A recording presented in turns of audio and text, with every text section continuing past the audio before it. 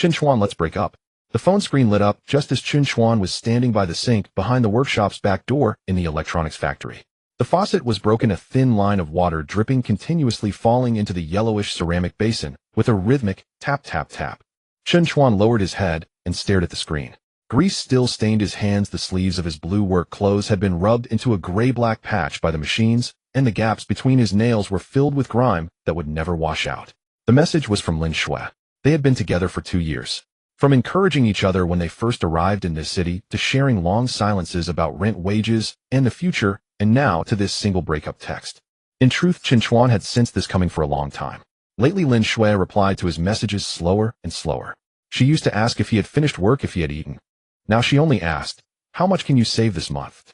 Chen Chuan stared at the phone, his throat feeling as though something were lodged inside. A few seconds later, another message arrived from Lin Shui. "I am really tired. Chen Chuan, you're a good person, but we are not walking the same path. I don't want to squeeze into a rented room with you anymore, and I don't want to calculate every day over a few dozen yuan." Chen Chuan's fingers tightened slightly around the phone. He wanted to reply, "I will work hard." But even he was tired of saying that sentence. These past few years, he entered the factory at 7 every morning and did not leave until after 9 at night. Overtime, night shifts, moving goods assembly. When his fingers were sliced by iron sheets, he simply stuck on a bandage and kept working. It was not that he did not work hard. Yet in the end, his pay slip showed only 3,200 yuan. After rent, utilities, food, transportation, and sending a little back to his parents in his hometown, what remained was not even enough to afford dignity. The phone vibrated again. Lin Shui sent her final sentence. "Chen Chuan, with a monthly salary of 3,000, what can you use to give me a future?" Chen Chuan stared at that line, feeling as if his chest had been struck hard. The words were cruel. Yet ironically, he had no way to refute them. He raised his head and looked at the mirror above the sink, its surface mottled with water stains. In the mirror, a 26-year-old man gazed back at him, face exhausted, bloodshot eyes, work clothes faded to near white, and a cheap factory badge hanging from his chest. Name: Chen Chuan. Position: assembly worker. Monthly salary: 3,200. Suddenly, Chen Chuan found it all somewhat absurd. He remained silent for a long time, and finally replied with just one word. "Okay." After sending the message, he slipped the phone back into his pocket, turned on the tap, and splashed cold water over his face. The water hit his skin, yet clarity did not follow. Behind him, the iron door was suddenly kicked open.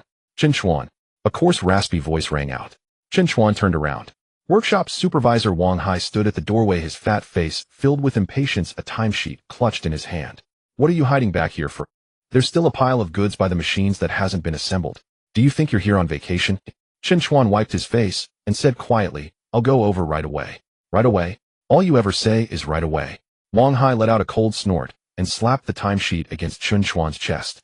"And another thing, there was a problem with yesterday's batch. The client has lodged a complaint. Your performance pay will be docked by 300 this month." Chen Chuan froze for a moment. "Supervisor Wang, I wasn't responsible for that batch yesterday. That was Lu Chang's group. I only covered their shift for half an hour." Wang Hai's eyes widened. "What do you mean? Are you saying I'm wrongfully accusing you?" Chen Chuan frowned slightly. "That's not what I mean, but the sealing and testing afterwards really weren't done by me. You can check the surveillance." "Check the surveillance." Wang Hai reacted as if he had heard a joke. "Chen Chuan, who do you think you are? The boss?" A few workers nearby paused, glanced over, then quickly lowered their heads again. No one spoke. In the factory, situations like this were all too common. If Wang Hai wanted to dock someone's pay, that person could only swallow it. 300 yuan. To Wang Hai, it might be just the cost of a meal. But to Chen Chuan, it was half a month's money for vegetables.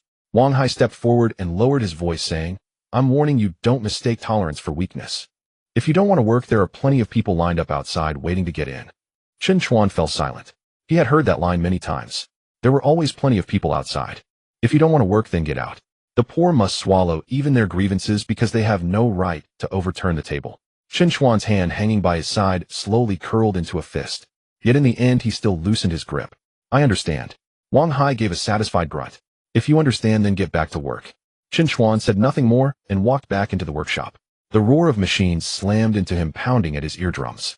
The air reeked of metal, sweat, and lubricating oil, so stifling it was hard to breathe.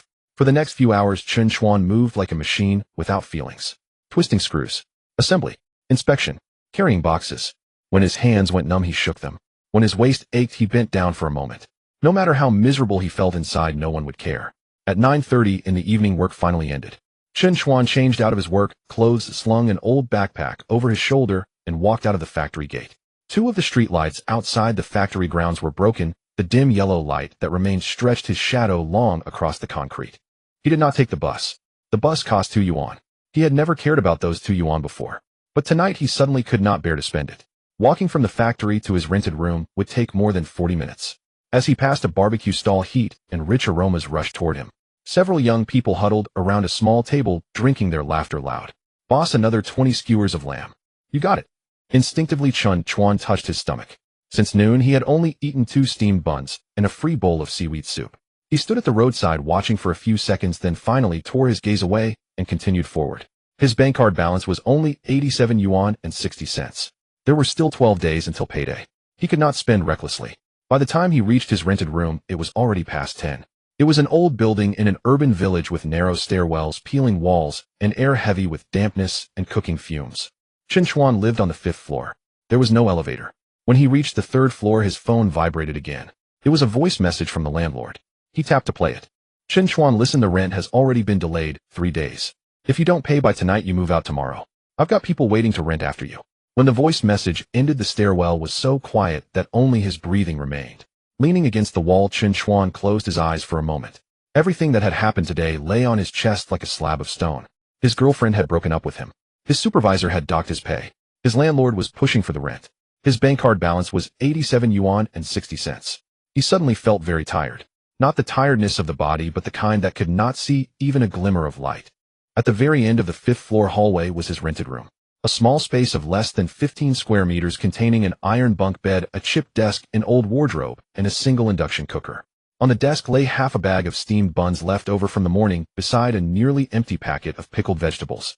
Chen Chuan closed the door, sat down on the chair, and opened his mobile banking app. Balance 87. 60 yuan. He stared at that number, and suddenly let out a faint laugh. It was light and terribly strained. 87 yuan and 60 cents. That was all the backing he had. Just then a knock sounded on the door. Bang, bang, bang. Chen Chuan, I know you're in there. Chen Chuan stood up and opened the door. Landlady Liu Jie stood outside, her expression very unpleasant. What do you mean by this? Not replying to messages, not answering calls. Are you paying the rent or not? Chen Chuan said quietly. Liu Jie, give me a few more days. Once my salary comes in, I'll pay immediately. A few days, a few days. You say a few days every time. Liu Jie frowned. I'm not running a charity here. By tomorrow night you pay 400 first. Not a single yuan less. Otherwise you move out. Chen Chuan was silent for a few seconds. All right. Liu Jie snorted coldly and turned to go downstairs. When the door closed, the room fell quiet once more. Leaning against the door panel, Chen Chuan slowly slid down to sit on the floor. Tomorrow he had to hand over 400. He had only 87 yuan and 60 cents. He was short more than 300. Borrow from workmates. None of them were well off. Ask his parents. His father's back was bad. His mother washed dishes at a small-town restaurant. How could he bring himself to ask? Ask Lin Shui. At that thought, Chen Chuan let out a self-mocking laugh. She had already left. He raised a hand and rubbed his face, exhaustion surging over him like a tide. Is this really all my life is ever going to be at? Chen Chuan asked in a low voice. No one answered. Far outside the window, the tall buildings glowed with bright lights like another world entirely. At that moment, a cold mechanical voice suddenly sounded in his mind. Ding! Chen Chuan's eyes snapped open. He thought he was just too exhausted and hearing things. But the next second that voice sounded again.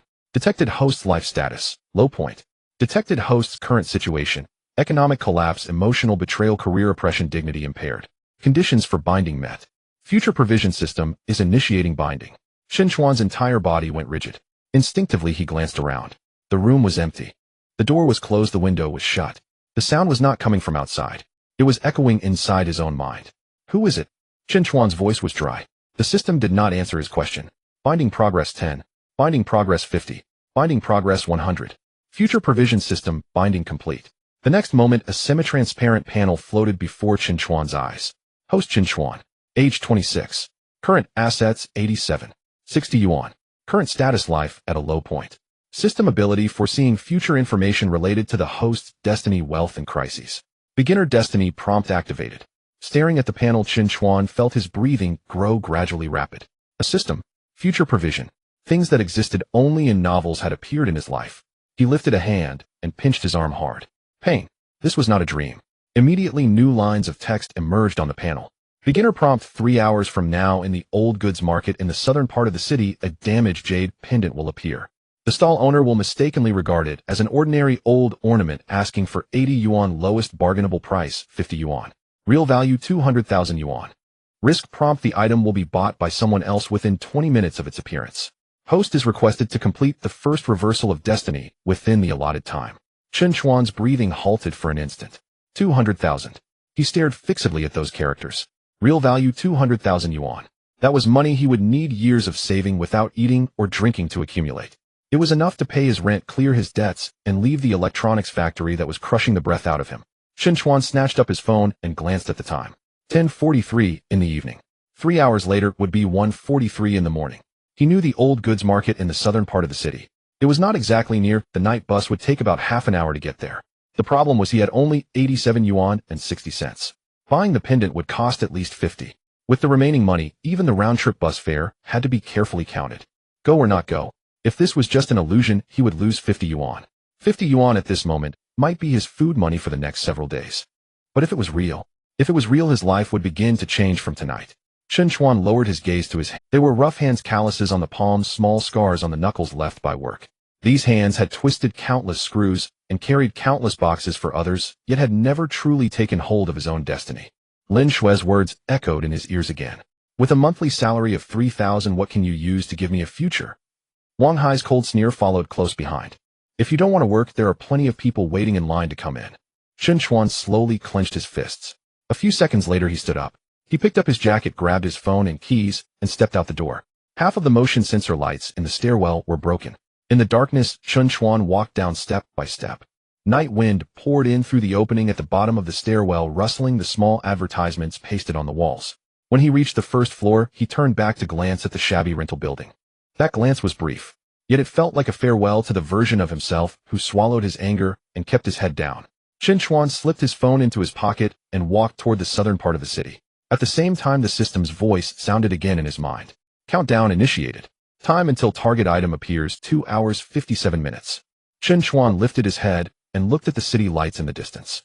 He did not know whether what awaited him was a mirage or a chance that destiny had finally given him. But this time he no longer wanted to bow his head. The southern part of the city was even more desolate at night than during the day. When Chen Chuan stepped off the bus, it was already 1:10 in the morning. The last night bus rocked away into the distance, its taillights quickly disappearing at the end of the street, leaving only a few dim street lamps by the roadside staining the ground with mottled patches of light. The old goods market in the south of the city lay just ahead. By day it was bustling, selling old furniture, secondhand appliances, and all sorts of vintage odds and ends, with many people setting up stalls to hunt for bargains. But at this hour most of the shops were already closed, leaving only a narrow alley outside the market where a few scattered night stalls still clung to business. At the intersection, Chen Chuan lowered his head and glanced at the balance on his phone. 87 yuan and 60 cents. He had just spent 2 yuan on the bus. Now he had 85 yuan and 60 cents left. He gripped his phone, his palms slightly damp with sweat. If the system's prompt was real, he only needed to spend 50 yuan to trade it for 200,000. If it was false, then even his meal money for the next few days would have to be recalculated. In his mind, the system's voice remained cold and mechanical. Time until target item appears, 32 minutes. Chen Chuan drew in a deep breath and stepped into the alley outside the old goods market. The alley was narrow with a few crude stalls set up on either side. There were stalls selling old books, secondhand phone cases, vintage radios, and chipped porcelain. On a few other mats lay piles of copper coins, bead bracelets, and jade pendants, all a jumble of genuine and fake, a chaotic mix. Most of the stall owners looked listless, wrapped in jackets on small stools, some smoking, some scrolling through short videos, others yawning. Chen Chuan had never been to a place like this before. He knew nothing about antiques and could not tell good from bad. Now, however, he had no choice but to trust the system. As he walked deeper, he observed each stall. A chipped jade pendant. Asking price 80. Bottom price 50. True value 200,000. These few key phrases he silently recited again and again in his heart. Soon he reached the deeper end of the alley where there were even fewer people and the lights were dimmer. A middle-aged man was crouched behind a stall tidying up. On the mat in front of him were old copper coins, broken wooden boxes, vintage pocket watches, and several dull-looking jade pendants. Chen Chuan halted. His gaze fell on the corner of the stall. There lay a jade pendant about half the size of a palm. A corner of it was missing, its surface not particularly translucent, a grayish-green looking, old, even rather inconspicuous. Yet the moment he laid eyes on it, the system prompt in his mind suddenly chimed. Target item has appeared. Chipped jade pendant. True value 200,000 yuan. Chen Chuan's heart gave a violent thump. This was it. He forced himself to calm down, resisting the urge to reach for it immediately. Instead, he squatted casually in front of the stall and pretended to examine a few trinkets beside it. The stall owner glanced up at him. "What are you looking for, little brother?" Chen Chuan picked up an old copper coin and asked, "How much is this?" The stall owner yawned. 30. Chen Chuan put the coin down and picked up a shabby wooden box. 50. He deliberately asked the price of a few items, then, as if by chance, finally picked up that chipped jade. "How much is this?" The stall owner glanced at it and answered offhandedly, 80. Something stirred in Chen Chuan's heart. It matched exactly what the system had said. He kept his face utterly neutral, only furrowing his brow slightly. "It's missing a corner, and you're still asking 80. The stall owner curled his lip. "If you think it's expensive, you don't have to buy." Chen Chuan put the pendant back and stood up, pretending to leave. "Forget it, I just thought it looked interesting. I wanted to hang it on my keys for fun. It's not worth 80. Seeing he was really about to go, the stall owner immediately called out, "Hey, little brother, come back, come back." Chen Chuan paused. The man said, "If you're serious about it, take it for 60. Chen Chuan did not turn back at once. He was acutely aware that he could not afford to spend a yuan more than necessary. He still needed money for transport and to survive the coming days. He turned and said, 50. The stall owner's brows knit. 50 is too low. I paid to acquire this. Chen Chuan shook his head. It's just a broken piece of jade and chipped at that. 50 is my limit. If that doesn't work, forget it. With that, he turned to leave again. The stall owner hesitated, then finally waved his hand. Fine, fine, take it for 50. You young people really are something. Chen Chuan's heart was pounding, but he forced his movements to remain unhurried. He opened his phone to scan and pay. The chime of a successful payment sounded. Balance, 35 yuan and 60 cents. Looking at that number, Chen Chuan's throat tightened slightly. This was his final bit of backing. Now he was staking all of it on this chipped jade pendant. The stall owner casually grabbed a plastic bag, shoved the pendant into it, and handed it over. Hold on to it, no refunds once it's sold. Chen Chuan took the bag and was just about to leave when a voice suddenly sounded behind him. Wait! Chen Chuan froze mid-step. A middle-aged man wearing glasses walked over from the mouth of the alley. He wore a dark jacket, a string of beads twined in his hand, his gaze fixed on the plastic bag in Chen Chuan's hand. The stall owner's face broke into an instant smile when he saw him. "Oh, Lao Zhou, you're late today." The man called Lao Zhou ignored the stall owner and kept his eyes on Chen Chuan. "Little brother, could you let me take a look at what you just bought?" A sinking feeling rose in Chen Chuan's heart. The system had said that within 20 minutes of the pendant's appearance, someone else would buy it. Clearly this man was that someone. Chen Chuan tightened his grip on the plastic bag and said evenly, "Sorry, it's already been bought." Lao Zhou smiled. "I just want to look. If it suits me, I'll add a little and buy it off you." At those words, the stall owner's face changed at once. He might not know the true value of the pendant, but Lao Zhou was a well-known middleman in the market with an eye far keener than that of ordinary stall owners. Anything Lao Zhou was willing to buy was certainly no ordinary item. The stall owner sprang to his feet at once. "Little brother, wait a moment, this pendant is no longer for sale." A chill flashed through Chen Chuan's eyes. "I've already paid." The stall owner grew flustered. "I didn't see clearly just now, I took out the wrong piece." "I'll refund your 50, just give it back to me." Chen Chuan looked at him, his voice low but steady. "Boss, the deal is already done. You also said just now no refunds once it's sold." The stall owner's face darkened. "Little brother, that's not how this works. I've got so many things on this stall, it's normal to grab the wrong one." Lao Zhou chuckled at the side. "Little brother, how about this? You bought it for 50, I'll give you 500. 500. The old Chen Chuan might indeed have been moved, turning 50 into 500, a tenfold profit with a flip of the hand. But now he knew the pendant was truly worth 200,000. Chen Chuan shook his head. "Not for sale." Lao Zhou's brows rose ever so slightly. 1,000. The stall owner's face grew even uglier at that. He reached straight out, trying to snatch the bag from Chen Chuan's hand. "Give it back." Chen Chuan had been expecting this and instantly stepped back. The stall owner grabbed at empty air. The commotion drew the attention of several stall owners and passers-by in the alley, who all turned to look. Chen Chuan knew he could not afford to tangle with them here. He did not shout or make a scene, but simply picked up his phone and opened the payment record. "Boss, the record is right here. Time amount and payee are all clearly shown." Chen Chuan didn't rush over. Instead, he took his phone and circled the iron door, taking pictures. For steel bars had been welded. The lock position was a young man dressed plainly and seemingly without much money, yet faced with such a situation, he did not panic at all. Chen Chuan went on, "I bought the item and you took the money. Now that someone has offered a higher price, you claim you took out the wrong item. With so many stall owners in this old goods market watching, are you sure you want to blow this up?" The people around them began whispering. "He's already taken the money and now he wants to go back on it. He's clearly in the wrong. Looks like Old Lee really misjudged this time. Could that pendant actually be something good?" The stall owner's face flushed green then white. Regret gnawed at him. Yet with the payment record in Chen Chuan's hand, and so many people watching, he did not dare to snatch it by force. In the end, he could only grit his teeth and say, "Fine, you've got guts." Chen Chuan paid him no further heed and turned to leave. Lao Zhou, however, followed after him. "Little brother, don't be in such a hurry." Chen Chuan kept walking. Lao Zhou lowered his voice. "I'll give you 5,000. Chen Chuan did not look back. 100,000. Lao Zhou was momentarily taken aback. Chen Chuan stopped and turned to look at him. Anything less than 100,000 not worth discussing. Lao Zhou narrowed his eyes. "You've got quite the appetite, little brother. Do you even know what this is, eh?" Chen Chuan replied evenly, "I don't. But I do know that you want it." Silence fell between them. After a moment, Lao Zhou smiled. "Interesting." He handed over a business card. "If you really want to sell, come to this place tomorrow morning. There will be people who understand it and who can afford to pay." Chen Chuan did not accept it, unsure whether the man could be trusted. Sensing his hesitation, Lao Zhou placed the card on the seat of a nearby old electric scooter. "Relax, I won't try to snatch it. In the antiques trade, we rely on sharp eyes, but we also rely on rules. Tonight you were lucky, but whether you can hold on to that luck depends on your own ability." With that, Lao Zhou turned and left. Chen Chuan remained where he was until he was sure no one was following, then quickly walked out of the alley. The night wind brushed his face, so a cold sweat had soaked his back. Those few minutes might have seemed simple, but in truth, every step had been fraught with danger. Had he panicked, the pendant might well have been wrested back. Had he been greedy for short-term gain and sold it for 500 or 1,000, his chance at 200,000 would have vanished. Chen Chuan walked to the roadside and stopped in front of a convenience store within view of a security camera. He opened the plastic bag and looked once more at the chipped pendant.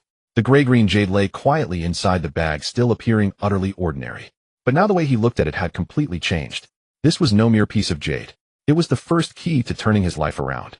In his mind, the system's voice sounded again. "Congratulations to the host on completing the first reversal of fate. Evaluation cautious, calm, not seduced by short-term profit.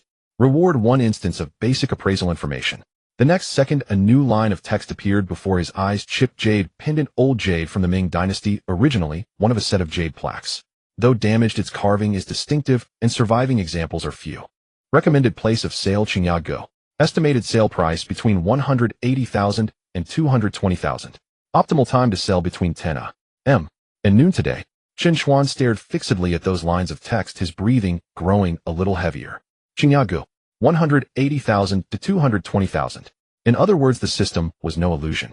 All of this was real. He lifted his head and looked toward the faintly brightening horizon. The city at dawn had yet to awaken. But Chen Chuan knew that from this very moment his life would no longer. Chen Chuan did not immediately return to his rental apartment. He stood at the entrance of the convenience store, clutching the incomplete jade pendant, his heartbeat still not fully calmed. The streets were quite empty in the early morning, with taxis occasionally passing by from a distance, their headlights cutting through the night and quickly disappearing at the intersection. His shadow was reflected on the glass door of the convenience store.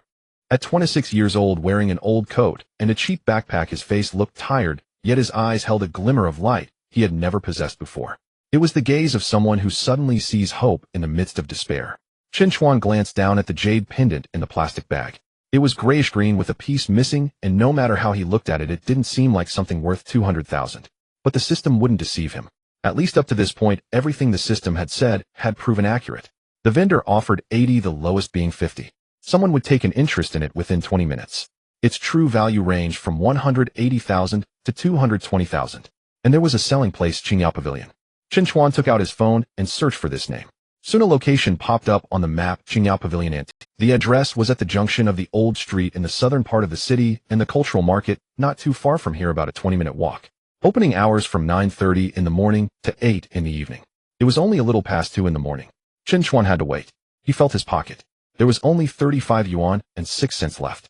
Instead of going back and forth to the rental apartment, it would be better to find a place nearby to wait until dawn. He walked into the convenience store, bought a bottle of mineral water for 2 yuan, and grabbed the cheapest bread.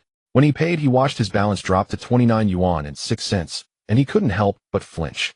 He had been poor before, but never had he had to calculate every penny spent like he did now. The clerk Yan glanced at him and said nothing. Chen Chuan sat at a window seat in the convenience store, taking bites of the bread. The bread was dry, and it was a bit hard to swallow. He twisted open the mineral water, took a sip, and gazed out at the empty street. A phrase from Lin Shui suddenly surfaced in his mind. "You earn 3,000 a month. How can you provide for my future?" Hearing such words in the past had only made Chen Chuan feel uncomfortable. But now there was an indescribable feeling in his heart. It wasn't resentment. It was defiance. He was indeed poor, indeed lacking ability, and indeed unable to provide anyone with the life they desired. But that was in the past. Starting tonight, things would be different. Chen Chuan stuffed the remaining half of the bread into his mouth and slowly swallowed. He did not sleep. He didn't dare to sleep. The jade pendant was in his clothes pocket, and he occasionally reached in to touch it, confirming it was still there. Time passed slowly. When the sky began to lighten with gray and white, the southern Old Street gradually became lively. Breakfast stalls started steaming, sanitation workers pushed their carts by, and several shops began to roll up their shutters. Chen Chuan went to the public restroom to wash his face. The cold water splashed on his face, waking him up considerably. In the mirror, his eyes were slightly red, his hair disheveled, but his spirit was much better than last night. He adjusted his coat, wrapped the jade pendant back up, and walked towards Qingyao Pavilion. It was 9:20 in the morning. Chen Chuan stood at the entrance of Qingyao Pavilion. This shop was different from the chaotic old goods stores next door. The storefront was small, but very clean. On the black wooden plaque, 3 golden characters read Qingyao Pavilion. Behind the glass door were displayed some porcelain, jade, and wooden carvings with soft lighting that made it clear this was not a place for ordinary people to casually spend. Chen Chuan stood at the door, suddenly hesitating. He looked down at his clothes. An old coat, pants washed to a faded color, and his shoes still had dust from yesterday's workshop. Would he be mistaken for a fraud if he walked in like this? Just as he hesitated, the shop door opened from the inside. A young woman stepped out. She wore a light-colored shirt with a beige thin coat over it. Her long hair simply tied back, her features cool, yet not harsh, giving off a clean aura. She saw Chen Chuan standing at the door and was slightly taken aback, then politely asked, "Sir, are you looking to see something?" Chen Chuan returned to his senses. "I want to sell a piece of jade." The woman looked at him, her gaze neither condescending nor overly curious. "Please come in." Chen Chuan walked into Qingyao Pavilion. The shop had a faint scent of sandalwood, completely different from the smoky, dusty atmosphere of the old goods market. The woman led him to a tea table. "My name is Su Qingyao, and I am the manager of this shop. Do you have the item with you for me to take a look?" Upon hearing this name, Chen Chuan's heart stirred slightly. Qingyao Pavilion. Su Qingyao. It seemed this shop was indeed hers. He took the plastic bag from his pocket, pulled out the incomplete jade pendant, and placed it on the table. Su Qingjia's expression was initially calm. But when she saw the jade pendant, her eyes clearly changed. Although the change was subtle, Chen Chuan still caught it. She didn't rush to speak, but instead put on a pair of white gloves, carefully picked up the jade pendant, and placed it under the light for a detailed observation. Chen Chuan sat opposite her, feeling somewhat nervous. He knew the system's judgment wouldn't be wrong, but when it came to this step, he couldn't help but worry. What if the other party deliberately lowballed him? What if this shop was in cahoots with that old Zhou? Su Qingyao studied the pendant for a full 5 minutes. She took out a magnifying glass and examined the pendant's patterns and broken edges again, her brow furrowing tighter. It wasn't disgust. It was more like surprise. After a moment, she set the pendant down and looked up at Chen Chuan. "Where did you get this?" Chen Chuan didn't tell the truth, only said, "I got it from a friend." Su Qingyao looked at him as if sensing his answer was incomplete, but she didn't probe further. In the antique business, asking some questions too clearly could actually break the rules. After pondering for a moment, she said, "This is a piece of old jade from the Ming Dynasty. Although it's damaged, the carving is good and the patterns are quite rare. If it were a complete piece, its value would be even higher." Chen Chuan's heart raced again upon hearing this. The system was correct. Su Qingyao continued, "However, it does have damages, so the market price won't be exaggerated. I'm not speaking about it too lightly." Chen Chuan remained silent, simply waiting for her offer. Su Qingyao extended a finger. 100,000. Chen Chuan's eyes shifted slightly. 100,000. For him before last night, that was an astronomical figure. But the system had given an expected transaction price of 180,000 to 220,000. He couldn't panic. He also couldn't throw out his bottom line just because the other party opened with 100,000. Chen Chuan remained silent for a few seconds and stood up to take back the jade pendant. Su Qingyao was slightly taken aback. "What are you doing?" Chen Chuan calmly said, "The price is too low." Su Qingyao looked at him, her expression becoming more serious. Generally, people who come to sell would be excited to hear a price of 100,000. Especially someone like Chen Chuan, dressed plainly and clearly not looking like someone from the collector's circle. But he didn't react that way. Instead, he calmly prepared to leave. This indicated that he wasn't completely ignorant. At least he had a price in mind. Su Qingyao spoke, "Then what do you think is appropriate?" Chen Chuan looked at her. 200,000. Su Qingyao narrowed her eyes slightly. This number was not absurd. It was even very close to her true valuation. But the problem was Chen Chuan was too accurate. Too accurate for someone who seemed like an outsider. She remained silent for a moment and said, "This jade pendant indeed has value, but it is damaged. 200,000 is an ideal price, not something anyone would be willing to take. So I came to Qingyao Pavilion." Su Qingyao was taken aback. Chen Chuan continued, "If Qingyao Pavilion can't offer that price, then I can only ask elsewhere." This statement was neither servile nor overbearing. It was neither exaggerated nor pleading. Su Qingyao looked at him and suddenly smiled. You're quite interesting. She picked up the jade pendant again and examined it for a while. 18,000 cash transfer. I can confirm this price now. Chen Chuan's heart shook violently. 18,000. Even though he had been psychologically prepared, hearing this number still nearly caused him to lose his composure. But he still tried to maintain his calm face. He did not immediately agree, because the range given by the system was 18,000 to 22,000. 18,000 was the lowest. Su Qingyao seemed to sense his hesitation and added, if you want to take your time, finding a buyer you might sell it for more than 20,000. But that requires time and channels. If you need money urgently, 18,000 is the most stable price. Chen Chuan indeed needed money urgently. He had to pay rent tonight. He also didn't want to take the risk of losing 2,000 for greed. Old Zhou's words were still ringing in his ears. You were fortunate tonight, but whether you can hold on to this luck depends on your ability. For Chen Chuan now, actually getting the money in hand was more important than arguing for an extra couple of thousand. He nodded. All right. Su Qingyao wasted no time and had the clerk bring over the contract confirming Chen Chuan's identity information. Throughout the process, Chen Chuan remained very cautious. He read each page of the contract very carefully. Having suffered too many losses due to a lack of education and background in the factory, now that it was his turn to make a deal, he couldn't afford to be careless. Su Qingyao stood by watching him with increasingly different eyes. A young man in his 20s dressed plainly looking like a worker. But he was calm in negotiations and careful in signing the contract. Such a person didn't seem like someone who purely relied on luck. After about 10 minutes the contract was signed. Su Qingyao transferred the money on the spot. Chen Chuan's, he looked down. Bank card balance 180000. At that moment Chen Chuan fell silent. 180,000. It truly had been deposited. It wasn't that he lacked ambition. It was just that this number weighed too heavily for him. Just yesterday at this time, he couldn't lift his head due to being pressured by his supervisor over 300 yuan in performance pay. Last night he had been blocked at the door by his landlord over 400 yuan in rent. But now he had 180,000 in his bank account. Chen Chuan took a deep breath and suppressed his emotions. Thank you. Su Qingyao looked at him and handed him a business card. If you have similar items in the future, you can come. Chen Chuan took the business card. It was simple, only showing her name and phone number. Su Qingyao. He tucked it away and stood up to leave. As he stepped out of Qingyao Pavilion, the sunlight fell perfectly on the street. Chen Chuan stood on the bustling old street, suddenly feeling a sense of unreality. He opened his banking app and checked his balance again. 180029. 60 yuan. He stared for a long time before finally smiling slowly. This time it wasn't a bitter smile. It was a genuine smile from the bottom of his heart. Just then his phone rang. The caller ID read Lu Jie. The landlord. Chen Chuan answered the call. On the other end, Lu Jie's impatient voice came through. Chen Chuan, have you prepared the rent? I'll tell you, if you don't pay by tonight, I really will change the locks. If it had been last night, Chen Chuan would have softly pleaded with her for a few more days. But now he simply said calmly, Lu Jie, I'm transferring the rent to you right now. On the other end, she was clearly taking. Chen Chuan didn't explain, directly transferring 800 over. A few seconds later, Lu Jie's tone changed immediately. Oh, I got it.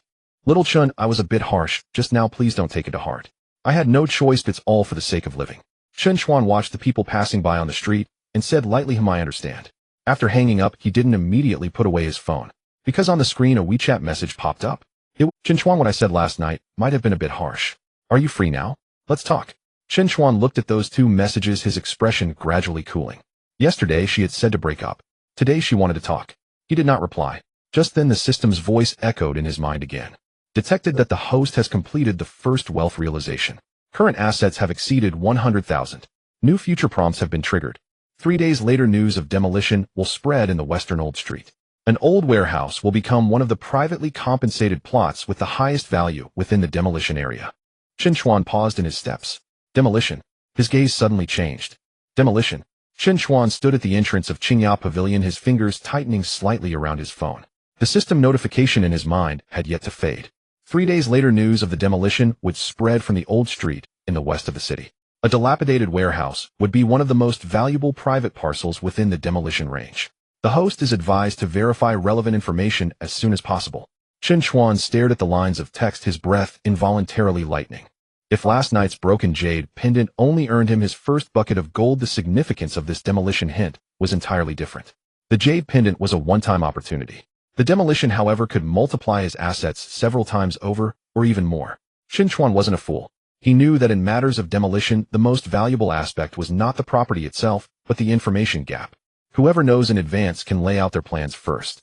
The problem was he currently only had 1800. While 18000 sounded like a lot, it wasn't nearly enough to buy a house, land, or a warehouse. Moreover, the system only mentioned the old street in the west of the city without directly telling him which specific warehouse it was. Looks like I'll have to investigate myself.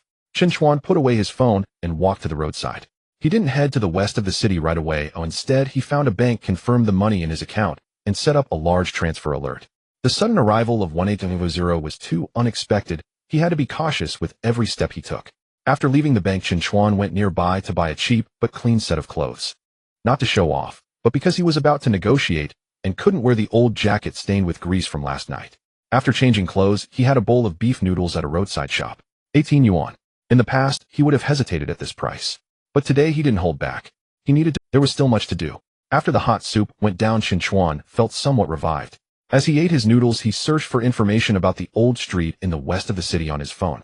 The old street in the west of the city was located on the outskirts of the old town, once filled with small factories, warehouses, and old shops. However, as the city's development focus shifted, it gradually declined, with many shops closing and the buildings falling into disrepair.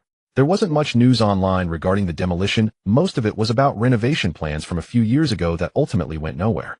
But Chen Chuan noticed a post on a local forum. Someone mentioned that surveyors had appeared in the west of the city recently, and several people wearing hard hats were spotted walking around the old street. Below the post, someone replied, "Is the rumor starting again? They've been saying the old street will be demolished for 800 years, yet nothing has happened. That place is too chaotic. There are a ton of property issues. Who would want to touch it? Just wait, it might not be demolished for another 10 years. After reading, Chen Chuan felt reassured. The less people believed it, the greater the opportunity. If everyone knew about the demolition, it wouldn't be his turn. After finishing his noodles, he didn't hesitate and took a bus directly to the old street in the west. During the day, the old street in the west was even older than he had imagined. The roads were bumpy, lined with low old houses. Some storefronts were still open, selling hardware, repairing electric bikes, recycling old furniture, and there were a few small restaurants. At the end of the street, close to an abandoned factory area, rusted iron gates stood, and many rental and transfer ads were plastered on the walls. Chen Chuan walked slowly along the old street. He didn't directly ask about the demolition or inquire about warehouses right away. Such things couldn't be too obvious. First, he bought a bottle of water at a small shop and chatted casually with the shopkeeper. The shopkeeper was a man in his 50s sitting behind the counter watching short videos. Chen Chuan opened the bottle of water and casually asked, "Boss, is the rent for shops here expensive? I'm looking for a small warehouse to store some goods." The shopkeeper glanced up at him. "Storage? Then you've come to..." "There are several empty warehouses behind the factory area ahead, and they're very cheap." Chen Chuan's heart stirred. "Can they be bought?" The shopkeeper chuckled. "Buy? Why would you want to buy that rundown place? It's old and remote. Renting is better." Chen Chuan smiled. "I deal in second-hand goods. Renting is a hassle. If the price is right, buying one is fine." The shopkeeper pointed to the end of the street. "You should ask Lao Chin. He has a warehouse that's been up for sale for half a year, and no one wants it. That place used to deal with timber. The factory went bankrupt later, and the warehouse has been empty." "Lao Chin. Qing Guofu at the front, the one repairing electric bikes. He has a red sign hanging out front." Chen Chuan thanked him and left with the water. Upon reaching the end of the street, he indeed saw a small shop repairing electric bikes. A few half-disassembled old electric bikes were parked outside, and a man in his 60s was squatting on the ground changing the battery. The red sign had faded, stating Guofu Electric Bike Repair. Chen Chuan stopped at the door. "Boss, do you repair bikes?" Qing Guofu looked up at him. "Where's the bike?" Chen Chuan smiled. "I'm not here to fix a bike. I heard you have a warehouse for sale." Qing Guofu paused his actions. He stood up and wiped his hands on his apron. "Who told you that?" "The shopkeeper from the small shop in front." Qing Guofu sized up Chen Chuan. Although Chen Chuan was dressed neatly today, he looked young and didn't seem like someone with much money. "What do you want a warehouse for?" "To collect second-hand appliances. I need a place to stock up." This reason was what Chen Chuan had prepared on the way. There were already many recyclers on the old street in the west, so it didn't sound out of place. Qing Guofu nodded. "There is indeed one warehouse, but it's not small. Can you handle it alone?" "Let's take a look first." After thinking for a moment, Qing Guofu picked up the keys. "All right, follow me." The two walked toward the end of the street, passing through a narrow alley, quickly arriving behind a cluster of old factories. It was even more rundown here. The walls were cracked, weeds grew on the ground, and some warehouse doors had rusted to the point where their original colors were unrecognizable. Qing Guofu stopped in front of an iron door and unlocked it with the keys. "This is it." As the iron door swung open, a cloud of dust rushed out. Chen Chuan raised his hand to shield himself, waiting for the dust to settle before stepping inside. The warehouse was large. Inside, it was empty except for a few broken wooden racks and some old cardboard boxes. The roof had several signs of leaks, and there were piles of debris in the corners making it look indeed worthless. But as soon as Chen Chuan walked in, the system voice in his mind suddenly rang out. Target area detected. Old warehouse No. 7 in the factory area behind the old street in the west of the city. In 3 days it would be included in the first batch of demolition range. Estimated compensation value 65000 to 80000. Chen Chuan's footsteps paused slightly. This was the place. He forcibly suppressed the fluctuations in his heart and pretended to casually look around. Does this warehouse have ownership documents? Qin Guofu nodded. Yes. It used to belong to my brother's factory, and later it was divided to me. The documents are complete, but the place is too old and has been unwanted for a long time. What's the area? Over 180 square meters. Chen Chuan walked to the wall, raised his hand, and knocked on the surface. There's quite a serious leak. Qin Guofu sighed. It's an old building area. It can still be used after some repairs. Chen Chuan looked around, but didn't show too much satisfaction. He knew that the more he wanted to buy it, the less he could show eagerness. Boss, how much do you want to sell it for? Qin Guofu looked at him and held up 4 fingers. 400,000. Chen Chuan almost laughed out loud. He only had 180,000 in total at the moment. Even if he borrowed money, it was far from enough. Moreover, buying it for 400,000 and receiving a demolition compensation of 650,000 to 800,000 in 3 days, although there was profit, the risks and financial pressure were too great. He had to negotiate a lower price or find another way. Chen Chuan shook his head. 400,000 is too high. Qin Guofu frowned. Over 180 square meters and 400,000 is too high. That's a bargain. It's in a remote area, the building is old, and it leaks, Chen Chuan said. If I buy it, I'll still need to repair it, or whether it can be used afterward is a problem. Qin Guofu waved his hand. Then how much do you want to offer? Chen Chuan didn't quote immediately. He walked around the warehouse again, quickly calculating in his mind. Buying it outright, he didn't have enough money. Loans were unrealistic. Borrowing money would take too long. The only solution was to sign an agreement first and pay a deposit to lock down the warehouse. Once the demolition news came out, in 3 days the warehouse price would inevitably rise, and he would find a way to operate it then. But the contract had to be solid. Chen Chuan looked up at Qin Guofu. I don't have that much money on hand right now. Qin Guofu's expression darkened. If you don't have money, why are you asking? Chen Chuan remained calm, saying, but I can pay a deposit first. I sincerely want the warehouse. Give me a bottom line, and I'll go raise the money. He'll pay it all within 3 days. Qin Guofu stared at him. 3 days? Yes. Qin Guofu hesitated a bit. The warehouse had been on the market for half a year, and many had come to see it, but few had actually negotiated. He needed the money urgently.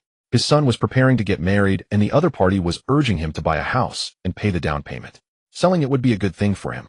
The lowest I can go is 350,000, Qin Guofu said. Chen Chuan shook his head. 300,000. Impossible, Qin Guofu immediately replied. 300,000 is way too low. Chen Chuan looked at him. This warehouse has been on the market for half a year and hasn't sold. I'm not just haggling. 300,000. I'll pay it all within 3 days. I can give you a 500,000 deposit today, and we can sign an agreement. Qin Guofu's eyelids twitched. A 500,000 deposit. That wasn't something you just said casually. His gaze towards Chen Chuan shifted. Chen Chuan didn't waste time. He opened his banking app to show him his balance. Over 180,000 was enough to prove he wasn't just wasting time. Much of the impatience on Qin Guofu's face faded. He thought for a long time. 320,000. Chen Chuan remained silent. Qin Guofu said, it can't go lower than that. If you're sincere, let's sign the agreement today and pay the balance within 3 days. If you don't want it after 3 days, the deposit isn't refundable. 320,000. If the compensation is at least 650,000, it could double. But Chen Chuan's biggest pressure now was where to come up with the remaining 140,000. But this matter couldn't be delayed. The system hinted that the news would come out in 3 days. Once the news was out, Qin Guofu wouldn't sell it at this price. Chen Chuan was silent for a few seconds and nodded. Okay. Qin Guofu let out a sigh of relief. Then let's go back to the shop and write the agreement now. Chen Chuan followed him out. Before leaving the warehouse, he glanced back at the rusty iron door. Who would have thought that this unwanted rundown warehouse would soon become a compensation of several 100,000? Back at the repair shop, Qin Guofu retrieved a copy of the ownership documents and called the owner of a nearby printing shop to help draft the agreement. Chen Chuan was very meticulous. Warehouse location, area, ownership, total price of 300,000, deposit of 500,000, balance to be paid within 3 days, deposit non-refundable after the deadline, and the seller cannot back out. Especially the last point, he insisted it be written clearly. Qin Guofu was somewhat displeased. Am I going to back out? Chen Chuan smiled. Even brothers should settle accounts clearly. It's good for everyone to have it in writing. Qin Guofu thought for a moment and didn't say anything more.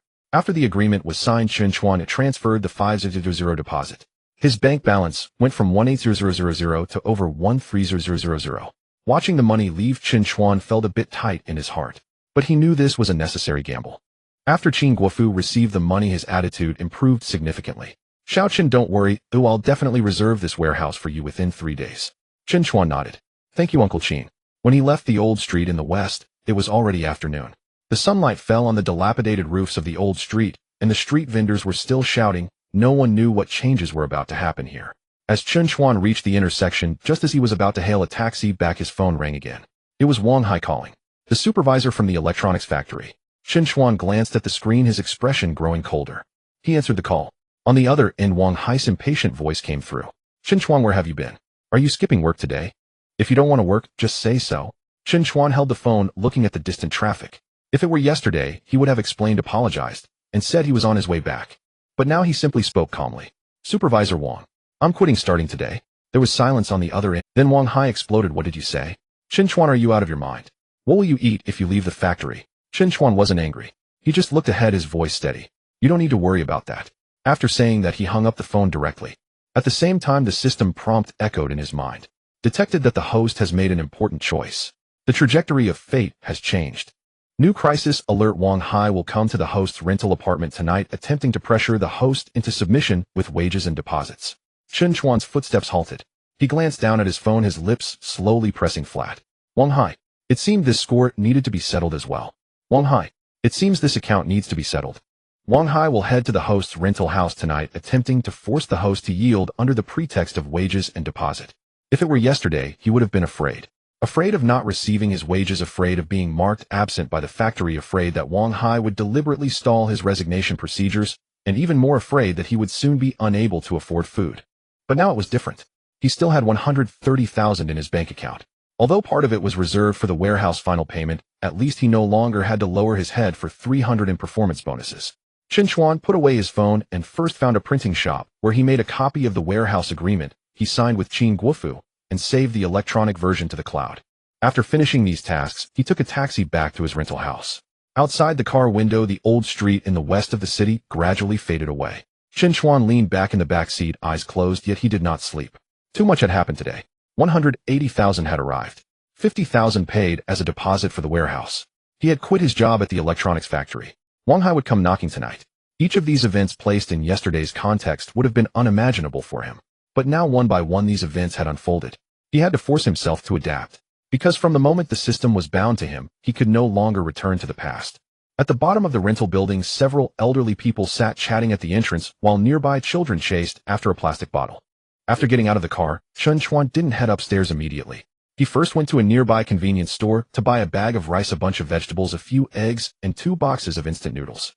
The total cost at checkout was over 40 yuan. In the past, he would have fretted over this for a long time. Now he still felt pain, but he was no longer anxious. Returning to the rental house, he placed the items in the corner and took out his phone to organize evidence. When Wang Hai had deducted his performance bonus yesterday, although he hadn't recorded it on the spot, there were plenty of chat records over the years of Wang Hai cursing in the workshop, suppressing wages, and forcing employees to work overtime. Many workers in the group had complained. There had also been several instances where Wang Hai made them clock out early only to continue working afterward, and notifications had been left in the group. Chen Chuan scrolled through each post, taking screenshots and saving them. He was no saint. He had previously been afraid to provoke Wang Hai because he couldn't afford the consequences. Now that Wang Hai had come to him, he couldn't blame him for laying everything bare. After organizing the evidence, it was already dark. Chen Chuan simply boiled a bowl of noodles. The water in the pot bubbled, and the vegetables quickly softened as they were added. He cracked 2 eggs into the pot. This was the most satisfying meal he had eaten in a long time. Not because the noodles were exceptionally delicious, but because he finally didn't have to calculate how much money he would have left for tomorrow while eating. After eating, he washed the bowl clean and sat at the table waiting.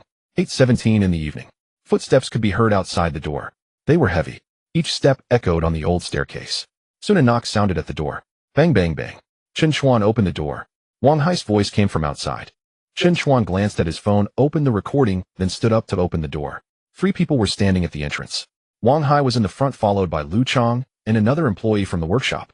Lu Chong was the one who had asked Chen Chuan to cover for him yesterday. He lowered his head, afraid to look at Chen Chuan. Wang Hai's expression was grim. Chen Chuan, you're quite capable, aren't you? You hung up the phone when you wanted, and you just didn't show up for work. Do you think this factory is run by your family? Chen Chuan stood in the doorway, not allowing them to enter. I have already resigned. Resigned? Wang Hai sneered. You can just say you're resigning. Have you completed the procedures? Have you returned the factory uniform? Have you returned your work ID? That's called absenteeism. If you are absent for 3 consecutive days, you won't receive a single cent of your wages, and forget about your deposit. Chen Chuan stared at him. I didn't sign a deposit agreement when I joined, and the factory has no right to deduct my wages. Wang Hai was momentarily taken aback. Chen Chuan had never spoken to him like this before. He quickly regained his composure, his expression darkening. Are you talking about the law to me? Chen Chuan calmly replied. It's not about the law, it's about the facts. Wang Hai took a step forward, reaching to push the door. Stop wasting my time, and hand over your factory uniform and work ID. Also, the batch of goods that had issues yesterday caused significant losses to the company. You need to bear part of the responsibility. Chen Chuan did not move. I was not responsible for the batch of goods yesterday. Wang Hai pointed at Lu Chang behind him. Lu Chang, tell him, wasn't it Chen Chuan who covered for you yesterday? Lu Chang's expression changed. He glanced at Chen Chuan, then quickly lowered his head. Yes. He did cover for a bit. Wang Hai immediately sneered. Did you hear that? Chen Chuan looked at Lu Chang. How long did I cover for? Lu Chang's lips moved, but he remained silent. Chen Chuan continued to ask, was I responsible for the packaging issues that arose? Lu Chang's face turned pale. Wang Hai suddenly turned to glare at him. Are you mute? Lu Chang flinched in fear and stammered the latter. The latter part was not done by him. Wang Hai's expression turned ugly. What nonsense are you talking? Lu Chang kept his head down, his voice barely audible. Supervisor Wang, that batch of goods was truly not damaged by Chen Chuan. The entrance fell silent for a moment. Chen Chuan looked at Wang Hai, his voice not loud. Supervisor Wang, did you understand? Wang Hai's face twitched. He did not expect Lu Chang to tell the truth at this moment. In fact, he brought Lu Chang here today precisely to have him take all the responsibility onto Chen Chuan. This way there would be justification for deducting wages and performance bonuses. But Lu Chang, that useless fellow, actually cowardly backed down. Wang Hai suppressed his anger, speaking coldly. Even if it's not all your responsibility, your absenteeism is real, right? Chen Chuan picked up his phone and played a recording. Wang Hai's voice from the afternoon came through. You a mere worker, what will you eat after leaving the factory? Then Chen Chuan's own voice followed. Starting today, I won't work anymore. After the recording finished, Chen Chuan stated, I have already verbally notified my resignation. According to the regulations, the wages due must not be less by a single cent. Wang Hai was momentarily stunned, then became angry. You recorded it. Chen Chuan looked at him. Don't think that just recording a conversation can scare me. The factory has its rules. I can deduct what I want. Chen Chuan opened his phone's album, presenting several screenshots to him. Forced overtime, early clock-ins, unauthorized deductions from performance bonuses, assigning employees to cover for free. I have saved all these chat records. Wang Hai's eyelid twitched. Chen Chuan continued, and last month, when Zhao Go injured his hand in the machine, you made him handle it himself at a small clinic, prohibiting him from reporting it as a work injury. This also has witnesses. Wang Hai's expression changed. He finally realized that this Chen Chuan was not here to plead with him. He was not the honest person who would back down after a few threats. What do you want to do? Wang Hai lowered his voice. Chen Chuan calmly said, it's simple. Pay me my wages for this month, the overtime pay, and the 300 in performance bonuses you deducted yesterday, all in full. You must be dreaming. As soon as Wang Hai cursed, Chen Chuan had already opened the labor inspection complaint page. Then I will submit it now. Wang Hai stared at the phone, his expression fluctuating. He of course knew there were many issues in the factory. Usually no one dared to stir the pot, because everyone was afraid of losing their jobs. But once someone actually submitted evidence, trouble would certainly ensue. Especially since the factory was currently taking on large orders, the boss was most afraid of incidents. Wang Hai wasn't afraid of Chen Chuan, but he feared being blamed by the boss. In the corridor, several neighbors heard the commotion and opened their doors to look out. Sister Lu also came upstairs, standing at the staircase, asking, what's going on? Wang Hai felt embarrassed and cursed, what are you looking at? Chen Chuan, however, did not argue, simply saying, Supervisor Wang, you have 10 seconds to consider. Wang Hai stared at him fiercely. This poor kid, who used to be afraid to even raise his head to speak, now actually dared to threaten him. Yet at this moment, he truly had no way to deal with Chen Chuan. A few seconds later, Wang Hai gritted his teeth and took out his phone. Fine, you win this round. He called someone in front of Chen Chuan. Is this the finance department? Pay Chen Chuan his wages for this month, yes, right now. The person on the other end of the phone said something. Wang Hai impatiently replied, just pay him. Why so much nonsense? Within 5 minutes after hanging up, Chen Chuan's phone rang. His wages had arrived. 3,420 yuan. Soon after, 300 more arrived. No performance bonus reinstated. Chen Chuan looked at the balance without showing much excitement. But he knew in his heart that it wasn't about the amount of money. This was the first time he had not backed down. Wang Hai put away his phone coldly, asking, Are you satisfied now? Chen Chuan replied, I will return the uniform and work ID tomorrow. Wang Hai sneered. No need, you'd better not let me see you again. After saying this, he turned to leave. When he reached the stairway, he paused and looked back at Chen Chuan. Chen Chuan, do you think that getting a bit of wages will enable you to turn your life around? Someone like you is nothing outside the factory.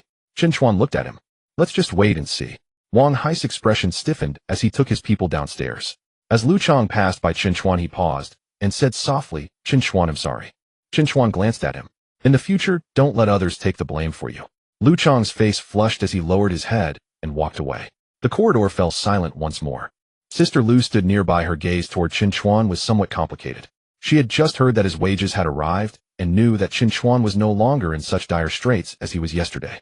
Xiao Chun, was that person just now your supervisor? Yes. Don't bother arguing with that kind of person, Sister Lu said, her tone much better than yesterday. You've already paid your rent, so live in peace. If you encounter difficulties in the future, let me know ahead of time. Chen Chuan nodded. Thank you, Sister Lu. He closed the door and returned to his room. The small rental house was still the same rental house. The walls were moldy, the windows drafty, and the paint on the table was peeling. But as Chen Chuan sat on the chair, his mindset was already different. He opened his mobile banking app. Balance 133749. 60 yuan. This number included the 180,000 from selling the jade pendant, the recently credited wages, and the already paid 50,000 deposit for the warehouse. After looking at the balance for a few seconds, Chen Chuan suddenly picked up his phone and transferred 5,000 yuan to his mother. The note contained only 4 words: recently working overtime. Soon his mother called back. Chen Chuan looked at the screen, hesitated for a moment, but still answered. On the other end, his mother's voice was filled with concern. Xiao Chuan, why did you suddenly transfer so much money? Are you able to manage? Did something happen? Chen Chuan felt a lump in his throat.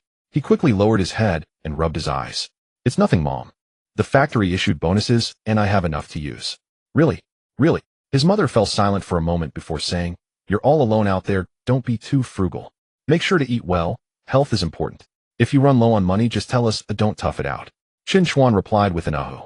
If this had been said yesterday, he might have found it even more unbearable. Because life was also not easy for the family. But now for the first time he had the confidence to say, Mom, in the future I will make sure you and Dad live well. On the other end, his mother chuckled. You child, I don't expect a good life, just stay safe. After hanging up, Chen Chuan sat for a long time. Then he opened his phone's notes and wrote down 3 things. First, gather the warehouse final payment of 140,000 within 3 days. Second, wait for the demolition news to be finalized. Third, find the next opportunity to make money. Just as he finished writing, the system's voice suddenly echoed in his mind. Detected a current funding gap for the host 140,000 yuan. Short-term wealth tip has been triggered. Tomorrow at 9 in the morning, a counterfeit wooden box will appear at the antique market in the south of the city. The wooden box itself is a counterfeit, but hidden inside is a sample of a Qing dynasty silver note. Estimated value 15000 to 25000 yuan. Chen Chuan suddenly raised his head. A hidden silver note. 150,000 to 250,000. The warehouse payment is settled. Chen Chuan stared at the system notification for a full half-minute. The wooden box itself is a counterfeit, but there is a Qing dynasty silver note specimen hidden inside. 15 to 25,000. Just enough to settle the warehouse payment. Chen Chuan leaned back in his chair and let out a long breath. In the past, any one of these matters would have been enough to excite him for an entire night. But now he dared not relax. The incomplete jade pendant was like this. The old warehouse was like this as well. Tomorrow's wooden box would certainly be no simple matter. Chen Chuan opened his phone and searched for South City Cultural Market. That place is not far from the second-hand market, but it is of a higher grade with more people selling jade calligraphy bracelets and porcelain. There are genuine items inside as well as counterfeit goods specifically designed to deceive the inexperienced. As a novice who knows nothing, he could easily be taken for a lamb to the slaughter. Chen Chuan did not rush to sleep. He searched online for information on silver note specimens and layered wooden boxes, and watched some videos on avoiding pitfalls in cultural markets. The more he watched, the clearer one thing became. The antiques industry is very deep. A single word, a glance, or a setup from someone could leave one with nothing. But he also understood that he had no way out now. The warehouse payment must be settled within 3 days. Once missed, the opportunity for relocation would be lost. At around 1 in the morning, Chen Chuan finally lay down in bed. The room was stuffy, and the occasional sound of electric vehicles passing by came from outside. He closed his eyes, but slept very lightly. At 7 o'clock the next morning, Chen Chuan woke up on time. He washed his face, changed into the new clothes he bought yesterday, packed his bank card ID and power bank, and put the business card Su Qingya gave him into his wallet. Before heading out, he glanced at the rental room. The table was still that old one, and the wall was still that moldy wall, but he no longer felt as heavy as before. At 8:40 Chen Chuan arrived at the South City Cultural Market. The market had just opened, and there were not many people. Shops on both sides of the street were gradually pulling up their roller shutters, and vendors were displaying their goods one by one. Bracelets, porcelain vases, copper coins, old photographs, and antique books filled a long row. Chen Chuan did not wander around aimlessly. Following the system's instructions, he slowly walked through the market. At 9 o'clock sharp, the system voice echoed in his mind. The target item is about to appear. Chen Chuan slowed his pace. Before long, a tall, thin man in a gray jacket entered the market carrying a canvas bag. He found a vacant spot in the corner, spread out a black mat, and emptied the contents of his bag. Several old wooden boxes, some copper coins, 2 inkstones, and a few yellowed old books. Chen Chuan's gaze fell on one of the dark brown wooden boxes.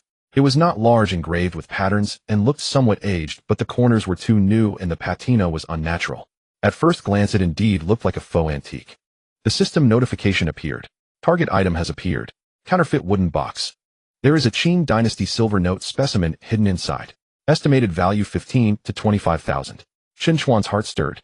He did not immediately approach, but instead went to a nearby stall, pretending to look at the copper coins. The gray jacket vendor had just arranged his items when someone squatted down to ask for prices. How much for this inkstone? 200. That's too expensive. Or would you sell it for 50? You're being too harsh with your bargaining. The two were haggling, and the onlookers were enjoying the spectacle. Chen Chuan waited a few minutes, noticing no one was paying attention to the wooden box, and then walked over. He squatted down casually, picked up an old book, and flipped through it. Boss, are these all old items? The gray jacket vendor glanced at him and smiled. Of course, these are from my family's old house. Feel free to look at whichever ones you like. Chen Chuan knew in his heart that this statement was likely untrustworthy. He put down the old book and picked up a copper coin for inspection. After asking about a few prices, he finally picked up the wooden box. How much for this box?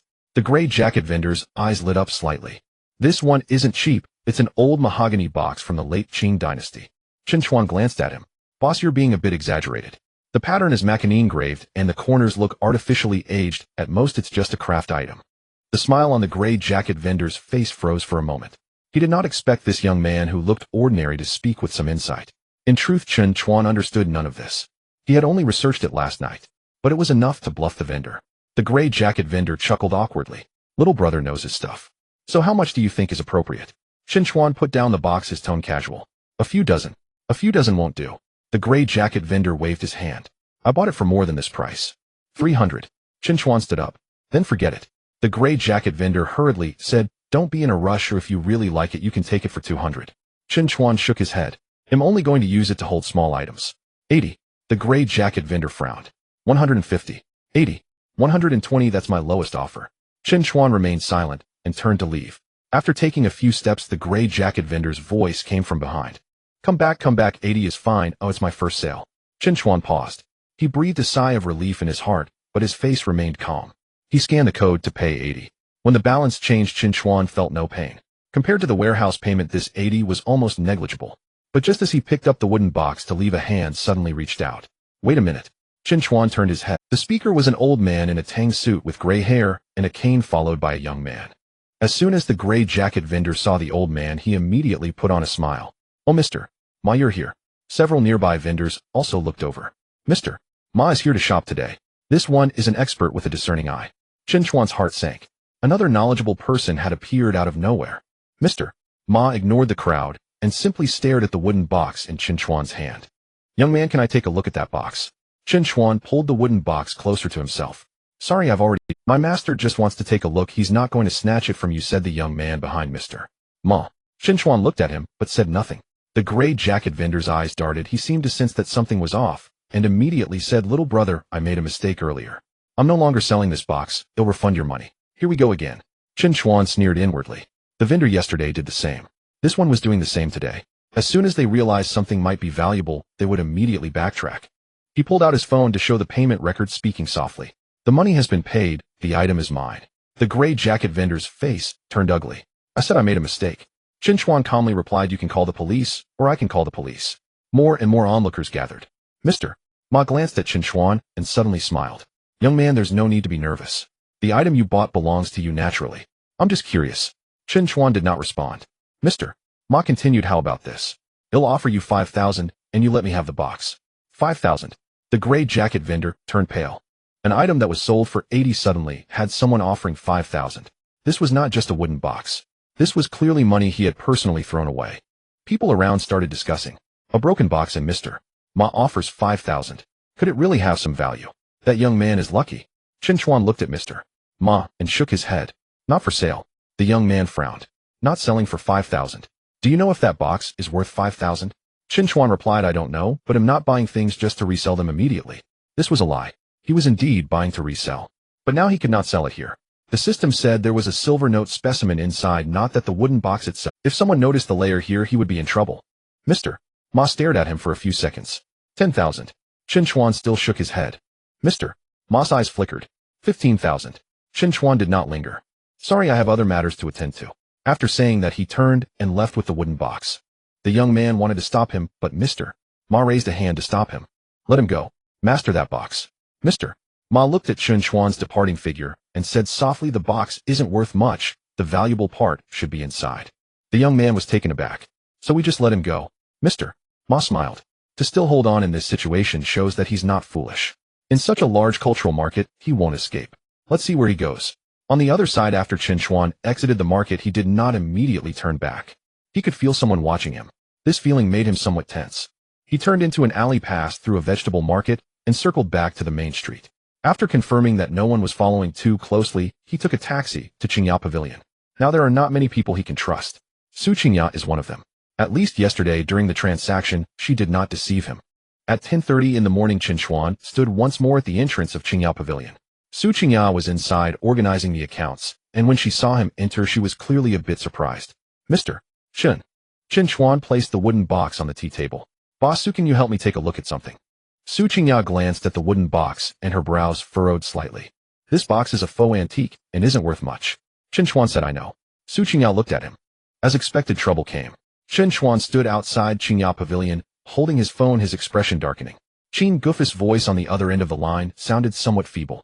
Xiao Chun, I'm not being untrustworthy, it's just that the other party's offer is indeed high. You see this matter. Chen Chuan did not immediately lose his temper. He knew that getting angry wouldn't help. Since Qin Gufu made this call, it meant his resolve had already wavered. Uncle Qin, we signed an agreement yesterday. I know, Qin Gufu hurriedly replied. But they are willing to pay 380,000, which is 60,000 more than you. You know my son is getting married soon and our family is short on money. Chen Chuan narrowed his eyes. 380,000. That price was abnormal. Without the news of demolition, no one would spend 380,000 on that dilapidated warehouse.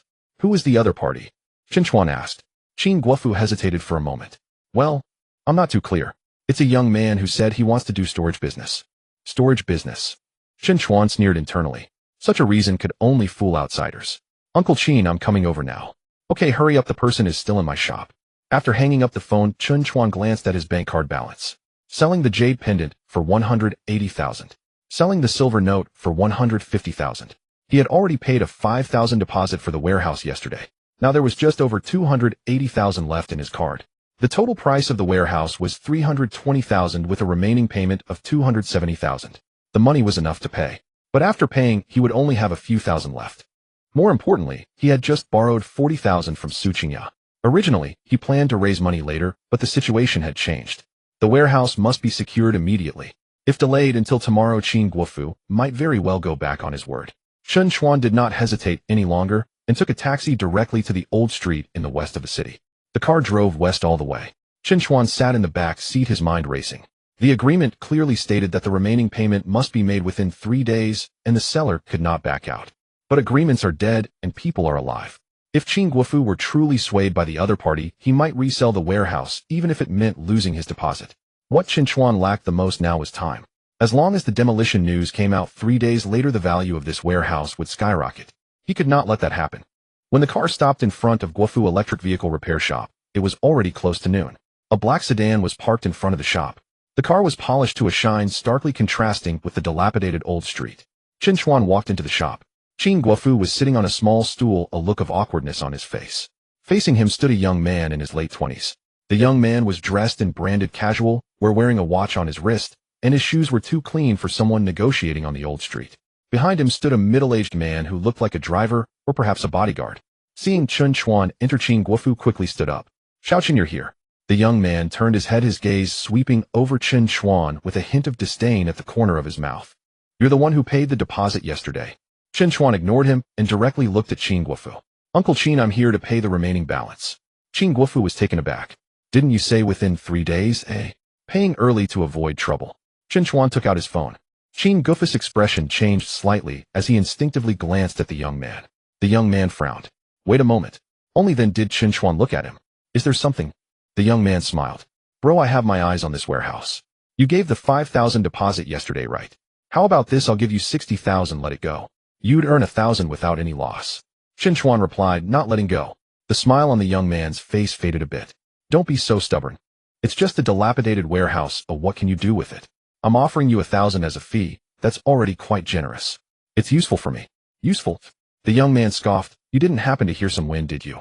As soon as these words were spoken, Qin Guofu's expression slightly changed. Chen Chuan also confirmed in his heart. The other party was indeed aiming at the renovation of the old street in the west of the city. He just knew that the information he had may not be as specific as that provided by the system. The young man took a step forward. My name is Zhou Ming. Anyone in the building materials industry in the west of the city should have heard of my father Zhou Yuanshan's name. Chen Chuan remained silent. Zhou Ming continued. Young man, don't think that just because you have a little money you can take big opportunities. Some chances aren't meant for someone like you. The middle-aged man behind him also spoke. Young man, know your place. Young Master Zhou is willing to give you 1,000. That's already quite courteous. Chen Chuan looked at him. What kind of person? The middle-aged man was taken aback. Chen Chuan's voice was calm. You just said someone like me. Then what kind of person am I? The shop fell silent for a moment. Zhou Ming squinted. Qin Guofu, caught in the middle, looked increasingly uncomfortable. He just wanted to sell for more money and did not expect things to turn out this way. Zhou Ming, too lazy to pretend, said directly, Uncle Qin, I'll offer 380,000. You compensate him for his deposit and sell the warehouse to me. Qin Guofu's lips moved. Chen Chuan took out the agreement signed yesterday from his bag and placed it on the table. The agreement is here. The remaining payment must be made within 3 days, and the seller cannot back out. It's not yet time. I brought the money too. Zhou Ming glanced at the agreement and sneered. It's just a piece of worthless paper. Chen Chuan picked up his phone, started recording, and pointed the camera at the agreement and Qin Guofu. Uncle Qin, now, I'm paying the remaining balance according to the agreement. It's just a piece of worthless paper. Chen Chuan picked up his phone, started recording, and pointed the camera at the agreement and Qin Guofu. Uncle Qin, now, I'm paying, Chen Chuan said, to avoid any misunderstandings later. Zhou Ming coldly said recording won't help. Chen Chuan ignored him. He only looked at Qin Guofu. Qin Guofu slowly began to sweat. One side was an additional 60,000. The other side was an agreement, a recording, and the possibility of a lawsuit. He did want to earn more, but he didn't want to get into trouble. Especially since Chen Chuan now looked unwilling to back down, clearly not someone who would yield to a few threats. Qin Guofu gritted his teeth. All right, let's go by the agreement. Zhou Ming's face instantly darkened. Qin Guofu, what do you mean? Qin Guofu dared not look at him and quietly said, Young Master Zhou, this indeed was an agreement I signed with Xiaochen first. One must always keep some trust. Zhou Ming sneered. Now you talk about trust with me. Chen Chuan didn't give them a chance to continue, dragging it out, directly telling Qin Guofu to open the payment code. 270,000. The transfer was successful. Qin Guofu's phone quickly chimed. The money had arrived. The warehouse matter was finally settled. Chen Chuan put away his phone. Uncle Qin, let's go handle the formalities now. Qin Guofu nodded. Okay. Zhou Ming stood aside, his expression grim. As Chen Chuan walked past him, Zhou Ming suddenly spoke. You are Chen Chuan, right? Chen Chuan stopped. Zhou Ming stared at him. Do you know whose thing you just took? Chen Chuan looked at him. I bought it according to the agreement. It's not stealing. Chen Chuan did not retreat. Then let's wait and see. After saying that, he left the repair shop with Qin Guofu. Handling the formalities was more troublesome than Chen Chuan had imagined. Running to the window, signing, confirming property rights, submitting materials. Although Qin Guofu was pained by the extra 60,000, the money had been received, and there was no further trouble. By 4 in the afternoon, the formalities were finally completed. When Chen Chuan came out of the service hall with the documents, he finally let out a real sigh of relief. This old warehouse now belonged to him. He opened his mobile banking app to take a look. The balance was only a few thousand left. From 87.6 yesterday to 180,000, then over 300,000, and finally down to a few thousand. The money seemed to have circled around in his hands before all being dumped into that dilapidated warehouse. If the system prompt had gone wrong, he would fall back to the bottom and still owe Su Qingya 40,000. But Chen Chuan knew he had no way back. He sat on a bench by the road and sent a message to Su Qingya. Boss Su, the 40,000 I borrowed from you today may take 2 more days to repay. Once my funds come back, I'll transfer it to you as soon as possible. After sending the message, he felt a bit uneasy. After all, they had only known each other for 2 days. It was already a kindness for her to lend him money. Soon Su Qingyao replied with 2 words. No rush. Chen Chuan looked at these 2 words, falling silent for a few seconds. Then he seriously replied, I'll remember this favor. Su Qingyao did not reply again. Chen Chuan put away his phone and looked up at the distant gray old street in the west of the city. On the street, some were selling vegetables, some were fixing cars, and some were basking in the sun at the entrance. No one knew that this place, which seemed to be forgotten by the city, would soon stir up a storm. On the other side, in a tea house next to the antique market in the south of the city, old Ma sat by the window, slowly fiddling with the bead string in his hand. His disciple stood beside him and said softly, Master, we found out. That young man went to Qingyao Pavilion and then to the old street in the west of the city. Old Ma stopped his movements. The old street in the west of the city. Yes, it seems he bought an old warehouse. Old Ma squinted. Just picked up a silver note and immediately turned around to buy an old warehouse. The disciple expressed some skepticism. Maybe it was just a coincidence. Old Ma picked up the teacup and gently blew on it. Once is luck, twice is coincidence, 3 times isn't certain. The disciple asked, should we continue investigating? Old Ma shook his head. Let's not act on him for now. Just keep an eye on the old street in the west of the city. Why? Old Ma looked out the window, his gaze deepening. I want to see if the money this kid put in has real value, or if he just lost his head for a moment. Chen Chuan had no idea that he had already caught Old Ma's attention. In the evening, he returned to his rental room. The place was still so small. The walls were moldy, the table was chipped, and outside the window was the gray wall of another building. But Chen Chuan sat in the chair, organizing the warehouse documents page by page, feeling a sense of stability for the first time. He opened the memo and checked off the first line. First, gather the remaining payment for the warehouse within 3 days. Completed. Second, wait for the demolition news to land. In progress. Third, look for the next opportunity to make money. Not started. Just as he finished writing, his phone suddenly vibrated. It was a WeChat message from Lin Shui. Chen Chuan, I heard you resigned. Where are you now? Let's meet up. Chen Chuan looked at the 2 messages, his expression very calm. In the past, when Lin Shui contacted him, he would be nervous, happy, and think for a long time about how to reply. Now he felt it was unnecessary. He did not reply. Just then a voice echoed in his mind. Destiny, tomorrow evening at 7, Lin Shui will meet Zhou Ming at Yunhai restaurant. Zhou Ming will use Lin Shui to probe the host's recent source of funds. Please respond cautiously. Chen Chuan looked at the prompt, his expression gradually turning cold. Zhou Ming, Lin Shui. It turned out that these 2 people had already come together. Zhou Ming, Lin Shui. It turns out these 2 have already come together. Chen Chuan sat in the chair of the rental apartment, staring at the system prompt before him, remaining silent for a long time. Tomorrow evening at 7 o'clock, Lin Shui will meet Zhou Ming at Yunhai restaurant. Zhou Ming will use Lin Shui to probe the host's recent sources of funding. The host is advised to respond cautiously. Yunhai restaurant. Chen Chuan knew that place. When Lin Shui used to scroll through short videos, she had shown him several times, saying that the floor-to-ceiling windows there could see half the city's night view, and the cheapest 2-person set meal cost over 800. At that time, Lin Shui jokingly asked him, Chen Chuan, when will you take me here for a meal? Chen Chuan replied, wait until I receive my bonus. But later there was no bonus. All that remained were overtime deductions and 2 increasingly silent individuals. Chen Chuan placed his phone on the table, his gaze calm. If it were a few days ago, knowing that Lin Shui was going to that kind of restaurant with another man would have hurt him deeply. He still felt something now. But that feeling had faded significantly. He cared more about Zhou Ming than Lin Shui. Zhou Ming's appearance in the old street of the West City today indicated that the Zhou family had begun to focus on the rumors of demolition. Now he was meeting Lin Shui again and probing his sources of funding. This was no coincidence. Chen Chuan opened his notes and reviewed the current situation. Bank card balance a few thousand. Owed to Su Qingyao 40,000. Warehouse has been fully purchased with all formalities completed. Demolition news to be announced in 3 days. Zhou Ming knows he bought the warehouse and is unwilling to accept it. Old Ma may have noticed that he has been picking up bargains continuously. Chen Chuan looked at these words, feeling not an ounce of relief. The system gave him an opportunity, but the greater the opportunity, the more people focused on him. He was still not a wealthy man. To be precise, he had simply placed all his chips on one warehouse. As long as the demolition news had not landed, he would still be an ordinary person with only a few thousand in his pocket and a debt of 40,000. The next morning, Chen Chuan did not run around aimlessly. He first went to the bank to print his recent transaction records, and then organized the warehouse purchase contract transfer records and the agreement with Qin Guofu into electronic backup. This was not a redundant action. Someone like Zhou Ming, once focused on him, would certainly not rely solely on words. He had to hold the evidence in his hands. In the afternoon, Su Qingyao sent a message. I sold yesterday's banknotes. The buyer's feedback was good. If you have similar items in the future, you can contact me in advance. Chen Chuan looked at the message and replied okay. After hesitating for a moment, he added, I will repay the 40,000 as soon as possible. Su Qingya quickly replied, I said no rush. Chen Chuan stared at the words no rush, feeling even heavier in his heart. Debts of gratitude are harder to repay than monetary debts. At 6:30 in the evening, Lin Shui finally sent him a message.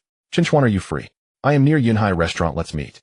Chen Chuan looked at the message but did not reply immediately. A few seconds later, Lin Shui sent another message. I want to have a good talk with you. Chen Chuan knew this was not just her idea. He picked up his coat and replied, send me the address. Lin Shui quickly sent the location. Yunhai restaurant. Chen Chuan took a taxi there. When the car stopped at the shopping mall entrance, it was already dark. Yunhai restaurant was on the top floor of the mall, and the elevator went straight up, filled with several elegantly dressed young men and women. Some held flowers, others linked arms, and the faint scent of perfume was in stark contrast to Chen Chuan's ordinary coat. In the past, Chen Chuan would have felt uncomfortable, but tonight he was very calm. The elevator doors opened, and the light at the restaurant entrance was soft with the city's night view visible beyond the glass. The waiter saw Chen Chuan and politely asked, Sir, do you have a reservation? Before Chen Chuan could speak, he heard Lin Shui's voice nearby. Chen Chuan. He turned his head. Lin Shui was standing not far away. She had clearly dressed up today, wearing a light-colored dress, her hair cascading over her shoulders, and her makeup more exquisite than before. After not seeing him for 2 days, her gaze towards him was somewhat complex. The old Chen Chuan always wore work clothes, looking tired and counting a few coins for the price of dishes. But now he stood there, still the same person, yet she felt a bit unfamiliar. You came. Lin Shui's voice. Chen Chuan nodded. Didn't you say we were going to talk? Lin Shui opened her mouth, but had not spoken yet when a laugh came from beside them. So you are Chen Chuan. Zhou Ming walked out from inside. He had changed into a casual suit, and the watch on his wrist was very conspicuous under the light. Lin Shui's expression became somewhat unnatural. Chen Chuan. Chen Chuan looked at Zhou Ming, then at Lin Shui. You invited me, and he is here too. Lin Shui avoided his gaze. Zhou Ming just happens to be here too. Chen Chuan did not expose them. Zhou Ming smiled as he walked over. Don't misunderstand, Lin Shui and I are just friends. He continued, I heard her say you've changed quite a lot recently, and I'm quite curious. Chen Chuan calmly said, you already saw me in the West City today. Zhou Ming's smile faded slightly. Yes, so I'm even more curious. He gestured for them to sit. Since you're here, why not eat together? This meal is no need. Chen Chuan replied, I just want to hear what she wants to say. Lin Shui's expression became somewhat awkward. Zhou Ming smiled. Chen Chuan, don't be so reserved. We are all young people just chatting. After he spoke, he directly asked the waiter to add a seat. Chen Chuan did not refuse again. He knew Zhou Ming wanted to probe him. Since the other party had already set the stage, he decided to sit down and observe. The three of them sat at a window-side table. Outside the window there were vast lights, and the table was set with exquisite tableware. Lin Shui sat opposite Chen Chuan, and Zhou Ming sat beside her. This seating arrangement appeared casual, but was indeed quite eye-catching. Zhou Ming picked up the menu and casually ordered a few dishes along with a bottle of red wine. Chen Chuan, I heard you resigned. Chen Chuan replied, yes. Although the salary at the electronics factory is low, it is stable. Zhou Ming leaned back in his chair. It's hard to find work outside now. Aren't you afraid of regretting such a sudden resignation? Chen Chuan looked at him. If you want to ask something, feel free to ask directly. Zhou Ming smiled. Straightforward. He put down the menu. Then I'll speak frankly. You just left the factory yesterday, and today you can take out 320,000 to buy a warehouse. Chen Chuan, where did this money come from? Lin Shui's gaze also fell on Chen Chuan at this point. Clearly she also wanted to know. Chen Chuan sneered inwardly. As expected, it was this question. He remained calm. Sold some things. What kind of thing is worth more than 300,000? Zhou Ming pressed. Antiques. Zhou Ming narrowed his eyes. You understand antiques. Not really, just had some luck. Zhou Ming clearly did not believe him. Luck that brings in tens of thousands in a day. Chen Chuan looked at him, his tone calm. Aren't you also lucky to know about the West City's possible redevelopment in advance? Zhou Ming's expression changed slightly. Lin Shui was also taken aback for a moment. Zhou Ming quickly regained his smile. My family is in building materials, so it's normal to have quicker news. But you as a worker from an electronics factory suddenly buying a warehouse is hard not to raise suspicion. Chen Chuan asked, suspicion of what? Zhou Ming stared at him. Suspicion that you might have used some dirty money. Lin Shui's expression changed. She looked at Chen Chuan, her voice carrying a hint of probing. Chen Chuan, you wouldn't really. Chen Chuan raised his eyes to look at her. Do you think so too? Lin Shui felt somewhat uncomfortable under his gaze. I'm just worried about you.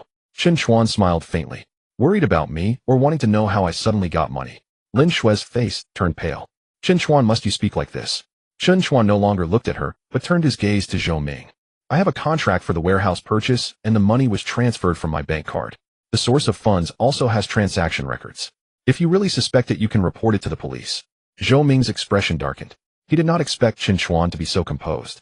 A poor boy who had just turned his life around suddenly questioned about his source of funds would either rush to explain or become furious. But Chen Chuan did neither. He blocked the conversation tightly. Zhou Ming raised his wine glass and gently swirled it. Chen Chuan, don't misunderstand, I'm just reminding you. Some money comes quickly, but it also leaves quickly. That warehouse in the West City, you may not be able to keep it. Chen Chuan replied, then there's no need for you to worry. The atmosphere cooled down. Lin Shui sat beside them, her fingers tightly gripping her glass. She originally thought that Chen Chuan would feel upset upon seeing her sitting with Zhou Ming, question her, or even quietly plead for her to go back. But he didn't. He remained calm from start to finish. So calm that it made her feel uneasy. The waiter began to serve the dishes. Exquisite dishes were placed on the table one after another, enough for Chen Chuan to eat for half a month. Zhou Ming picked up a piece of steak and suddenly smiled. By the way, Lin Shui once said that you always wanted to take her here for a meal, but unfortunately there was no opportunity. Lin Shui's expression changed. Zhou Ming, don't say that. Zhou Ming seemed not to hear and continued, today can be considered fulfilling her wish. Chen Chuan, you don't mind, do you? Chen Chuan glanced at Lin Shui. Lin Shui lowered her head, not saying a word. Chen Chuan suddenly felt it was meaningless. This meal gathering was not about chatting from the beginning. It was a probe and also an insult. He stood up. You all take your time eating. Lin Shui abruptly looked up. Chen Chuan, are you leaving? You've already asked all the questions that need to be asked. Chen Chuan said there's no need to continue sitting here. Zhou Ming sneered, what are you angry? Chen Chuan looked at him. Zhou Ming, you brought me here today, wanting to find out where my money comes from, and also to see if I can still be influenced by Lin Shui. Zhou Ming's smile froze for a moment. Chen Chuan continued, you won't find any issues regarding the money. As for Lin Shui, she can't affect me. Lin Shui's expression instantly turned ugly. Chen Chuan's tone was not mocking, just calm. I used to care about her a lot, but that was in the past. After saying that, he turned and left. As he reached the restaurant entrance, Lin Shui chased after him. Chen Chuan. Chen Chuan stopped. Lin Shui looked at him, her eyes a bit red. Are you blaming me? Chen Chuan remained silent for a moment. Lin Shui, you were the one who proposed the breakup. I was just saying that out of anger. No. Chen Chuan interrupted her, you know very well that it was not said in anger. Lin Shui was left speechless. Chen Chuan looked at her. You want a better life, which is fine. But you shouldn't come back to test whether I am worth returning. These words seemed to uncover Lin Shui's most embarrassing thoughts. Her face turned pale. Chen Chuan did not say more and turned to walk into the elevator. The elevator doors slowly closed. Lin Shui stood outside, staring blankly as his figure disappeared. Inside the restaurant, Zhou Ming watched this scene, his expression dark. He picked up his phone and sent a message. Investigate Chen Chuan's antique transactions in the past few days and the paperwork for that warehouse in the West City. Also keep an eye on him. On the other side, the elevator went down. Chen Chuan leaned against the corner, the system prompt ringing in his mind. Crisis warning updated. Zhou Ming has begun investigating the host's sources of funding. Risk level low. Note host transaction records are complete and do not currently pose a substantial threat.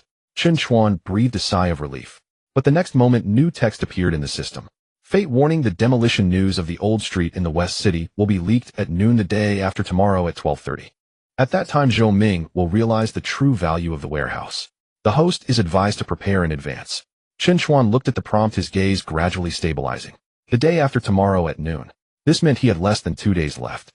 The next step with the warehouse would soon yield results.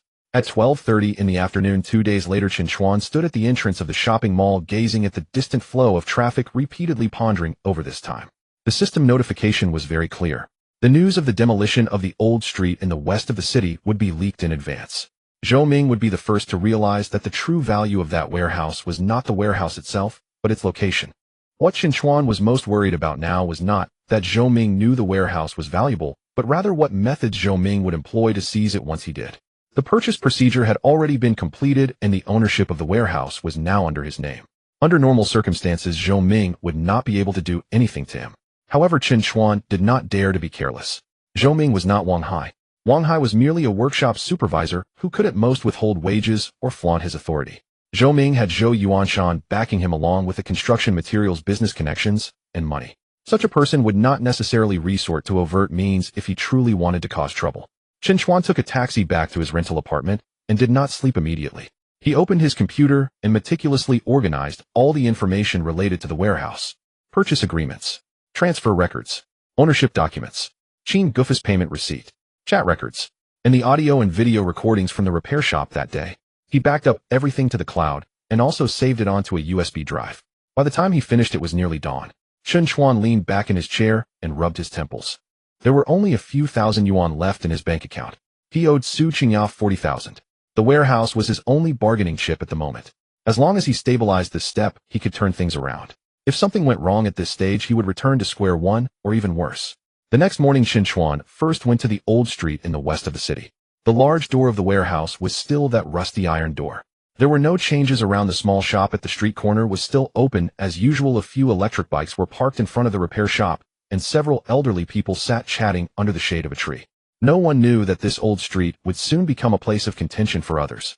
Chen Chuan walked to the warehouse entrance and took out his key to unlock the door. A cloud of dust surged forward. The warehouse was empty, with some waste cardboard boxes still piled up in the corner that Qin Guofu had not cleared away. He did not mind the dirt and went in to inspect it carefully. The walls were cracked, the roof leaked, and the floor was uneven. If one only looked at its utility, this place was indeed worth very little. But in 3 days it would become a string of numbers on a compensation list. Chen Chuan took a series of photos with his phone and recorded a video. From the doorplate, the alley entrance, the surrounding environment, to the interior of the warehouse, he documented everything. After finishing the shoot, he locked the door again. Just as he was about to leave, the owner of the small shop called out to him.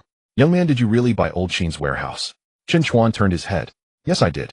The shop owner shook his head with a smile. "You're quite bold, young man.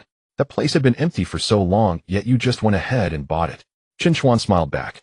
"It's for second-hand goods. I'm aiming for the space." The shop owner offered him a cigarette. Chen Chuan waved his hand, saying, "I don't smoke." The owner lit one up himself, took a puff, and said, "But you didn't make a bad buy. Recently there seems to be some activity around this old street." Chen Chuan's heart skipped a beat, but he did not show it on his face. "What kind of activity?" The owner glanced toward the street corner and lowered his voice. "A couple of days ago, surveyors came by with blueprints wandering around the back factory area. Do you think they are going to renovate it again?" Chen Chuan asked, "Have there been others before?" "Yes, there have been." The owner scoffed. "This place has been rumored to be under demolition for years, but nothing ever came of it. So everyone is too lazy to believe it now." Chen Chuan nodded. This was the precursor to the leak of information that the system had mentioned. Someone had already noticed the activity, but most people still did not believe it. He chatted with the owner for a few minutes, bought a bottle of water, and left the old street. Not long after he walked out, Chen Chuan suddenly felt that someone was watching him. He stopped in his tracks and glanced back. A white sedan was parked at the street corner. The car windows were tinted, making it impossible to see who was inside. Chen Chuan did not approach or show any unusual behavior. He simply continued walking forward. When he reached the corner, he turned on the front camera of his phone and used the reflection on the screen to take a look. The car was still parked there.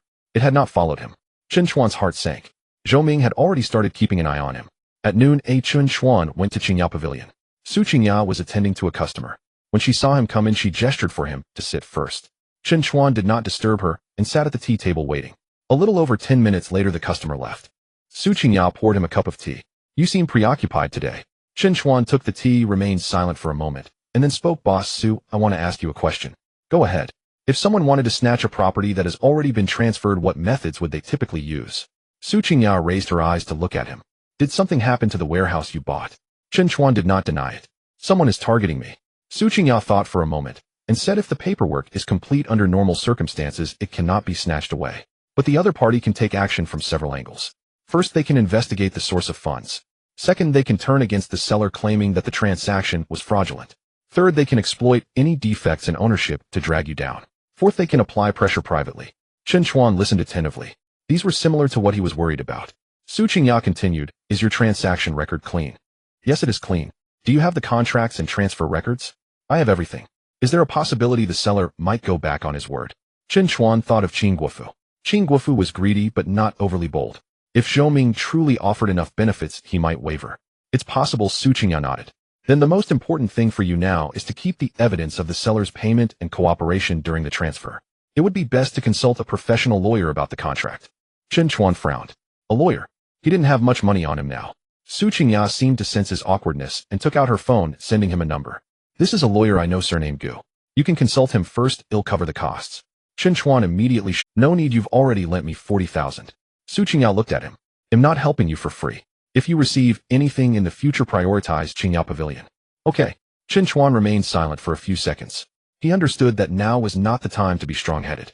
He could only remember this favor for now. After leaving Qingyao Pavilion, Chen Chuan called lawyer Gu. After hearing the situation, the lawyer asked him to send over the contract transfer records, ownership documents, and video recordings. Half an hour later, lawyer Gu returned the call. From the materials you provided, the transaction process is basically complete. As long as the property transfer has been finalized, it will be very difficult for the other party to overturn the transaction. However, if the seller later claims they were coerced or misled, or that the price was clearly unreasonable, the other party might create disputes to drag you down. The video you have is crucial as it can prove that you made payment according to the agreement and the seller voluntarily cooperated. What do I need to do now? Keep the original safe and do not privately sign any supplemental agreements. If someone approaches you about returns, price adjustments, or retransactions, refuse all of them. If necessary, call the police or pursue legal proceedings.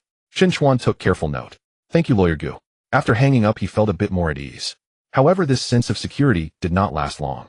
In the evening, he had just returned to his rental apartment when his phone rang. It was Chen Guofu. Chen Chuan looked at the incoming call, his expression darkening. What was meant to come had indeed come. He answered the call. Chen Guofu's voice was noticeably lower than it had been yesterday. Little Chen, are you free right now? Boss Zhou wants to talk to you about the warehouse.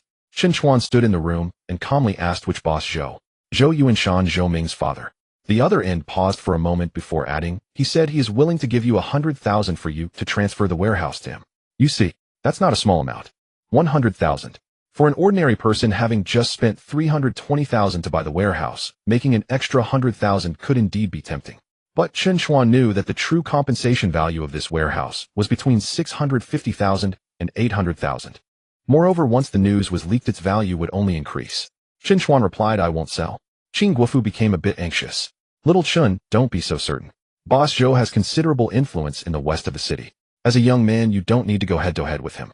Chen Chuan's tone remained steady. Uncle Chen, the warehouse has already been transferred. You have also received the money. Now this matter has nothing to do with you. Chen Guofu fell silent for a moment. Little Chen, I'm just reminding you out of kindness.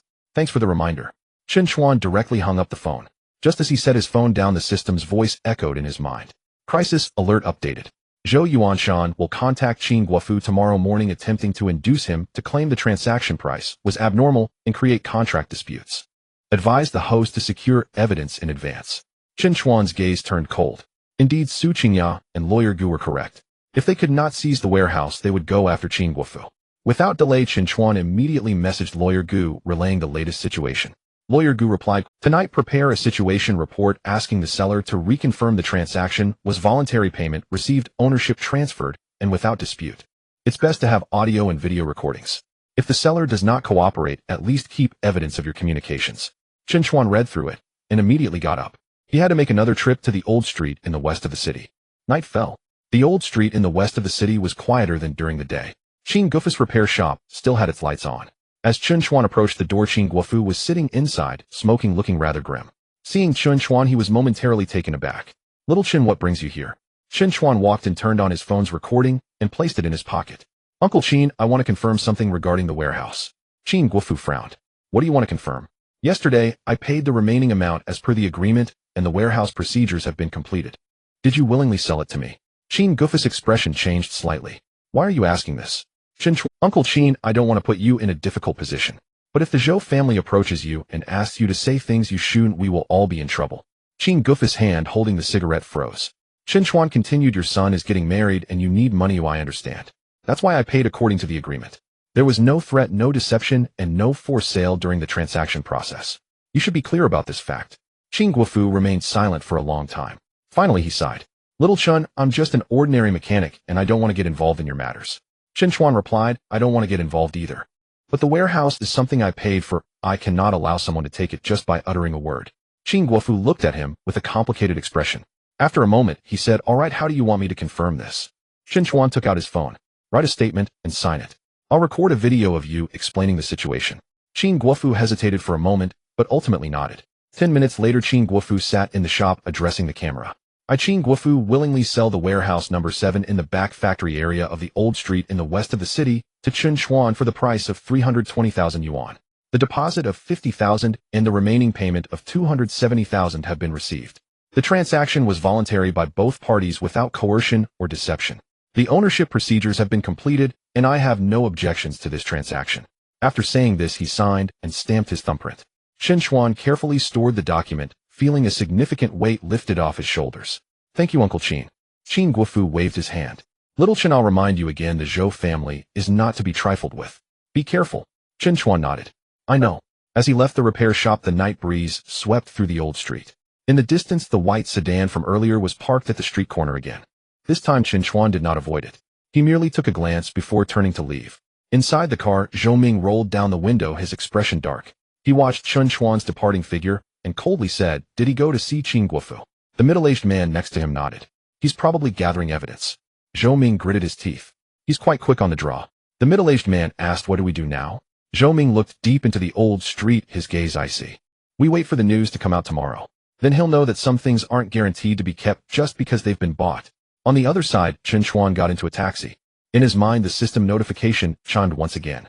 The chain of evidence has been perfected. The current risk of property ownership disputes has been reduced.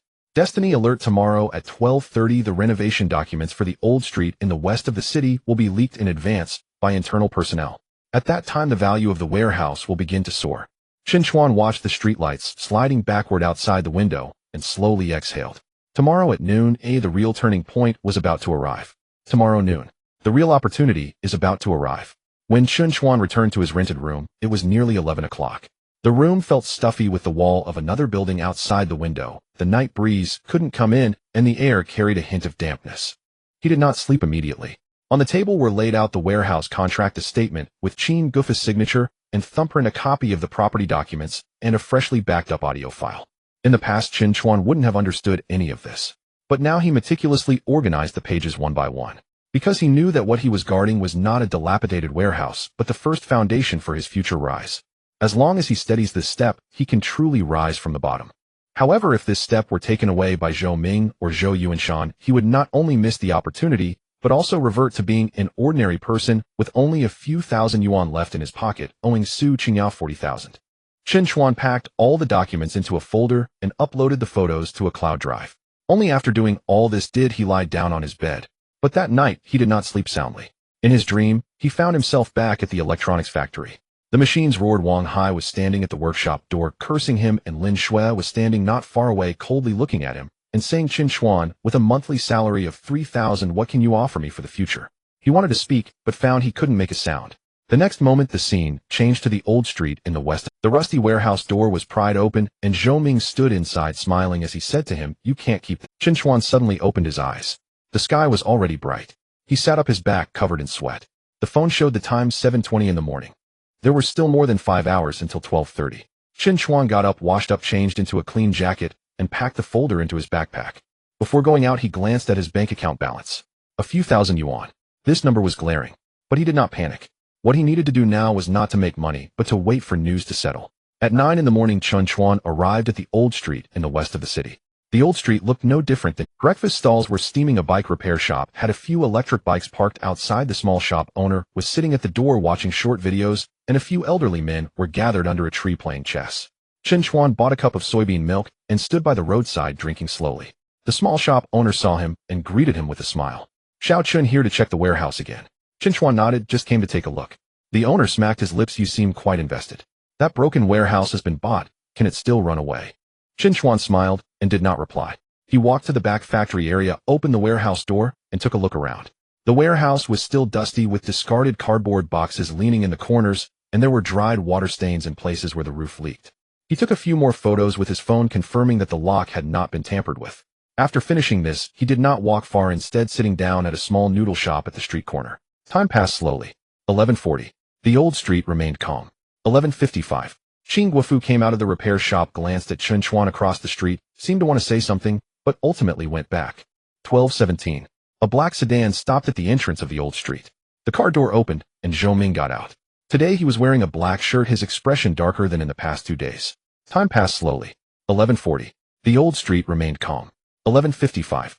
Qing Guofu came out of the repair shop, glanced at Chen Chuan across the two locked eyes across the street. Zhou Ming's mouth twitched slightly as he walked into the noodle shop. He pulled out a chair opposite Chen Chuan and sat down. "Quite leisurely, huh?" Chen Chuan put down his chopsticks. "Just having a meal." Zhou Ming stared at him. "About the warehouse, you really don't intend to discuss it?" "Not discussing it." Zhou Ming's expression grew colder. "My dad is willing to compensate you 150,000. You bought it for 320,000, sell it for 470,000, and earn 150,000 in just a few days." Chen Chuan, this is already an opportunity many people may never encounter in a lifetime. Chen Chuan replied calmly, "Since it's an opportunity, why don't you take it?" Zhou Ming's eyes darkened. Chen Chuan continued, if the warehouse really is only worth 320,000, you wouldn't come to raise the price. The more you want to buy, the more it indicates its value. Zhou Ming did not deny it. He leaned back in his chair, lowering his voice. Chen Chuan, some money isn't so easy to obtain. You have no background, no connections. If something goes wrong, no one will protect you. So what? So be more sensible. Chen Chuan looked at him and suddenly asked, Zhou Ming, are you in such a hurry because you already know something? Zhou Ming's expression stiffened slightly. At that moment, his phone in his pocket vibrated. Zhou Ming glanced down. Just a glance, and his expression changed. Chen Chuan also felt the system prompt appearing in his mind. The renovation document for the old street in the west has been leaked. Current scope of the leak: small-scale, internal circle. It is expected that within half an hour the news will spread in the local business district of the west. Host holds warehouse number 7 in the back factory area. Compensation value begins to rise. Here it comes. Chen Chuan's fingers holding the cup paused slightly. Zhou Ming suddenly stood up, turned, and walked out. As he walked, he made a phone call. Dad, the document has come out. Yes, the back factory area is also in the first batch range. Not just the street-facing shops, the warehouses at the back count too. Warehouse number 7 is already in Chen Chuan's hands. His voice was very low, but Chen Chuan still caught a few words. The noodle shop owner looked up, still unaware of what had happened. Chen Chuan paid for his noodles and walked out of the shop. In just 10 minutes, the atmosphere in the old street began to change. First, the small shop owner received a phone call. He had been sitting with his legs crossed watching videos, but after listening for a moment, he sat up straight.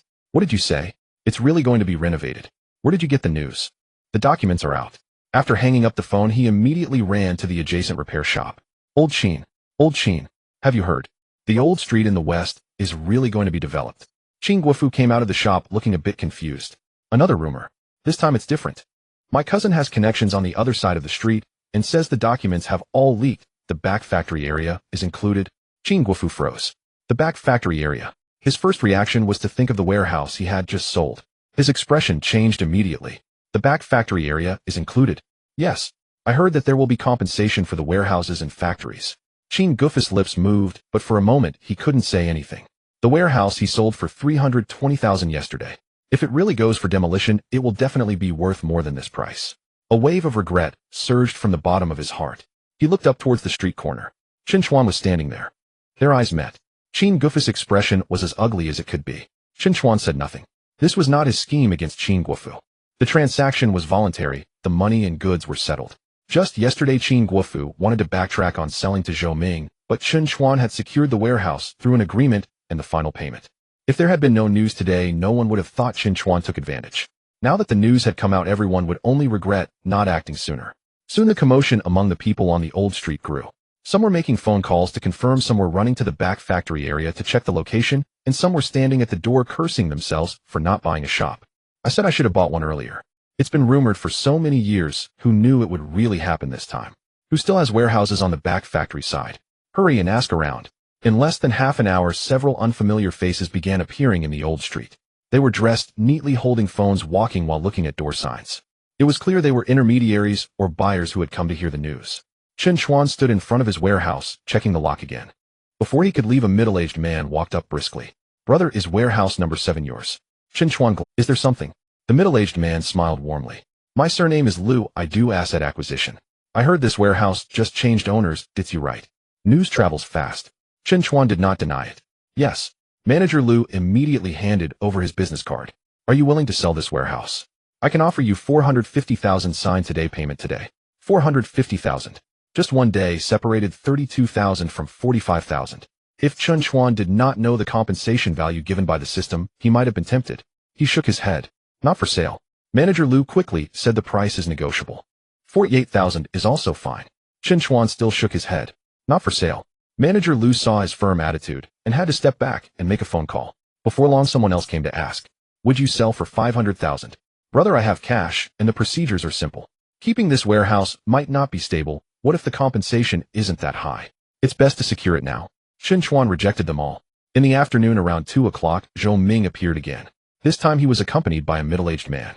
The man was around 50 years old, not very tall, but with a strong presence, having some resemblance to Zhou Ming in his eyebrows and eyes.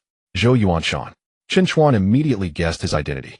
Zhou Yuanshan walked up to the warehouse, first glancing at the iron door, then looking at Chen Chuan.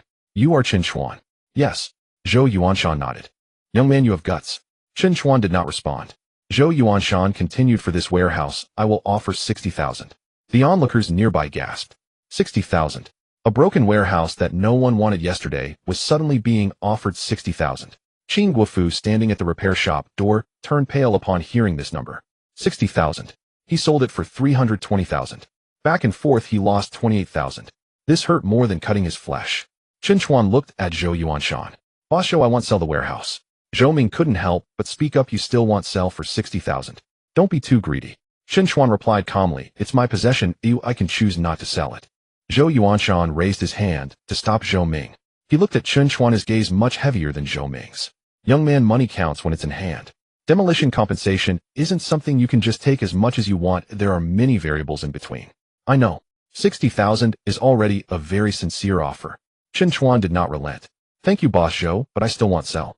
Zhou Yuanshan stared at him for a few seconds, then suddenly smiled. Good. He nodded. I hope you can really hold on to it. After saying that, he turned and left. Before Zhou Ming left, he shot Chen Chuan a cold glance. Don't come crying to us later. Chen Chuan ignored him. The murmurs on the old street grew louder. Some said Chen Chuan was lucky. Some said Qin Guofu lost badly. Others said that since the Zhou family was offering 60,000, it indicated that the warehouse would definitely appreciate further. Chen Chuan stood in front of the warehouse door, finally feeling a sense of reality. The opportunity had truly arrived. But he also knew that this was just the beginning. In the evening, Chen Chuan returned to his rented room. As soon as he sat down, he received a message from Su Qingya. I've heard about the situation in the old street. Chen Chuan replied, Su Qingya, that warehouse, did you buy it? Yes. Chen Chuan stared at the screen, and after a few seconds replied yes. Su Qingya was silent for a moment, then sent a message, congratulations. Chen Chuan did not feel proud. He replied, not until the end. Su Qingya, you're calmer than I expected. Chen Chuan smiled at that sentence. It wasn't that he was calm. It was that he couldn't afford to lose. Just then the system prompt appeared again. Current market valuation of the warehouse, 600,000 to 700,000. Expected official compensation range, 680,000 to 820,000. New crisis alert, Qin Guofu may be induced by Zhou Yuanshan to create disputes due to regret over selling the warehouse. Please continue to keep the evidence intact. Chen Chuan looked at the last line, the smile on his face slowly fading. Qin Guofu. As expected, once the money rises, people's hearts change. Qin Guofu. Indeed, when money rises, people's hearts change. Chen Chuan sat in his rented room, staring at the system notification, his gaze slowly darkening. Qin Guofu regretted selling the warehouse, potentially being led by Zhou Yuanshan to create disputes. This short sentence made the upcoming troubles very clear. The warehouse had already been transferred. The money had also been fully paid. Under normal circumstances, this matter should have ended. But now, with the news of the demolition on the old street in the west of the city, the warehouse price had directly doubled, and Qin Guofu surely had thoughts about it. The broken warehouse sold for 320,000 yesterday, and today someone offered 600,000. That's a difference of 280,000. No one would feel balanced in their heart. Chen Chuan turned off his phone, took out the document bag, and checked the materials inside again. The sales agreement, the transfer records, the property transfer documents. A video confirming that Qin Guofu voluntarily agreed to the transaction. A statement regarding the signing and the impressions of handprints. Lawyer Gu had previously said that as long as these pieces of evidence were intact, it would be difficult for the other party to overturn the transaction. But difficult does not mean they won't make things unpleasant. What Chen Chuan lacked now was not reason, but stability. He owed Su Qingya 40,000, and there were only a few thousand left in his bank account, with no extra funds in the short term to go to court or waste time. If Zhou Yuanshan truly wanted to drag him down, even if Chen Chuan ultimately won, it would still make him suffer for a long time. With this thought, Chen Chuan no longer hesitated and directly messaged Lawyer Gu. Lawyer Gu, the news of the West Old Street renovation has spread, and the seller may reconsider. What should I do now? A few minutes later, Lawyer Gu replied. Your evidence is relatively complete now. It is advisable not to provoke the seller actively, nor to accept any private compensation concessions or renegotiation. If the seller contacts you, try to communicate in writing or record the conversation. If they send a lawyer's letter or sue you, respond according to the procedures. Chen Chuan finished reading and replied with a understood. He had just put down his phone when WeChat buzzed again. This time it was Qin Guofu. Xiao Chen, are you asleep? Chen Chuan looked at the message, feeling unsurprised. He did not reply with voice, but typed instead. I'm not asleep, Uncle Qin. Is there something? There was a half-minute pause from Qin Guofu's side before he replied. You heard about the Old Street matter today, right? I heard. Saw what a mess this is. You say the warehouse was just sold yesterday, and today there's news. Who could have expected that? Chen Chuan looked at the screen, his fingers paused for a few seconds. He knew that Qin Guofu was not here for small talk. Sure enough, the next message came quickly. Xiao Chun, I'm not an unreasonable person. It's just that I really lost too much on this warehouse sale. My son is getting married soon, and the girl's side is pushing hard. Could you possibly make up a bit? Chen Chuan's gaze turned cold. Here it comes. He did not reply immediately. After a moment he typed. Uncle Chen, the warehouse was a voluntary transaction between both parties, and the price was also agreed upon by you. The contract transfer and paperwork have all been completed. I know I'm not saying I don't acknowledge it. I was just thinking that you've made quite a bit now. Could you spare a little so everyone looks good? Chen Chuan looked at these words and felt a chill in his heart. Yesterday Qin Guofu didn't think about whether everyone looked good when he wanted to sell the warehouse to Zhou Ming. If it weren't for him bringing the money over, the warehouse would have been snatched away long ago. Now that the news was out, the other party wanted him to pay more. Chen Chuan replied, Uncle Qin, I don't have much money right now. I borrowed money to buy the warehouse. This was the truth. He indeed owed Su Qingya 40,000. Qin Guofu clearly did not believe it. Don't joke with me, Uncle Qin. Boss Zhou offered 60,000 today. How could you have no money? Chen Chuan did not explain further. I won't sell the warehouse for now. Qin Guofu was silent for a long time. Finally, he sent a message. Xiao Chen, one must not be too absolute in dealing with people. Uncle Qin cooperated with you on the transfer yesterday, which counts as keeping his word. Now that Uncle Qin is in a difficult situation, you're not helping at all. It wouldn't sound good if this gets out. Chen Chuan's expression completely turned cold. This was no longer a negotiation, but carried a hint of threat. He did not continue to argue, merely replied, Uncle Qin, everything should go according to the contract. After sending that, he took a screenshot of the chat record. It wasn't long before Qin Guofu didn't reply again. But Chen Chuan knew this matter wouldn't end like this. The next morning, the old street in the west of the city was bustling. When Chen Chuan arrived, there were already many cars parked at the street corner. Real estate agents, investors, and nearby merchants were all inquiring about the news. The old shop that no one wanted had suddenly become a hot commodity overnight. The convenience store owner stood at the door, both excited and regretful. If I had known it would really be demolished, I should have taken the one next door as well. Someone next to him scolded, who knew this time it was real. In previous years there had been so many rumors, but each time there was no movement. Chen Chuan moved through the crowd and arrived at the door of his warehouse number 7. The iron door was intact. The lock had not been tampered with. Just as he finished checking, a sarcastic voice came from behind. Oh, Xiao Chen has arrived. Chen Chuan turned around. Qin Guofu stood not far away, his expression not looking good. There were also a few familiar faces from the old street beside him. Their gazes towards Chen Chuan had changed from before. There was envy. There was jealousy. And there was a vague sourness. Qin Guofu walked over, his voice not too loud or too soft, just enough for those nearby to hear. Xiao Chen, your luck is truly good. You bought my warehouse for 320,000 yesterday, and today it's worth 600,000. Isn't that a coincidence? Chen Chuan glanced at him. It is quite a coincidence. Qin Guofu's smile was somewhat stiff. You made tens of thousands in one go, but I suffered a huge loss. Someone nearby chimed in. Old Qin, you sold too early. Exactly, if it were a day later, you could have sold for at least 200,000 or 300,000 more. The young man's vision is indeed sharp. Qin Guofu listened to these words, and his expression grew even uglier. He stared at Chen Chuan. Xiao Chun, when you bought it yesterday, did you already know it was going to be demolished?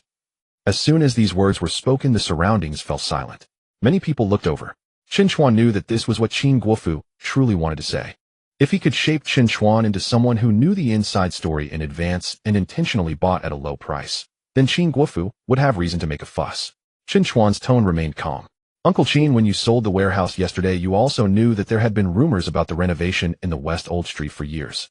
I bought the warehouse because I wanted to do second-hand recycling. It was spacious and the price was right. Now that the news of the demolition has come out, my plans will naturally change. This statement was reasonable. It was normal to change plans after buying for storage and encountering demolition news. Qin Guofu wanted to say something more. Chen Chuan took out his phone and opened the video from yesterday where he had signed and confirmed. Qin Guofu's voice clearly came through. I, Qin Guofu, voluntarily sell warehouse number 7 in the back factory area of the West Old Street to Chen Chuan for 32,000 yuan. As soon as the video played, the people around fell silent. Qin Guofu's expression changed. What are you playing this for? Chen Chuan put away his phone. Uncle Qin, I'm just reminding you. The warehouse transaction was voluntary on both sides, and you confirmed it yesterday. A few familiar faces nearby also fell silent. With the evidence presented, it would be somewhat awkward for Qin Guofu to make a scene. Qin Guofu's face turned various shades. Just then the sound of a car was heard at the street corner. A black sedan stopped. Zhou Yuanshan got out of the car, followed by Zhou Ming. Seeing Zhou Yuanshan, Qin Guofu seemed to have found support and immediately welcomed him. Boss Zhou. Zhou Yuanshan nodded, and his gaze fell on Chen Chuan. Xiao Chen, we meet again. Chen Chuan did not retreat. Boss Zhou. Zhou Yuanshan glanced at the warehouse door. Last night I considered it, 600,000 is indeed not high. So I'll add 5,000 making it 650,000, transfer it to me now. The crowd immediately erupted. 650,000. Is this warehouse really that valuable? Old Qin has really suffered a big loss this time. Hearing 650,000, Qin Gufu's face turned pale. What was sold for 320,000 yesterday was now worth 65,000. He lost a whole 33,000. Zhou Ming stood beside him coldly looking at Chen Chuan. Chen Chuan's 65,000 is not a small amount. Don't be ungrateful. Chen Chuan was very clear. The official compensation range given by the system was between 680,000 to 820,000. Zhou Yuanshan offering 65,000 seemed sincere, but in reality, he still wanted to preemptively cut him off. Moreover, if he sold now, any real compensation and other potential benefits afterwards would have nothing to do with him. Chen Chuan shook his head. I won't sell. The crowd murmured again. Not selling for 65,000. This young man has too big an appetite. It's possible he knows it will go up further. Zhou Yuanshan stared at Chen Chuan, and the smile on his face slowly faded. Young man being too greedy is not good. Chen Chuan replied, it's my choice whether to sell my own things or not. Zhou Yuanshan said nothing. The atmosphere suddenly grew cold. Qin Guofu gritted his teeth and suddenly spoke up. Boss Zhou, I sold this warehouse without clarity. I suspect he knew about the demolition when he bought it yesterday and deliberately pressed down my price. Chen Chuan's eyes turned slightly cold. Sure enough, Qin Guofu spoke up. Zhou Yuanshan did not stop him, but instead asked a question in agreement. Oh, is that so? Qin Guofu seemed encouraged. This young man bought a broken warehouse in the back factory area for no reason. How could it be so coincidental? He bought it, and immediately news of demolition came out. He must have known something in advance. The people around began to look at Chen Chuan differently. Some started to whisper, that's not impossible. It really is too coincidental. If he really knew in advance, then old Qin was indeed tricked. Chen Chuan was not flustered. He looked at Qin Guofu. Uncle Qin, before you sold the warehouse yesterday, Zhou Ming also came to buy it, and offered 38,000. Why didn't you suspect he knew about it in advance? Qin Guofu suddenly froze. Chen Chuan continued, the Zhou family deals in construction materials and their news is better than mine. Zhou Ming wanted to snatch the warehouse yesterday. If we're talking about knowing the news in advance, wouldn't they fit that description better? As soon as this statement was made, the gazes of the surrounding people immediately shifted to Zhou Ming and Zhou Yuanshan. Zhou Ming's expression darkened. Stop talking nonsense. Chen Chuan took out his phone and opened the video he recorded yesterday at the repair shop.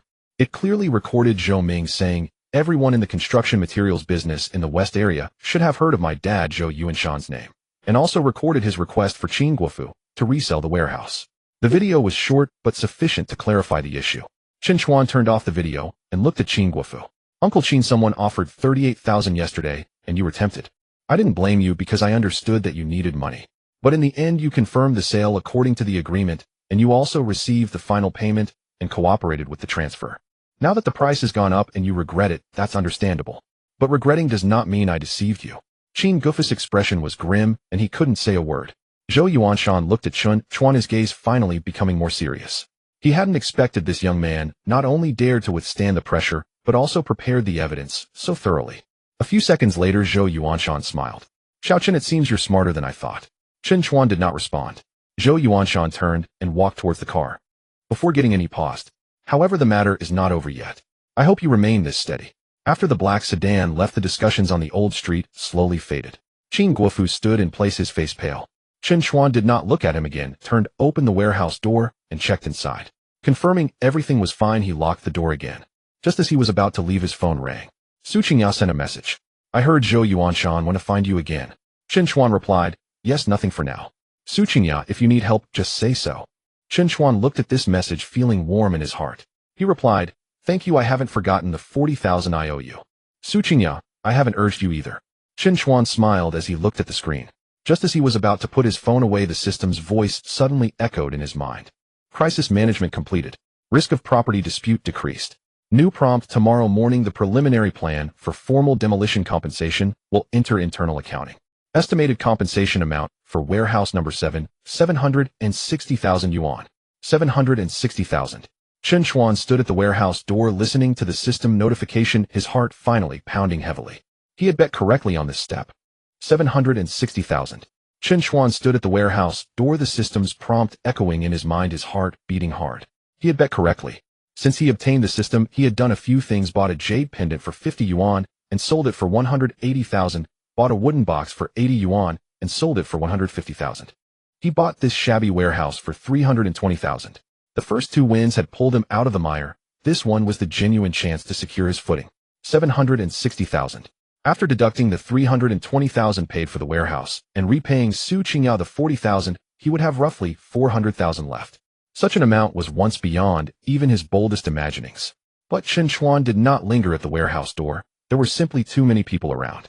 The entire old street was watching the back factory area. The more he showed excitement, the more trouble he might invite. Chen Chuan relocked the warehouse and walked away. The corner shopkeeper was still arguing with passers-by. "I'm telling you, this time the back factory area is different. I heard the compensation won't be low." Old Chin's no. 7 warehouse sold at a loss. No kidding. Sold for 320,000 yesterday, and today boss Zhou is offering 650,000. Qin Guofu stood at the repair shop doorway, his face clouded.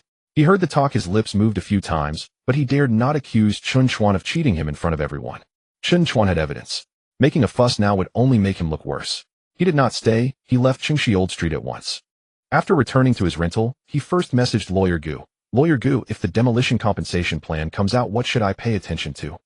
Lawyer Gu replied quickly, "Confirm that the compensation subject area and property information are consistent. Do not sign a power of attorney lightly, and do not let anyone negotiate compensation on your behalf. Before formal documents are issued, do not transfer privately." Chen Chuan took careful notes. After these past days, he had grasped one truth. Often money is not safe simply because you have earned it. Being able to hold on to it is an art. The next morning, Chen Chuan went early to Qingxi Old Street. The old street was even livelier than the day before. A few cars halted at the entrance. People with folders asked around. Some stood in shop doorways on the phone. Several men in shirts were surveying plots near the back factory area. A crowd had gathered at the entrance to Qin Guofu's repair shop. Some offered consolation, others outwardly empathized while secretly taking pleasure. "Old Qin, don't think about it. The money's in hand. Yeah, 320,000 is no small sum. Blame yourself for selling early." Qin Guofu squatted at his shop door, smoking, his face ashen. As Chen Chuan passed, Qin Guofu glanced up. The look contained both regret and resentment. Chen Chuan paid him no mind. The transaction had been settled. He would not let another's regret sway him. Shortly after 10, several white vans arrived at the old street entrance. Doors opened, and a few staff stepped out, followed by people from the street office. The crowd surged forward. Are they going to demolish? Has the compensation standard been announced? Does our shop count? The staff, surrounded and flustered, raised his voice. Please don't spread rumors. Today is only preliminary registration and verification. The specific plan must wait for the formal notice. The more he said it, the more certain people became that the news was true. Chen Chuan stayed at the back of the crowd, not pushing forward. He noticed Zhou Yuanshan had also come. Zhou Yuanshan stood beside a black sedan accompanied by Zhou Ming and 2 middle-aged men. Zhou Ming spotted Chen Chuan at once, and his face darkened. Had Chen Chuan sold to them for 650,000 yesterday, the Zhou family would have made an easy windfall. But Chen Chuan had refused. Zhou Ming grew increasingly aggrieved. He whispered, "Dad, what shall we do now? If that warehouse truly gets over 700,000 in compensation, are we just going to watch him profit?" Zhou Yuanshan glanced at him. "What is the hurry? But that kid is too arrogant." Zhou Yuanshan's voice was low. "He's not arrogant. He's to assemble evidence so quickly and to resist selling at 650,000. Such a man is not as simple as you imagine," he said, and Zhou Ming was unconvinced. "He's just lucky." Zhou Yuanshan said no more. After years in business, he trusted chance the least. Once could be luck, twice or 3 times in a row was not normal. Meanwhile, the staff began registering household. When they reached the back factory area, Chen Chuan proactively produced his property documents. The registrar was a bespectacled middle-aged woman as she glanced at the papers, and then at the warehouse number. "Back factory area no. 7 warehouse." "Yes." "Property owner Chen Chuan." "It's me."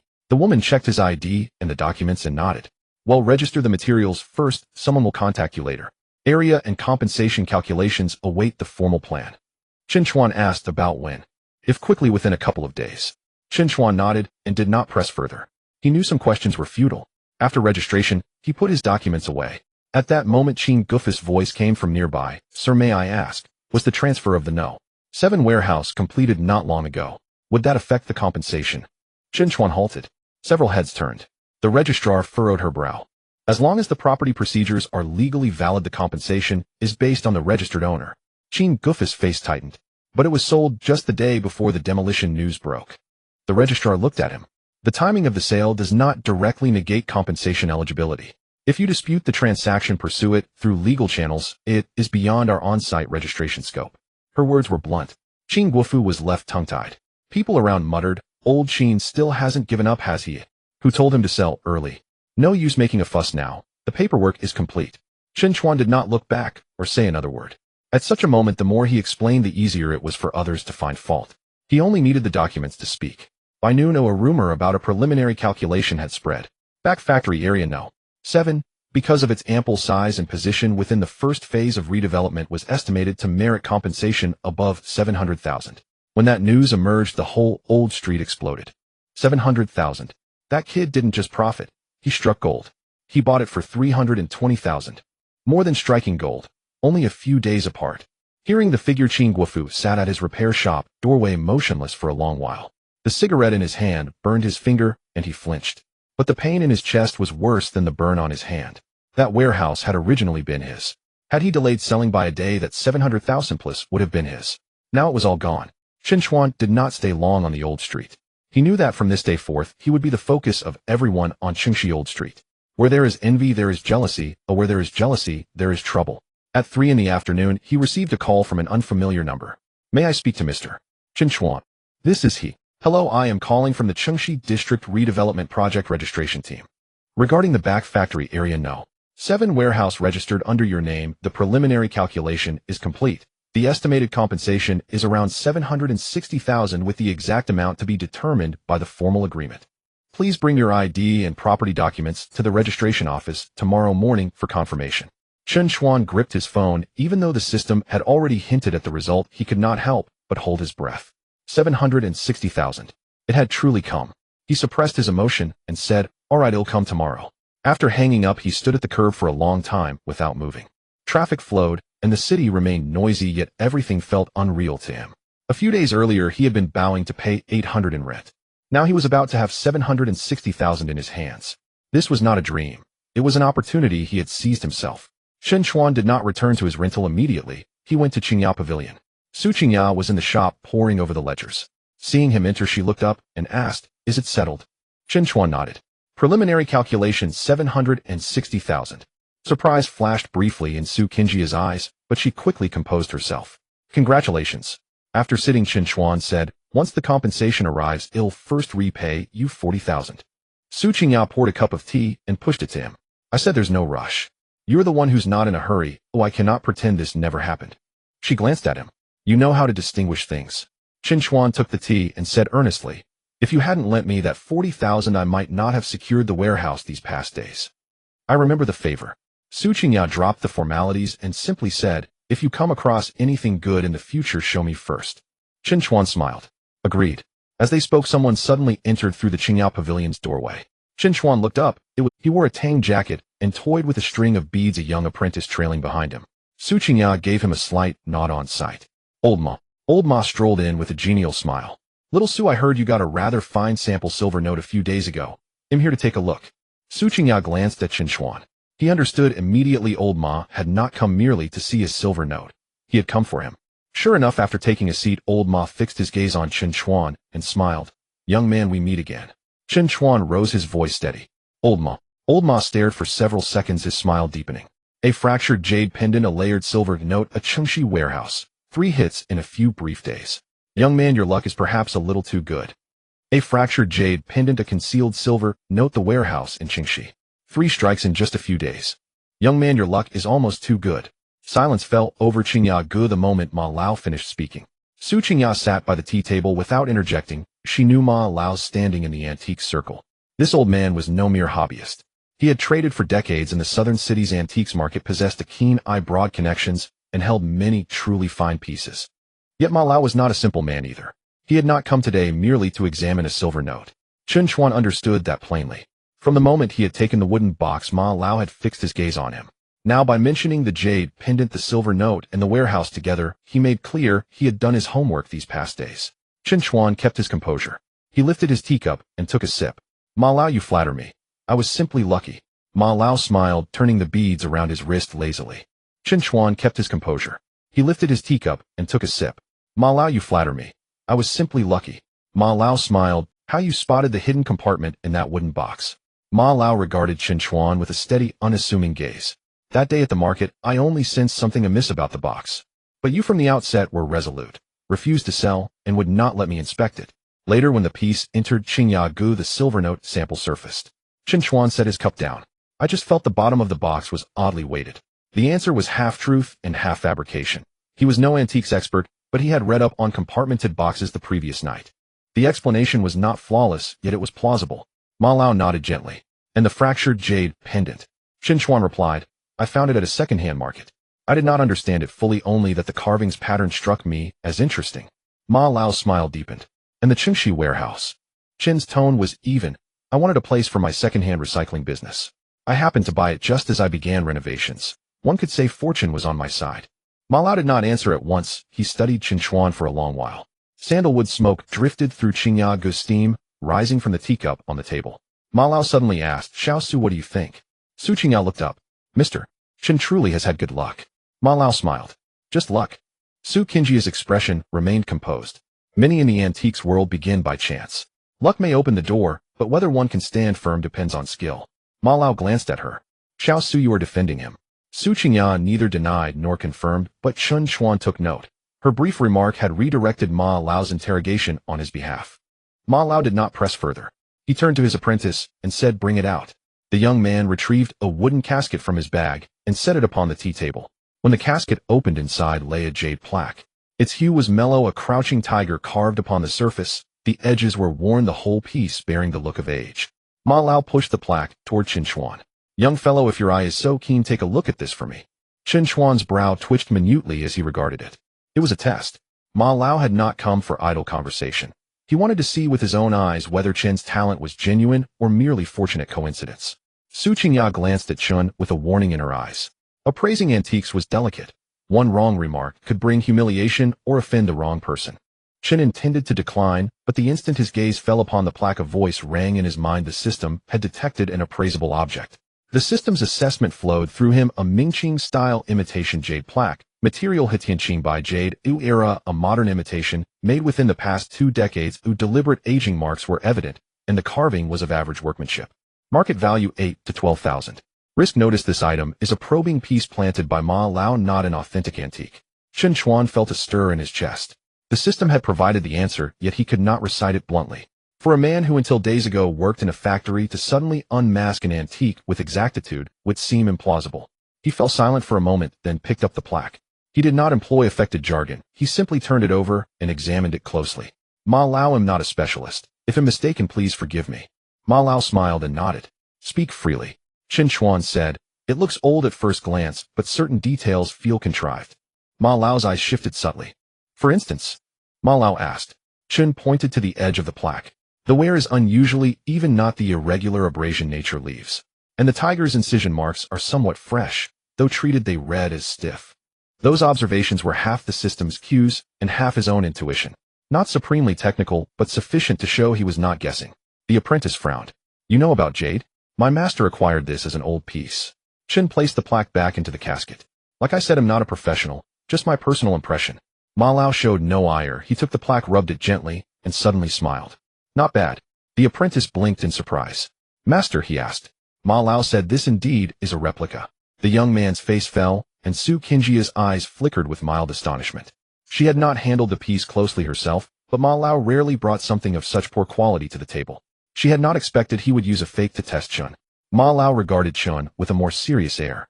I bought this from an acquaintance last month for 10,000. Even when I bought it, I knew it was a copy. Chen said nothing. Ma Lao continued. I wanted to see if you'd dare to speak up. Chen replied, I was just lucky, only guessing at random. Ma Lao laughed softly. Young man, too much modesty sometimes reads less as humility and more as guardedness. Chen returned the smile. I've been burned a few times. I prefer to be cautious. Ma Lao nodded. A sensible answer. He closed the casket and shifted the subject. About the Qingxi warehouse. Do you intend to wait for compensation yourself? Chen's expression tightened slightly. Ma Lao, you care about that too. News travels fast on Qingxi's old street. It's hard not to hear. Ma Lao sipped his tea. Zhou Yuanshan is a man I know. His dealings aren't entirely clean, but he's not foolish. If he has set his sights on you, he will not easily let go. Chen fell silent for a few seconds. Is this a warning? In a manner of speaking. Why, oi? Ma Lao fixed his gaze on him. Because I want to see how far you can go. The words were blunt. Chen did not fully accept them. No one hands out concern without reason in this world. Especially after his streak of fortunate finds and the purchase of a warehouse. Seeing Chen's guardedness, Ma Lao smiled. Relax. I do not need your money and have no interest in seizing your warehouse. But in the antiques world, those who strike twice are rare. If you truly possess an eye, perhaps we might cooperate later on. At that moment, Su Qingya spoke up. Ma Lao, mister. Chen has only just entered this circle. Many rules remain unfamiliar to him. Ma Lao inclined his head, which is why I came to warn him. He produced a business card from his breast and set it on the table. Young man, if you encounter something you cannot judge, come find me. My fee is not cheap, but at least I won't fleece you. Chen glanced at the card. Ma Jianqing, director of the Chengnan Antiques Association, and a phone number beneath.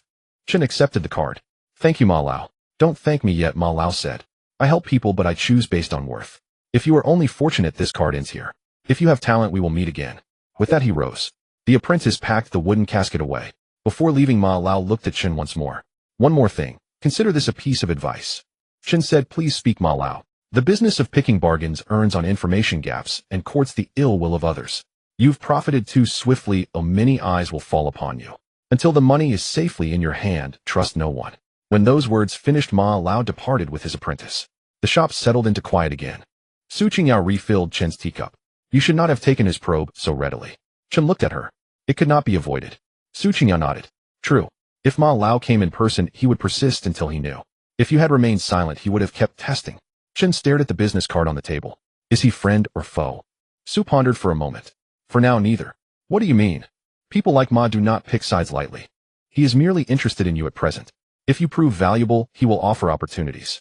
If you are not, he will not trouble himself further. Chen nodded. The assessment felt apt. Su Qingya added, but he was right about one thing. Zhou Yuanshan will not let this slide easily. Chen lifted his teacup and took a sip. Just then his phone buzzed. It was a message from Lawyer Gu. Mr.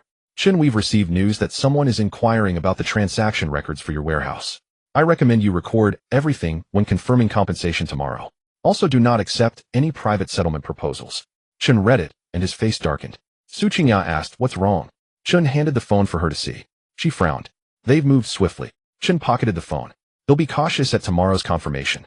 No sooner had he spoken than the system's voice sounded in his mind. A crisis alert had been triggered regarding the morning's compensation confirmation. The warning detailed that Qin Guofu would, under Zhou Yuanshan's hint, raise objections in an attempt to delay the compensation confirmation for Warehouse 7 and recommended Chen ensure a lawyer's presence. Chen's eyes sharpened. So it had begun. Su Qingya noticed his change in expression and asked, more trouble? Chen was silent for a moment, then nodded. Tomorrow's confirmation might not go smoothly. Su considered, then asked, do you need Lawyer Gu present? Chen looked back at her. I don't have much cash on hand now. Su seemed to have anticipated his reply. Her voice remained. Put the lawyer's fee on my account for now. Chen started to refuse, but Su continued before he could. You can repay me after the compensation arrives. Whether it's 40,000 or merely legal expenses, they'll keep a precise account. I won't let you take advantage of me. The bluntness of her offer relieved Chen. He nodded. All right. By the time he left, Qingya, dusk had already fallen. Chen walked along the street, clutching Ma Lao's business card. Ma Lao had fixed his gaze upon him. Zhou Yuanshan would not concede easily. Qin Guofu regretted his choice. Su Qingya had lent him the money. A lawyer who might appear at the confirmation. Only days earlier, he had been an ordinary worker whose supervisor could dock 300 yuan in performance pay with no protest. Now he had been pulled into a fight over hundreds of thousands. The pressure was immense. Yet Chen Chuan did not retreat. He lifted his head to the lamplight and felt his resolve steady slowly. Tomorrow, once the compensation confirmation passed, the first truly large sum would finally be within reach. The next morning, Chen Chuan woke up very early. The sky was not completely bright yet, and the rental room felt a bit damp with a layer of white plaster peeling off the wall by the windowsill. He washed his face and double-checked his identification card, property document, sales contract, transfer records, and the situation explanation signed and fingerprinted by Qin Guofu. As the zipper of the document bag closed, Chen Chuan glanced down at his phone balance. A few thousand yuan. He owed Su Qingya 40,000. The lawyer's fees were not included. In the past, he might have felt reassured by this amount of money. But now he knew he was still on the edge. If the compensation confirmation went smoothly today, there would be a chance for a turnaround.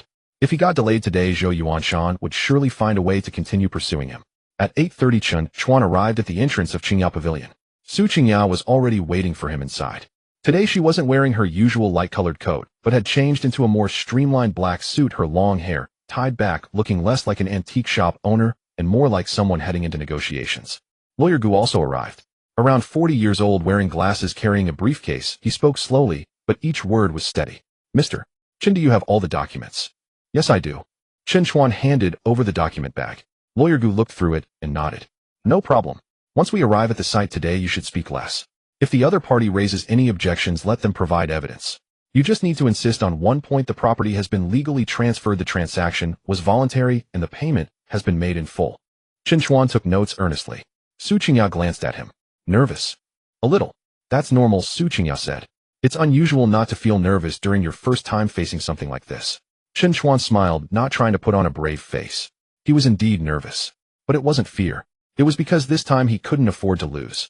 At 9:30, the three arrived at the registration point on the west side of the city. The registration point was set up in a temporary office next to the street office, and there were already quite a few people lined up outside. Some held property certificates, some carried piles of old documents, while others were on the phone with relatives while waiting. It's really being demolished. It's really being demolished. The compensation standards haven't been released yet. Today, we're just confirming the information. Hurry back, don't wait until later when things are unclear. The old street had been bustling like boiling water for the past few days. As soon as Chen Chuan entered, he saw Qin Guofu. Qin Guofu was standing in a corner. Beside him was Zhou Ming. Zhou Ming wasn't wearing a smile today. His gaze swept over Chen Chuan and then landed on Lawyer Gu, his expression noticeably darkening. Soon Zhou Yuanshan also arrived. He was dressed in a dark shirt, holding a cigarette that he didn't light, but turned slowly between his fingers. Upon seeing Chen Chuan accompanied by a lawyer, a flicker of displeasure crossed his eyes, but it quickly returned to calm. Well prepared. Chen Chuan didn't respond. Lawyer Gu stepped forward, speaking politely. When it comes to property rights and compensation, being well prepared is expected. Zhou Yuanshan glanced at him. Lawyer Gu. It's me. Zhou Yuanshan smiled slightly. I didn't expect you to be called in for such a minor issue. Lawyer Gu smiled as well. Whether it's a minor issue or not depends on the size of the dispute. As soon as he said this, Zhou Yuanshan's smile faded a bit. The registration window called out Chen Chuan's name. Warehouse No. 7 in the back, factory property, owner Chen Chuan. Chen Chuan stepped forward and handed over the documents. The staff took the materials and began to verify them. Identification card. Property proof. Area registration. Transfer time. Transfer records. As each item was verified, the office fell silent for a moment. Chen Chuan stood at the window, lightly gripping the edge of the document bag. He could feel many gazes from behind him focused on him. Some were there to watch the show. Some were envious. Others were waiting for him to make a mistake.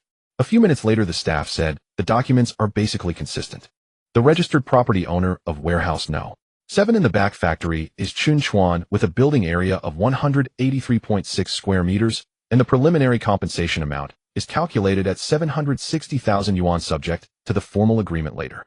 760,000. This figure, spoken by the staff, felt more real than the system notification.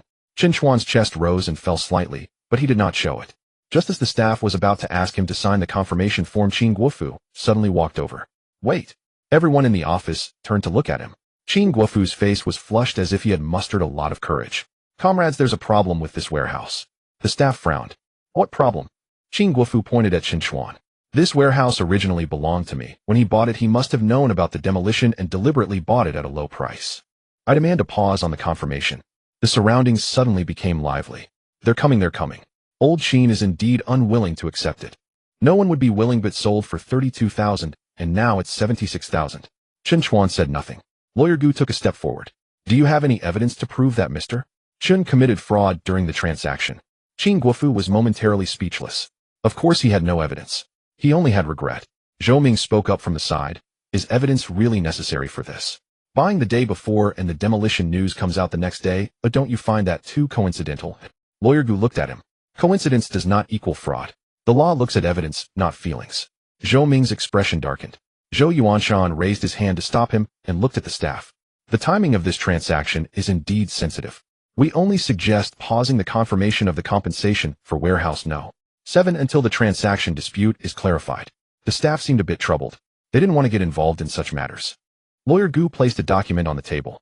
Here are the sales agreement, deposit and final payment transfer records, and proof of property transfer. Additionally, there's a situation explanation signed and fingerprinted by the seller, Mr. Qin Guofu, along with a video confirmation. As he spoke, he opened the video on his phone. In the video, Qin Guofu was sitting in a repair shop, clearly speaking to the camera. I, Qin Guofu, voluntarily sell Warehouse No. 7 in the back factory on West Old Street to Chen Chuan for 32,000 yuan. The deposit of $50,000 and the final payment of $270,000 have been received. The transaction process was voluntary for both parties without coercion or deception. The video was not loud, but everyone in the office could hear it. Qin Guofu's face turned pale. People around whispered, "This has all been recorded, and how can he cause trouble now? Old Qin is just going back on his own signature. I say he sold too early, can't blame others." Lawyer Gu turned off the video and looked at the staff. The property transfer has been completed. Unless there is a court preservation revocation or other formal legal document, the confirmation of compensation should be based on the current registered property owner. As for their so-called transaction dispute, it can be handled through legal channels separately and should not affect today's information confirmation. The staff obviously breathed a sigh of relief after hearing this. They also feared getting into disputes. Now that a lawyer had clarified the situation, the process would be easier. The staff looked at Qin Guofu. "If you have any objections to the transaction, you can resolve it through judicial channels. We will register based on the currently effective property information." Qin Guofu's lips moved. "But I sold it at a loss." Once this sentence was out, even he lost his confidence. The staff spoke calmly. "Price fluctuations are not a basis for pausing the confirmation of compensation." Zhou Ming couldn't help but say, "Is this how you work?" Lawyer Gu looked at him. "Mr. Zhou, if you believe the process is illegal, you can file a complaint according to the law. But please do not interfere with the normal registration now." Zhou Ming wanted to say more, but was silenced by a glare from Zhou Yuanshan. Zhou Yuanshan stared at Chen Chuan for a few seconds. He originally thought that a young man like Chen Chuan, who had just turned his fortunes around, would be bold at most. But now it seemed that he was not just bold. He had preserved all the necessary evidence and found the right people. This young man, though lacking a background, was composed in his actions. That was the most troublesome part.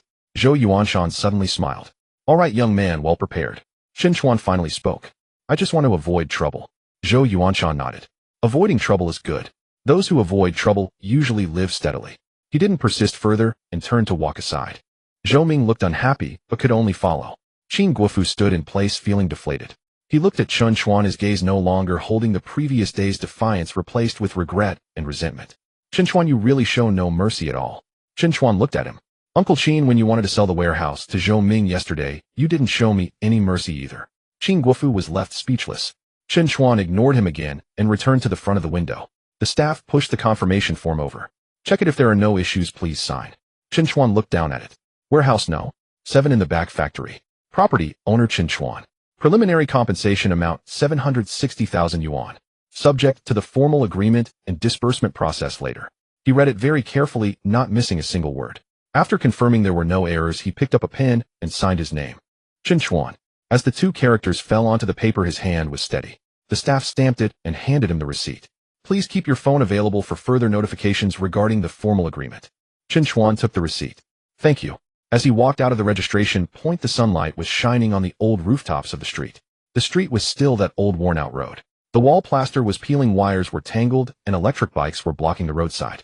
But Chen Chuan knew that from today on this street would be different in the eyes of many. Similarly, he was no longer the same. Su Qingya stood beside him and said, "Congratulations, you've passed the first hurdle." Chen Chuan looked at the receipt in his hand and let out a soft breath. The money hasn't arrived yet, but it's already more than half secured. Lawyer Gu packed up the documents. "If the Zhou family or Qin Guofu tries to contact you for private discussions later, do not meet alone. Any communication should be documented." Chen Chuan nodded. "Understood." Su Qingya glanced at him. "We should at least have a good meal today, right?" Chen Chuan was momentarily taken aback. He had been tense for the past few days and hadn't thought about this. Su Qingya said, "Don't get me wrong, it's a work meal. The lawyer's fees and meal expenses will be accounted for." Chen Chuan couldn't help but laugh. "Then I really can't afford to eat something expensive." Su Qingya also chuckled slightly. This was the first time Chen Chuan saw her smile so naturally.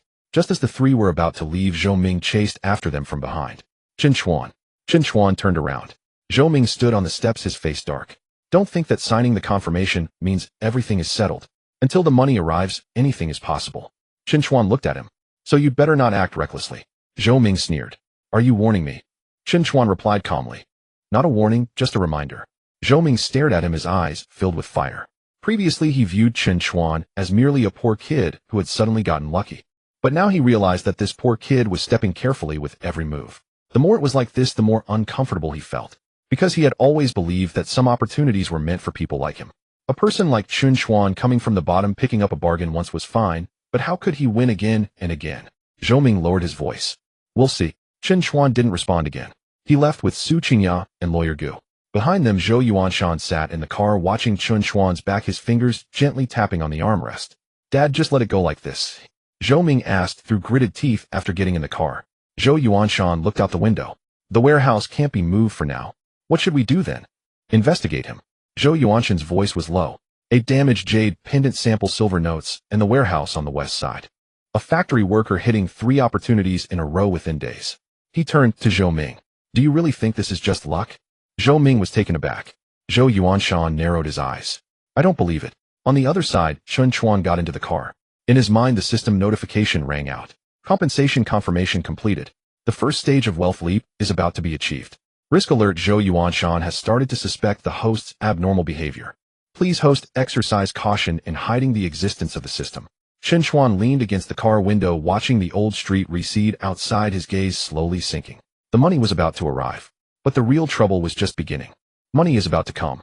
But the real trouble is just beginning. Chen Chuan sat in the back seat watching the old street in the west of the city gradually recede. The dilapidated storefronts by the street were still open, with vendors selling vegetables, repairing cars, and collecting scrap, all in their original spots. However, everyone's face showed a hint of agitation. The dilapidated storefronts by the street were still open, with vendors selling vegetables, repairing cars, and collecting scrap, all in their original spots. However, everyone's face. Some also fixed their gaze on Chen Chuan's warehouse number 7, their eyes betraying jealousy. Lawyer Gu sat in the passenger seat flipping through the documents in his hands and said today went smoothly. Before the formal agreement comes down, do not agree to any conditions privately. If they call, communicate in writing if possible and record the conversation if you can. Chen Chuan nodded. I remember. Su Qingya sitting beside him glanced at him. You performed more steadily today than I expected. Chen Chuan smiled slightly. Am not steady you, I just dare not act rashly. This was the truth. He still hadn't actually received the money. There were only a few thousand left in his bank account, owing Su Qingya 40,000, and he still had fees owed to Lawyer Gu. The warehouse compensation was confirmed, but until the money was in his account, he couldn't breathe easy. Su Qingya said nothing further.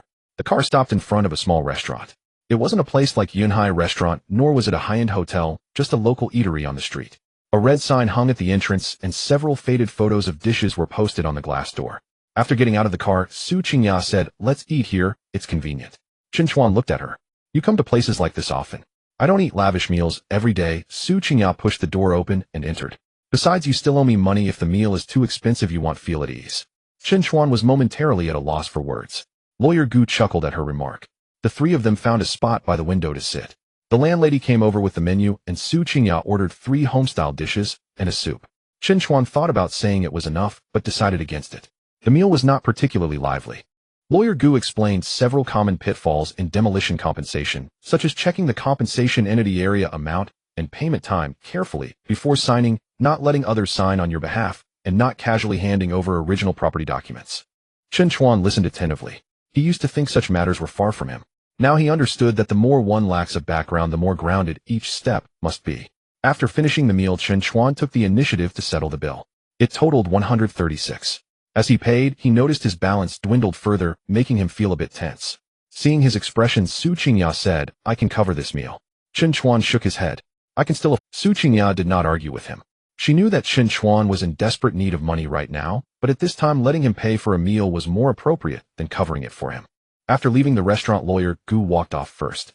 Su Qingya stood by the car and said, don't run around these days. Contact Lawyer Gu first if something comes up. Chen Chuan nodded. Okay. Also be careful with old Ma. Chen Chuan looked at her. Su Qingya continued, old Ma is not a bad person, but he is a businessman. Businessmen value profit and worth. If you keep hitting lucky breaks, he will definitely continue to observe you. Chen Chuan understood her meaning. I will be cautious. Before getting into the car, Su Qingya added, Zhou Yuanshan is more difficult to deal with than Zhou Ming. Just because he didn't cause a ruckus today, doesn't mean he has given up. First, the compensation confirmation is complete. Second, the expected compensation is 760,000 with the official arrival time to be determined. Third, I owe Su Qingya 40,000. First, the compensation confirmation is complete. Second, the expected compensation is 760,000 with the official arrival time to be determined. Third, I owe Su Qingya 40,000 and the lawyer fee is pending settlement. Fourth, Zhou Yuanshan has started to suspect something unusual about me. As he wrote the 4th point, Chen Chuan's fingers paused. The existence of the system must not be exposed. No matter how Zhou Yuanshan investigates, he can only find traces of antique trading, warehouse sales, and resignation from the electronics factory. These matters may seem bizarre, but they can all be explained as luck and judgment. As long as no one knows about the system, he still has room to maneuver. However, Chen Chuan also understood that since Zhou Yuanshan began to suspect, he would inevitably investigate those around him. Lin Shui, Wang Hai, Qing Guofu, even Qingyao Pavilion. These people could all become potential breakthroughs. Just as he was thinking, his phone suddenly rang. It was a message from Lin Shui. Chen Chuan, Zhou Ming just asked me a lot of questions about you. Chen Chuan looked at the message, his gaze slightly tightening. A few seconds later, Lin Shui sent another message. He asked if you had ever dealt with antiques, whether you have relatives in business, and if you have contacted anyone in the past few days. Chen Chuan did not reply immediately. Lin Shui telling him this now might not be out of good intentions. Perhaps she was genuinely uneasy. Perhaps she wanted to reconnect. More likely it was a case of not wanting to offend either side. Chen Chuan pondered for a moment and replied with one sentence, "What did you say?" Lin Shui quickly responded, "I said you've always worked in the electronics factory, and I haven't heard that you know anything about antiques." This statement neither harmed him nor helped him. Chen Chuan replied, "Got it." Lin Shui sent another message, "Chen Chuan, what exactly is going on with you lately? You weren't like this before." Chen Chuan stared at the screen, silent for a few seconds. Was he not like this before? The old Chen Chuan would endure, would yield, would not dare to retaliate even when 300 yuan was deducted from his performance. But what did that kind of him earn? A breakup, humiliation, the landlord urging for rent, the supervisor's exploitation. He did not respond to this question. On the other end of the phone, Lin Shui waited for a long time. Seeing that Chen Chuan did not reply, she felt a bit stifled. She sat by the bed in the rental apartment. The phone screen lit up, and Zhou Ming's words still echoed in her ears. "You've been dating Chen Chuan for 2 years. Has he shown any signs of being unusual? Did he know people from Qingyao Pavilion before? Is he hiding something from you that he hasn't told you?" Lin Shui couldn't answer at the time, because the Chen Chuan she knew was indeed just an ordinary laborer, ordinary to the point of being unremarkable. It was precisely because he was ordinary that she left him. But now she realized she seemed to have never truly seen him. On the other side of the city, in a tea house in the west, Zhou Yuanshan sat at the main seat with several newly investigated documents in front of him. Chen Chuan, 26 years old, an outsider. His parents lived in a town from an ordinary family. After graduating from high school, he worked in a factory for a few years. No company, no property, no investment records. A few days ago, his bank account balance was still very low. Then 2 consecutive antique transactions brought in money. One for 180,000. One for 150,000. Immediately after, he bought warehouse number 7 on the old street in the west. Zhou Yuanshan looked at the documents, his brow furrowing tighter. Too clean. Zhou Ming, sitting beside him, did not understand. What's wrong with being clean? Zhou Yuanshan gave him a glance. Precisely because it's too clean, it's abnormal. An electronics factory worker without a background, antique experience, or investment history hitting 3 opportunities in a matter of days. This is not just ordinary luck. Zhou Ming gritted his teeth and said, "Dad, should we investigate from Qingyao Pavilion?" Zhou Yuanshan shook his head. Su Qingyao is not someone to provoke lightly. There are connections behind Qingyao Pavilion, do not easily stir things up. Then what should we do? Zhou Yuanshan closed the documents. Investigate his past connections. Zhou Ming immediately thought of someone. Wang Hai. Zhou Yuanshan nodded. The supervisor from the electronics factory should know quite a bit about him. Zhou Ming picked up his phone and made a call. Half an hour later, Wang Hai received an unfamiliar call. He had just come out of the factory and was squatting by the roadside smoking. He had been in a bad mood these days.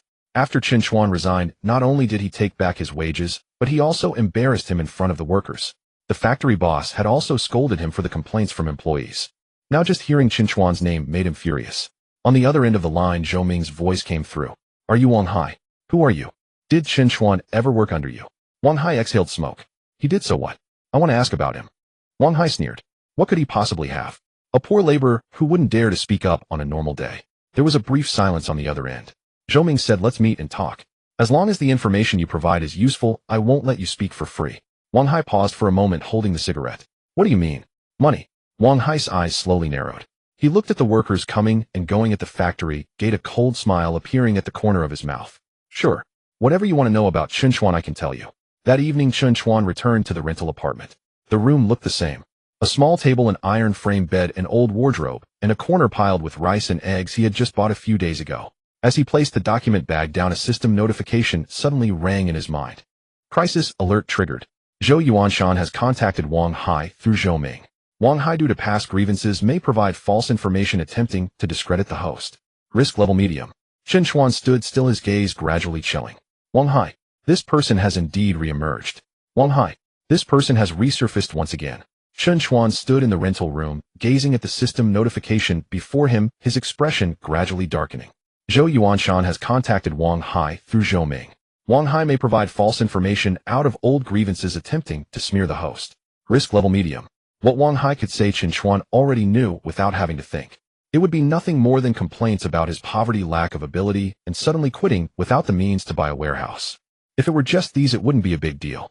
But the system notification mentioned false information.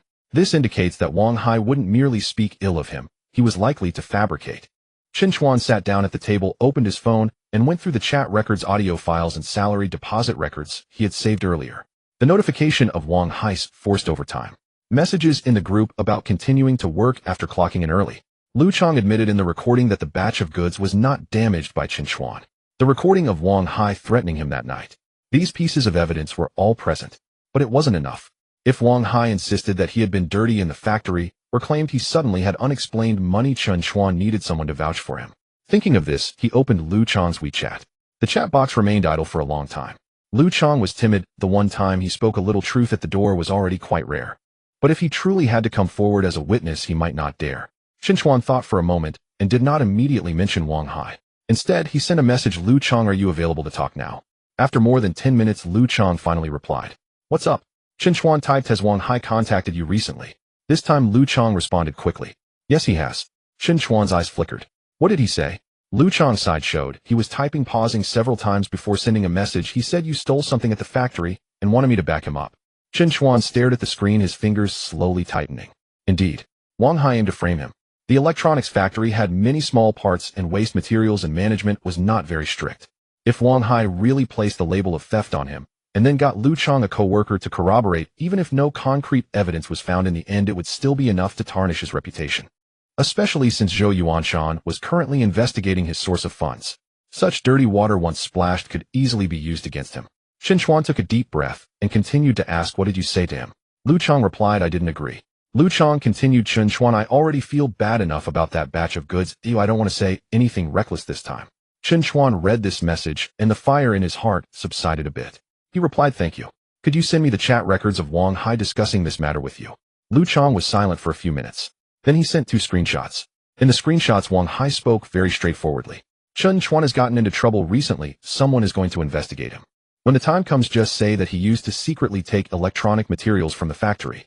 It's not like I'm making you responsible. What's there to be afraid of? If you don't help me, don't blame me for not arranging your shifts properly in the future. Seeing the last sentence, Chen Chuan's expression turned cold. Wang Hai was still the same, bullying the weak and venting on those beneath him. Chen Chuan saved the screenshots and sent another message to Lu Chang, he'll keep these records for now. If Wang Hai pressures you again, let me know. Lu Chang replied, okay. After a while, he sent another message, Chen Chuan, have you recently struck it rich? The factory is saying you bought a warehouse and are about to be relocated. Chen Chuan did not hide too much. Just lucky seized an opportunity. Lu Chang replied with a bitter smile emoji. That's great. It's good that you can get out. Oh, just don't come back. Chen Chuan looked at this message, feeling a mixture of emotions he couldn't quite express. Most people in the electronics factory aren't bad. It's just that everyone is crushed by life and dares not stand out. Lu Chang used to push the blame onto him because he was afraid of losing his job. Now willing to send screenshots, it was also because he felt a bit guilty. Chen Chuan did not say much more, just replied, you should think of a way early too. After putting down his phone, Chen Chuan did not sleep immediately. He organized the screenshots Lu Chang had sent and forwarded them to Lawyer Gu. Lawyer Gu replied quickly, this is very useful evidence. If the other party spreads false information, you can reserve the right to hold them accountable. I suggest preparing a timeline to clarify your source of funds. Source of funds. Chen Chuan straightened his body. This was the very thing Zhou Yuanshan wanted to investigate the most. If he could sort out the funding line in advance, even if the other party investigated, they could only trace legitimate transactions. He opened the Notes app and began to write one by one. First entry, a broken jade pendant sold to Qingyao Pavilion for an income of 180,000. Second entry, a sample silver note sold to Qingyao Pavilion for an income of 150,000. Third entry, temporarily borrowed 400 from Su Qingyao for warehouse transaction, turnover not yet repaid. Fourth entry, purchased warehouse No. 7 in the Western Factory area for a total price of 3,000 with a deposit of 5,000 and a remaining payment of 2,700. Fifth entry, current warehouse compensation confirmation, expected 7,600, not yet received. After finishing this, he placed each corresponding transfer record and contract photos into the same folder. After completing these, it was already past midnight. Chen Chuan leaned back in his chair, rubbing his sore eyes. He had hardly slept well in the past few days. Opportunities came, money came, and troubles followed. He used to think that having money could solve many problems. Now he realized that money would only attract more people to him. The next morning, as soon as Chen Chuan got up, his phone rang. It was an unfamiliar number. After he answered, Wang Hai's voice came through the line. Chen Chuan, quite capable, huh? Chen Chuan remained silent, directly opening the recording. Wang Hai sneered, I really didn't see it before. You act honest on the surface, but have quite a few tricks up your sleeve. Just a few days after quitting, you bought a warehouse and profited from relocation. That money came pretty fast for you. Chen Chuan replied calmly, get to the point. Someone is asking about your past at the factory. Wang Hai said, I originally wanted to speak a few good words for you. Chen Chuan listened to his tone and found it laughable. Wang Hai's voice dropped. If you know what's good for you, transfer me 50000. I guarantee I won't say anything reckless. Chen Chuan's eyes turned cold. 50000. Yes. Wang Hai seemed to have grasped him. Aren't you making money now? 50000 isn't much for you, right? If you don't transfer, it'll say you stole materials from the factory, stole waste parts, and sold them to outsiders. After all, now that you suddenly have money, who knows if it was stolen? Chen Chuan held his phone, his tone unwavering. Wang Hai, this is extortion. Wang Hai laughed scornfully. Don't put it so harshly. I'm just asking for a bit of hush money. Do you have evidence? Evidence? Wang Hai laughed. Does this kind of thing require evidence? As long as someone believes it, that's enough. Chen Chuan looked at the file bag on the table and slowly spoke. What you just said, I've recorded it.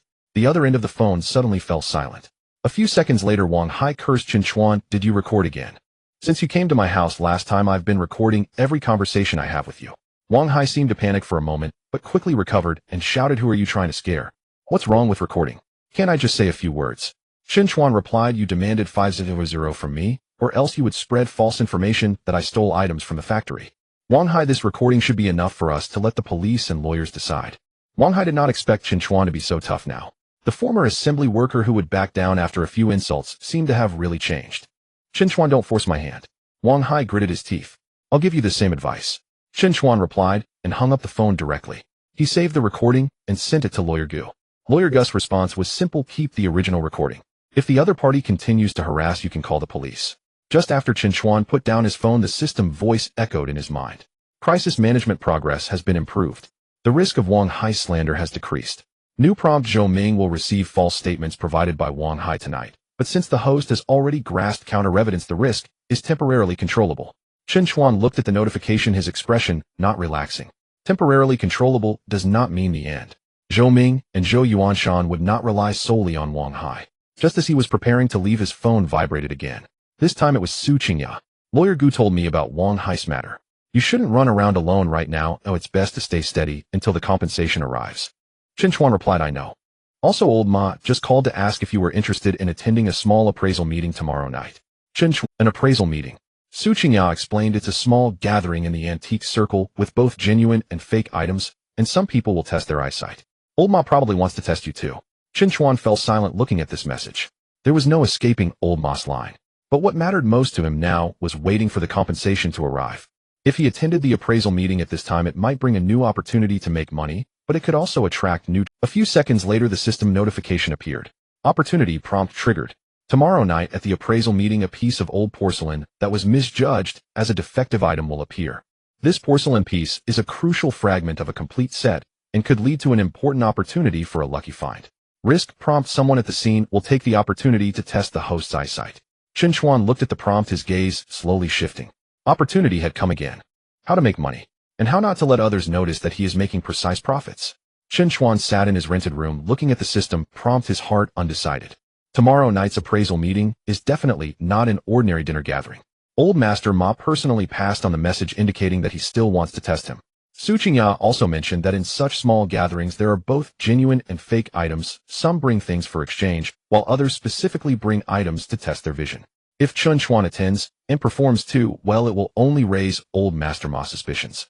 But if he doesn't go, the opportunity in the system prompt will be missed. That piece of old porcelain misjudged as a defective item may seem trivial now, but the system stated that it will lead to an important chance for a bargain in the future. This statement is crucial. What Chen Chuan lacks now is not a few thousand or 10,000, but a stable next step. The compensation funds haven't arrived yet. He only has a few thousand on hand, and still owes Su Qingya 40,000. Once the money arrives, he will indeed be able to breathe a little easier, but if there are no new opportunities afterward, that 760,000 will eventually dwindle away. He cannot rely solely on a single demolition compensation to get by. Understanding this, Chen Chuan replied to Su Qingya. I will go. Su Qingya responded quickly. He'll take you there at 7 tomorrow night. Chen Chuan replied okay. After putting down his phone, he did not continue to study those overly professional antique knowledge. He knew that cramming at the last minute is useless. When it comes to such gatherings, understanding means understanding, not understanding means not understanding.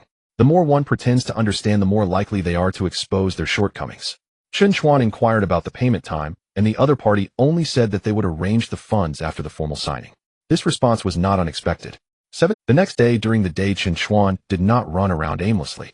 In the morning, he received a call from the compensation registration team stating that the formal agreement is still in process and asked him to keep his phone available in the coming days. Chen Chuan inquired about the payment time, and the other party only said that they would arrange the funds after the formal signing. This response was not unexpected.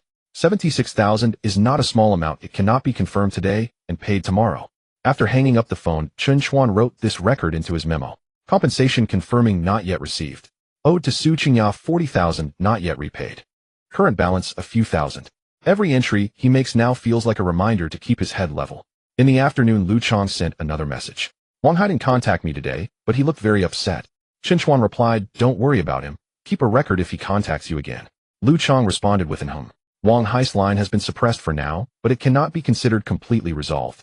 At 6:30 in the evening, Su Qingya drove to the bottom of the apartment building. When Chen Chuan went downstairs, he deliberately changed into a clean jacket. It wasn't branded or expensive, but at least it was tidy. Su Qingya glanced at him and said, no need to be nervous tonight. Just treat it as a chance to broaden your horizons.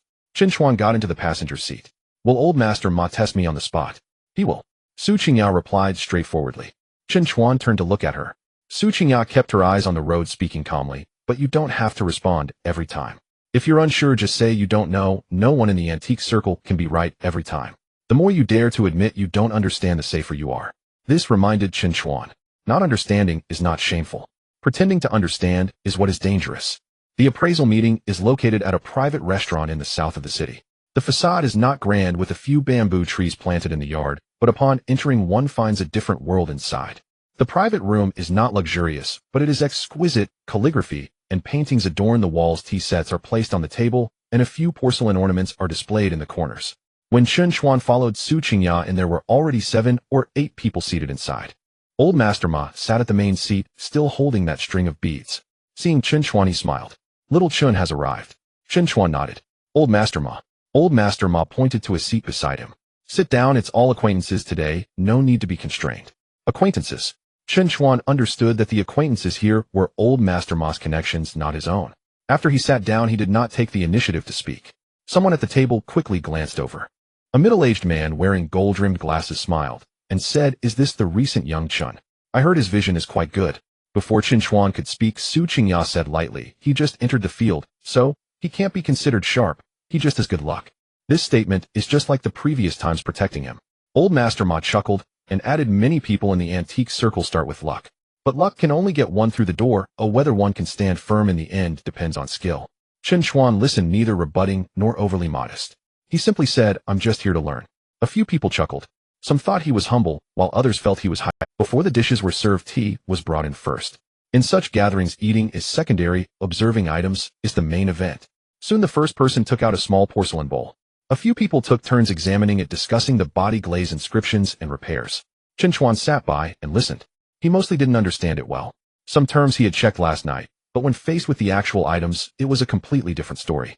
Since there was no system prompt, he refrained from giving his opinion. Old Master Ma glanced at him a few times, and seeing him remain silent, said with a smile, Little Chen, what do you think? The room fell quiet for a moment. Chen Chuan glanced at the small porcelain bowl. There was no system prompt in his mind. This indicated that this item was unrelated to his opportunity or of little value. He did not force an act, directly stating, Old Master Ma, I can't make a judgment. Old Master Ma raised an eyebrow. Really can't make a judgment.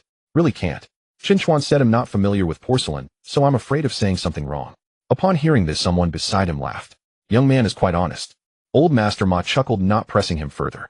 The small porcelain bowl was ultimately judged to be a late Qing dynasty folk kiln piece of low value. The owner was not disappointed seeing it, as merely an exchange. Next they examined 2 more items. One was a bronze censer, and the other was an old fan face. Chen Chuan did not interject. Gradually the interest of the few people in the room in him waned. After all the rumors spoke of someone who had hit the jackpot multiple times, yet sitting here tonight, he appeared like an ordinary newcomer, which somewhat disappointed others. This was the effect Chen Chuan desired. He would rather others think he was lucky than have them feel he had exceptional vision. Until a plump boss took out a wooden. Inside the wooden box were not intact items, but rather a few pieces of porcelain shards. The plump boss smiled and said this item was cleared out from my friend's old residence. There are no complete items, just these broken pieces left. I think the patterns are decent, so I brought them to show everyone. The pieces of porcelain were laid out on a black velvet cloth. Most were severely damaged with sharp edges and worn glazes. Everyone's enthusiasm was low. Complete porcelain has value if fragments lose much of it. Unless they are from special kills or unique forms or can be pieced together with significant artifacts, they are mostly just teaching specimens. Chen Chuan's gaze fell on one of the blue and white porcelain shards. At that moment the system prompt appeared. Target item has appeared. Old porcelain shard Mid-Qing Dynasty official kiln fragment. Current value 3,000 to 5,000. Hidden value: this shard belongs to a porcelain vase with a missing piece. If successfully pieced together later, the overall value will greatly increase. Follow-up clue: 3 days later, clearing out of the old residence in the north of the city. Chen Chuan's heart stirred. This is it. But he did not reach out immediately. A few people beside him had already started to look. Someone picked up a shard, shaking their head, saying it's too damaged. Another person commented these shards can be kept for teaching. If we're talking about collection, they hold little meaning. The plump boss laughed. I think the same. I originally wanted to see if there's anything worth looking at, but it appears to be just a few broken pieces. Old Master Ma said nothing, merely casting a glance at Chen Chuan. Chen Chuan noticed this, but still did not move. He waited until everyone had basically finished looking before reaching out to pick up the blue and white porcelain shard. The shard felt a bit cool to the touch, the edges breakage irregular, the glaze color warm, and only a small portion of the pattern remained, making it impossible to discern the complete design. He examined it for a while, and then set the shard back down. The plump boss asked with a smile, "What do you think, little Chun?" Chen Chuan replied, "I'm not very familiar with porcelain. I just feel that this piece has a nice glaze color." This statement sounded quite amateurish. Someone beside him chuckled, saying it feels nice, doesn't hold much value. Chen Chuan laughed as well, saying, "So I'll just treat it as something I like." The plump boss became interested. "You want it? If the boss is willing to part with it, I can take this piece." The plump boss casually stated, "For a pile of items, I don't expect to sell. If you want this piece, 5,000 takes it." 5,000. Chen Chuan currently only has a few thousand in his account. Paying 5,000 for a piece of porcelain is quite a pressure. But the system indicated its current value is 3,000 to 5,000, showing that this price is not a scam. The true value lies in the clearing out of the old residence in the north of the city 3 days later. Chen Chuan couldn't appear too eager. He shook his head. 5,000 is too high. I'm just buying it for fun. 3,000. The plump boss laughed. 3,000 is too little. How about 4,000? Chen Chuan remained silent for a few seconds. Okay. As he scanned the payment, he felt a pang in his heart. The balance has decreased again. But he had to take this step. After completing the transaction, Old Master Ma finally spoke. "Little Chun, after seeing so many items tonight, you only chose this piece of broken porcelain." Chen Chuan carefully wrapped the porcelain shard. "I couldn't afford the complete ones, so the broken ones are cheaper." Everyone in the room laughed. This reason sounds too practical and aligns too well with Chen Chuan's current perspective. A young man who has just snagged a few bargains and is temporarily tight on funds cannot afford larger items, so collecting a piece of cheap broken porcelain is not abrupt. Old Master Ma also laughed, but his gaze deepened. Even cheap items may have their merits. Chen Chuan did not respond to this. He knew Old Master Ma was still observing him. This dinner gathering didn't break up until after 9. As they left the private restaurant, Su Qingya glanced at the small box in Chen Chuan's hand. "Did you really just think the glaze color was nice?" Chen Chuan smiled. "That's about right." Su Qingya did not continue asking. When they reached the bottom of the apartment building, she finally said, "That 4,000 won't affect your meals, will it?" Chen Chuan was taken aback for a moment. Then he felt a bit awkward. "I can last a few more days." Su Qingya looked at him, gently sighing. Chen Chuan, opportunities are important, but so is survival. Don't always push yourself into a corner. Chen Chuan remained silent for a moment. "I know." Su Qingya did not persuade him further, only saying, "As soon as there's news about the compensation funds, let me know right away." "Okay." Chen Chuan returned to his rented room and placed the porcelain shard on the table. Under the light, that piece of broken porcelain lay quietly, still looking ordinary. But the system prompt appeared again. Follow-up clues have been opened. 3 days later, clearing out of the old residence in the north of the city. The porcelain vase with a missing piece will be sold at a low price as miscellaneous goods. Please prepare funds in advance, host. Prepare the funds. Chen Chuan looked at the last 4 words from the system and couldn't help but smile bitterly. What he lacked the most right now was indeed funds. The old porcelain shard on the table lay quietly, wrapped layer upon layer in soft paper. If it weren't for the system's prompt, who would have thought that such a broken piece would lead to a new opportunity? But an opportunity is just an opportunity. Without money, even if the opportunity is right in front of you, you cannot seize it. Chen Chuan opened his mobile banking app and took a look. The balance was already low. Buying the porcelain shard cost 4,000, and there were also expenses for meals, taxis, and organizing materials. Now the money he could freely use in his account was only enough to sustain his living for a while. More importantly, he still owed Su Qingyao 40,000. The fees to lawyer Gu had yet to be settled. The compensation confirmation was completed, but the 760,000 had not yet arrived. If it got delayed by a few days, he would be in a passive position. Chen Chuan did not rush to borrow money from others. He now understood that borrowing money could lead to owing favors, especially since he and Su Qingyao had not known each other for long, and he hadn't repaid the earlier 40,000. It would be inappropriate to ask for a second loan. Favors cannot be used like that. The next morning, Chen Chuan first called the registration team for the renovation. The response from the other end was very clear. Mr. Chen, your compensation information has been confirmed. The formal agreement will await a unified notification.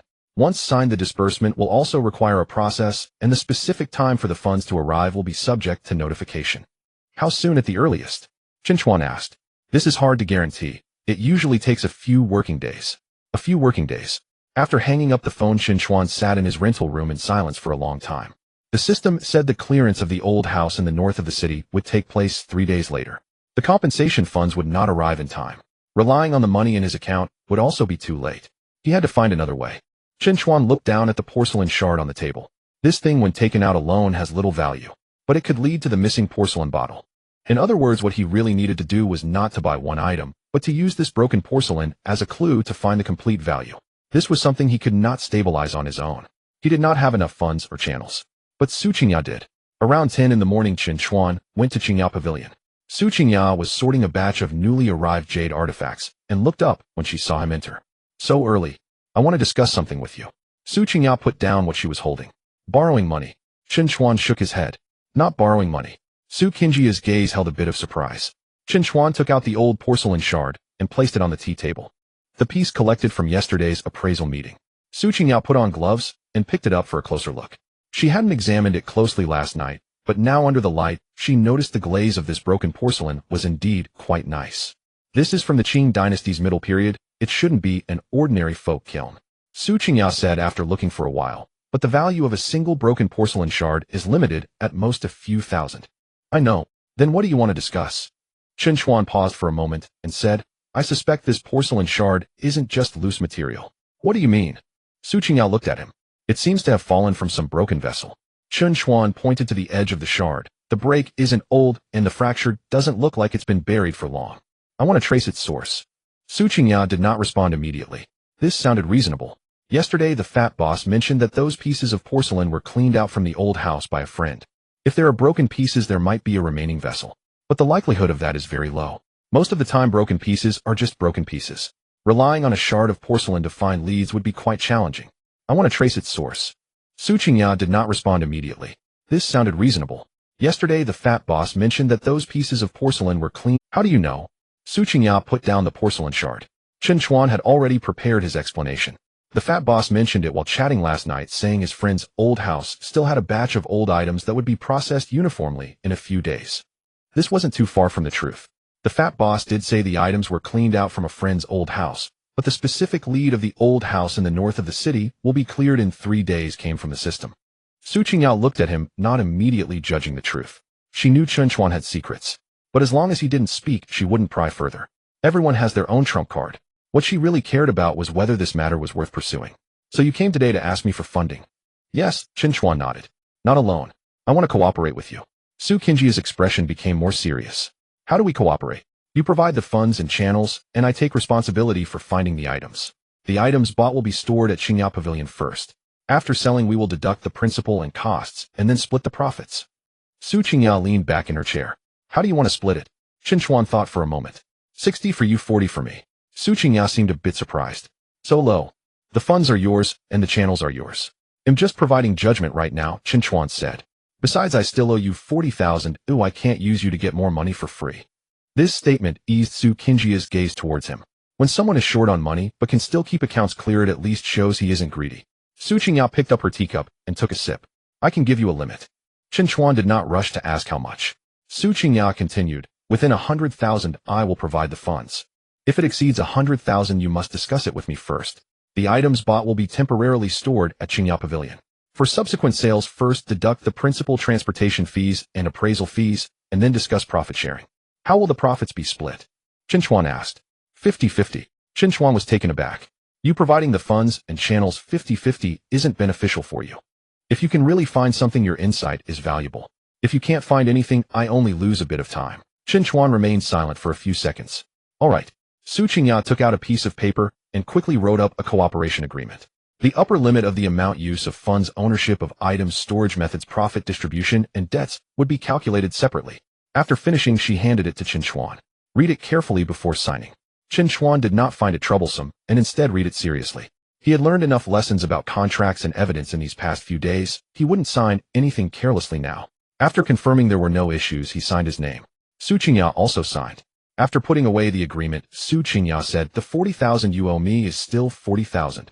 The account for this cooperation will be calculated separately. Understood. Tomorrow, I'll have the store prepare cash and transfer limits.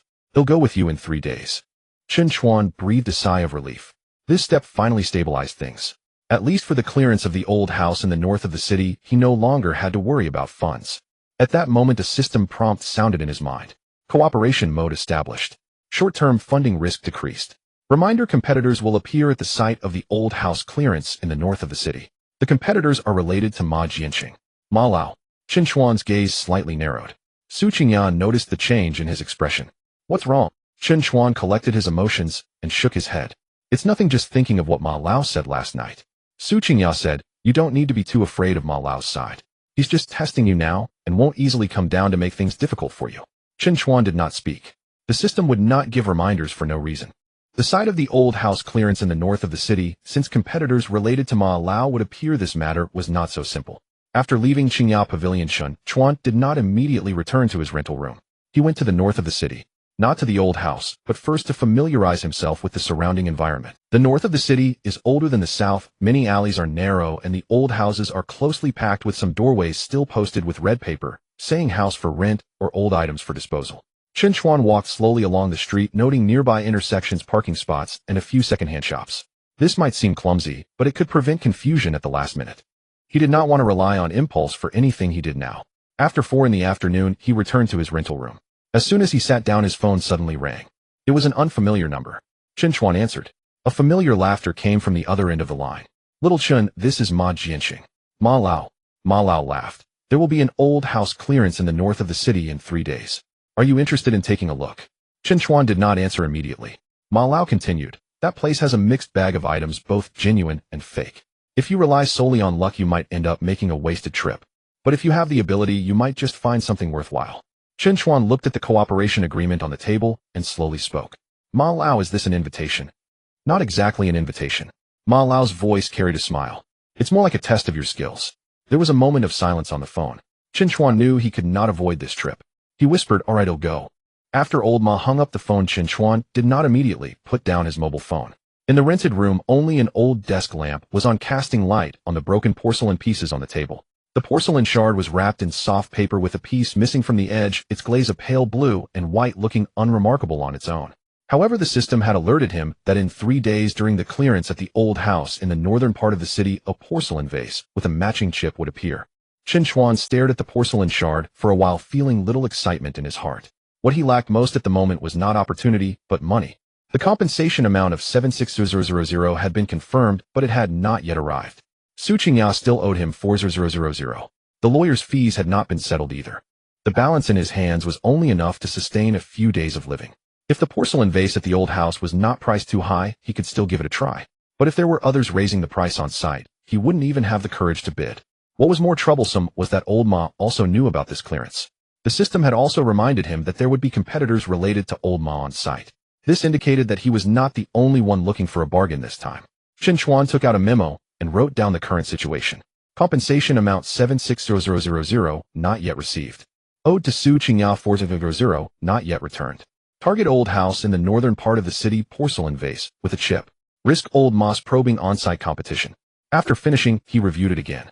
The most stable approach now was not to continue borrowing money, but to collaborate. The next morning, Chen Chuan went to Qingyao Pavilion. Su Qingyao was polishing a jade ornament. Upon seeing him enter, she put down the soft cloth in her hand. Have you thought it through? Chen Chuan nodded and placed the porcelain shard on the tea table. I want to take a look at the old house in the northern part of the city, but I'm short on funds right now. Su Qingyao glanced at him. Are you looking to borrow money? Not borrowing, Chen Chuan said. I want to discuss a collaboration. Su Qingjia's expression became more serious. How do you propose we collaborate? You provide the funds and channels, and I will be responsible for finding the items. The items we buy will first be stored at Qingyao Pavilion, and then sold later, deducting the principal and costs with profits split afterwards. Su Qingyao did not agree, immediately picking up the porcelain shard to examine it. Do you suspect there are more related items in the old house in the northern part of the city? Chen Chuan nodded. The fat boss from yesterday said the porcelain shard was cleared out from a friend's old house. I think there might be more remnants over there. This statement was not unexpected. Su Qingyao was silent for a moment before saying, within 1000, I can cover it. If it exceeds 1000, we must negotiate first. The items will be stored at Qingyao Pavilion, and the accounts will be kept separately. Chen Chuan asked, how will the profits be divided? 50-50. Chen Chuan was slightly taken aback. The funds and channels are all yours. 50-50 isn't advantageous for you. Su Qingyao said lightly. If you can indeed find the items, your insight is also valuable. If you can't find them, I might only lose some time. She took out a piece of paper and simply wrote up a collaboration agreement. The funding limit, item storage cost deductions, and profit distribution were all clearly stated. Chen Chuan read it carefully and confirmed there were no issues before signing his name. Su Qingyao watched him sign and suddenly said, the 4000 you owe me will be accounted separately from this collaboration. I remember, Chen Chuan nodded. As long as you remember, that's enough. Su Qingyao put away the agreement. Let's go check out the northern old house this afternoon. We won't buy anything, just observe the environment. Chen Chuan did not refuse. Approaching 2 o'clock, the two arrived at the old street in the northern part of the city. This place was even older than the western part of the city, with narrow alleys and mottled walls where old yards were nestled closely together. By the roadside were elderly people selling vegetables, as well as small shops collecting old furniture. The old house was deep in the alley. The red wooden door had lost its paint, and a blackened wooden plaque hung above it, the characters no longer legible. Next to the door was a red paper posted stating clearance of old items starting at 9 a.m. in 3 days. The courtyard door was open, and a man in his 40s was moving old chairs outside. Su Qingyao stepped forward and asked, Boss, is the clearance happening here in 3 days? The man looked up at them. Yes.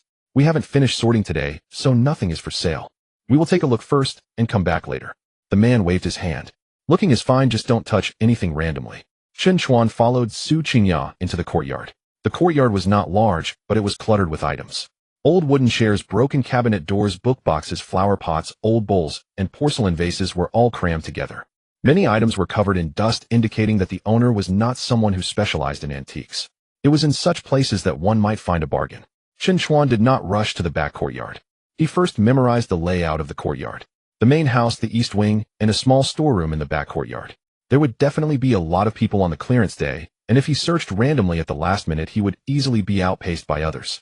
As he reached the back courtyard, Chen Chuan's footsteps paused slightly. Against the wall was a row of old porcelain and flower pots.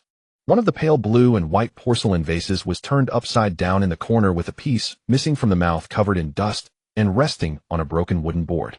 Chen Chuan took a glance, and the system prompt echoed in his mind. Target item detected.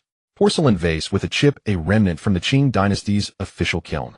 It belongs to the same set as the porcelain shard held by the host. Estimated clearance price 8000 yuan.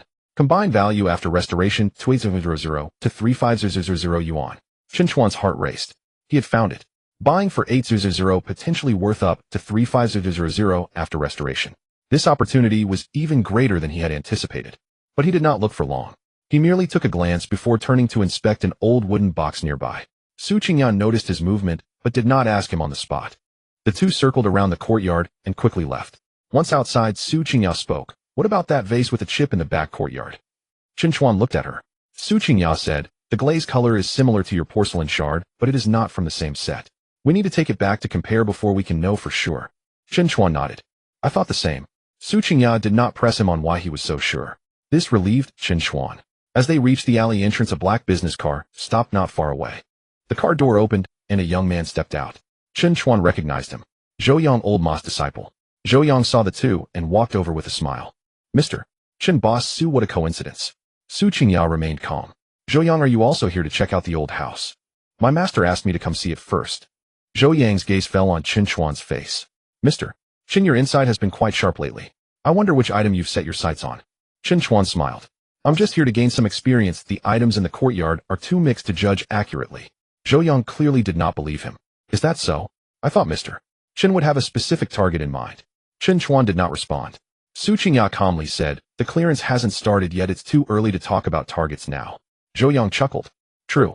We'll see each other in 3 days then. After he finished speaking, he turned and entered the old house.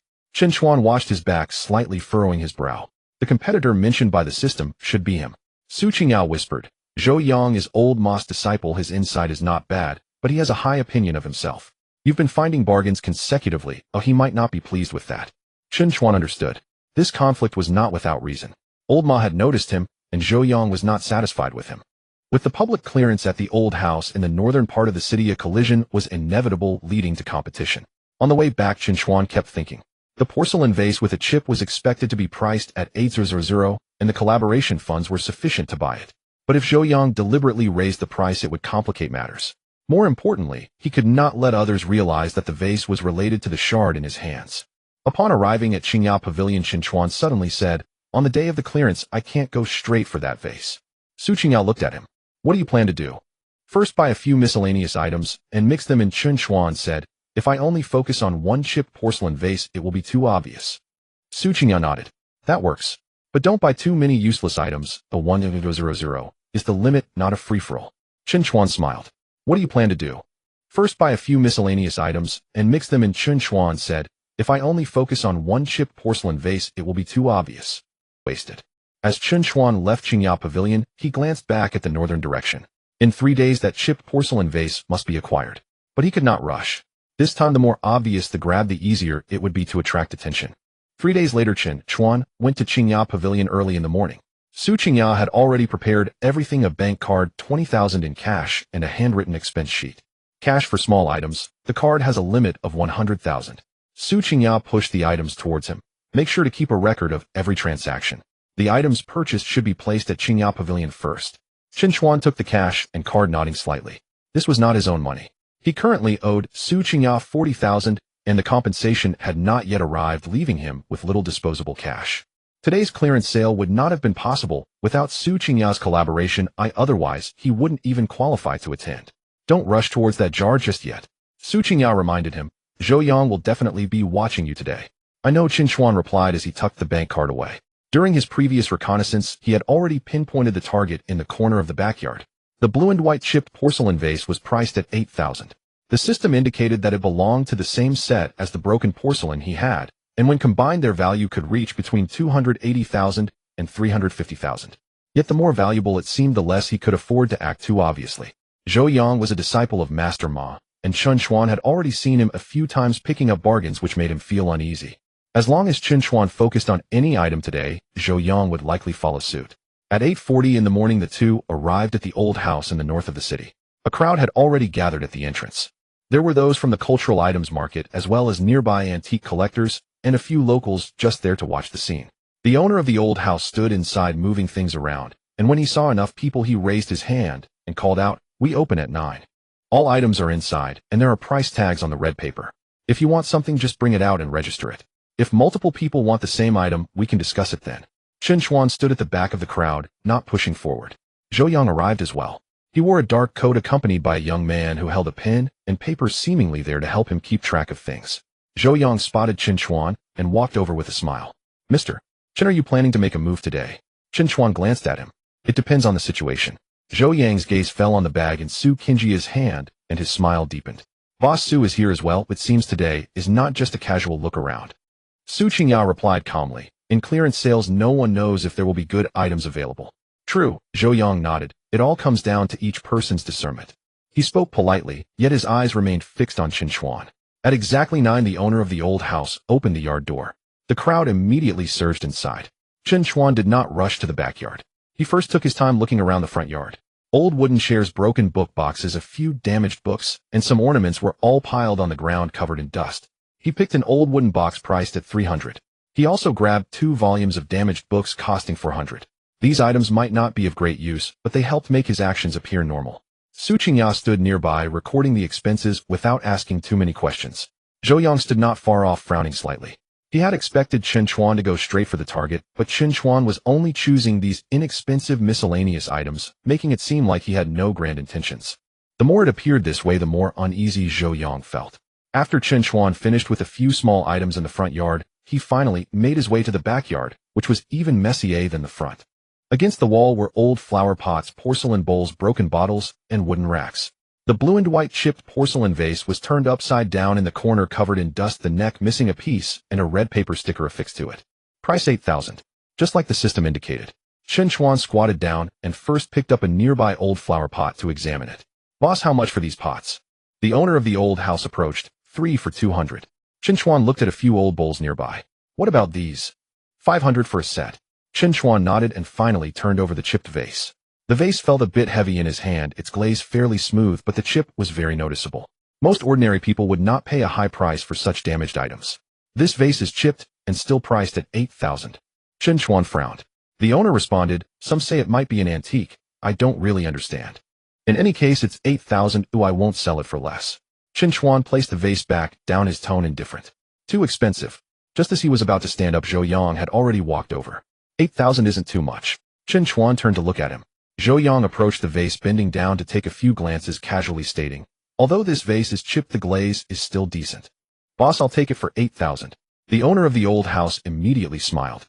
All right, I'll register it for you. Chen Chuan did not negotiate the price. He simply stood up and turned to look at the nearby old book box. Zhou Yang had originally been waiting for him to speak. However, Chen Chuan backed away so decisively that it caught Zhou Yang off guard. He stared at Chen Chuan's back for a few seconds, suddenly feeling uncertain. Could it be that this vase wasn't a problem? Or was Chen Chuan deliberately pretending to be indifferent? But since he had already spoken and others were watching, he couldn't just say he didn't want it now. Zhou Yang could only pay.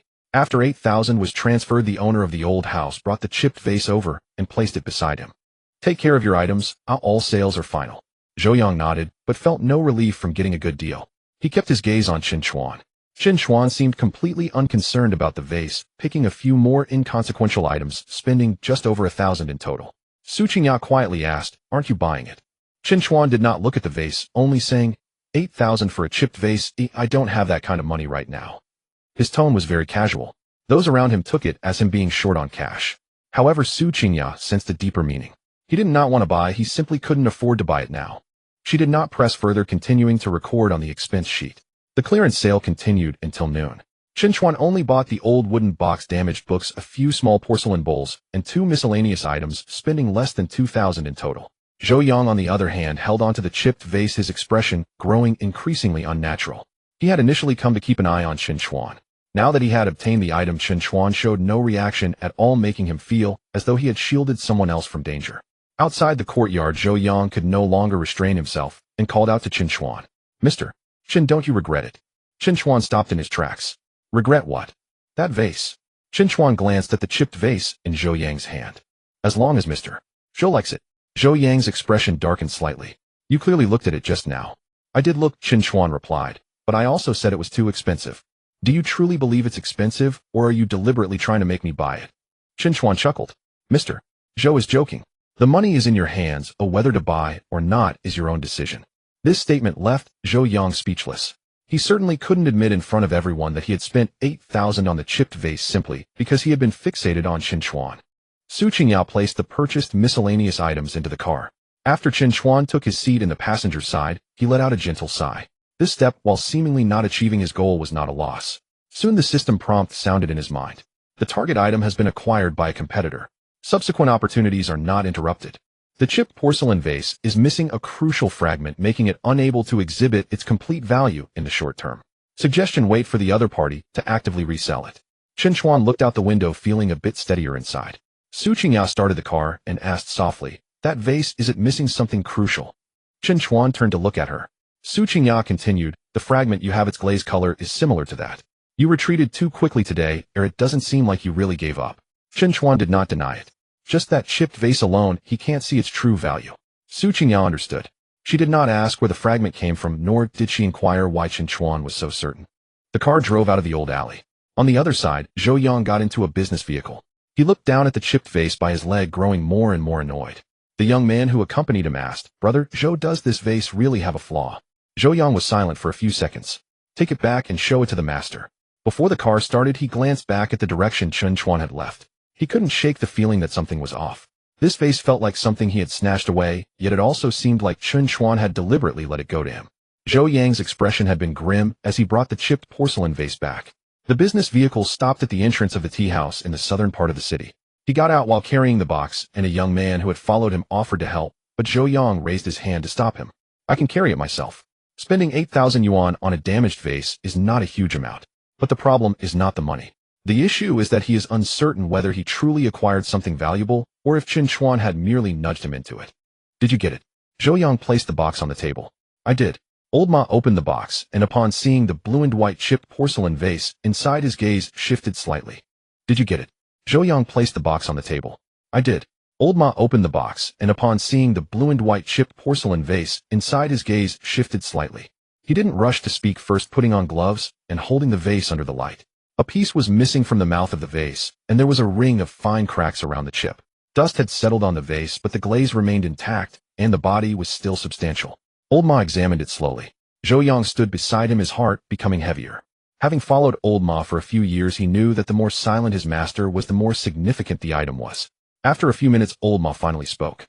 "How much did you pay for it?" 8,000. "Did Chen Chuan try to outbid you?" Zhou Yang's expression stiffened. "No." Old Ma's hand paused for a moment. "No." At first he glanced at it a few times. After I offered 8,000, he lost interest. Zhou Yang frowned. He also bought some old books and a wooden box as if he truly wasn't interested. Old Ma looked at him. "Then why did you buy it?" Zhou Yang opened his mouth, but couldn't find the words. Why buy it? Because he felt that Chen Chuan had looked at it. Because Chen Chuan had been consistently making profitable finds recently. Because he didn't want to watch Chen Chuan take away good items right under his nose. These reasons were not very dignified. Old Ma sensed his thoughts, but didn't press the matter, gently placing the vase back on the table. "The item is genuine." Zhou Yang's eyes lit up. "Is there really a find?" "It's a damaged piece from the Qing dynasty, made in the imperial kiln. Although it's flawed, the foundation is solid." Zhou Yang felt a bit relieved, but then heard Old Ma continue, "Unfortunately, it's missing from a critical area." Zhou Yang was taken aback. "What do you mean?" Old Ma pointed to the damaged area at the mouth of the vase. "There's a piece missing here. For an ordinary damaged item, a chip is just a flaw affecting the price. But this vase is different. The patterns on its body are incomplete, with the critical section breaking right at the edge of the chip. If that piece cannot be found, it can only be considered a decent damaged piece." "How much is it worth now?" "If sold individually, it could fetch 30 to 50,000. If someone who loves damaged specimens comes along, it might go a bit higher, but it won't rise too much. 30 to 50,000. Buying it for 8,000 would certainly not be a loss." However, Zhou Yang did not feel happy as he understood that the key point was what Old Ma said next. "What if the missing piece is found?" Old Ma glanced at him. "If it can be pieced together, the value changes significantly. The specifics depend on the completeness, but it could be worth 2 to 300,000. Zhou Yang's expression changed. 2 to 300,000. That is no small find. Suddenly, he recalled Chen Chuan's demeanor when he backed away at that moment. It was too decisive. So decisive it didn't feel like a withdrawal. "Master, do you think Chen Chuan knows where that missing piece is?" Old Ma did not answer immediately. He raised his teacup and blew on the surface. "What do you think?" Zhou Yang gritted his teeth. "He definitely knows. Otherwise he wouldn't have looked and then decided against it." Old Ma shook his head. "You still haven't figured it out." "What haven't I figured out?" "If he truly knew where the missing piece was, why wouldn't he compete with you?" Zhou Yang was taken aback. Old Ma slowly continued, "You keep an eye on him, and he knows you are watching him. You made your move to grab it, and he let you have it. Now the vase is in your hands. If the missing piece is indeed in his possession, the initiative lies with him." Zhou Yang's face turned a shade darker. He finally understood. The 8,000 he spent to buy it was not a victory. It was merely bringing back half an item. The other half might still be in Chen Chuan's hands. Old Ma looked at him, his tone not heavy. "You set out today targeting him, not the item. In the antique business, the most feared thing is to buy with emotions." Zhou Yang lowered his head. "Master, I was wrong." "It's not a problem to be wrong." Old Ma pushed the vase back. "What's worrisome is recognizing the mistake, but refusing to accept it." Zhou Yang was silent for a moment, and then asked, "What should I do now?" Old Ma replied, "Don't rush to find him. If you rush, you'll show your weakness." "But what if the missing piece is truly in his hands?" "He will eventually come looking for you," Old Ma said. "If he wants to increase the vase's value, he cannot avoid this vase in your hands." Zhou Yang pondered, but still felt unwilling. "But what if he doesn't come?" Old Ma smiled slightly. "Then let the news spread. Don't oversell it, or just say you acquired a damaged porcelain vase from the Qing dynasty, unfortunately missing a piece. If anyone has a similar piece, they can come and take a look. Let him feel uneasy. Also let others know that this vase is currently in your possession. Old Ma said Chen Chuan is not a fool, he will understand. Zhou Yang nodded. He'll take care of it. After he left with the box, Old Ma sat in his original position, his gaze falling outside the window. Downstairs in the tea house, people came and went. Old Ma slowly played with the beads in his hand, a faint smile appearing at the corner of his mouth. Chen Chuan. This young man is steadier than he imagined. On the other side, Chen Chuan and Su Qingyao returned to Qingyao Pavilion. The old book box he had bought and a few miscellaneous items were placed in the back room. Su Qingyao had the staff register them first while she took out the piece of damaged porcelain. The damaged porcelain was placed under the light, and the glaze was indeed very similar to that of the chipped vase. Su Qingyao observed it for a moment and said if it can really be pieced together, its value will increase significantly. Chen Chuan sat across from her. But the vase is in Zhou Yang's hands. So you let him buy it today? Chen Chuan did not deny it. Su Qingyao looked at him, her gaze becoming a bit complicated. You are braver than I thought. It's not bravery, Chen Chuan said. It's that I cannot compete with him. Su Qingyao understood. What Chen Chuan feared most now was not being unable to obtain the item, but being watched by everyone. Once Zhou Yang realized that Chen Chuan was fixated on that vase, the price might be driven up significantly. Even worse, Old Ma would also be more certain that Chen Chuan knew something beforehand. So Chen Chuan withdrew, letting Zhou Yang take the damaged vase. In this way, the damaged porcelain in Chen Chuan's hands instead became crucial. Su Qingyao stored the damaged porcelain. Should we keep this piece at Qingyao Pavilion for now? Chen Chuan thought for a moment and nodded. It's safer to keep it here. Su Qingyao was not polite, taking a small box to store the damaged porcelain separately and writing a note next to the expenditure form. Chen Chuan personally holds the damaged porcelain temporarily stored at Qingyao Pavilion. After finishing, she showed it to Chen Chuan. After confirming that there was no issue, he nodded. In recent days, he had developed a habit. Keep track of the money. Keep track of the items. Su Qingyao put the box away in the cabinet and said, now we just wait for Zhou Yang's response. Just as Chen Chuan was about to speak, his phone suddenly vibrated. It was a message from an unfamiliar number. Mr. Chen, my master has looked at that chipped porcelain vase today. The item is good, but unfortunately it is missing a piece. If you are interested, let's meet at Qingyao Pavilion tomorrow morning to discuss. The message wasn't signed, but Chen Chuan knew it was Zhou Yang. Su Qingyao also saw that message. She raised her eyebrows slightly. It seems he is more anxious than you thought. Chen Chuan looked at the screen, took a few seconds, and replied with 2 words. Sure. After sending the message, the prompt in his mind surfaced. The value of the critical missing piece has become evident.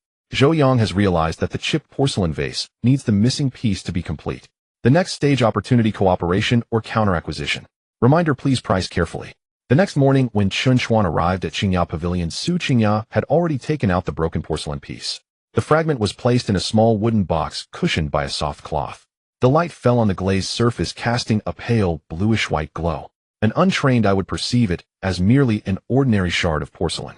However, its significance had changed. The vase was in Zhou Yang's hand. The fragment was in Chen Chuan's hand. Without either side, the value of this item would be diminished. Su Qingyao pushed the wooden box in front of Chen Chuan. Zhou Yang will arrive at 10 o'clock. Chen Chuan glanced at the time. It was 9:40. He asked, what do you think he will negotiate? Su Qingyao replied, he will start by underpricing the fragment. If I don't sell, he will test how much you know about the value of this piece, Su Qingyao said, lifting her teacup. So you can't rush to set a price today? Chen Chuan nodded. What he had learned the most in the past few days was not about antiques, but a principle: the more critical the item, the less one should reveal their bottom line. At 10 o'clock sharp, Zhou Yang arrived. He did not bring anyone else. In his hand was a long box, inside which was the broken porcelain vase. Upon entering, Zhou Yang first glanced at Su Qingyao, then turned his gaze to Chen Chuan. Mr. Chen, I have brought the item. Chen Chuan nodded. Just place it on the table. Zhou Yang opened the box, revealing the broken porcelain vase. Compared to its state during the clearance, the vase had been simply cleaned, its glaze more pronounced, and the break more glaring. Su Qingyao donned gloves and examined the vase under the light. She did not rush to comment, but aligned the broken edge of the vase with Chen Chuan's fragment. The edges did not immediately fit together. However, the glaze thickness and grain direction were very similar. Zhou Yang had been fixated on her movements. His expression was somewhat unnatural. Last night, Master Ma had already mentioned that this vase was missing a crucial fragment. If it could be restored, its value would be completely different. He had originally thought that even if the fragment was in Chen Chuan's possession, it might not truly match. But seeing Su Qingyu's reaction now left him uncertain.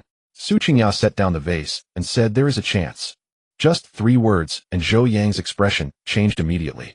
Can it be matched? We will only know after consulting a restoration expert. Su Qingyao did not elaborate, but at least it is not completely unrelated. Zhou Yang looked at Chen Chuan. Mr. Chen, why don't you offer a price for the fragment? Chen Chuan did not respond immediately. He picked up his teacup and slowly took a sip. Zhou Yang frowned. What, you don't want to sell? Chen Chuan set his teacup down. Selling the fragment alone is pointless. Zhou Yang chuckled. If the fragment isn't for sale, do you still want to buy my vase? That's not out of the question. Zhou Yang's smile faltered for a moment. He had intended to pressure Chen Chuan on the price, but did not expect Chen Chuan to push back. I bought this vase for 8,000. Master has seen it, and it's worth 30 to 50,000 alone. Zhou Yang stared at him. How much do you want to buy it for? 40,000, Chen Chuan replied calmly. Zhou Yang's expression darkened. You want to take it for 40,000? The market price for a standalone broken vase is within this range. Chen Chuan continued, moreover, your urgency to find the fragment indicates that you know it is poorly missing. This statement struck Zhou Yang hard. After returning home last night, he felt increasingly frustrated. The vase was in his possession, yet the piece that could significantly increase its value was in Chen Chuan's hands. It felt like holding half a key, seeing the door, but unable to open it. Zhou Yang suppressed his emotions and said, then I will make an offer. 10,000 for the fragment, I'll buy it. Chen Chuan shook his head. Not for sale. 20,000. Not for sale. Zhou Yang's tone grew colder. Chen Chuan, it's just a piece of broken porcelain. Without my vase, that piece is only worth a few thousand. Chen Chuan looked at him. Without my fragment, your vase is also just a broken item. The tea table fell silent. Su Qingya did not interject. This statement was the crux of today's negotiation. Zhou Yang had the vase. Chen Chuan had the fragment. Neither could independently realize the value. Zhou Yang stared at Chen Chuan. After a few seconds, he suddenly smiled. All right then, how do you propose we negotiate? Chen Chuan did not beat around the bush. 2 proposals. Zhou Yang looked at him. First, you sell the vase to Qingyao Pavilion for 45,000. The subsequent restoration and sale will be the responsibility of Qingyao Pavilion, unrelated to you. Impossible, Zhou Yang directly rejected. Chen Chuan was not surprised. Second, cooperation. Both the vase and the fragment will be stored at Qingyao Pavilion, where they will find a restoration expert for appraisal and repair. The subsequent sale will first deduct the restoration and channel costs, then divide the profits. Zhou Yang asked, how do we divide? Chen Chuan replied, the vase belongs to you, the fragment belongs to me. You get 60%, I get 40%. Zhou Yang sneered. I'm taking the vase, you're getting just a piece of fragment, and you want 40%. Chen Chuan's tone remained steady. Because without this piece, your vase won't sell for a high price. Zhou Yang was left speechless. The missing piece at the mouth of the vase just happened to break at a crucial point in the grain. Master Ma had said that without that piece, this vase could only be considered a decent broken item. At this moment, Su Qingya spoke up. Zhou Yang, 60-40 is not low. You bought the vase for 8,000. If the cooperation succeeds, the profit will far exceed your current independent sale. Zhou Yang looked at her. Boss Su, you are certainly speaking up for him. Su Qingya responded indifferently. I am advocating for business. Zhou Yang's expression changed. He understood Su Qingya's character. She wouldn't casually quote prices for Chen Chuan. It was precisely for this reason that he was more annoyed. Zhou Yang remained silent for a long time before finally saying, I want 70%. Chen Chuan shook his head. 60%. 65%. Chen Chuan looked at him without replying immediately. 65% was not unacceptable. But he could not agree too quickly. Zhou Yang was a proud man. If he accepted too readily, it would make him doubt if he could push for more. After a few seconds, Chen Chuan finally said, all right, but with one condition. Zhou Yang frowned. What condition? Before the items are restored, both the fragment and the vase must be placed at Qingyao Pavilion. Neither party can take them away privately. Zhou Yang's expression darkened. You don't trust me. Chen Chuan replied, I don't wish for you to distrust me. Su Qingya interjected, that's reasonable. The items will be stored at Qingyao Pavilion, and I will be responsible for their safekeeping. Both parties will sign a storage and cooperation agreement with accounts open to scrutiny. Zhou Yang felt uncomfortable inside. However, he also understood that taking the items back would be useless. Without the fragment in his hands, the vase would forever remain half a piece. All right, he gritted his teeth, 65% it is. Su Qingya quickly drafted a simple agreement. The vase belonged to Zhou Yang, and the fragment belonged to Chen Chuan. Both parties agreed to temporarily store the 2 items at Qingyao Pavilion for professional appraisal and restoration assessments. If they were to be sold as a whole afterward, Zhou Yang would receive 65%, and Chen Chuan 35% after deducting restoration appraisal and channel costs. Qingyao Pavilion, acting as the custodian and intermediary, would charge an agreed service fee. Chen Chuan read through it seriously. Zhou Yang also examined it closely. After both signed, Su Qingya carefully packed the vase and the fragment, placing them in the insurance safe in the inner room. As the safe door closed, Zhou Yang felt as if something weighed down on him. He had originally intended to intercept Chen Chuan. Now, however, the items had still circled back to Chen Chuan's domain. Before leaving, Zhou Yang looked at Chen Chuan. Did you deliberately let me buy that day during the clearance sale? Chen Chuan looked at him and smiled. Mr. Zhou, you are thinking too much. If you wanted to buy, could I have stopped you? Zhou Yang's expression darkened. This sounded fine, but the more he heard, the more it grated on his nerves. After Zhou Yang left, Su Qingya turned to Chen Chuan. 65% is quite a concession on your part. Chen Chuan replied, the vase is in his possession. If I don't concede, he won't cooperate. You certainly have a clear mind. Chen Chuan looked at the insurance safe in the inner room. What I want now is not to bite off more than I can chew, but to turn opportunities into money. He still had a debt of 40,000 to settle. The compensation had not yet been credited. There was no point in fighting for momentary face against Zhou Yang. Only by ensuring the vase was truly restored and sold could the money become tangible. At that moment, a system notification appeared in his mind. Key fragment cooperation achieved. The value chain of the broken porcelain vase has been completed. Estimated overall valuation after restoration 300,000 to 360,000. Reminder: the restoration expert will become a key figure in the next stage. Chen Chuan looked at the notification, his eyes shifting slightly. A restoration expert. It seemed this matter was far from reaching its true conclusion. Restorer. When Chen Chuan saw the last line of the system prompt, he did not feel relieved. Logically, the most challenging step had already passed. However, since the system reminded him that the restorer will become a key figure in the next phase, it indicated that the matter was not yet truly secure. In the world of antiques he had just entered and was unaware of many rules. Whether something could be repaired, how it could be repaired, and whether the repairs would affect the price. None of these were decisions he could make alone. Su Qingya collected the agreement and turned to take an old address book from behind the counter. This matter cannot be casually entrusted to just anyone. Chen Chuan asked why. The restoration of damaged artifacts comes in many forms. Some people only do surface work, making it look complete, but in reality buyers can see through it at a glance. Such work not only fails to fetch a good price, but also damages the item. Su Qingya flipped to a page, and her finger paused on a name. Luo Wenbin, an old restorer. He used to repair porcelain at the provincial museum, but later retired and seldom took on work. Chen Chuan looked at her. Is he still available?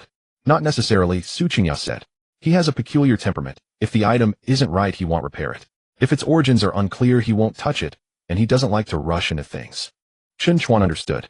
This wasn't a matter that could be solved with money. Su Qingya picked up her phone and dialed a number. The phone rang for quite a while before it connected. Her tone was more polite than usual. Uncle Luo, it's me, Qingya. A somewhat hoarse male voice came from the other and not loud, but very firm. What item is it this time? Su Qingya did not beat around the bush. A damaged Qing Dynasty blue and white porcelain bottle, with missing pieces at the opening. I would like to ask if you can take a look to see if it can be repaired. There was silence on the other end for a few seconds. Whose item is it? Su Qingya glanced at Chen Chuan. It's a friend's. The bottle and the pieces belong to two different parties, and they are currently both in my possession. The paperwork and agreement are all clear. A grunt came from the other end. You better make sure to cover your bases first. Su Qingya replied, I know your rules. Luo Wenbin asked, where is the item? At Qingya Pavilion. 3 o'clock in the afternoon. Oh, I will come to take a look. Just so we're clear, looking doesn't mean he'll take the job. Understood. After hanging up, Su Qingya set her phone down. 3 o'clock in the afternoon. Chen Chuan nodded. Do we need Zhou Yang to come? Yes, Su Qingya said. The bottle belongs to him, and the pieces are yours. Both parties need to be present for confirmation before the repair. This statement was very important. Chen Chuan did not mind the trouble. The events of the past few days had made him realize that the more critical the step, the more one could not skip the process. Su Qingya called Zhou Yang. When Zhou Yang heard that Luo Wenbin was coming in the afternoon, his tone noticeably changed. Luo Master is willing to take a look. Just a preliminary look, Su Qingya said. You need to arrive at Qingya Pavilion by 3 o'clock in the afternoon. If you're late, I will let him leave first. Zhou Yang immediately said, I will be there on time. After hanging up the phone, Su Qingya glanced at Chen Chuan. Now do you understand Luo Wenbin's weight? Chen Chuan responded with an Even someone as ambitious as Zhou Yang did not dare to slack off upon hearing the name, which showed that this restorer indeed had skills. At 2:50 in the afternoon, Zhou Yang arrived first. He was more low-key today than last time, not bringing anyone, just carrying a small bag. After entering, he first glanced at the safe in the inner room before sitting down. Is Master Luo not here yet? Su Qingya checked the time. There are still 10 minutes. Zhou Yang picked up a teacup, but did not drink, turning his gaze toward Chen Chuan. Mr. Chen, you seem quite composed. Chen Chuan replied, the item is at Qingya Pavilion. Oh, what is there to be anxious about? Zhou Yang was momentarily at a loss for words. What frustrated him the most was that the bottle was clearly his purchase, but the pieces were in Chen Chuan's hands. They had already signed a cooperation agreement, Even if he regretted it, he could not take the bottle by himself. Moreover, Luo Wenbin was about to arrive. If the repair succeeded, the value of this damaged item would increase. Causing a rift at this moment would not be beneficial for him. At exactly 3 o'clock, the store door was pushed open. An elderly man in his 60s entered with gray hair, wearing an old gray jacket and carrying a block. He had no airs of a master. Upon entering, he merely scanned the store's furnishings. Su Qingya immediately stood up. Uncle Luo. Luo Wenbin nodded. Where is the item? There were no pleasantries. Su Qingya led him to the tea table, had the staff put up a sign indicating the store was temporarily closed, and retrieved the porcelain bottle and pieces from the safe. Luo Wenbin put on gloves and started by examining the porcelain bottle. He took a long time inspecting it. The mouth of the bottle, the body, the glazed surface, and the base, all were examined meticulously. Zhou Yang sat nearby, barely breathing. Chen Chuan remained silent. He knew that at this moment any explanation would be unnecessary. After examining the porcelain bottle, Luo Wenbin picked up the pieces. He turned the piece in his hand twice, and his brow finally furrowed. Where did this come from? Chen Chuan's heart tightened. Su Qingya did not answer for him, only looked at him. Chen Chuan said, it was a piece of damaged porcelain I acquired at an appreciation event. Luo Wenbin raised his eyes to look at him. Did you know from the start that it was related to this bottle? This question was very direct. Zhou Yang immediately looked at Chen Chuan. Chen Chuan did not speak too definitively. I just thought the glaze color and patterns were unique. Later, when I saw the bottle at the old residence, I began to suspect it might be related. Luo Wenbin looked at him, neither affirming nor denying. He brought the piece close to the damaged section of the bottle. Although the piece and the damage did not completely match, one edge could align and the patterns also connected. Luo Wenbin took out a magnifying glass and examined the fracture surface of the damage. After a long while, he said, the pieces can be joined. Zhou Yang's eyes lit up. Can it really be repaired? Luo Wenbin glanced at him. Being able to join it doesn't equate to being able to restore it perfectly. There are fine cracks near the damaged area, and it has absorbed moisture. A hasty fix could harm the glaze. If it is to be done, it must be done slowly. Su Qingya asked, how long will it take? At least 20 days. Zhou Yang's expression changed. 20 days? Luo Wenbin put down the magnifying glass. If you think that's too long, then don't repair it. Zhou Yang immediately fell silent. The next morning, Chen Chuan woke up very early. As dawn broke, there was no one moving in the corridor outside his rental apartment, only the occasional faint sound of water pipes from the next door. He sat on the edge of the bed and glanced at his phone. The balance in his bank account was still the same. He still owed Su Qingya 40,000, hadn't settled with lawyer Gu, and 2,000 for repairs from Luo Wenbin had to be deducted from the collaboration funds. Today he was supposed to sign for 760,000, which was laid out before him, but as long as the money hadn't arrived, it wasn't his confidence yet. Chen Chuan washed his face and rechecked the folder of documents. His ID card, property documentation, compensation confirmation receipt, warehouse transaction materials, and notes that lawyer Gu had marked for him in advance. Everything was there. At 8:30, Su Qingya sent a message. I will take the porcelain vase and fragments to Uncle Luo's studio, and I will take photos during the repair process for documentation. Chen Chuan replied, thank you for that. Su Qingya continued, be careful when signing the agreement on your end. Make sure to check the time of receipt, the amount, and the account details. Chen Chuan looked at the message and felt a bit steadier inside. Now he was no longer shouldering everything alone. At 9:40, Chen Chuan arrived at the registration point on the west side of the city. Today, it was even more bustling than before. Some people wore smiles on their faces, clearly having negotiated a good compensation amount, while others argued heatedly at the window, dissatisfied with the calculated area. Qing Guofu was also present. He stood at the entrance, smoking, his eyes slightly bloodshot. When he saw Chen Chuan, his lips moved, but he didn't approach.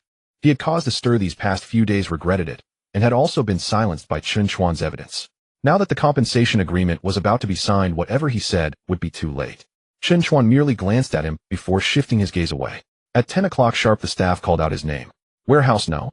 7 in the rear factory district, Chen Chuan. Chen Chuan walked to the window and handed in his materials. After verifying his identity, the staff took out a formal compensation agreement. Mr.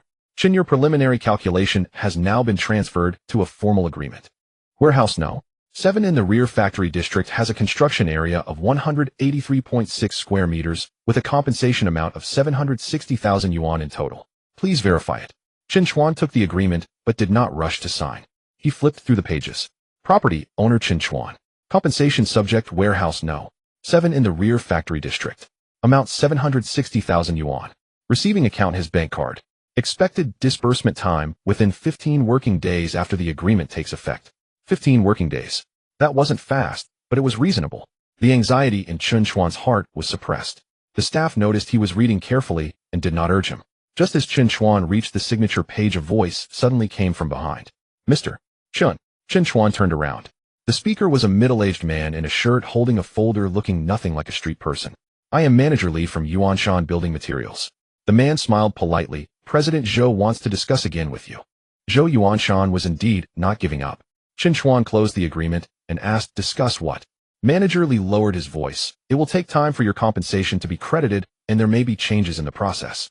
President Zhou means that if you transfer your compensation rights to us now, we can give you 700,000 yuan in cash immediately.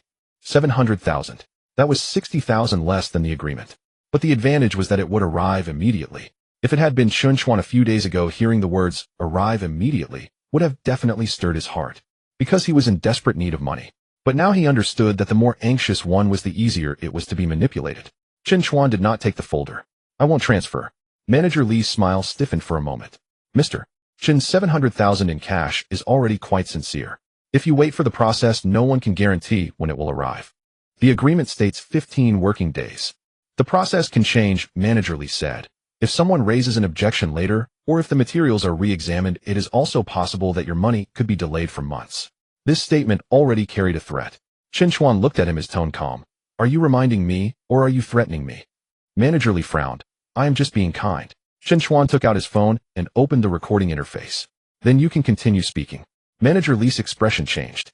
He hadn't expected Chen Chuan to be so vigilant. The staff at the window also looked over. If you have something to discuss, please step outside. Don't disrupt the processing. Chen Chuan turned back to the window and spread out the agreement again. No need to discuss. I will sign according to the normal process. Manager Li wanted to say something else, but Lawyer Gu walked in from the entrance. Mr. Chen. Chen Chuan looked up somewhat surprised. Lawyer Gu. Lawyer Gu adjusted his glasses and walked to his side. Miss Su asked me to come and check on you. Perfect timing. Looks like it wasn't in vain. Seeing Lawyer Gu, Manager Li's expression became even uglier. Lawyer Gu looked at the folder in his hand. If it is a compensation rights transfer agreement, I advise you not to disrupt the property owner's normal signing on site. If the other party complains, it won't look good. Manager Li forced a smile. Lawyer Gu misunderstood. I just came to communicate. Then let's wait until the signing is over to communicate. Manager Li realized he wouldn't have a chance today, so he could only put away the folder and turn to leave. Chen Chuan watched his retreating figure, feeling a weight in his heart. Zhou Yuanshan wanted to seize his compensation fund since he couldn't get the warehouse.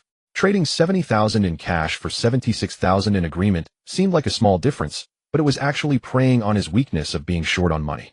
If he really signed, he would lose all initiative afterward. Lawyer Gu whispered, continue reading the agreement. Chen Chuan nodded. He carefully finished reading the remaining pages. After confirming that the amount, account, and deadline were all correct, he picked up the pen and wrote his name in the signature area. Chen Chuan. This time his hand was steadier than before. The staff stamped it and handed him one copy of the agreement. The agreement is now effective. Please keep your phone available. The disbursement will follow the process. Chen Chuan took the agreement and said softly, thank you. As he walked out of the registration point, sunlight fell on the steps at the entrance. Chen Chuan opened the agreement and looked over that string of numbers again. 760,000. This wasn't a deposit SMS, but it felt more substantial than any previous notifications. Because this money was already locked in by the contract. Qin Guofu stood not far away, staring blankly at the agreement in Chen Chuan's hand. He wanted to say something, but ultimately lowered his head and extinguished his cigarette. Chen Chuan did not approach. Some things had already ended. On the way back, Lawyer Gu reminded him, before the compensation funds arrive, the Zhou family may still test you. Do not sign any transfer, entrustment, or advance payment agreements. Chen Chuan nodded. I remember. Also, it's best not to publicly mention the compensation amount now, or the lower key the better. Understood. After Lawyer Gu left, Chen Chuan went to Qingyao Pavilion. Su Qingyao was not back yet. The staff said she had gone to Luo Wenbin's studio, the items had been delivered, and were still in the handover process. Chen Chuan sat by the tea table, took a photo backup of the compensation agreement, and then placed the original in the folder. Half an hour later, Su Qingyao returned. She also held a repair confirmation slip. Uncle Luo accepted it. The repair fee is 20,000 to be deducted from the collaboration funds. We'll see the preliminary effects in 20 days. Chen Chuan nodded and pushed the compensation agreement over. I've signed on my end too. The funds will be disbursed within 15 working days. Su Qingyao read it, and her expression relaxed slightly. The first large sum of money is secured. It hasn't arrived yet. At least it's more stable than yesterday. Chen Chuan did not deny it. At that moment, a system prompt echoed in his mind. The formal compensation agreement has been signed. The first phase of wealth transition is now in the waiting period for disbursement. Current risk before the compensation funds arrive. External inducement signing risks still exist. Suggestion: keep a low profile and avoid premature expansion. Chen Chuan looked at the tea in front of him and slowly exhaled. The system was right. Now was not the time to celebrate. The money hadn't arrived and the debts weren't settled. He still couldn't afford to be complacent. Su Qingya, sitting opposite him, suddenly asked, "What is the first thing you plan to do when the money arrives?" Chen Chuan did not hesitate. "Repay you 40,000 and settle lawyer Gus fees." Su Qingya glanced at him. And then, oi. Chen Chuan was silent for a moment. Move to a different place. He recalled the moldy walls of the rental apartment, the broken lights in the corridor, and the landlord's voice urging for rent. He could remember that kind of life. But he didn't want to live like that any longer. Su Qingya nodded. "This is doable." Chen Chuan smiled. "But it has to wait until the money arrives." Just as he finished speaking, his phone suddenly vibrated. It was a message from Lin Shui. "Chen Chuan, I heard you are about to receive over 70,000 in compensation. Is that true?" Chen Chuan looked at the message and his expression slowly turned cold. This news had spread faster than he had. The message from Lin Shui lingered on the screen. "Chen Chuan, I heard you're going to receive over 700,000 in compensation. Is that true?" Chen Chuan stared for a long time without replying. The news came too quickly. The compensation agreement had just been signed and the official funds had not yet arrived. If you knew the specific amount. The message from Lin Shui lingered on the screen. "Chen Chuan, I heard you're going to receive over 700,000 in compensation. Is that true?" Chen Chuan, the only possibility is that someone deliberately told her. Chen Chuan placed his phone on the table, his expression turning cold. Su Qingya, sitting opposite him, also saw the message. "Ex-girlfriend?" Chen Chuan nodded. How could she know? Zhou Ming. This answer required no. Su Qingya set down her teacup. "The Zhou family is pressuring you." Chen Chuan looked at her. Su Qingya continued. "Now that you've signed the compensation agreement, it's hard for them to claim it openly. But before the money arrives, you are the most vulnerable. Ex-girlfriends, relatives, friends. Once someone starts to approach you, if your mind is unsettled, you may make the wrong decision." Chen Chuan fell silent for a moment. Her words were very realistic. He had been too poor before. Poor enough that everyone around him assumed he had no money. Now suddenly hearing about over 700,000, even if the money hadn't arrived yet, it was enough to make many people change their faces. Lin Shui was just the first. Others might include Wang Hai, relatives from his hometown, co-workers from the factory, and even some people he barely knew. Chen Chuan picked up his phone, still not replying to Lin Shui. Instead, he took a screenshot of the message and saved it. This had become his habit. Worried, Chen Chuan looked at these two words, feeling no fluctuation in his heart. When he needed concern the most in the past, Lin Shui had asked, with a monthly salary of 3,000 what? Worried, Chen Chuan looked at these two words, feeling no fluctuation in his heart. When he needed concern the most in the past, Lin Shui had asked, with a monthly salary of 3,000, what can you offer me in the future? Now he hadn't even truly received the money, and she began to worry. Su Qingya didn't urge him to reply, only said, "Is where you're living still safe?" Chen Chuan was taken aback. "What do you mean?" "Lin Shui knows your address, and Wang Hai does too. If Zhou Ming wants to find you, it would be easy for him." Su Qingya looked at him. "Now that you have the compensation agreement, even though the money hasn't arrived, others may not believe it. If someone comes to pester you, you will be very passive." Chen Chuan immediately understood. The rental unit was too unsafe. The old building in the urban village had no security, and the hallway lights were often broken. Anyone who wanted to find him could block his door as long as they knew the floor. No one had blocked him before because he was poor. Now it was different. He lowered his head to check his bank card balance. A few thousand. He couldn't afford a high-end apartment, and even paying 1 month's rent in advance with a deposit was difficult. But switching to a small apartment with security and monthly payments should still be manageable. This wasn't for enjoyment. It was to avoid trouble. Chen Chuan said, "I'll go back today to pack my things." Su Qingya thought for a moment. "I know a landlord with short-term apartments. The environment is average, but there's security and monitoring, and you can pay monthly. It's a deposit and 1 month's rent, probably over 3,000 to move in." Over 3,000. For Chen Chuan now it wasn't easy, but he could still afford it. He nodded. "Could you help me inquire?" Su Qingya made a call right away. A few minutes later she hung up. "There's a unit available, you can view it tonight." Chen Chuan didn't hesitate. Okay. He knew he couldn't put himself in danger just to save a few hundred. After leaving Qingya Pavilion, Chen Chuan first returned to his rental unit. The hallway still had that damp smell. The voice-activated light on the 5th floor was broken. He walked in the dark to the door. Just as he took out his key, he heard footsteps behind him. Chen Chuan turned around. Lin Shui stood at the stairway holding a paper bag, as if she had been waiting for a long time. Today she didn't dress as exquisitely as the last time at Yunhai restaurant, and she wasn't wearing heavy makeup. When she saw Chen Chuan, her eyes noticeably brightened. Chen Chuan. Chen Chuan frowned. "What are you doing here?" Lin Shui bit her lip. I sent you a message and you didn't reply. I was worried about you, so I came to check on you. Chen Chuan did not open the door. He stood at the entrance, his tone calm. Who told you about the compensation? Lin Shue's gaze flickered. I heard it from a friend. Zhou Ming. Lin Shue fell silent. The answer was already clear. Chen Chuan looked at her. Did he send you to ask me? No, Lin Shue quickly shook her head. He just said you might have gotten into trouble lately, that having so much money suddenly might not be safe. I was worried that you might be deceived. Chen Chuan suddenly smiled. This smile was devoid of warmth. Lin Shue, whether I'm deceived or not, you didn't care before. Lin Shue's face turned pale. Chen Chuan, do you really have to speak to me like this? Then how should I speak? Chen Chuan asked. Should I thank you for suddenly thinking of my well-being when I'm about to get my money? Lin Shue's eyes turned a bit red. I know I was wrong before, but I really couldn't see any hope back then. You worked so hard in the factory, every day earning just that little salary, and I was scared. So you left? That's fine, Chen Chuan interrupted her. You wanted a better life, I don't blame you. But you shouldn't be testing me on Zhou Ming's behalf now. Lin Shue's expression changed. I didn't. Chen Chuan took out his phone and opened the message she sent. The figure of over 70,000 was told to you by Zhou Ming. You came here to confirm when the money would arrive, right? Lin Shue was caught off guard by his words and couldn't respond. The hallway fell silent. After a long time, she said softly, I just wanted to know if you had really changed. This statement made Chen Chuan feel a bit ridiculous. Had he really changed for the better? In her eyes, having money meant he had changed for the better. Chen Chuan did not argue further. Arguing about this was meaningless. He took out his keys and opened the door. I need to pack my things, you should go back now. Lin Shue was taken aback. You're moving? Why? Chen Chuan turned back to look at her. Because too many people know about this place. Lin Shue's expression worsened. She understood. Chen Chuan wasn't just moving, he didn't want her to find him again. Chen Chuan, can't we really start over? This sentence came out very softly. If it were before, Chen Chuan might have wavered. But now he just looked at the moldy wall in the room. This place held his toughest times. It also held the words Lin Shue said when she left him. Lin Shue, I did like you before. Chen Chuan packed the documents on the table into his backpack, his voice very flat. But the person I was back then is gone. Lin Shue stood at the door, tears finally falling.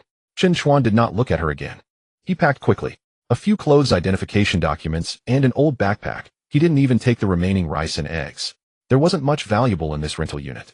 As he went downstairs, the landlord's sister Lu happened to come out from the second floor. Seeing Chen Chuan carrying a bag, she paused for a moment. Xiaochen, are you moving? Chen Chuan replied, I'll pay the rent until the end of the month, and I'll give you the keys tomorrow. Lu Jia had a somewhat complex expression. She had heard some rumors over the past few days. Xiaochen, have you struck it rich? Chen Chuan didn't confirm or deny. I'm just changing places to live. Lu Jia smiled, her tone much more polite than before. Changing is good, this building is indeed old. Come back and sit when you have time. Chen Chuan nodded. He knew that if he were still the Chen Chuan who struggled to pay rent, Lu Jia wouldn't speak to him like this. The warmth of human emotions can sometimes be so direct. As he walked out of the urban village, the sky had darkened. Lin Shue did not chase after him. Chen Chuan looked back at the old building. The fifth-floor windows were dark and the hallway lights were half broken. A few days ago, he had sat in that room with only 87 yuan left in his bank card, unable to even take out 400 yuan for rent. Now he hadn't truly become wealthy, but he would no longer be trapped in that room. The apartment Su Qingya introduced was next to an old community in the southern part of the city. The apartment wasn't large, a one-bedroom, one living room simply decorated, but there was security downstairs and monitoring at the elevator entrance, and the landlord only required a deposit and 1 month's rent. The rent was 1,800 with an 1,800 deposit. A total of 3,600. When Chen Chuan made the payment, his bank card balance decreased again. He felt pained, but did not regret it. This expenditure was necessary. After signing the rental agreement, Chen Chuan only informed Su Qingya and lawyer Gu of the new address. He didn't tell anyone else. At 9 o'clock in the evening, he sat by the bed in the new apartment, placing his backpack down. The room was very quiet. There were no moldy walls, nor the sound of footsteps in the hallway. He took out his phone and found that Lin Shue had sent several more messages. Chen Chuan, I'm sorry. I truly didn't mean to harm you. Can you reply to me? Chen Chuan looked for a few seconds, but didn't respond. He set his phone aside. Just as he was preparing to organize his documents, the system voice echoed in his mind. Risk warning updated. The host has changed residence. Offline entanglement risk has decreased. Zhou Ming's attempt to probe through Lin Shue has failed and will shift towards investigating the host's new address and the timing of the compensation funds. Suggestion: continue to maintain a low profile and avoid premature spending. Chen Chuan looked at the alert, his gaze gradually darkening. Zhou Ming would not let this go so easily. The Zhou family wouldn't either. But at least tonight he had finally walked away from that broken rental unit. He lowered his head and opened the memo, writing at the bottom, "New residence temporarily safe." After writing, he turned off the light.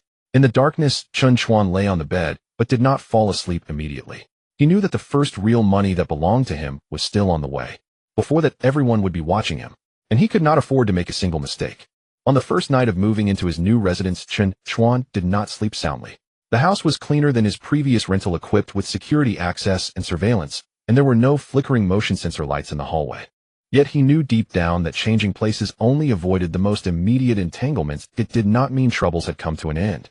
He was awakened by the vibration of his phone shortly after 7 in the morning. Lin Shui had sent 2 more messages. "Chen Chuan, I really wasn't asking for Zhou Ming yesterday. Have you changed? I just wanted to confirm that you were safe." Chen Chuan glanced at it, but did not reply. He did not want to waste time discerning whether Lin Shui genuinely regretted her actions, or if she was merely a scout for Zhou Ming. Many relationships once fractured leave traces, even when mended. He got up to wash and reorganized his document folder. The compensation agreement had already been signed. The 76000 had not yet arrived. Su Qingjia's 4000 remained unpaid. Lawyer Gu's fees were unsettled. The ceramic vase in collaboration with Qingyao Pavilion was still being repaired by Luo Wenbin. None of these matters had truly concluded. He could not afford to relax, just because he had moved to a new residence. Meanwhile, at the Zhou family estate, Zhou Ming had gone to Zhou Yuanshan's office early in the morning. "Dad, Chen Chuan has moved away." Zhou Yuanshan sat behind his desk, flipping through a document on the West City redevelopment, not even lifting his head. "If he wants to move, let him." Zhou Ming was taken aback. "He's clearly on guard against us. Lin Shui went to see him yesterday and couldn't get anything out of him." Only then did Zhou Yuanshan lift his head and glance at him. "Are you still fixated on that 76000? Zhou Ming frowned. "That was taken right under our noses." "What does 76000 count for the Zhou family?" Zhou Yuanshan closed the document, his voice not heavy, yet it weighed down Zhou Ming's words. "I had you investigate him not for that meager compensation." "Then what for?" Zhou Ming's expression turned grim. Zhou Yuanshan pushed a piece of paper in front of him, detailing Chen Chuan's recent activities. Antique market jade pendant Qingyao Pavilion liquidated for 18000.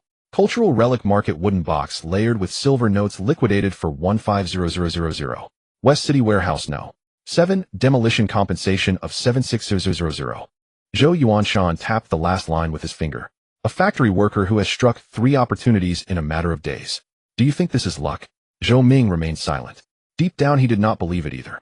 Yet he preferred to think of Chen Chuan as merely lucky, because if it wasn't luck, it indicated Chen Chuan possessed something he had yet to understand. This was far more distressing than losing a warehouse. Zhou Yuanshan stood up and walked to the window. The money from the warehouse is insignificant. What matters is why he could purchase warehouse No. 7 before the redevelopment news was released. "What if he has someone backing him?" Zhou Ming asked. "Then we must find out who that person is. And if he doesn't?" Zhou Yuanshan turned around, his gaze growing somber. "Then this Chen Chuan is worth more than warehouse No. 7. Zhou Ming was taken aback. Zhou Yuanshan continued, "The West City redevelopment is just the beginning. There will also be supplies for construction, integration of old street shops, logistics, storage, and attracting investments for surrounding land. Each of these projects is worth far more than a few tens of thousands. If he truly has a way to know the news in advance, then not just 76000, even 7.6 million wouldn't be worth mentioning." Only then did Zhou Ming understand his father's true intention. He had only been thinking about seizing the warehouse, stepping on Chen Chuan, and sending Lin Shui to probe him, but he had not considered the deeper implications. Zhou Yuanshan was not fixated on Chen Chuan's money. He was focused on Chen Chuan's ability to know opportunities in advance. "So what do we do now?" Zhou Ming asked. Zhou Yuanshan sat back down. "Do not let Lin Shui seek him anymore. A woman's involvement will only make him more vigilant. And do not use foolish people like Wang Hai. It's easy to smear someone's reputation, but finding something truly useful is much harder." "Then do we approach him directly?" "Yes," Zhou Yuanshan said, "but not to threaten him, rather to discuss cooperation." Zhou Ming frowned. "Will he cooperate with us? That's why we need to test it." Zhou Yuanshan took out a document from his drawer and tossed it onto the table. "There's an old construction material warehouse in the southern suburbs. It's in a remote location and appears to have little value on paper. However, someone has recently been inquiring about that piece of land. I will let some rumors circulate to see if he reacts." Zhou Ming picked up the document and glanced at it. "If he truly gets involved with this project, then it means he's not just lucky." Zhou Yuanshan interjected. "At that point, the source of information behind him will be what we truly seek." Zhou Ming fell silent. He suddenly felt that he had indeed underestimated the situation. Meanwhile, Chen Chuan was still unaware that Zhou Yuanshan had changed tactics. He sat at the small table in his new apartment, opened his phone's memo, and reorganized all his unfinished tasks. First, wait for the compensation funds to arrive. Second, repay Su Qingyao 40000 and settle lawyer Gu's fees. Third, monitor the progress of the vase's restoration. Fourth, avoid further probing from the Zhou family. As he wrote the fourth item, he paused. The system had alerted him last night that Zhou Ming would continue to investigate his new address and the timing of the compensation funds. But now that he thought about it, something felt off. If the Zhou family were truly wealthy and powerful, they wouldn't need to cling to the 7600 so desperately. Zhou Ming likely cared about face. However, a businessman like Zhou Yuanshan would not repeatedly engage for such a small sum. What he truly wanted to investigate should not be the compensation, but rather how Chen Chuan could seize opportunities in advance. As this thought emerged, the system notification rang in his mind. Risk logic updated. Zhou Yuanshan has given up on directly competing for the host's compensation funds. Current focus whether the host possesses special information channels. Risk level medium. Note: Zhou Yuanshan will probe the host's judgment on the southern suburbs' old construction material warehouse project under the guise of cooperation. Chen Chuan's expression sharpened. The southern suburbs' old construction material warehouse. Another warehouse. But this time the system did not directly say it was an opportunity, instead it used the word probe. Chen Chuan leaned back in his chair, slowly furrowing his brows. This indicated that whatever Zhou Yuanshan would offer next might not be a genuine opportunity. It could very well be a trap. If he reacted too accurately, Zhou Yuanshan would grow even more suspicious. If he showed no response at all, the other party might not give up. The best approach was to refrain from hasty judgments. At noon, Chen Chuan went to Qingyao Pavilion. Su Qingyao was looking at the repair photos sent by Luo Wenbin. In the photos, the chipped vase and fragments were numbered and placed on the workbench. Luo Wenbin was meticulous. Every crack had been photographed in close-up. When Su Qingyao saw Chen Chuan come in, she handed him her phone. Uncle Luo said the old glue residue is more troublesome than he expected, but it can be handled. It may take a few more days. Chen Chuan nodded. It's fine if it takes longer, just don't damage anything. Su Qingyao glanced at him. You didn't come today just to ask about the vase, right? Chen Chuan sat down and shared his thoughts.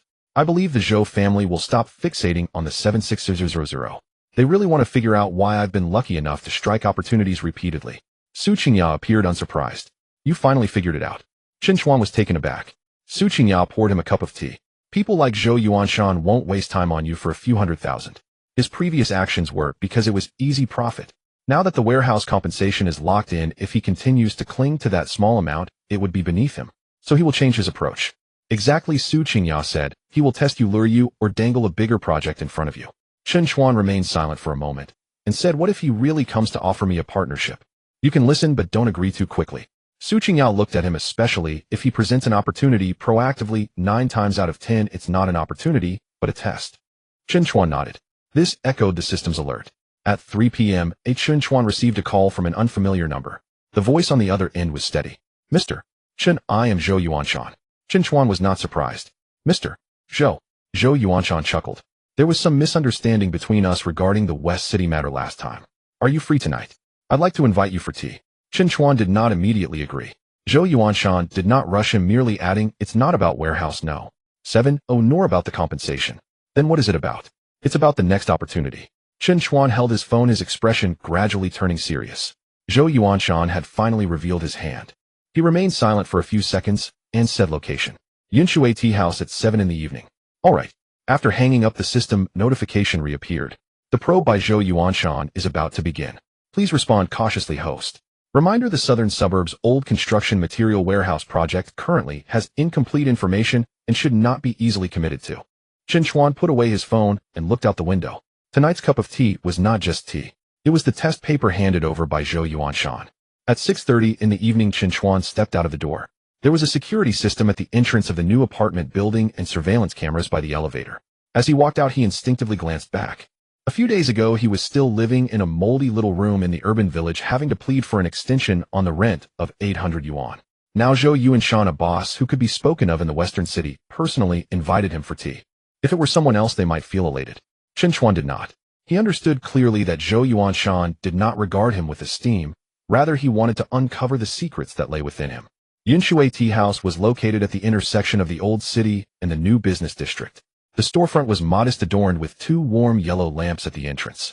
Upon entering, there was no bustling atmosphere typical of a restaurant, only a faint aroma of tea. The waiter led Chen Chuan to a private room on the 2nd floor. Pushing the door open, Zhou Yuanshan was already waiting inside. Zhou Ming was not present today.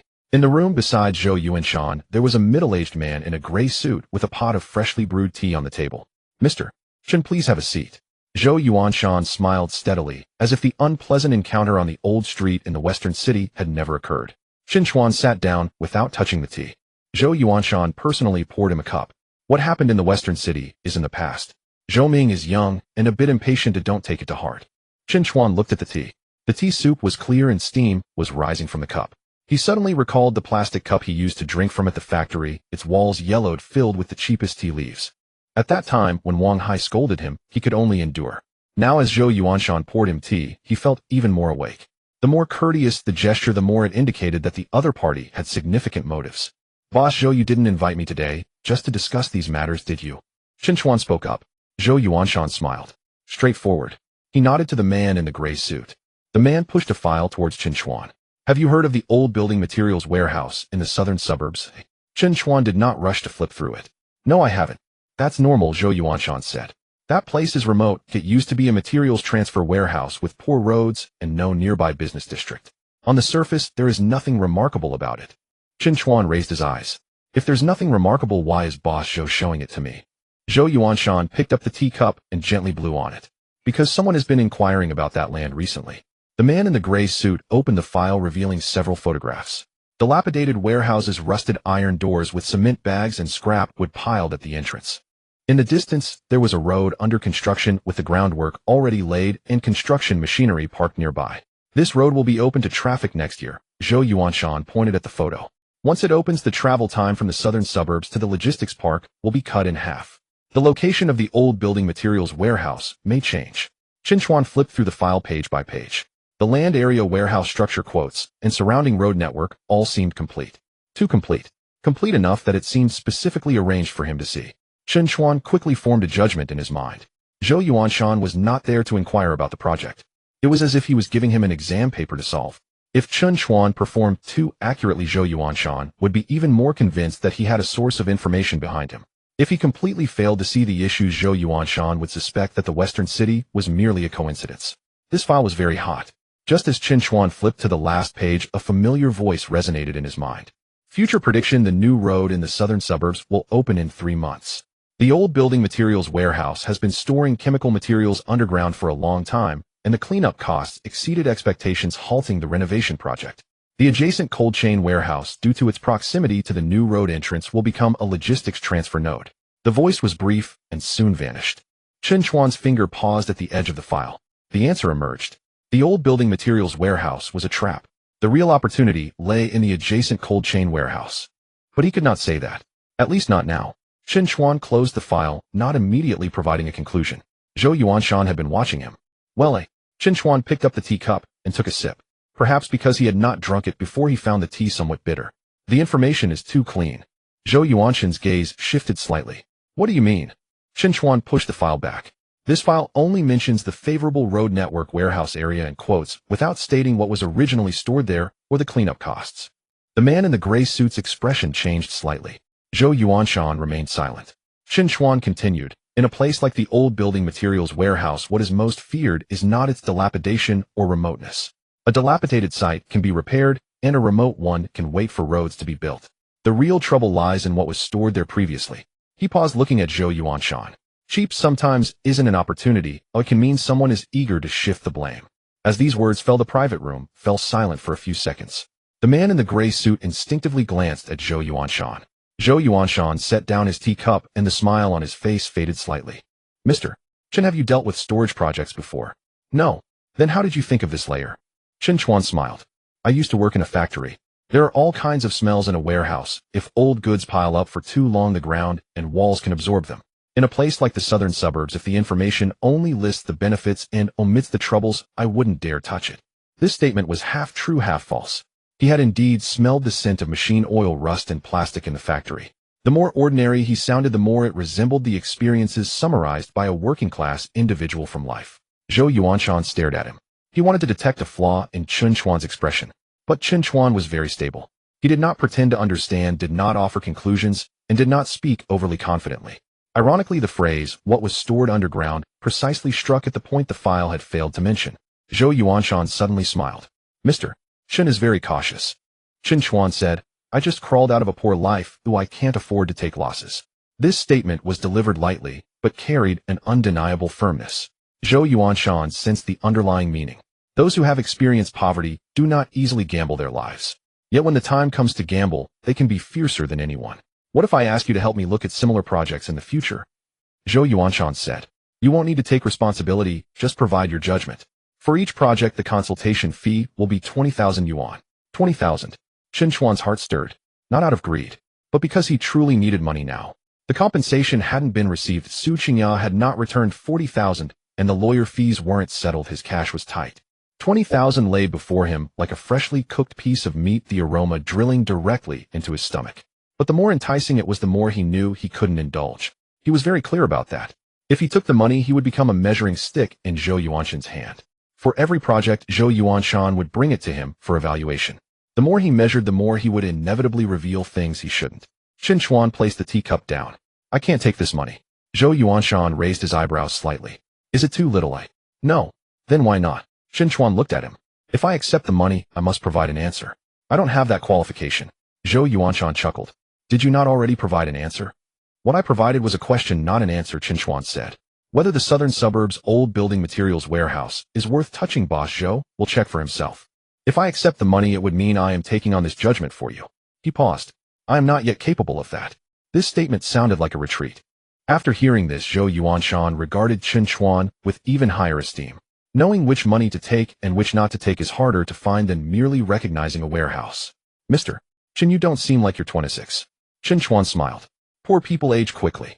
This joke, light, yet pointed, eased the atmosphere in the private room a little. Zhou Yuanshan raised his teacup. Then let this cup of tea today be a gesture of friendship. Chen Chuan did not accept the term friendship. He simply said, I drank the tea, but I cannot confidently assess the project. Zhou Yuanshan understood that this was Chen Chuan's way of not wanting to be tied down. He did not press further. I will investigate the southern suburbs project again. If there is indeed a suitable opportunity in the future, I will invite you for tea again. Sure. This conversation seemed to end here on the surface. Zhou Yuanshan did not mention warehouse no. 7. Did not bring up the compensation, nor did he mention Lin Shui or Zhou Ming. He had already changed his approach. Previously it was about seizing. Now it was about testing. As Chen Chuan stood up to leave, Zhou Yuanshan suddenly spoke. Mr. Chen. Chen Chuan turned around. Zhou Yuanshan looked at him, his tone calm. When a person has good luck once, others will say he is fortunate. When he has good luck twice, others will envy him. But if it continues indefinitely, others will want to know the reason. Chen Chuan looked at him. This sounded like a reminder, but also like a warning. Chen Chuan remained silent for a moment, and then smiled. Then I will try to avoid being lucky in the future. Zhou Yuanshan was taken aback for a moment, then laughed. Interesting. Chen Chuan said no more, and pushed the door to leave. As he stepped out of Yinshui tea house, the night breeze blew on his face, and he realized his palms were sweaty. Just now in that round, he was not unperturbed. Zhou Yuanshan was not Wang Hai, nor was he Zhou Ming. Such people did not curse, did not bang the table, nor did they utter a single harsh word, yet every sentence felt like a hook. Once he made a wrong move, he would be dragged into the other party's game. But tonight he did not make that move. Zhou Yuanshan presented the old building materials warehouse as an exam paper. He did not score a perfect score, nor did he submit a blank exam. He only pointed out the most dangerous pit. Enough to let Zhou Yuanshan know he had judgment, yet not to expose himself too thoroughly. Chen Chuan stood by the roadside, took out his phone, and opened the map. Next to the southern suburbs' old building materials warehouse, there was indeed a cold chain warehouse. Its name was unassuming. Hongfeng Cold Chain Storage. Its location was adjacent to the new road entrance, even closer to the logistics park than the old building materials warehouse. Chen Chuan stared at the map for a few seconds, his heartbeat gradually quickening. Zhou Yuanshan thought he was using the old building materials warehouse to test Chen Chuan. But he did not know that the real opportunity was hidden right next to the information he brought. Chen Chuan put away his phone, and his eyes gradually brightened. This time it was his turn to make the first move. Moreover, he must not let the Zhou family know. Chen Chuan did not return to the apartment. He stood by the roadside outside the Yinshui tea house, opening the map and repeatedly checking the locations of the old building materials warehouse in the southern suburbs and the Hongfeng Cold Chain Storage. Zhou Yuanshan was testing him with the old building materials warehouse. On the surface, the old warehouse was close to the new road, had a large area, and offered a low price resembling a project ready to take off. But the true entrance to the new road was not the old building materials warehouse. It was the Hongfeng Cold Chain Storage next door. The logistics park needed not a pile of dilapidated warehouses, but cold chain nodes capable of handling fresh produced frozen goods and pre-prepared meals. Once the new road opened, the value of the Hongfeng cold chain storage would immediately increase due to the reduced travel time. In the materials Zhou Yuanshan provided him, there was a photo that captured the wall of that cold storage. Chen Chuan noted it down at the time. This was the flaw handed to him by his opponent. He hailed a taxi and did not head home directly. "Driver, take me to the Hongfeng cold chain storage in the southern suburbs." The driver glanced at him through the rearview mirror. "That place is quite remote. Are you going there now?" "Yes." The car drove south all the way. The city lights gradually diminished, and the shops on both sides of the road transformed into factories and vacant lots. As they approached the destination, Chen Chuan saw the new road that was not yet open to traffic. Streetlights were half installed, and in the distance there were barriers and construction machinery. Viewed at night, it resembled a dragon that had yet to awaken. The Hongfeng cold chain storage was not far from the entrance of the new road. The gate looked a bit old, and the sign was peeling. In the yard, 2 refrigerated trucks were parked. One of the truck's hoods was open, and the driver was squatting nearby fixing something. This place did not resemble a treasure trove for fortune. It looked more like a small storage point on the verge of collapse. Chen Chuan paid the fare and did not rush to go inside. He stood by the roadside for over 10 minutes observing. A small delivery truck went in and soon came out. The guardhouse was lit, and an old man in his 50s sat inside. At the back of the yard there was a row of white cold storage doors, and the sound of the compressor nearby was intermittent, sounding rather unstable. Chen Chuan had a rough idea in his mind. This cold storage had a good location, but was in poor operating condition. In such a place he lacked the money to buy directly. Even if he had the money, he should not swallow it all at once. The best approach was to secure a priority right first. Whether he could benefit later was another matter. For now, he needed to hold the door. He walked to the guardhouse and knocked on the window. The guard looked up at him. "What do you want?" "I want to talk to your boss about something." The guard sized him up. "What do you do?" Chen Chuan did not say he was there to buy the warehouse, as that would seem too abrupt. He said, "I have a friend who does frozen goods distribution and wanted to ask if there are any available spaces in the cold storage here. His surname is Liang. When does boss Liang usually come in?" The guard thought for a moment. "He should come by tomorrow morning. Recently the electricity bill has been pressed." His surname is Liang. When does boss Liang usually come in?" The guard thought for a moment. "He should come by tomorrow morning.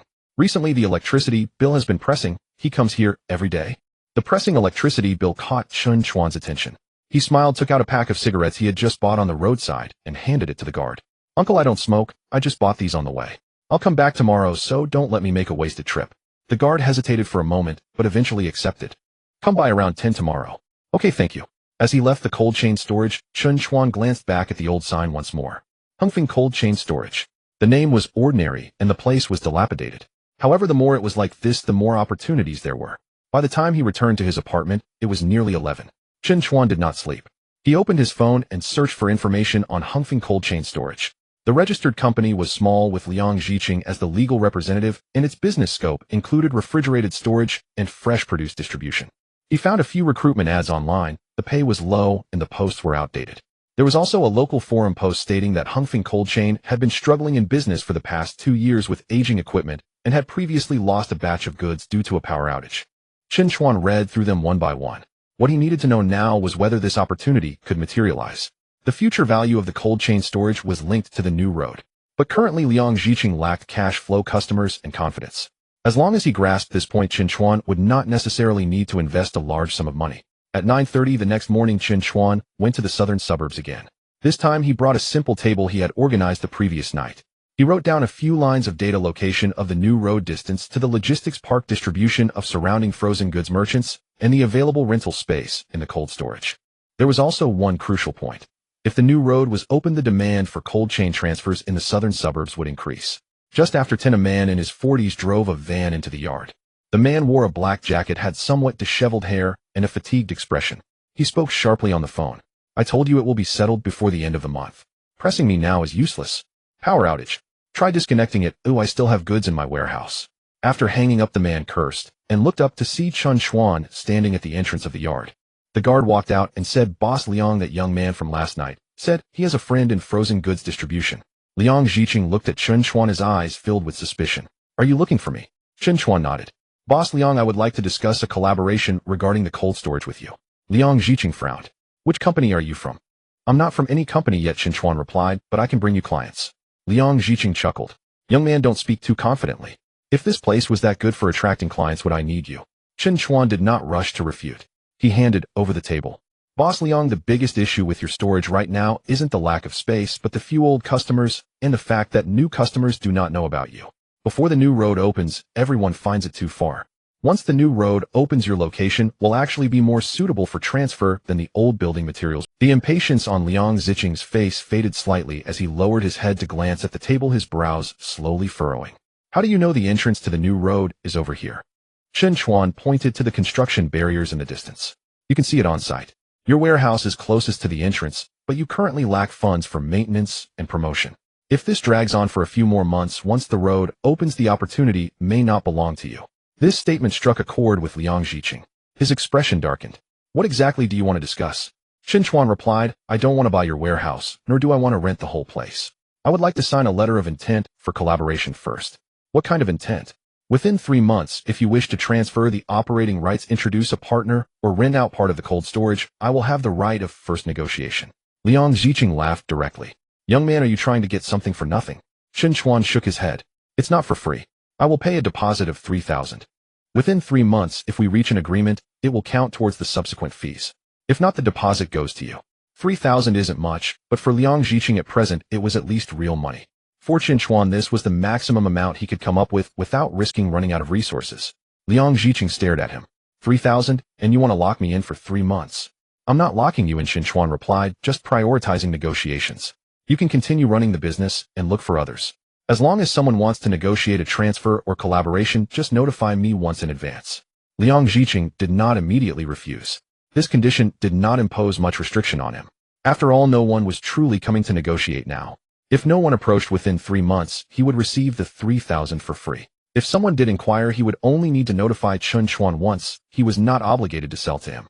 Where does your confidence come from that this place will become valuable in 3 months? Chen Chuan looked at the new road in the distance. Because roads are not built for free. Liang Zicheng fell silent. This simple statement held more weight than any flashy business jargon. Having worked in this industry for over a decade, he was not unaware of the significance of the road opening. However, the past 2 years of debt pressure had left him gasping for breath under the weight of electricity and maintenance costs. He had no time to look further ahead. Chen Chuan continued, Boss Liang, what you lack now isn't selling this place, but rather holding on until the road opens. I don't have much money currently, but I can help you find demand, and am willing to pay the deposit first. You won't lose anything. Liang Zicheng looked into his eyes, seemed to ponder for a moment, and said, all right, 3,000, let's sign a simple letter of intent. To be clear, prioritizing negotiation does not mean prioritizing a sale. If someone offers a high price, don't say I'm taking advantage of you. Understood. The two wrote a simple letter of intent in the office. Liang Zicheng found the official seal and shook his head as he stamped it. You're spending this 3,000 in a rather peculiar way. Chen Chuan took the signed letter of intent and put it away. I once fell out with someone over 300 in performance bonuses. Now that I'm spending 3,000, I certainly need to know where the money is going. Liang Zicheng was momentarily stunned and looked up at him. He suddenly felt that this young man was not here to play. Chen Chuan scanned the 3,000. His balance shrank again. He felt pained, but did not regret it. As he walked out of Hongfeng cold chain storage, the wind blew from the direction of the new road, carrying dust and heat. Chen Chuan stood by the roadside, taking a photo of the letter of intent to back it up. He did not rush to tell anyone, including Su Qingya. It was still too early for this matter. Speaking out would only add another risk. In the afternoon, news reached Zhou Yuanshan. A man in a gray suit entered the office and whispered, President Zhou, Chen Chuan went to the southern suburbs today. Zhou Yuanshan looked up. The old building materials warehouse. No. Then where did he go? To the Hongfeng cold chain storage next door. He talked to Liang Zicheng for over half an hour and even transferred 3,000. Zhou Yuanshan paused with the pen in his hand. Cold chain storage. The man in the gray suit nodded. Our people asked the guard. He said they were discussing some frozen goods distribution collaboration. Zhou Yuanshan did not speak. Last night he had shown Chen Chuan the old building materials warehouse, but Chen Chuan did not take it on the spot. Today, however, he went to the cold chain storage next door. What did this imply? Zhou Yuanshan narrowed his eyes and suddenly smiled. This kid is even more interesting than I thought. The man in the gray suit asked, should we investigate Hongfeng cold chain? Zhou Yuanshan put down the pen. Investigate. He paused and added, don't alert Chen Chuan. On the other side, Chen Chuan sat on the bus back to the city. He had that thin letter of intent in his pocket. The paper was not thick, but it felt like a nail driving him into the future opportunity in the southern suburbs. He looked at the retreating factories outside the window, feeling a clear sense for the first time. In the past, he could only wait for others to pay him. Now he was starting to seek opportunities for himself. Even if it was only 3,000. He had to lock the door first. After returning to his apartment, Chen Chuan did not rest at once. He set the letter of intent from Hongfeng cold chain on the table, a thin sheet of paper whose corners still smelled faintly of smoke from Liang Ziqing's office. 3,000 yuan. At the factory, when Wang Hai docked 300 yuan from his performance pay, he used to lie awake furious for a whole night. Now he had thrown 3,000 yuan into a cold storage he could not yet hope to profit from, and it hurt just the same. Only this time the pain left him wide awake. When money is scarce, the worst thing is not spending at all, but spending wrongly. If those 3,000 yuan were only for comfort, it would be foolish. But if it could put him at the negotiating table ahead of Zhou Yuanshan, it would be worth it. Chen Chuan opened his phone and reviewed the location of Hongfeng cold chain, the entrance to Xinlu, and the direction toward the logistics park once more. Zhou Yuanshan would surely investigate. This was not a guess, but an inevitability. A man like Zhou would, having tested him with the old building materials warehouse last night, certainly dispatch people to tail his movements today. Hearing he had gone to the neighboring cold storage, they could not remain indifferent. What Chen Chuan needed was not to hide, but to bind himself to Liang Ziqing more tightly before the Zhou family discovered the real value. The next morning, just after finishing a bowl of instant noodles, Chen Chuan's phone rang. Liang Ziqing's voice on the other end was low and measured. Xiao Chen, after you left yesterday, someone came asking about the cold storage. Chen Chuan paused with his chopsticks. What kind of person? I don't know them. Said they invest in warehousing. They immediately asked if I was selling, and whether there were outstanding debts, and whether the equipment still worked. So they had come. Chen Chuan put his chopsticks down. Did they make an offer? They didn't say outright. They said they could put down a 100,000 yuan deposit to keep others off and negotiate exclusively. Chen Chuan smiled inwardly. This trick was all too familiar. First steady Liang Ziqing with a 100,000 yuan deposit, then gradually drive the price down. Liang was short of cash now. Once he accepted that deposit, he would be led by the nose. Did you agree, boss Liang? I didn't. Liang Ziqing replied with a trace of irritation, but I'm not an idiot. You only just came yesterday, and today someone's asking. This shabby warehouse gets ignored for a year, and suddenly it's popular. Chen Chuan did not rush to explain. At a time like this, the more you explain how sharp your eye is, the more you arouse suspicion. He asked simply, what do they said they'd bring an intention agreement this afternoon. Don't sign hastily, Chen Chuan said. I'll come by. After hanging up, he changed clothes and took the few pages he had written the night before. It was not a formal contract. It was his own compiled Hongfeng cold chain external investment plan. The title was clumsy, the contents were plain. Existing cold storage area, rentable partitions, distance to the Xinlu entrance, drive time to the logistics park, suitable client types. At the bottom was one line: secure a warehousing node before Xinlu opens, costs may rise after it does. As long as Liang Ziqing was not desperate to sell, the Zhou family could not crush the deal with petty money. A cold wind blew in the southern suburbs. When Chen Chuan arrived at Hongfeng cold chain, Liang Ziqing was standing at the office door smoking. He looked pale and hollow-eyed, clearly sleep-deprived. You're here. Chen Chuan nodded. When are they coming this afternoon? 2 o'clock. There's still time. Chen Chuan handed over the papers. Liang Ziqing flipped them and frowned. What is this? You can't just wait for buyers to knock on the door. If you only respond when someone asks if you're selling, you will always be driven down on price. You need others to see this place not as a shabby warehouse, but as a cold chain node beside the Xinlu entrance. Liang Ziqing was taken aback. Chen Chuan continued, there are many small merchants around doing frozen goods, fresh produce, and prepared meal distribution. Just because you lack clients now doesn't mean demand won't come. Once Xinlu opens, they will want small cold stores close to the logistics park that allow short stops and subletting. Liang's cigarette between his fingers fell silent for a long time. He had thought of these things before, but daily burdens of electricity bills, repairs, and damaged goods made even dreaming of the future exhausting. Chen Chuan's few plain pages laid out what he had always failed to see. So you mean I shouldn't sell? At least not now, Chen Chuan said, looking at him. Sell now, and others will see the opportunity for you, and take it from you at a low price. Liang Ziqing's face darkened. The words stung, but they were true. Chen Chuan added, what you lack isn't a buyer, but the time to survive until Xinlu opens. Someone willing to put down a 100,000 yuan deposit already shows people have started to notice this place. Liang looked up. And you? Aren't you interested too? Chen Chuan did not evade. Yes. Liang was momentarily taken aback. Chen Chuan spoke calmly. I came early, but that doesn't mean I'm not here to make money. I am not like them. I don't have the cash to buy your place outright, nor would I pretend to be a big boss to trick you into an exclusive deal. What I can offer is to raise the value of this place first. Liang Ziqing stared for a few seconds, then suddenly laughed. At least you're honest. I've been poor, and I know what it feels like to be lowballed, Chen Chuan said. So I won't feed you pretty words. If you are desperate for cash now, you will be easy to seize. But if you can hold on, the initiative will remain with you. After that sentence, the office grew quiet. The old refrigeration units outside clattered intermittently, sounding like a weary machine struggling to breathe. Liang Jiqing stubbed out his cigarette. How am I supposed to hold on? Chen Chuan had been waiting for that question. First, do not sign an exclusive negotiation agreement. Anyone who wants to negotiate must submit a written proposal. Second, do not rush to quote a final price. Talk leasing and cooperation first, do not discuss an outright sale. Third, give me 3 months of exclusive agency for tenant recruitment. I will bring small clients and you collect the rent, and I take a commission on completed deals. This way you don't lose, and I have some upside. Liang frowned. Can you really find clients? I can't promise, Chen Chuan said, but I will try.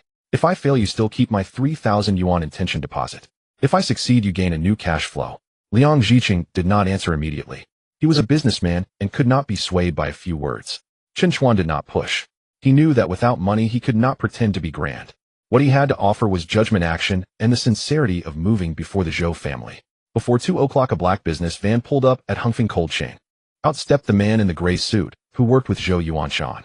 A young assistant trailed behind him carrying a folder of documents. What he had to offer was judgment action and the sincerity of moving before the Zhou family. Before 2 o'clock, Chen Chuan sat on the old sofa in Liang's office, a disposable paper cup in hand. He smiled faintly. What a coincidence. The man's expression changed. It was no coincidence. They had discovered Chen Chuan's visit yesterday and planned to come today to pressure Liang Jiqing, only to find Chen already seated there. It felt like picking up a chess piece only to find your opponent had already made the move. Liang glanced between them and understood a little more. If Zhou Yuanshan's people were so surprised, Chen Chuan must have been truthful. Someone really was eyeing his shabby cold storage. The gray-suited man composed himself and set the folder on the table. Mr. Liang, our company is interested in cooperating with Hongfeng Cold Chain.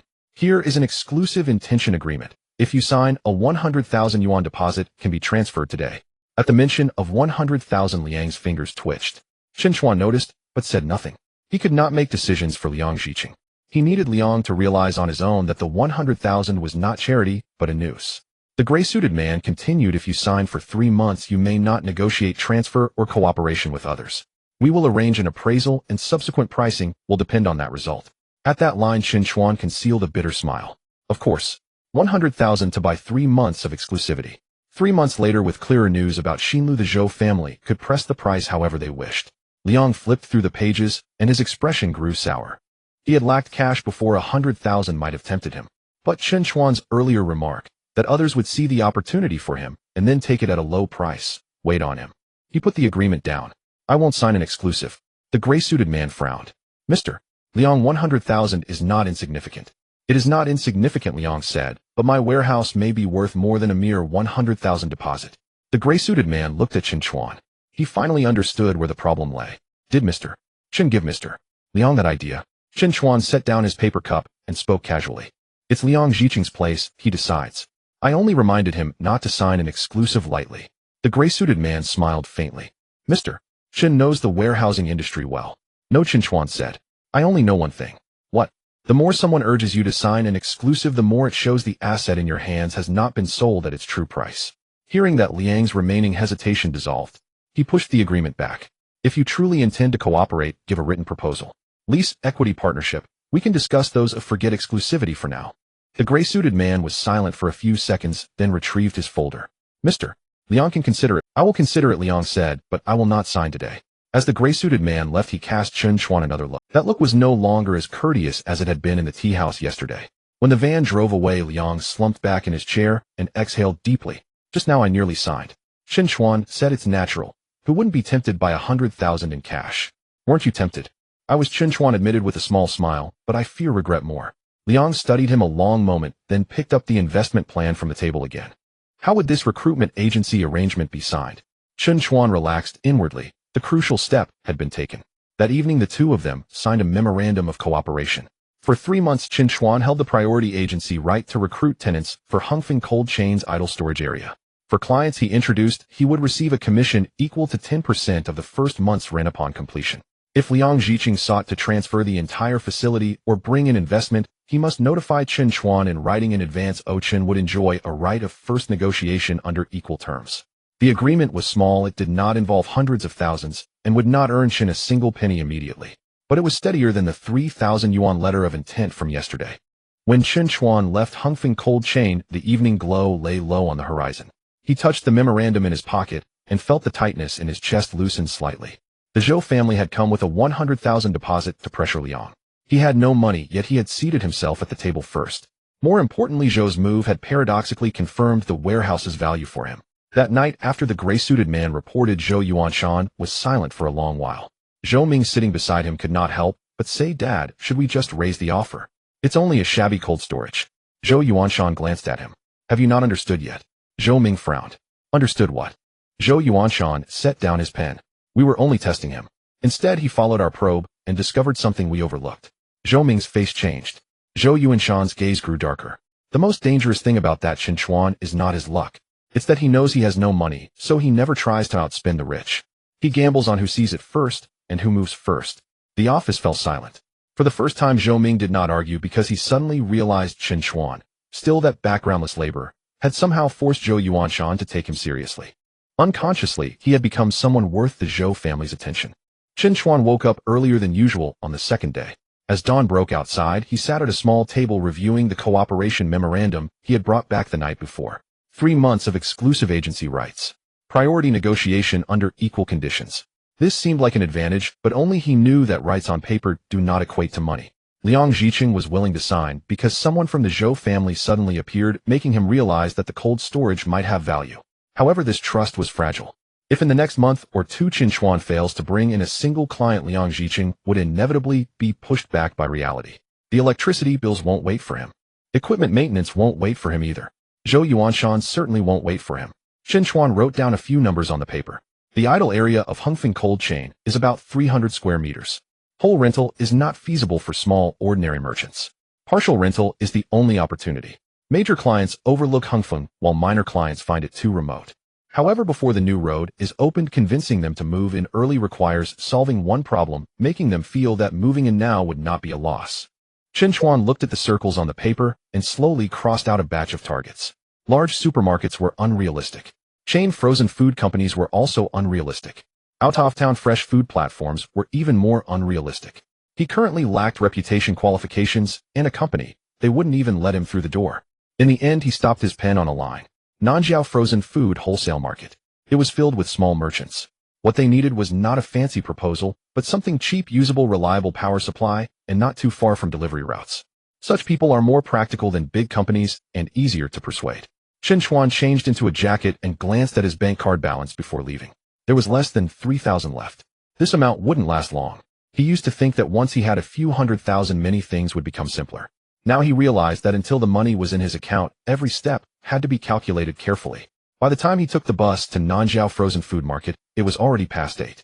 The market was filled with carts and foam boxes. The ground was damp, and the air was mixed with ice water, fishy smells, and the scent of frozen meat. Chen Chuan didn't mind the dirt. He had worked in a factory before, covered in machine oil, and moved boxes of parts. Such places made him feel grounded. He didn't start by handing out business cards. He had no business cards. Nor did he pose as a boss. He first walked around the market listening to the merchants chat. Which cold storage raised prices? Whose goods were damaged? Which road was congested? Whose customer added an order last minute? After running around for a morning, Chen Chuan was rejected over a dozen times. Some bosses waved their hands when he mentioned Hongfeng cold chain. Nanjiao. Too far. Some laughed at him for being young, without courtesy. Young man, you're a broker, right? Where's the bad place you mentioned? Some were even more direct. If your storage was really good, why would you need to run around? Chen Chuan didn't argue. He noted down the issues each person raised. Too far. Afraid of power outages. Afraid of goods being damaged. Afraid that the delivery wouldn't be worth it. Afraid of bosses running off. These rejections weren't a bad thing. The more he faced rejection, the better he understood what to say. Around noon, he heard a commotion at the back row of the market. A woman in her 40s was standing in front of a stall yelling at the phone. You tell me the storage is full now? I told you yesterday that I need to stock up today. Where am I supposed to put these 20 boxes of beef and lamb rolls? Leave them in the sun to thaw. Don't talk to me about contracts. I have paid you the rent every month. After hanging up, the woman slammed her phone on the table. The nearby stall owner advised her sister Sue, just find another place. Where can I find another place? The woman's expression was grim. The nearby shops are either full or have raised their prices. They dare to charge 800 for a temporary stay. Chen Chuan stopped in his tracks. An opportunity had arrived. He didn't rush to approach. In such situations, hastily promoting oneself would only be seen as taking advantage of her misfortune. He first walked over to buy a bottle of water and casually asked the stall owner, boss, what does that lady sell? The stall owner glanced at him. Sister Sue, she sells hot pot frozen products. Her goods arrived today, but the cold storage there temporarily won't provide space, and she's really angry. Is there a lot of goods? More than 20 boxes, not too many. But if they thaw, it becomes a problem. Chen Chuan nodded and took a sip of water. He quickly calculated in his mind. Over 20 boxes for temporary storage didn't require a whole room. Hongfeng cold chain had plenty of empty space. The main problem was its location.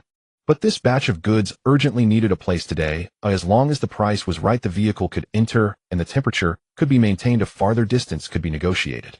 Chen Chuan approached without immediately saying he could solve it. He placed the water on the edge of the stall. Sister, I heard you say just now that the cold storage is full. Does this batch of goods need to be stored today? Sister Su shot him a glance, still frustrated. Who are you? I help a cold storage in Nanjiao find clients. Sister Zu's expression immediately turned cold. Nanjiao. Forget it, it's too far. Chen Chuan didn't back down. If this batch of goods just needs to be temporarily stored for a day or two, Nanjiao may not necessarily be a loss. Sister Su frowned. How can it not be a loss? Isn't the transportation fee free? Chen Chuan pointed at the foam boxes behind her stall. Your nearby cold storages are charging 800 for a temporary stay, and they might not have space available. Hongfeng Cold Chain in Nanjiao can calculate it as half a room for temporary storage. We can deliver it this afternoon and pick it up tomorrow noon. I can negotiate it down to within 300. Sister Su paused her movement.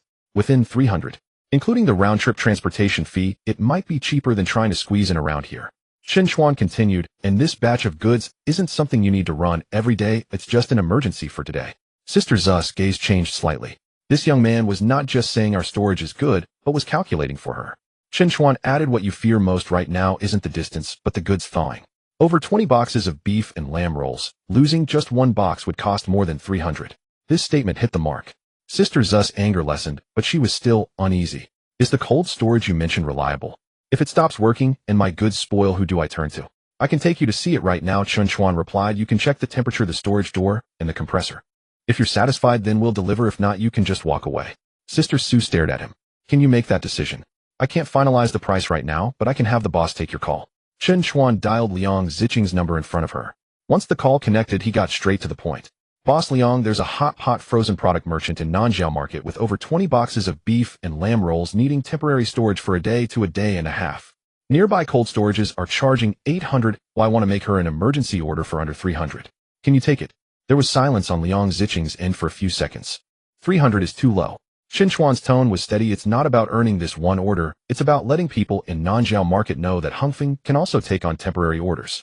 If we handle this order well today, at least a dozen stalls next to Sister Su will find out. Liang Ziching remained silent. Chen Chuan added, a vacant storage still consumes electricity, we need to get it moving. This statement was more useful than the price. Liang Ziching finally relented. 280. You arrange the loading and unloading. Any extra day will be charged separately. Chen Chuan looked at Sister Su. 280. Sister Su was clearly tempted, but she remained cautious. Let me see the storage first. All right. At 1 o'clock in the afternoon, Sister Su followed Chen Chuan to Hongfeng Cold Chain. She didn't come alone, she brought along 2 stall owners from nearby. Seeing them, Chen Chuan felt a sense of stability. One client is a client. The eyes of 3 stall owners represent the reputation in the market. Liang Ziching personally took them to see the storage. Hongfeng Cold Chain wasn't new, but the temperature was stable, and there was indeed enough space. Sister Su touched the storage door, checked the thermometer, and asked about the backup power plant. Liang Ziching initially showed some impatience, but held back his temper after Chen Chuan shot him a glance and brought out the backup power source and previous maintenance records. After Sister Su finished looking, she finally nodded. Okay, I'll store it for a day today. She immediately transferred 280 and called to redirect the delivery truck. When Liang Ziching received the money, his expression was somewhat complicated. 280 wasn't much. But this was one of the rare new clients for Hongfeng Cold Chain in this period. More importantly, this client wasn't brought in by the Zhou family, nor was it an old connection, it was Chen Chuan who had found it in the market. As the delivery truck drove into the yard, Sister Su stood aside, directing the unloading. The 2 nearby stall owners were also watching. One of them asked Chen Chuan, if we need long-term storage, how would that be calculated? Chen Chuan felt a spark of interest, but didn't rush to quote a price. It depends on your volume and frequency. If you need temporary turnover, it's calculated daily. If it's a fixed placement, I'll let Boss Liang give you a monthly rental price. Don't settle today, let's see how Sister Su's goods are picked up tomorrow. The stall owner laughed. Quite cautious indeed. Chen Chuan smiled too. In the cold chain business, boasting is useless, it only counts if the goods are not damaged. Sister Su, upon hearing this, relaxed her expression considerably. In the evening, when Chen Chuan left Hongfeng, Liang Ziching walked him to the door. You really went out to find clients? It's just the first order, Chen Chuan replied. Liang Ziching looked at the cold storage door that had just closed in the yard, and suddenly asked, "How do you calculate your commission for today?" According to the agreement, Chen Chuan would receive a commission for the first order, but 10% of 280 was only 28. Liang Zhiqing found it amusing to say it out loud. 28. Should I transfer it to you? Chen Chuan laughed. Let's just keep it on the books for now. Is it too little? Not at all, Chen Chuan said. I used to earn less than 28 an hour in the factory. Liang Zhiqing was taken aback. Chen Chuan put away his smile and looked at the cold storage. But today this 28 isn't the main focus. The main focus is that Sister Su will have no problem picking up goods tomorrow if she will speak for us. Liang Zhiqing understood. He suddenly felt that Chen Chuan's frightening aspect wasn't just in his ability to speak, but in that he knew what he wanted with every step he took. Others see 280. He sees the row of stalls in Nanjiao Market. Others see 28 in commission. He sees the first sound of Hongfeng cold chain reopening for business. As Chen Chuan took the bus back to the city, the hem of his pants was still stained with the market's dirty water. He glanced down and suddenly smiled. From 760,000 in compensation to 28 in commission. It sounded like he was going backward, but he felt more grounded than ever. 760,000 was money that would come in the future. 28 was money he earned himself. He used to live off his salary. Now he relied on judgment, his legs, and his words to pick the first order from a corner others didn't want. The bus swayed and drove into the urban area. Chen Chuan leaned against the window, watching the distant lights gradually brighten. He knew the real opportunity had yet to come. The next morning, Chen Chuan did not sleep in. Sister Zu's batch of beef and lamb rolls was to be picked up today. This order was small in payment, but it was crucial. If there were no issues with the goods, Sister Su would remember Hongfeng cold chain. If there were problems, all the effort he put in yesterday would be in vain. When Chen Chuan arrived at Hongfeng cold chain, Liang Zhiqing was already waiting in the yard. Today he was dressed more neatly than yesterday, having shaved his beard, and was holding a temperature record sheet. Upon seeing Chen Chuan, he raised the paper in his hand. The warehouse temperature was stable last night, no issues. Chen Chuan took a glance at it. The temperature record wasn't perfect, but it was within the acceptable range. He breathed a sigh of relief. What time will Sister Su arrive? She said 10 o'clock. When the goods come out, let her check them herself. Don't rush her for payment, and don't push her to rent long-term. Liang Zhiqing frowned. Why? If she thinks it's good, isn't it better to strike while the iron is hot? Chen Chuan shook his head. Small business owners like her are most afraid of being pressured to make a sale. Today we only need to do one thing: reassure her. Liang Zhiqing gave him a glance. You're not very old, but you really know how to win people's hearts. Chen Chuan smiled. When I was poor, I was most afraid of being rushed when buying things. The more they rushed me, the more I felt there was a trap. Liang Zhiqing didn't say anything more. A little past 10, Sister Su arrived with the delivery truck. As soon as she entered the yard, she didn't speak and went straight to check the goods. More than 20 boxes of beef and lamb rolls were being unloaded, and the outer packaging was intact with frost still present in the foam boxes. Sister Su tore open one of the boxes, reached in to feel the bags, and squeezed the rolls. Her expression finally softened. All right, they haven't thawed. Liang Zhiqing was about to speak, but Chen Chuan held him back with a glance. After Sister Su finished checking the goods, she proactively said, Boss Liang, your warehouse may be a bit far, but yesterday's order went quite well. Liang Zhiqing smiled. Then you can come back if you need in the future. This statement wasn't heavy, and Sister Su found it pleasant to hear. She turned to Chen Chuan. Xiaoqin, you were right yesterday. If I had looked for a temporary warehouse nearby yesterday, I might not have found anyone willing for $800. The fare I added this time is cheaper than over there. Chen Chuan replied, Sister, urgent orders can't be run every day. In the long run, we still need to calculate the route and the volume of goods. Sister Su was taken aback for a moment, then smiled. You're not just talking nonsense. She took out her phone from her bag and pushed a WeChat group invite to Chen Chuan. Several stall owners from Nanxiao Frozen Goods are in there. You can go in and speak, just don't post random advertisements. Those who really need it will ask you. This sentence was worth much more than 28 yuan in commission. Chen Chuan joined the group and wrote a simple note, Hongfeng Cold Chain Temporary Storage Coordination Chen Chuan. He didn't immediately send a message in the group. If he flooded the chat right after joining, he would just get kicked out. After Sister Su left, Liang Zhiqing looked at Chen Chuan's phone with bright eyes. How many people are in this group? More than 60. Then hurry up and send the price. No rush. Not in a hurry again. Chen Chuan put his phone away. If I send it now, they'll just see me as an advertisement. When Sister Su returns to the market and others ask her about the goods, her word will be more effective than me sending 10 messages. Liang Zhiqing was stunned for a moment and suddenly laughed, cursing, You kid really knows how to endure. Chen Chuan didn't reply. He wasn't enduring. He simply couldn't afford to lose. At noon, as Sister Su indeed spoke in the group. Yesterday, my batch of beef and lamb rolls stored at Hongfeng has no problems for today's pickup. For temporary urgent needs you can inquire, but for long-term you'll need to calculate the route yourselves. As soon as this message was sent, people in the group started asking for prices. Is it far? Can it be rented by the day? Can we get goods in the evening? Can frozen shrimp be stored? Chen Chuan didn't answer all at once. He first wrote down the questions separately. Daily temporary storage. Half-day turnover. Long-term small storage. Nighttime goods intake. These demands looked chaotic, but behind them was only one issue. They all found the original cold storage too expensive, yet they were afraid that the new place would be unstable. Chen Chuan replied very cautiously. Hongfeng is not suitable for everyone. It's more suitable for temporary turnover, non-high frequency, in and out, and deliveries to the southern suburbs. Specific volumes and routes need to be calculated separately. Some people in the group laughed at him. Is there a middleman who says their place isn't suitable for everyone? Chen Chuan replied. If it's not suitable, and it's forced when the goods spoil, it's me who gets blamed. Once this message was sent, the group fell silent for a few seconds. Those dealing with frozen goods feared spoiled products the most. Chen Chuan's words conveyed more trust than simply quoting a low price. In the afternoon, he went to the Nanxiao market. This time was different from yesterday. Yesterday, he was like a stranger salesman being waved away. Today, with Sister Zu's words, at least no one chased him away upon seeing him. He found a stall owner named Zheng at the back row of the market. Old Zheng dealt in frozen chicken byproducts with a larger volume than Sister Su, but it was unstable. Sometimes he wouldn't receive goods for 3 days, and sometimes 2 trucks would come in a day. Your place is too far. Old Zheng opened with this sentence. If I run a trip to the southern suburbs, fuel and time are counted as costs. Chen Chuan did not argue.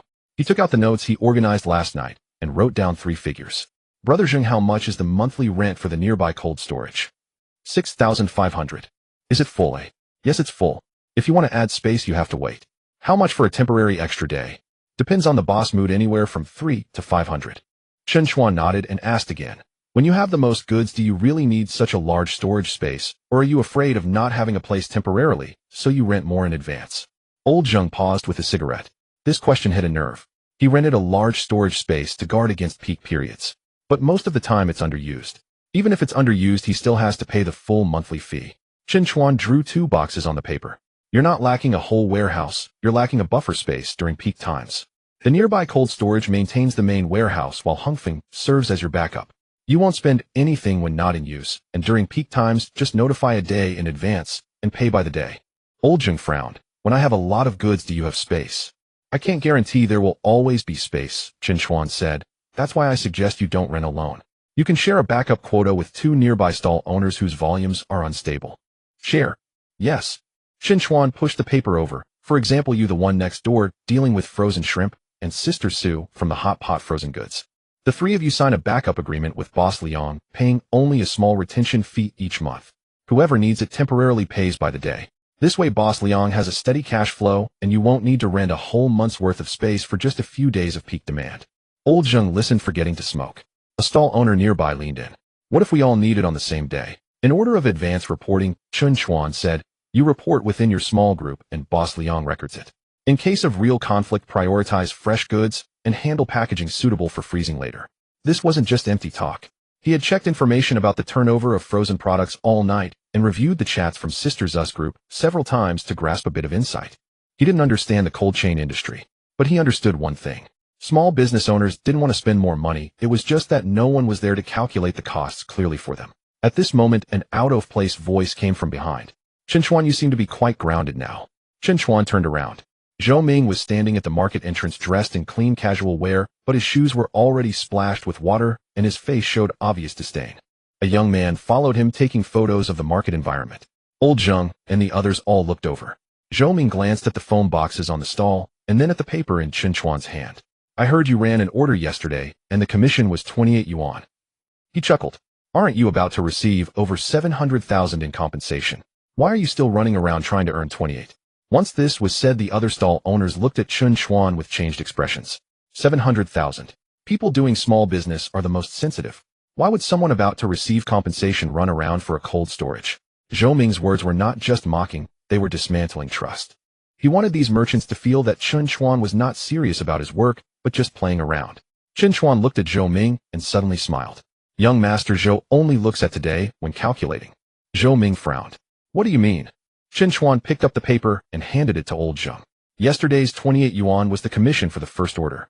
If today Brother Zheng and the other 2 sign the backup agreement, Boss Liang will have a fixed retention fee every month, and during peak periods they can rent 1 less whole month of storage. He looked at Zhou Ming. What you see is 28, But what I see are the more than 60 frozen goods merchants in Nanxiao Market who are choked by the monthly rent and temporary price hikes of cold storage. Zhou Ming's expression darkened. Chen Chuan continued, "You think my market efforts are devalued because you've never lacked that 28 yuan. He paused, his tone not high, but it suppressed the surrounding noise. But I have lacked it. As soon as these two words were spoken, old Zheng's gaze towards Chen Chuan changed. Sister Su also didn't know when she had stood beside him. She directly said, "If Xiaochen really wanted to trick me yesterday, he wouldn't have let me check the warehouse before delivering the goods. Young Master Zhou, right? If you find this place dirty, you don't have to come. We small business owners earn this kind of money." Zhou Ming's face immediately turned ugly. He did not expect that a market stall owner would confront him in public. Even more unexpected was that Chen Chuan was not suppressed by him. Instead, he used Zhou Ming's words to align himself with these small merchants. Old Zheng took the paper back and called over two neighboring stall owners. "How much is the backup agreement you just mentioned?" Chen Chuan did not look at Zhou Ming. He lowered his head to calculate again. 3 stalls share a backup quota with a monthly retention fee of 1,200. When truly using the storage, it will be calculated separately by the day, but the price must be fixed in advance and cannot be raised temporarily. Has Boss Liang agreed? I'll call him now. Chen Chuan immediately dialed Liang Zhiqing. Once the call connected, he explained the plan. Liang Zhiqing listened, and after a long silence he replied, 1,200 is too little. This is the first group, Chen Chuan said. Let's first make a sample. If Brother Zheng and the others do well, others will follow in the Nanxiao Market. Liang Zhiqing gritted his teeth. All right, but at least sign for 3 months. Chen Chuan looked at Old Zheng. Old Zheng discussed with the two beside him for a moment and nodded. 3 months is fine, but the price needs to be clearly written. Of course. Chen Chuan hung up the phone, feeling a weight lift off his chest. This was not a big deal. The retention fee for 3 months wasn't much. But it wasn't just 28 yuan. It was Hongfeng Cold Chain's first stable small customer agreement. Zhou Ming stood beside him, his expression growing increasingly grim. He had originally come to watch Chen Chuan's joke. Instead, he witnessed Chen Chuan negotiate a client right from the muddy waters of the market. No suit, no office, no resources from the Zhou family. Just with a piece of paper, a pen, and carefully calculated accounts. Chen Chuan put away the paper and finally looked at Zhou Ming. Young Master Zhou, the market is indeed dirty. His tone was very calm. But the money is not dirty. Zhou Ming was choked by this statement, his face turning blue. Several stall owners around him chuckled softly. The laughter wasn't loud, but it felt like a slap lightly landing on Zhou Ming's face. Chen Chuan did not pay him any more attention. He knew that this round didn't result in a huge win. But what readers like to see doesn't necessarily have to be something that costs millions. Sometimes for someone who once earned 3,000 a month and was looked down upon, just being able to set up the first table in a place others consider dirty is already satisfying. In the evening, Chen Chuan returned to Hongfeng with the preliminary intentions of Old Zheng and the others. Liang Zhiqing looked at the agreement and patted the paper. The first group of stable clients. Chen Chuan nodded. There will be more in the future. Liang Zhiqing looked at him and suddenly said seriously, Chen Chuan, I'm starting to trust you a bit now. Chen Chuan smiled. Don't trust too early. He looked toward the new road outside the yard that hadn't been opened yet. Once the road is opened, you'll trust even more. The following day, Lao Zheng and the others came to Hongfeng to sign the contract. Before they arrived, Liang Zhiqing had already changed his mind. He sat in his office, a cigarette between his fingers with yesterday's intention document on the desk. Xiaochen, isn't 1,200 a bit low? Chen Chuan glanced at him. He had anticipated this turn of events last night. When there were no clients, Liang Zhiqing feared no one would come. Now that someone was willing to sign, he was worried he would sell himself short. Human nature is normal. But this step must be taken carefully. How much do you want to raise it? Chen Chuan asked. 1,800, Liang Zhiqing replied. The 3 companies share the backup quota. 1,200 a month is too little. Chen Chuan did not rush to refute. He picked up a pen and wrote 2 numbers on the paper. 1,200, 1,800. Then he added another line. Boss Liang, if you raise the price today, it can add 600. Liang Zhiqing frowned. Chen Chuan wrote another line, 60 frozen goods merchants in the Nanjiao market. But if Lao Zheng goes back and says that Hongfeng raised the price before signing, at least half of those 60 merchants won't believe you again. Liang Zhiqing's expression changed. Chen Chuan set down his pen. What you lack is 600 yuan, or is it the chance to reopen the Nanjiao market? Liang Zhiqing fell silent. Chen Chuan continued, the first 3 groups of model clients 1,200. The ones that come later can be raised to 1,800. This way Lao Zheng will feel he has gained an advantage, and those coming later will think the slots are limited. Liang Zhiqing's eyes flickered. 1,200 is a low price if called directly. Limiting it to the first 3 groups makes it an opportunity. He stubbed out his cigarette. All right, I'll go with your plan. At 10 o'clock, Lao Zheng and the others arrived. As soon as they entered, Lao Zheng asked, Boss Liang, the 1,200 we discussed yesterday, is it still valid? Liang Ziqing glanced at Chen Chuan and nodded. Yes. The model price for the first 3 groups. You are the first group. Lao Zheng's expression immediately relaxed. Then let's sign. The contract was quickly signed. A 3-month term. A monthly retention fee of 1,200. Temporary storage charged daily with prices written in the contract and no sudden price increases allowed. As Lao Zheng signed, the 2 stall owners beside him also breathed a sigh of relief. What they feared most was not the price, but instability. In the frozen goods business, if the goods spoil, once it could mean days of work wasted. After signing the contract, Lao Zheng immediately transferred the first month's fee. 1,200 arrived. Liang Ziqing listened to the notification sound from his phone, unable to hide the smile on his face. This amount of money is not large, but it represents that Hongfeng finally has its first group of stable clients. Before leaving, Lao Zheng said to Chen Chuan, Xiao Chun, I have 2 friends who also need backup storage. If you can offer this price, I will ask around for you. Chen Chuan did not nod immediately. The model price for the first 3 groups is only left for 2 groups. Suitable ones can come, and unsuitable ones should not be forced. Lao Zheng smiled. You still pick clients? Yes, Chen Chuan said. The first batch of clients cannot be chaotic. If it gets chaotic, the reputation will be ruined. Lao Zheng gave a thumbs up. Alright, I understand. In the afternoon, the Nanjiao frozen goods group exploded with messages. Sister Su said the goods were fine. Lao Zheng stated that the contract was clear. When the 2 old merchants spoke, it was more effective than Chen Chuan saying 100 sentences. That evening, the second group of clients arrived. Those dealing in frozen shrimp formed a shared backup quota among 3 companies. Chen Chuan didn't waste words. He first asked about the volume of goods, then checked the route, and if suitable, he signed. 1,200, and it arrived again. On the morning of the 3rd day, the 3rd group was also confirmed. Hongfeng Cold Chain completed the signing of the first 3 model clients. 3 groups of 6 merchants with a fixed monthly retention fee of 3,006. Temporary storage is calculated separately. The money isn't much, but Liang Ziqing's gaze towards Chen Chuan changed. Previously, he merely thought Chen Chuan was lucky and had good insight. Now he knew that Chen Chuan could genuinely generate income from the previously quiet warehouse. That evening, Zhou Ming arrived. He stood at the entrance of Hongfeng Cold Chain, his shoes kicking up the dust on the ground, with the same disdainful expression on his face. Chen Chuan, you really are messing around in this broken place. Chen Chuan had just placed the 3rd contract into the document bag and looked up at him. Are you here to inspect young Master Zhou? Zhou Ming sneered. I heard you've been busy for a few days, and you've only signed a few small orders worth a few thousand. Aren't you ashamed? Liang Ziqing's expression darkened. Just as he was about to speak, he was stopped by Chen Chuan. Chen Chuan walked up to Zhou Ming. Young Master Zhou, last time you took 100,000 deposit, you wanted to lock Boss Liang in for 3 months exclusively, right? Zhou Ming's expression changed slightly. What of it? I didn't take 100,000. Chen Chuan clapped the contract in his hand. I only used 3 groups of clients to show Boss Liang that Hongfeng is not without demand. Zhou Ming's expression turned ugly. Chen Chuan continued. You want to use money to hold people down, but I let him see that he can earn even more afterward. His voice was not loud, but each word was steadier than the last. Young Master Zhou, this is the difference. Liang Ziqing stood beside him, feeling a rush of relief. He had almost been swayed by the 100,000 deposit. Now looking at Zhou Ming, he only felt a chill run down his spine. If he had truly signed that exclusive deal that day, he would have handed Hangfeng's neck over to the Zhou family. Zhou Ming stared at Chen Chuan coldly, saying, Do you think these small contracts can block the Zhou family? They can't block. Chen Chuan smiled. But at least it proves one thing. What? The things the Zhou family has their eyes on. Chen Chuan can also sit at the table first. Zhou Ming's face turned ashen. This statement was harsher than insulting him, because it was a fact. He came with the Zhou family's resources wanting to see Chen Chuan's joke. But in the end, Chen Chuan, with no money, no people, and no background, had already locked in Hangfeng's first batch of clients. Zhou Ming turned and left. Liang Ziqing watched his back and couldn't help but curse. What a piece of work. Chen Chuan did not respond. He knew Zhou Ming was just impatient. The truly difficult opponent is Zhou Yuanshan. But now he was no longer the poor boy who could only be checked and tested. He had his first card. That night, Chen Chuan returned to his apartment. He had just taken photos of the 3 contracts for backup when his phone suddenly buzzed. A bank text message. Chen Chuan opened it. Your account has been credited with 76,000,000 yuan.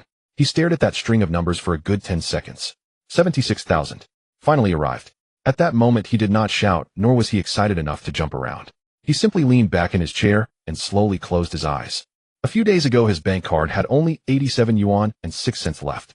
The landlord was urging for rent. Lin Shui had broken up with him. Wang Hai had deducted his performance pay. Everyone thought his life would just be like this. But now 76,000 was truly lying in his account. He no longer had to bow down for a few hundred. Nor did he have to live by looking at anyone's face. Chen Chuan opened his eyes again. The first thing he did was not to spend. He transferred 40,000 to Su Qingya. Note loan repayment. Then he sent a message to Lawyer Gu. Lawyer Gu, the compensation has arrived, and the lawyer's fee will be settled tonight. After doing all this, he looked at the Hongfeng cold chain contract on the table. 76,000 arriving is not the end. It is the capital for him to truly enter the game. Chen Chuan picked up a pen and wrote down 4 characters: take Hongfeng. This time he would no longer just guard opportunities. He would actively seize them. On the first night after the 7600 arrived, Chen Chuan had a restless sleep. It wasn't excitement, his mind was too clear. Although the sum looked substantial, it would quickly diminish once he started spending. 40,000 for Su Qingya lawyer fees, rent, living expenses, and the money needed for Hongfeng cold chain's subsequent operations. He could not spend it recklessly like a newly rich person. The next morning, Chen Chuan first went to Qingya Pavilion. Su Qingya was reviewing accounts at the counter and smiled when she saw him enter. Has the money arrived? Chen Chuan nodded. It came in last night. I've already transferred the 40,000 to you. Su Qingya glanced at him. There's no need to rush. Borrowing money is one thing, but cooperation is another, Chen Chuan said. These two matters need to be clearly distinguished. Su Qingya's expression turned serious. Many people speak sweetly before they have money, but once they are wealthy, they often act oblivious. Chen Chuan was not one of them. This was far more reassuring than the money he made from picking up bargains. What about Lawyer Gu? Su Qingya asked. That's settled too, Chen Chuan replied. I even asked him to help me review a cooperation agreement. Hongfeng cold chain. Chen Chuan nodded. Su Qingya put down the account book. Are you planning to buy it directly? I'm not buying, Chen Chuan replied decisively. This amount of money in my hands isn't enough to buy it. Even if I somehow acquired it, the subsequent maintenance, electricity costs, and customer management would drown me. Su Qingya's eyes brightened slightly. So what do you want? The operating rights, Chen Chuan said. What Liang Zhiqing lacks is cash flow, not an immediate sale of the warehouse. I'll lend him money to get by, help him build up his clientele in exchange for a year's share of the profits and the right of first refusal for purchase. Su Qingya smiled. That's smarter than buying it outright. There's no way a poor person can afford to eat fat in one bite. Chen Chuan chuckled slightly, but he was very clear in his mind. Once this step was signed, he would no longer just be a middleman helping Liang Zhiqing with his clients. He would truly sit at the table of Hongfeng cold chain. At 10 in the morning, Chen Chuan arrived at Hongfeng. Before he even entered, he noticed a black business car parked in the yard. Zhou Ming had arrived. The office door was not closed. Chen Chuan walked to the door and overheard Zhou Ming's voice. Boss Liang, I'm giving you a deposit of 300 for exclusive negotiations over 3 months. You don't need to worry about minor clients or deal with Chen Chuan's small orders. Liang Zhiqing sat behind the desk looking somewhat conflicted. 300,000. More straightforward than the previous 100,000.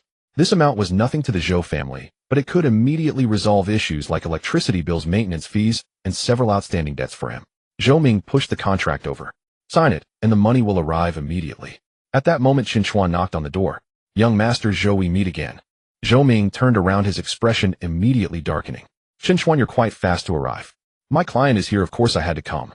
Zhou Ming sneered. A few thousand from minor clients is worth your attention.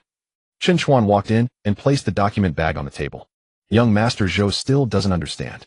What you look down upon isn't the few thousand, it's the path that can allow Boss Liang to survive. Zhou Ming frowned. Stop wasting words. Can you come up with 300? Chen Chuan looked at Liang Zhiqing. Boss Liang, he's offering you 300, which means you can't negotiate with anyone else for the next 3 months. After 3 months, if he wants to lower the price, you'll have to wait. Liang Zhiqing's expression changed. Zhou Ming coldly remarked, and you? What can you offer? I can offer 200, Chen Chuan said as he took a document out of the bag. Zhou Ming laughed. 200,000. You're going to compare your 200,000 with my 300,000. Your 300,000 buys exclusivity. Chen Chuan looked at him, enunciating each word. My 200 is to help Boss Liang settle the electricity bill, repair the equipment, and stabilize the clients today. The office fell silent for a moment. Chen Chuan continued, what Hongfeng lacks isn't a deposit, but the confidence to continue operating. Young Master Zhou is offering a rope while I'm offering oxygen. Liang Zhiqing suddenly looked up. This sentence struck directly at his heart. What he feared most these days wasn't the lack of buyers. It was the concern that he wouldn't last until the new path opened. Chen Chuan pushed the agreement over.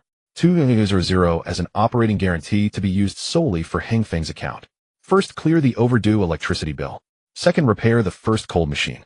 Third, organize the vacant warehouse area to ensure clients from the Nanxiao market can enter and exit normally. What are the terms? Liang Zhiqing asked. I am responsible for attracting clients to the vacant warehouse area and managing them. For any additional profits from new clients within a year, I will take 40, and you will take 60. If you wish to transfer lease the entire warehouse or bring in investment, I will have the right of first refusal under the same conditions. If you breach the contract, you owe me 5,000. Zhou Ming's expression changed. A 5,000 penalty. That was the key. Chen Chuan wasn't here to compete with him in cash. He aimed to secure the future entry point of Hongfeng first. Zhou Ming sneered. Boss Liang, you don't really think this little bit of money is more useful than the Zhou family's 3,000, do you? Liang Ziqing remained silent. Chen Chuan didn't rush him. He directly took out his phone and dialed Lao Zheng from the Nanxiao market. Brother Zheng Hongfeng is preparing to repair the first cold machine. A future nighttime supply will be more stable. Will the second batch of clients you mentioned still come? On the other end, Lao Zheng's voice was loud. Yes. If you actually fix the cold machine, I can even find 2 more clients on my side. Just don't raise the prices randomly. Chen Chuan turned on the speaker. Liang Ziqing heard everything clearly. After hanging up, Chen Chuan opened the transfer page again. Boss Liang, as long as you sign, the 2,000 will arrive immediately. Zhou Ming's expression finally changed. He was using money to pressure others. Chen Chuan was directly pressuring with clients and cash together. What was worse was that Chen Chuan wasn't just making empty promises. The new clients Hongfeng had gained in recent days were all brought in by him. Liang Ziqing looked at the 2 contracts. One was Zhou family's 3,000 exclusive offer. The other was Chen Chuan's 2,000 operational cooperation. One made him wait for a buyer while the other allowed him to continue surviving. After a few seconds, he pushed Zhou Ming's contract back. Young Master Zhou, I'm sorry. Zhou Ming's face turned ashen. Have you thought this through? Liang Ziqing gritted his teeth. I've thought it through. I still want to run Hongfeng myself. Zhou Ming let out a cold laugh. All right, I hope you won't regret this. After he finished speaking, he turned and left. Just as he reached the door, Chen Chuan suddenly spoke up. Young Master Zhou. Zhou Ming turned back. Chen Chuan looked at him, his tone calm. Next time, don't just bring money. Zhou Ming's expression darkened instantly. This statement didn't make a sound, but it felt like a slap in the face in public. He came with the Zhou family's reputation and a deposit of 3,000, only to lose to Chen Chuan's 2,000 and several small client contracts. This was even more painful than directly cursing him. After Zhou Ming left, the office fell silent. Liang Ziqing picked up the pen, his hand still trembling. Chen Chuan, this time I've truly gambled my fortune on you. Chen Chuan said, you're not betting on me, you're betting on Hongfeng itself. Liang Ziqing glanced at him and finally signed and stamped the contract. Chen Chuan also signed his name. Then he transferred the 2,000 on the spot. Liang Ziqing's phone buzzed with the arrival notification. In that moment, he felt as if a great weight had been lifted off his shoulders. We'll settle the electricity bill today, Chen Chuan said, and have someone repair the cold machine tomorrow. I'll continue to work on the Nanxiao market. Liang Ziqing nodded. All right, from now on you have the final say over the vacant warehouse area. Chen Chuan put away the contract, feeling a heavy stone lifted from his heart. He had 2,000 less in his account. But what he gained was the operating rights of Hongfeng Cold Chain for a year, the most important ticket before the new road opened. That night, Zhou Yuanshan listened to Zhou Ming's report and remained silent for a long time. Zhou Ming was still unconvinced. Dad, he only put out 2,000. Liang Ziqing must be crazy not to accept our 3,000. Zhou Yuanshan looked at him. What you lost isn't just money. Zhou Ming frowned. Then what did I lose? You gave Liang Ziqing a choice. Zhou Yuanshan's voice grew serious. What Chen Chuan offered him was a path to survive. Zhou Ming fell silent. Zhou Yuanshan stood by the window gazing at the lights in the western part of the city. This Chen Chuan can no longer be seen as an ordinary person. On the other side, Chen Chuan sat at the entrance of Hongfeng Cold Chain. The night breeze blew across the new road that hadn't yet opened. He looked down at the contract he had just signed, finally showing a hint of a smile in his eyes. With the arrival of 76000, he didn't buy a car, didn't show off, and didn't seek validation from anyone. He simply exchanged 2,000 for a position that could truly help him rise. From this day forward, the Hongfeng Cold Chain line would no longer just belong to Liang Ziqing. It would also be his business. After signing the management rights, Chen Chuan's first action was not to celebrate. He instructed Liang Ziqing to settle the overdue electricity bill on the same day and contacted a technician to inspect the first refrigeration unit. Liang Ziqing felt a bit of a pinch in his wallet. Just received 200,000 and you're already spending it. Chen Chuan replied, if the client's goods spoil once, your warehouse won't have a purpose anymore. Liang Ziqing fell silent. In the afternoon, after the technician finished checking the machine, his expression was not good. The first unit can still be used, but the compressor is aging and it's best to replace it. Don't overload it tonight, they'll bring the replacement parts tomorrow. Chen Chuan noted this and immediately adjusted the goods of clients Lao Zheng and Sister Su to the second warehouse, leaving only a small amount of frost-resistant goods in the first warehouse. Liang Ziqing frowned. With all this fuss, won't the clients find it troublesome? Chen Chuan said, it's better to be a bit troublesome now than to pay for damages later. This statement proved to be true that night. At 1:30 in the morning, Liang Ziqing's phone rang. Xiao Chen, the temperature in the first warehouse is rising. Chen Chuan sat up immediately. How much? -12, and it's still rising. Quickly transfer the remaining goods to the second warehouse and put what can't fit onto the refrigerated truck. Liang Ziqing panicked. Where can we find a truck at this hour? Chen Chuan was already dressed. He'll find one. He didn't make any random calls.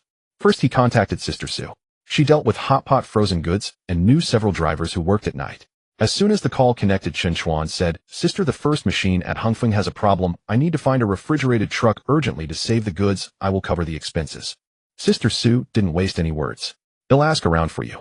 10 minutes later, a refrigerated truck driver accepted the job. When Chen Chuan arrived at Hongfeng, Liang Ziqing was already moving goods, looking pale.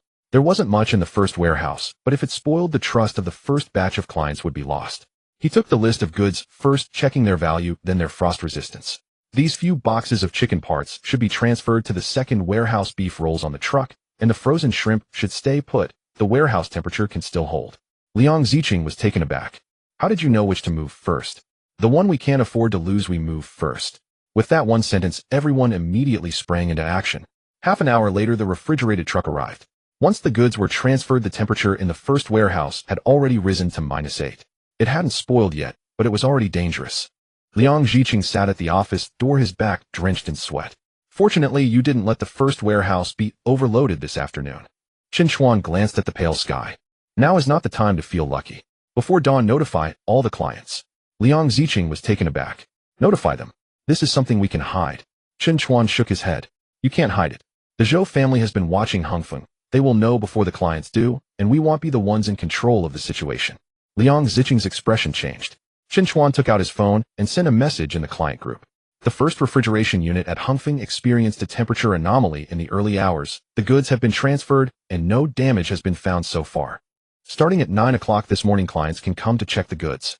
Maintenance records and temperature records will be made public. As soon as the message was sent, the group erupted. The refrigeration unit is broken. Is my goods okay? I told you the old warehouse wasn't stable. Liang Ziqing felt his scalp go numb. However, Chen Chuan remained calm. It's normal to panic. Let them come check. Just after 8 in the morning, Lao Zhang was the first to arrive. Sister Sue and the frozen shrimp vendor followed.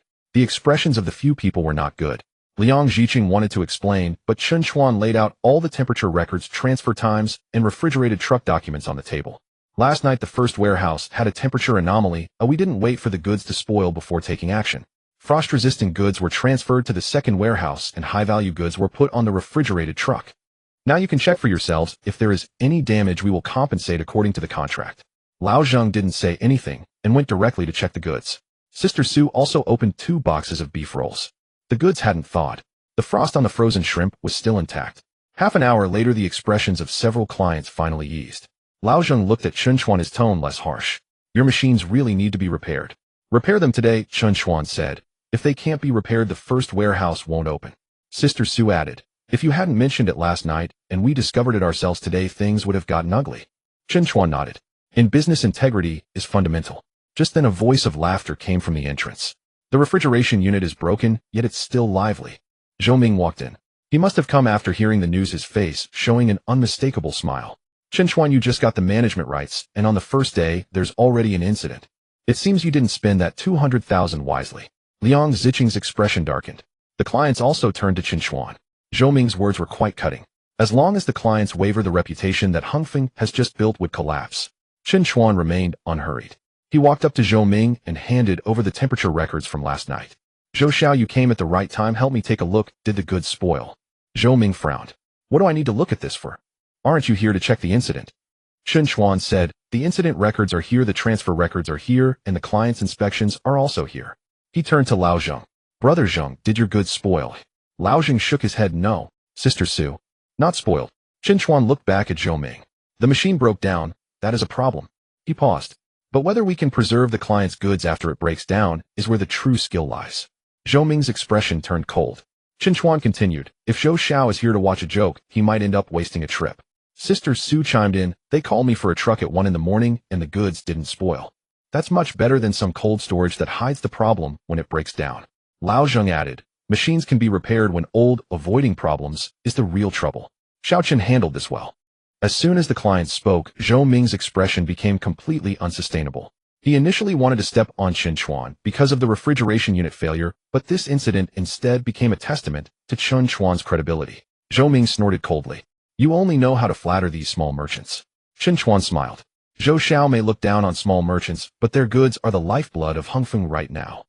As soon as these words were spoken, Liang Zhiqing felt a sudden jolt in his heart. He used to look down on these small orders. It was only today that he realized it was these small orders that supported Hongfeng through its most perilous night. Zhou Ming stopped speaking and turned to leave. After he left, Liang Zhiqing made a decisive decision. The first machine must be repaired today. Replace whatever needs to be replaced. Don't skimp on costs. Chen Chuan nodded. Additionally, install 2 more temperature alarms. From now on, if there are any temperature anomalies, both you and I should be notified on our phones. Liang Zhiqing did not hesitate this time. Install them. In the afternoon, the technician came to the site. Later that day, Hongfeng publicly shared photos of the repairs and the newly installed alarms in the client group. Originally, some were still observing, but after seeing this handling, they actively inquired about backup storage positions. That night, the second batch of backup clients was confirmed. 2 groups. The monthly retention fee was 4,000. Liang Zhiqing looked at the new contract and remained silent for a long time. Last night, he thought Hongfeng was finished. Today, however, Chen Chuan turned an incident into a signature. An accident is not terrifying. What is terrifying is when no one bears the responsibility. But Chen Chuan did. That night, Chen Chuan returned to his apartment, still carrying the chill from the cold storage. He took photos of today's contracts for backup and calculated the accounts. The costs for equipment repairs and alarms were substantial. However, Hongfeng's client base became more stable. More importantly, Liang Zhiqing was completely convinced. Chen Chuan opened his notes and wrote a line: Hongfeng's first tough battle has been passed. After writing this, his phone vibrated. It was a message from Su Qingya. Uncle Luo said there are new findings on the restoration of the porcelain vase. Come to Qingya Pavilion tomorrow morning. Chen Chuan looked at that line of text, his eyes flickering. Just as the cold chain stabilized here, results were also about to emerge on the porcelain vase side. The next morning, Chen Chuan arrived at Qingya Pavilion. Su Qingya was already waiting for him. Zhou Yang was also there. He sat by the tea table, his fingers continuously tapping on the rim of the cup, revealing a hint of impatience. As soon as Chen Chuan walked in, Zhou Yang glanced at him. This look was different from before. Previously, Zhou Yang had a hint of rebellion when he looked at Chen Chuan. Today, however, there was an unmistakable tension he could hardly suppress. Su Qingya whispered, Uncle Luo is already on the way. He said this discovery is quite significant. Chen Chuan nodded, not asking further questions. After a few minutes, Luo Wenbin arrived carrying a specialized box. Once the box was opened, the porcelain vase with a missing piece was carefully placed on the table. The body of the vase had already been roughly joined. A fragment was affixed at the junction of the shoulder and neck, the cracks not yet fully cleaned up, but the overall outline had emerged. Zhou Yang immediately leaned closer. Uncle Luo, how is it? Luo Wenbin did not rush to answer. He took out an enlarged photograph and pushed it in front of the others. What is truly interesting is not the restoration itself, but this part here. The photograph showed the details of the jointed fragment. What had initially appeared as merely broken patterns once pieced together formed a delicate dark pattern. The dark pattern was hidden among the blue and white floral designs, nearly impossible to detect without close inspection. Luo Wenbin tapped the photo. This is not just ordinary decoration, it's a secret mark. Zhou Yang was taken aback. A secret mark? Luo Wenbin nodded. Some custom porcelain from the Mid-Qing dynasty would conceal the Hall name collection mark or the owner's secret sign within the patterns. This vase had been roughly repaired before, and the old glue just happened to cover this area, which is why you couldn't see it before. Su Qingjia's eyes brightened. So the value of this vase needs to be reassessed. Exactly. Luo Wenbin took out another photo of the base. After removing the old glue, I found half of an old collection number at the edge of the base. Although it still requires further authentication, it can basically be confirmed that this is not an ordinary fragment. Zhou Yang's breathing became noticeably heavier. How much is it worth? I can't say for certain right now.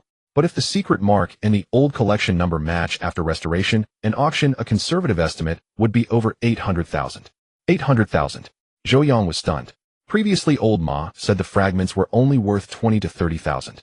Now with Luo Wenbin's words, the price had skyrocketed. Just as the joy appeared on Zhou Yang's face, Luo Wenbin's next words brought him back down. But there is a prerequisite. What prerequisite? Zhou Yang asked eagerly. Luo Wenbin pointed at the fragment. It must be this fragment. His tone was serious. Without this fragment, the secret mark is broken and the old collection information lacks a crucial part. This vase would at most still be a restored fragment, and its value wouldn't rise. The office fell silent. Zhou Yang's expression stiffened. He finally understood that the piece Chen Chuan had bought for 4,000 was the real key. He had bought the vase while Chen Chuan held the qualification to set the price. Zhou Yang looked at Chen Chuan, feeling a mix of emotions. That day during the clearance at the old residence, he thought he had cut Chen Chuan off. Now he realized that Chen Chuan hadn't been competing with him because the most critical piece was already in Chen Chuan's hands. This feeling was worse than losing. Chen Chuan was not smug. He simply looked at the photo. Over 800,000. According to the previous agreement, after deducting the restoration, authentication, and channel fees, he would take 35%, which would at least amount to over 200,000. And this was just a conservative estimate. Zhou Yang remained silent for a moment before suddenly speaking up. Chen Chuan, I'll buy your 35% for 300,000 outright. Su Qingya glanced at him. Luo Wenbin frowned slightly. Zhou Yang spoke quickly. You won't have to wait for restoration and you won't bear the risk of auctioning later. 300,000. This was not a small amount. If it were the Chen Chuan of the past, hearing this number would have made his heart race. But now he only smiled. Zhou Yang, you're in a hurry. Zhou Yang's expression changed. I'm offering you a stable deal. A stable deal is a good thing. However, if you truly think the risks are high later, you wouldn't be rushing to buy my share. Zhou Yang was left speechless. Chen Chuan continued, the value of this vase does not lie in your hands, or my words, it rests on the results after Master Luo's restoration and the bids from future buyers. He gently pushed the photo back across the table. I won't take 300,000. Zhou Yang stared at him. Aren't you afraid it won't sell for a good price in the end? I am, Chen Chuan replied candidly, but am even more afraid of selling my future short for a cheap price. This statement left Zhou Yang with no further words. Su Qingya looked at Chen Chuan, a hint of a smile in her eyes. She noticed that Chen Chuan was different from when they first met. At that time he had sold a jade pendant, and the 18,000 had made him clench his fingers. Now faced with the offer of 300,000 outright, he remained composed. It wasn't because he didn't need the money, but because he had begun to understand which money was worth taking and which he shouldn't rush to grab. Luo Wenbin put away the photo and said the item still needs a few days to finish. It would be best to invite two people who understand mid-Qing custom porcelain to take a look together and not rush to sell it privately. Su Qingya nodded. He'll arrange it. At that moment a voice came from the entrance. No need to only find two. The group turned around. Ma Jianqing walked in. Zhou Yang immediately stood up. Master. Ma Jianqing did not look at him, but first examined the porcelain vase, and then picked up the photo, looking at it for a few seconds. After finishing he chuckled. I told you this kid wouldn't take a piece of fragment for no reason. Zhou Yang's face grew even more awkward. Ma Jianqing set the photo down and looked at Chen Chuan. Did you see something unusual when you bought the fragment at the appraisal meeting that day? Chen Chuan did not pretend to be mysterious. I just felt the pattern break was unnatural, as if a crucial piece was missing. This statement was both true and not exaggerated. Ma Jianqing stared at him for a moment before suddenly smiling. Being able to hide to endure and not being greedy for immediate money. He turned to Zhou Yang. Do you see? This is what it means to find a treasure. Zhou Yang lowered his head. This time, he didn't even have a retort. Because the facts were laid out before them. He spent 8,000 to buy the vase, thinking he had cut Chen Chuan off. Chen Chuan spent 4,000 to buy the fragment, subsequently raising the price of the entire item. Who was higher and who was lower, it was clear at a glance. After Ma Jianqing sat down, he said, there is a collector in the provincial capital who specializes in mid-Qing hall name pieces and custom items. I can make an introduction. Zhou Yang's eyes brightened. Ma Jianqing then turned to Chen Chuan. However, I suggest not to sell it at a fixed price outright. Let him see it first, then inform another buyer. If both sides are interested, the price will go up. Chen Chuan nodded. That's what I mean too. Ma Jianqing's eyes showed more appreciation. Aren't you anxious? Even if I am, I can't let the buyer see it. Ma Jianqing smiled. That statement is correct. Zhou Yang, sitting next to him, felt his face flush. He had just wanted to buy Chen Chuan's share for 300,000. Meanwhile, Chen Chuan was already thinking about how to make the buyers bid against each other. The gap was here. Su Qingya quickly finalized the arrangements. The porcelain vase would continue to be restored by Luo Wenbin. 3 days later, Ma Jianqing would invite the provincial capital collector to Qingya Pavilion to view the item. At the same time, Su Qingya would contact another long-term buyer, only revealing that there was a restored item with a mid-Qing secret mark without disclosing the base price. After things were settled, Chen Chuan stood up to leave. As he reached the door, Zhou Yang suddenly called out to him. Chen Chuan. Chen Chuan turned around. Zhou Yang's expression was complex.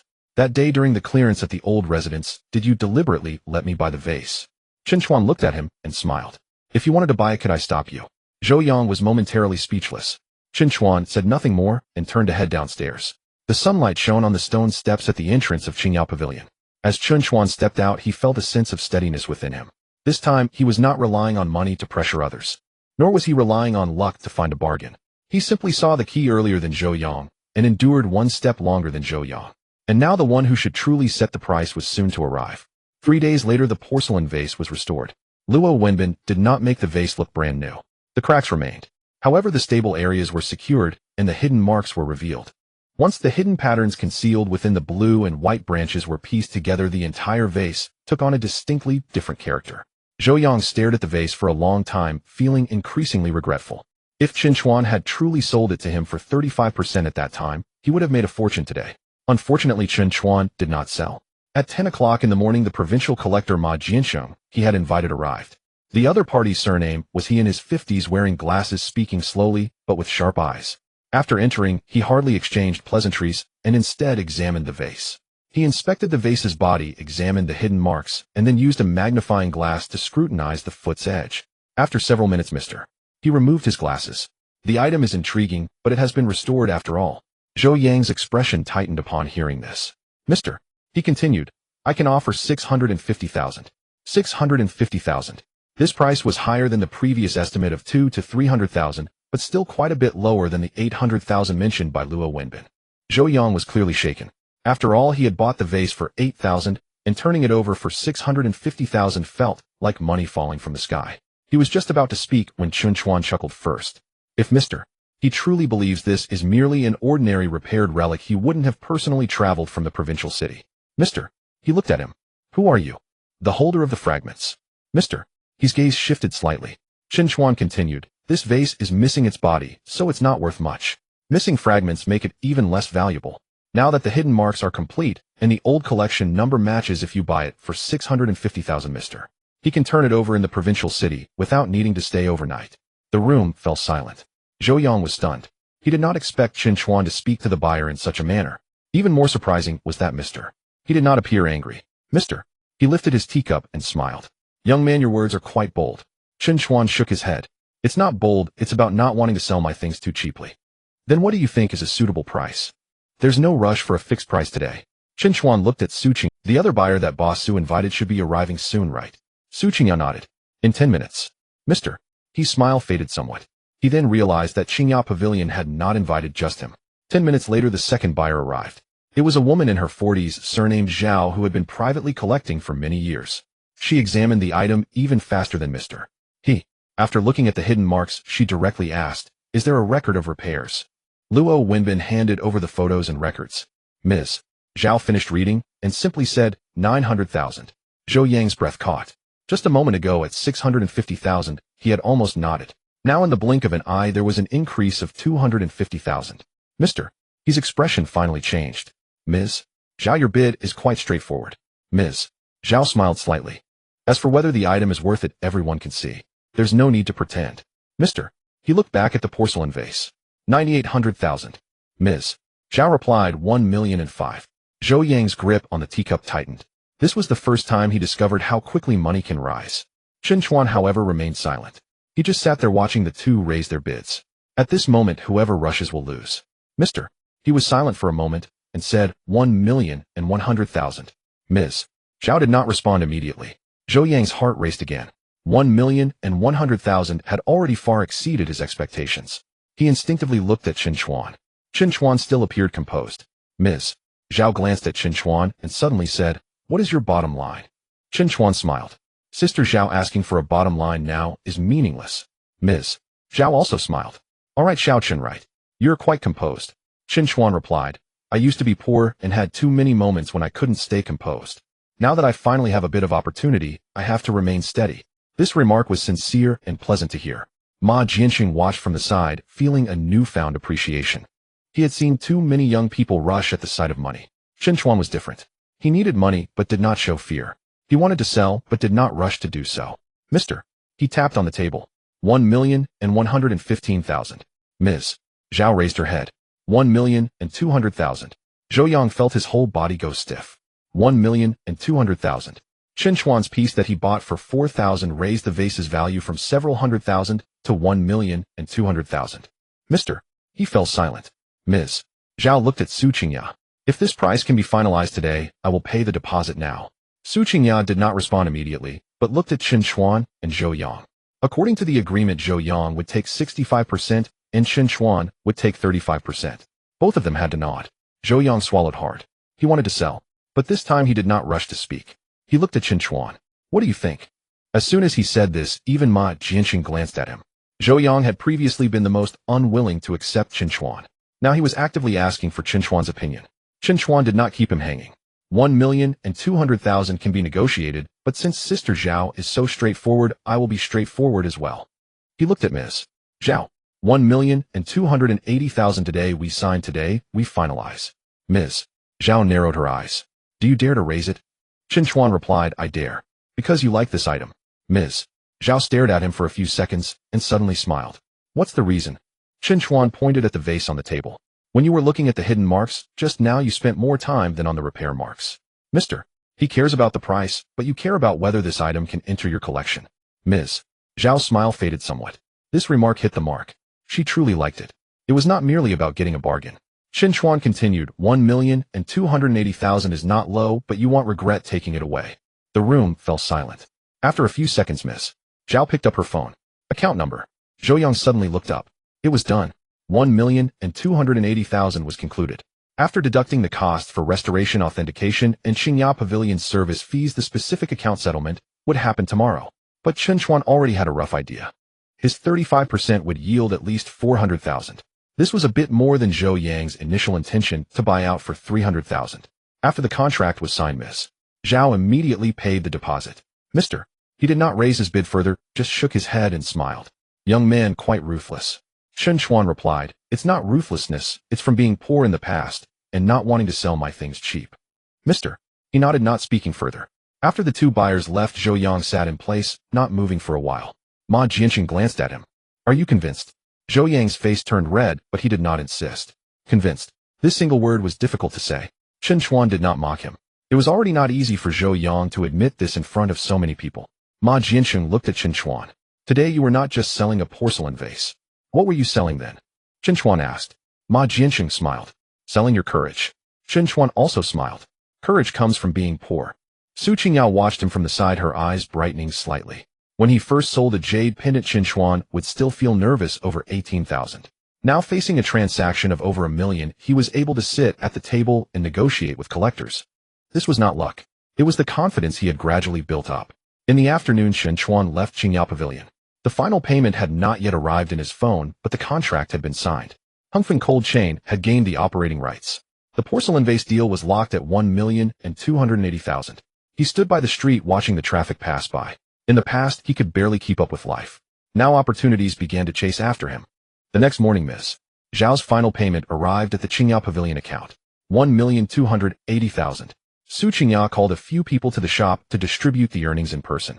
Repair fee 20,000, channel service fee 60,000, remaining 120,000. She pushed the bill onto the table. According to the agreement, Zhou Yang gets 65%, 78,000. Chen Chuan gets 35%, 42,000. Zhou Yang stared at the bill silent for a long time. A broken vase bought for 8,000 turned into 78,000. That was already quite exaggerated. Yet he knew all too well that without Chen Chuan's shard, the vase would only be worth a few thousand. The one who truly raised the price was not him. It was Chen Chuan. After Su Qingya finished the transfer, Chen Chuan's phone vibrated. Your account has received 42,000 yuan. Chen Chuan gazed at the string of numbers, his finger pausing for 2 seconds. 42,000. With the remaining compensation, he finally had a genuinely ample amount of cash. But he didn't splurge. He also didn't post a single word on social media about turning his life around. He simply placed his phone on the table and looked up at Zhou Yang. The collaboration is over. Zhou Yang's expression was somewhat complicated. After a few seconds, he stood up. Chen Chuan. Chen Chuan looked at him. Zhou Yang gritted his teeth and said, this time I lost. As soon as he said this, the tea table fell silent. Ma Jianqing leaned back in his chair, a hint of a smile in his eyes. Zhou Yang was proud, and it was already quite rare for him to admit defeat in person. Chen Chuan didn't act superior. You didn't lose.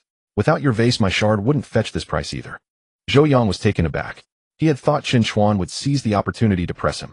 Unexpectedly, Chen Chuan didn't do so. He continued, in the future, when encountering such situations, don't rush to seize it. In antiques, sometimes it doesn't matter who pays first, but rather who holds the key. Zhou Yang was silent for a few seconds and nodded. Remember that. Ma Jianqing chuckled. All right, stop making it sound like a master-disciple moment. Zhou Yang's face flushed. Su Qingya laughed too. As the atmosphere relaxed, Ma Jianqing looked at Chen Chuan. Kid, now that you have money, what are you planning to do next? Chen Chuan did not hide his intentions. First, stabilize Hongfeng cold chain. Zhou Yang was taken aback. Are you really going to work on that broken cold storage? Chen Chuan smiled. Just because it's broken now doesn't mean it will always be broken. Ma Jiansheng narrowed his eyes. The new road in the southern suburbs, eh? Chen Chuan didn't answer directly, only saying, where the road is built, goods will follow. Ma Jiansheng regarded him for a moment and nodded. That notion is quite interesting. After leaving Qingyao Pavilion, Chen Chuan went directly to Hongfeng. Liang Zhiqing was in the yard watching maintenance workers install the alarm system. Upon seeing Chen Chuan approach, he wiped his hands. How's the situation with the porcelain vase? The money has arrived. How much did you make? 42,000. Liang Zhiqing nearly dropped the cloth in his hand. 42,000. He widened his eyes. While he was running around for a few thousand, Chen Chuan turned around to divide an antique and made 42,000. If it were someone else, they probably would have long lost interest in Hongfeng's small business. But Chen Chuan's next words stunned him. In planning to invest another 20,000 into Hongfeng. Liang Zhiqing was taken aback. Invest again? Yes. Chen Chuan walked into the yard and glanced at the cold storage door. Machine no. One is fixed, but just for survival. If we want to attract more clients, we need to modify the unloading area, add surveillance, and establish a night entry and exit registration. A backup power supply is also necessary, or we can't keep making do. Liang Zhiqing furrowed his brow. That will cost quite a bit. That's why I'm investing. Chen Chuan handed over a list.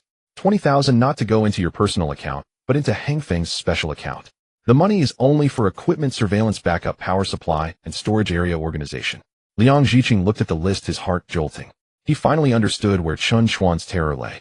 With money, he wasn't looking to enjoy it, but rather immediately turned it into the next chip. What are the conditions? Liang Zhiqing asked. After the additional investment of 20,000, my share of the annual profit will increase from 40% to 50%. Chen Chuan's tone was very calm. Additionally, if Hongfeng is ever fully transferred, my right of first refusal remains unchanged. Liang Zhiqing fell silent. The conditions were not low. But he also knew that without Chen Chuan, Hongfeng would still be dragging along half dead. The clients had come thanks to Chen Chuan. The exclusive agreement with the Zhou family was blocked by Chen Chuan. Last night's equipment failure was also salvaged by Chen Chuan. Liang Zhiqing thought for a long time and finally gritted his teeth. Sign. Chen Chuan nodded. The two signed a new agreement that day. The 20,000 special funds arrived. The profit share was changed to 50-50. The client management, recruitment, and pricing plans for Hongfeng's idle storage area would be led by Chen Chuan. After signing, Liang Zhiqing looked at the money in the account, feeling reassured. He used to be afraid that Chen Chuan would just come to take a profit and leave. Now he knew that Chen Chuan truly wanted to make Hongfeng thrive. In the afternoon, Hongfeng began its renovations. Surveillance was installed. The unloading area was remarked. A night entry registration form was posted at the guardhouse. A backup power source was also contacted for quotes. These changes weren't drastic, yet the merchants coming to inspect the warehouse felt a noticeable difference. In the evening, Sister Sue brought 2 more clients. Seeing the newly installed surveillance and temperature alarms, one of the bosses made a decision on the spot. Reserve a set of backup spots for me. Liang Zhiqing couldn't suppress the smile on his face upon hearing this. Within a day, Hongfeng signed another group of clients. Chen Chuan didn't rush to celebrate. He stood at the courtyard entrance looking at the distant new road that hadn't yet opened to traffic. The streetlights lit up one by one, illuminating the unfinished pavement. This road was still empty now, but he knew that in a few months this place would become an entrance for traffic. And Hongfeng had already been nailed beside the entrance in advance. That night in the Zhou family's office, Zhou Ming slammed a report onto the table. Dad Chen Chuan invested another 20,000 into Hongfeng today and raised his profit share to 50%. Zhou Yuanshan looked at the information and remained silent. Zhou Ming gritted his teeth. Is he crazy? The money he just earned is not even warm yet, and he throws it into that broken cold storage. Zhou Yuanshan looked up at him. That is precisely where he becomes difficult to deal with.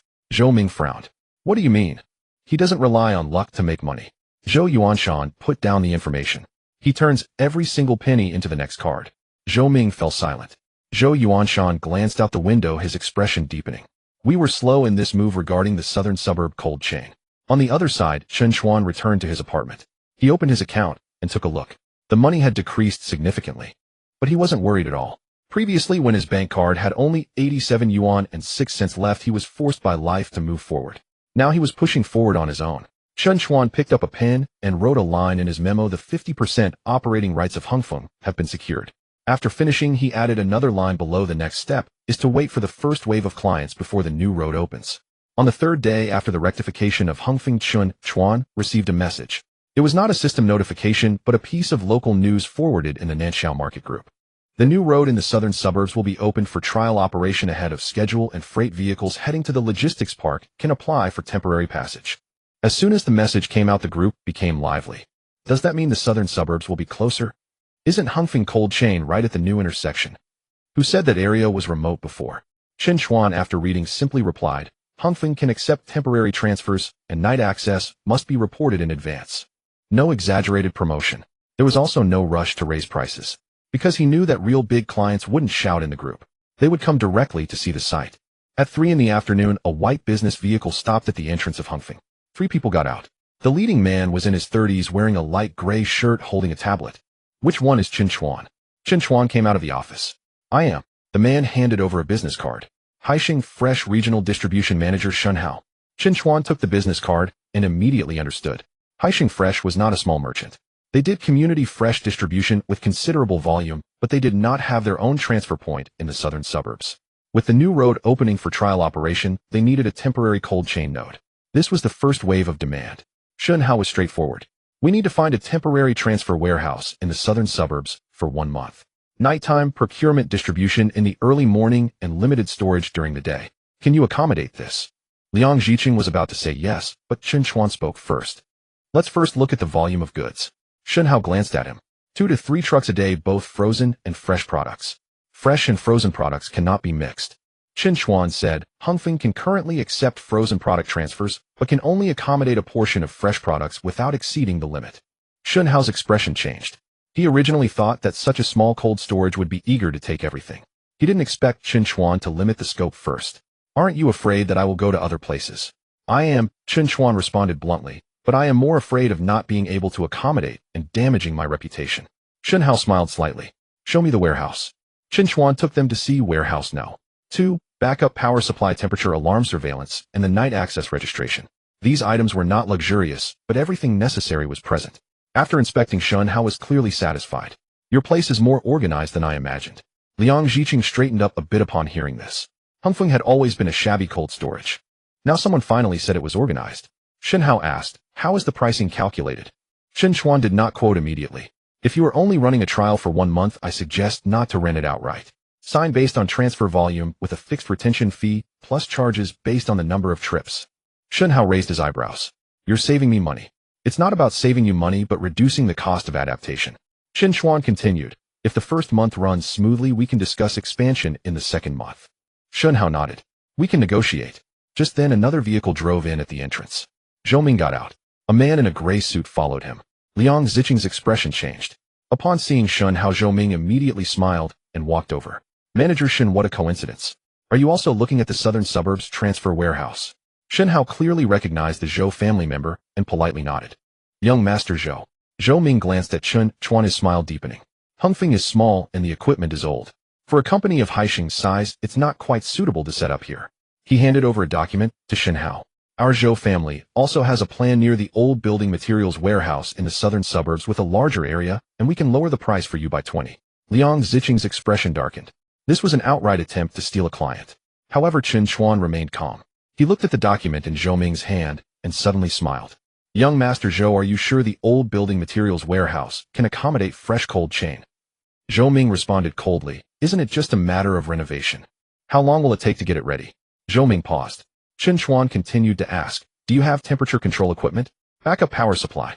Night access procedures? Are the zones for frozen and fresh products properly separated? Zhou Ming's expression darkened. The old building materials warehouse lacked all these facilities. They originally planned to steal the client first, and then make temporary modifications. But Haixing needed immediate operation. It wasn't about just listening to promises. Chen Chuan looked at Shin Hao. Manager Shin, a 20 discount sounds appealing. But once your first batch of goods spoils, the loss won't be compensated by just 2 months' rent. Shin Hao remained silent. He had already formed a judgment in his mind. Zhou Ming's demeanor grew increasingly grim. He coldly laughed. Chen Chuan, all you can do is bring up these minor facilities. Can you really handle Haixing's volume? I can't handle it, Chen Chuan replied quickly. Everyone was taken aback. Chen Chuan continued. That's why I said earlier that we should only sign for trial operation for the first month. Hongfeng doesn't overreach, nor does it pretend to be bigger than it is. He looked at Shin Hao. What I can guarantee is that for the goods that follow, Hongfeng will take full responsibility. If we can't handle it, I won't take it indiscriminately. This statement carried more weight than Zhou Ming's low price. Chen Hao, who was in charge of distribution, was most afraid of partners who boasted. A person who dares to say can't handle it is actually more trustworthy. Zhou Ming's expression became increasingly unsightly. He initially intended to use the Zhou family's reputation and low prices to intercept. Instead, Chen Chuan's questions directly exposed the shortcomings of the old building materials warehouse. Chen Hao returned Zhou Ming's document. Young Master Zhou, if your renovations are completed, I can come to check later. But for this trial operation, I will first negotiate with Hongfeng. Zhou Ming's face stiffened. This was a direct refusal. Liang Ziqing almost laughed out loud. Chen Chuan didn't mock them, just turned and walked into the office. Manager Shun, let's discuss the contract. 1 hour later, the contract was finalized. Haixing Fresh signed a 1-month trial operation agreement with Hongfeng. The fixed retention fee was 8,000. Charges would be calculated separately by trips. Requirements for night access, temperature records, and liability for cargo damage were all clearly stated. Haixing paid a deposit of 4,000 that day. When the money arrived, Liang Ziqing looked at his phone, his hands trembling slightly. Just a few days ago, he had been happy about a few thousand yuan small order. Now a collaboration worth 8,000 a month lay before him. And this was just a trial operation. After signing, Chen Hao said to Chen Chuan, if this month goes smoothly, we can discuss quarterly cooperation. Chen Chuan nodded. Let's focus on getting the first month right. Chen Hao looked at him with a bit more recognition. You don't seem like an ordinary intermediary. Chen Chuan smiled. I don't want to be an intermediary for a lifetime. After Chen Hao left, Zhou Ming had not yet departed. He stood at the entrance, his expression extremely grim. Chen Chuan came out of the office holding the contract. Young Master Zhou, do you want to take another look? Zhou Ming gritted his teeth. Chen Chuan, don't get too complacent. It's just 8,000 for a month. Chen Chuan nodded. For young Master Zhou, that's indeed not much. He paused. But this client was taken from right under your nose. Zhou Ming's face turned ashen in an instant. This was the most humiliating part. It wasn't about how much money was involved. It was about the Zhou family coming with resources, low prices, and reputation to intercept, only to be pushed back by Chen Chuan on the spot. Liang Ziqing stood beside him, feeling a sense of pride for the first time. Young Master Zhou, Hongfeng is small, so we won't keep you for tea. Zhou Ming snorted coldly and turned to get in the car. The car door closed heavily. In the evening, Chen Chuan took a photo of the Haixing contract for backup. Liang Ziqing looked at the cold storage in the yard, his eyes slightly red. 8,000 a month, Chen Chuan said. Don't be too quick to celebrate. Haixing is harder to deal with than small merchants. One mistake, and everything could be lost. Liang Ziqing nodded. I'll listen to you. Chen Chuan looked towards the new road in the distance. The road was not yet officially open. The first wave of demand had already arrived. He knew this was just the beginning.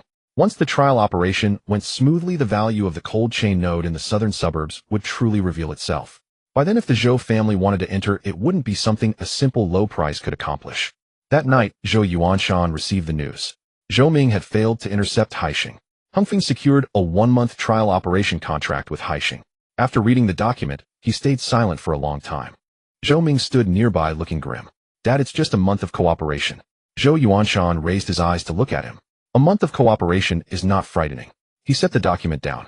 What's frightening is that once a client like Haixing runs smoothly, others will follow. Zhou Ming fell silent. Zhou Yuanshan gazed out the window, his expression growing solemn. We can't be slow on the cold chain in the southern suburbs anymore. At the same time, Chen Chuan returned to his apartment. He placed today's contract into a folder alongside the Hongfeng management agreement. The 7,600 compensation was his first bucket of capital for turning his fortunes around. The porcelain bottle revenue split was his second step in expanding his chips. The Haixing contract proved that he had not misjudged the cold chain in the southern suburbs. Chen Chuan picked up a pen and wrote on the paper, Hongfeng beginning to rise. After finishing, he added a note, next step, prevent the Zhou family from entering directly. The day after signing the contract with Haixing, Chen Hao called. Chen Chuan, the Zhou family has also submitted a proposal. Chen Chuan was inspecting the night inventory records at Hongfeng and was not surprised by this news. A lower price. Lower by 20%, and they promised to provide us with an exclusive warehouse later. Liang Ziqing, who was listening nearby, suddenly changed his expression. However, Chen Chuan remained calm.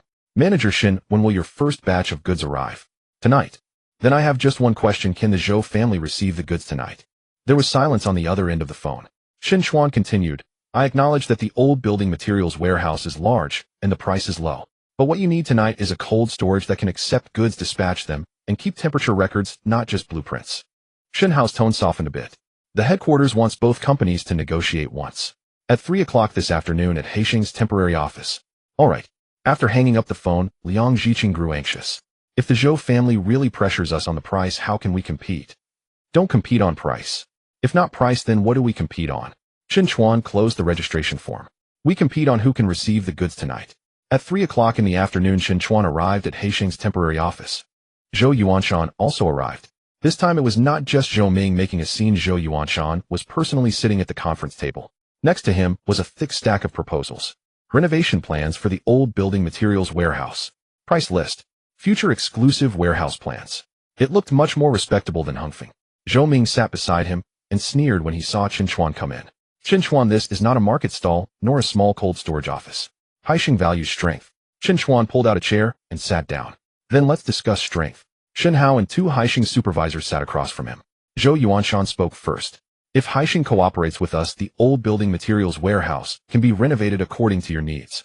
It will be 3 times larger than Hongfeng and 20% cheaper. Once the Nanjiao project stabilizes, we can also designate an area exclusively for Haisheng. The proposal was quite impressive. Zhou Ming wore a proud expression. When it was Chen Chuan's turn, he did not take out a thick document, but only 3 pages.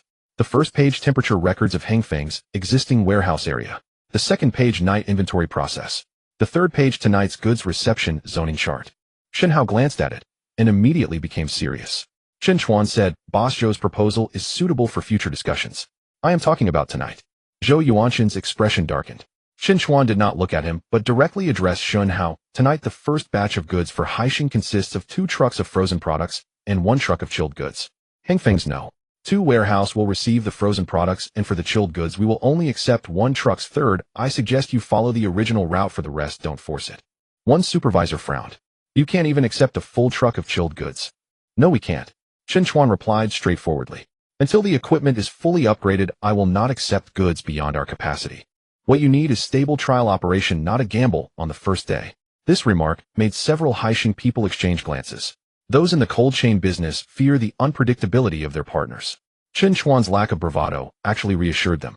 Zhou Ming sneered. To put it bluntly, you just can't handle it. Chen Chuan looked at him.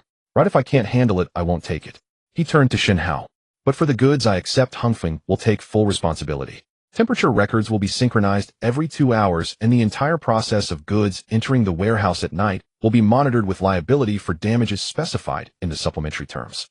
Shen Hao flipped to the 3rd page and asked, what about your backup plan? Chen Chuan replied the no. One machine has been repaired after malfunctioning. It will not serve as the main warehouse tonight, but will be kept as a backup. I have contacted 2 refrigerated trucks, one at the Nanjiao market and the other waiting at Hengfeng's entrance. If there's an abnormal situation, we can transfer the goods within 15 minutes. Zhou Yuanshan's expression changed. He did not expect Chen Chuan to be so thorough in his preparations. The Zhou family's proposal was grand and impressive, but the old building materials warehouse had yet to be renovated. Chen Chuan's proposal was smaller, but could be implemented tonight. Shen Hao looked at Zhou Yuanshan. Mr. Zhou, when can you start operations over there at the earliest? One of Zhou Yuanshan's companions replied in a low voice. It will take at least 20 days to complete the basic renovations. Chen Chuan remained silent. Some things didn't need him to say. Even if it's great, in 20 days they won't be able to accept tonight's goods. The meeting room fell silent for a few seconds. Shen Hao closed the documents. For tonight's trial operation, it will still be Hongfeng. Zhou Ming's expression changed. Manager Shen, our price is much lower. Shen Hao glanced at him. Young Master Zhou, a low price must be based on usability. Zhou Ming was speechless. Zhou Yuanshan smiled instead. Manager Shen can try Hongfeng first, and after Haisheng expands we can discuss further. This was a dignified statement. But everyone knew that the Zhou family lost this round. It wasn't a loss in money. It was a loss in time. On the first night, when Haisheng needed the cold chain nodes the most, Chen Chuan secured the position. After the meeting, Zhou Ming walked over to Chen Chuan and lowered his voice. Don't get too pleased with yourself. A Hengfeng space won't hold for long. Chen Chuan put away the documents. Young Master Zhou is right. Hongfeng is indeed small. He looked at Zhou Ming with a calm tone. So, I never thought of achieving everything at once. I just need to secure tonight first. Zhou Ming's expression darkened. Chen Chuan added, sometimes business isn't about who has the biggest setup, but about who keeps their door open when the customer needs it. Zhou Ming was choked by this remark. At 7 o'clock in the evening, the first Haisheng refrigerated truck drove into Hongfeng. Liang Jiqing was personally overseeing the entrance. The security guard registered the entry. Temperature was documented. Goods were zoned. Every step followed the process Chen Chuan had said in the morning. Shen Hao also arrived at the scene. He observed that although Hongfeng was not large, the operations were orderly, and his expression finally relaxed. Better than I expected. Chen Chuan said, tonight is just the beginning. Once this week runs smoothly, we can discuss increasing the volume. Shun Hao nodded. I like that statement. At 11 o'clock, all 3 trucks had completed their distribution. There was no damage to the goods. No mixed zones. Temperature records were complete. Shun Hao immediately called Haixing's headquarters. Hongfeng can continue trial operations. Liang Ziqing stood by, his fingers trembling. He used to guard the cold storage, always fearing electricity bills, machine failures, and losing customers. Today, for the first time, he felt that Hongfeng was truly alive. Yet Chen Chuan did not relax. He took photos of the records for backup and instructed the duty personnel to send the status of the No. 1 warehouse to the group. Everything that needed to be transparent was transparent. Everything that needed to be documented was documented. He did not want to win against the Zhou family with mere words. He aimed to solidify Hengfeng's position and Haixing's route with data from night after night. At the same time, Zhou Yuanshan sat in the car watching the Haixing refrigerated trucks entering and exiting Hengfeng's yard. Zhou Ming sat beside him, his expression extremely gloomy. Dad, are we just going to watch? Zhou Yuanshan did not answer immediately. After a long time, he finally spoke. After tonight, Haixing will not easily replace Hengfeng. Zhou Ming gritted his teeth. Then what should we do? Zhou Yuanshan looked at Hengfeng's old sign. Since we were one step slower in seizing the customer, let's change our approach. What approach? The Hengfeng itself. Zhou Ming was taken aback. Zhou Yuanshan's voice lowered. Chen Chuan has obtained the operating rights, not the property rights. Liang Ziqing lacks money and has debts. As long as the roots of Hengfeng remain in Liang Ziqing's hands, there will still be opportunities. Zhou Ming's eyes brightened. The car slowly drove away. In the yard, Chen Chuan looked up just in time to see that black car disappear at the intersection. He did not hear Zhou Yuanshan's words, but he knew that the Zhou family would not stop. Haixing was just the first round. In the next round, they would definitely come for Hengfeng itself. After the first night of trial operation at Haixing was successful, the news quickly spread about Hengfeng cold chain. The next morning, 2 merchants from Nanxiao Market took the initiative to contact Chen Chuan. One was dealing with frozen chicken legs, and the other with prepared dishes. Chen Chuan did not accept them all. He only let the other party first inspect the warehouse, the route, and the times for incoming and outgoing goods. Hengfeng was just starting to gain momentum and could not afford to rush. Overindulging could ruin the reputation built so far. In the afternoon, Liang Ziqing received a phone call. As soon as the call connected, his expression changed. Old Lu, what do you mean by this? I didn't say I wouldn't pay you back your money. Now you suddenly want me to settle within 3 days. Where am I supposed to get the money? Chen Chuan, who was listening nearby, felt a shift in his gaze. After Liang Ziqing hung up the phone, his expression was grim. I owe boss Lu 1600 for equipment. We had previously agreed to pay it back slowly by the end of the month. But now he suddenly wants me to settle in 3 days. Chen Chuan asked, has he ever pressured you this urgently before? No, Liang Ziqing replied. Then he must not be the one in a hurry. Liang Ziqing was taken aback. Chen Chuan closed the registration form in his hand. Someone is making him anxious. Liang Ziqing immediately reacted. Zhou family. Chen Chuan nodded. Zhou Yuanshan tried to seize Haixing and failed, so he started targeting the roots of Hengfeng. The customers are in Hengfeng's hands. The operational rights are in Chen Chuan's hands. However, Hengfeng's debts and property rights are still under Liang Ziqing. As long as Liang Ziqing cannot hold on, the Zhou family can easily take over. Liang Ziqing was somewhat flustered. What should we do? I can't take out 1600 right now, but if I pay it back, the backup power supply and warehouse renovation will have to stop. Chen Chuan did not respond immediately. He took out his phone and called Lawyer Gu. Lawyer Gu, could you please help me look into Hengfeng cold chain's debts and operational cooperation risks? The sooner the better, preferably today. After hanging up, Chen Chuan looked towards Liang Ziqing. Don't pay it back yet and don't delay either. Just have them send over the detailed debt list, loan certificates, and repayment accounts. Liang Ziqing frowned. Is there a difference? There is, Chen Chuan replied. If he is the actual creditor, we will handle it according to the rules. If he is being pressured by the Zhou family, he will definitely be anxious, and in his anxiety, he will reveal conditions. Liang Ziqing gritted his teeth and sent a message to Boss Lu as Chen Chuan had suggested. Half an hour later, Boss Lu replied. He did send the detailed debt list. He also added a line. If President Liang is tight on funds, the overall operational rights of Hengfeng can be transferred to a third party. I can help introduce buyers. Seeing this line, Liang Ziqing's face turned dark. They really are targeting Hengfeng. Chen Chuan smiled slightly. They are anxious. Liang Ziqing did not find it amusing. They are anxious, but I am even more anxious. But we can't sign recklessly. Chen Chuan put down his phone. They want you to feel like you have no way out. So let's show them a way out. That night, Lawyer Gu arrived at Hengfeng. He reviewed Liang Ziqing's debt certificates and rechecked the operational agreement and priority clauses that Chen Chuan had signed earlier. The debts are real, but there are issues with the collection timeline. The other party can demand payment, but they cannot force you to transfer Hongfeng. Lawyer Gu adjusted his glasses. However, there is one point, Mr. Chen's previous priority rights are not strong enough. It states priority negotiation under equal conditions, not actual locking of property rights and operational assets. Chen Chuan asked, how can we fix that? Sign a supplementary agreement. Lawyer Gu stated directly, first extend the operational rights of Hengfeng's idle warehouse from 1 year to 3 years.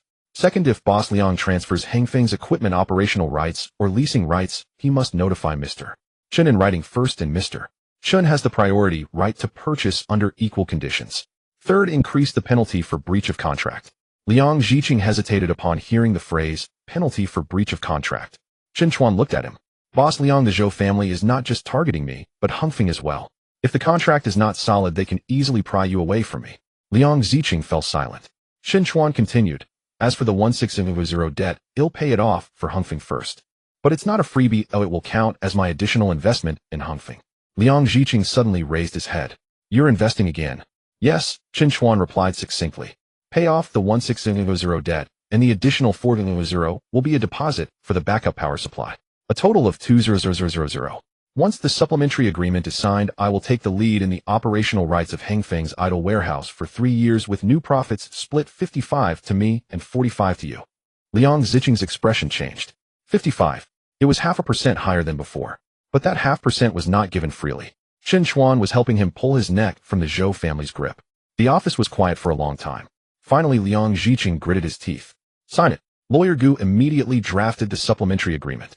3 years of operational rights. Priority purchasing rights.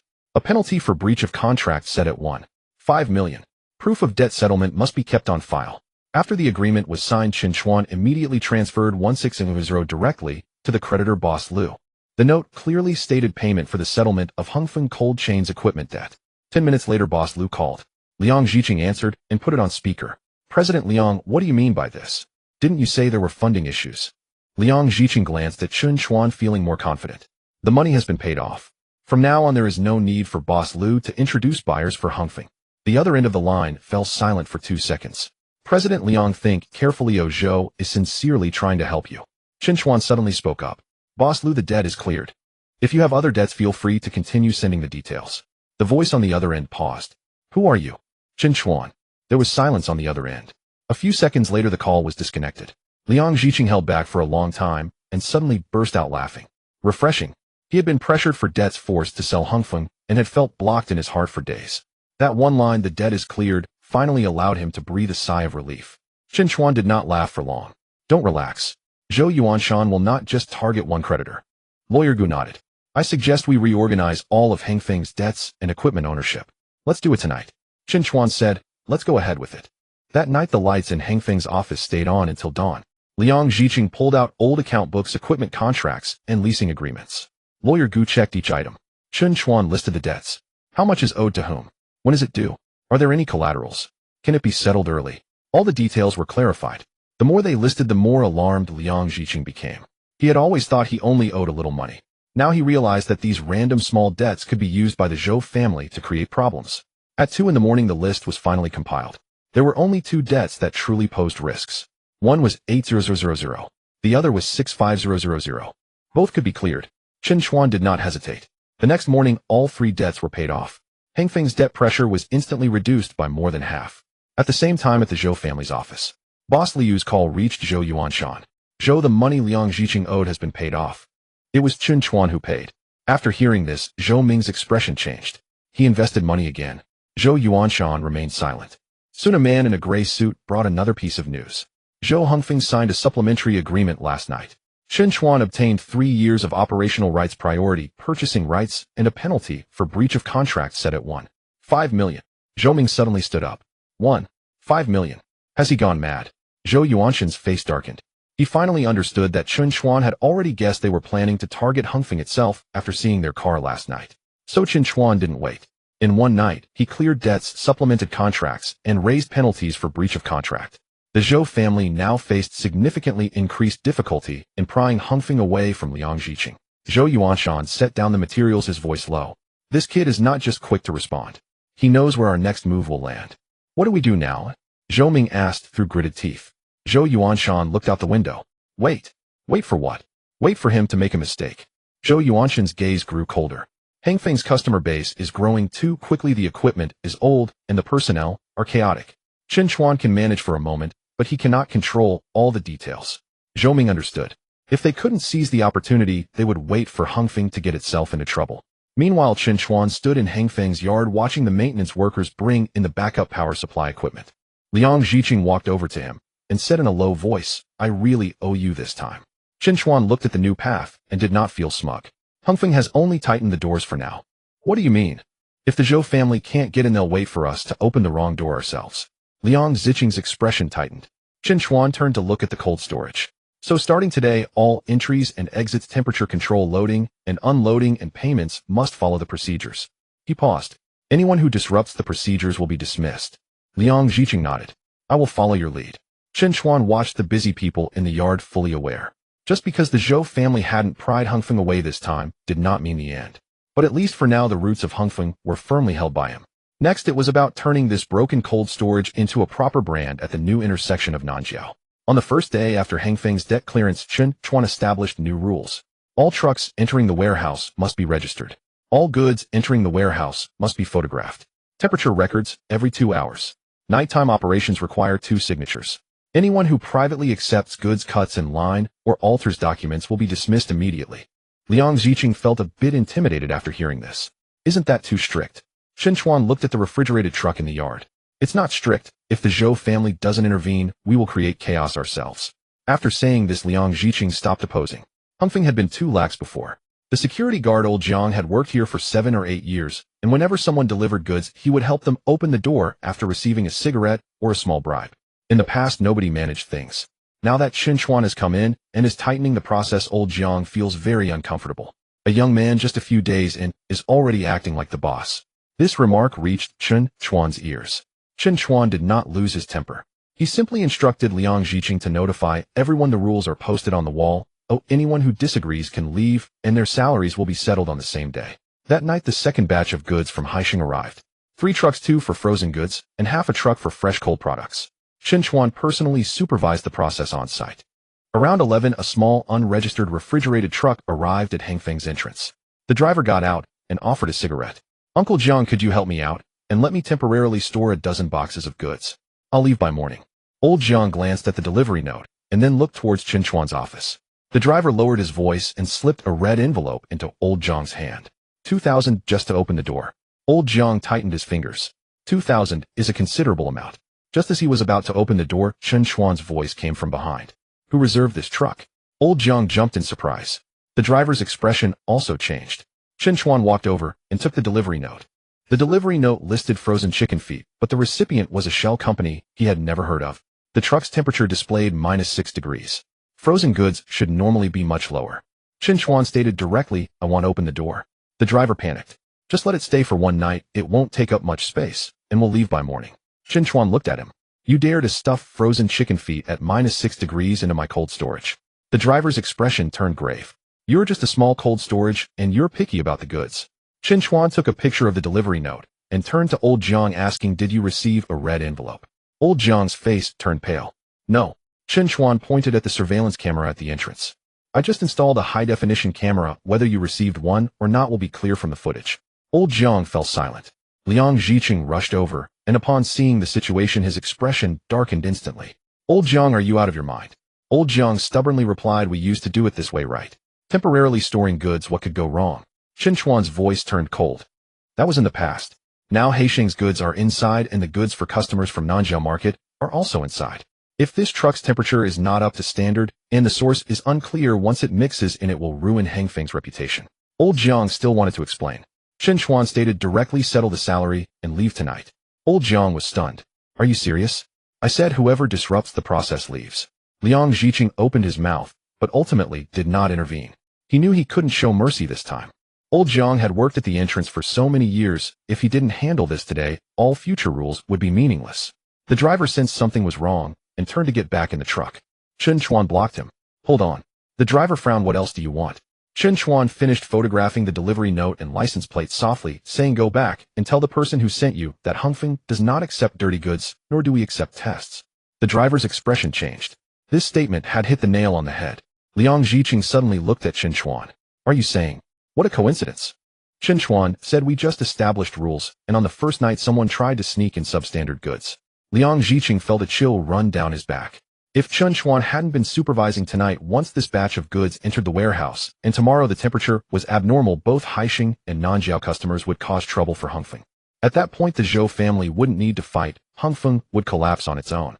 The driver didn't dare to say anything further and drove away. Chen Chuan did not suppress the incident. He immediately sent a notice in the customer group tonight an unregistered vehicle attempted to enter the warehouse illegally, and Hongfeng has refused to accept it. All subsequent customer goods will only be processed according to the registration process, and private queuing is prohibited. Once the message was sent, people quickly replied in the group. Lao Zheng, that's good, don't let chaotic vehicles in. Sister Su being strict is not a bad thing, we can rest assured about our goods. Haixing's Chen Hao directly called.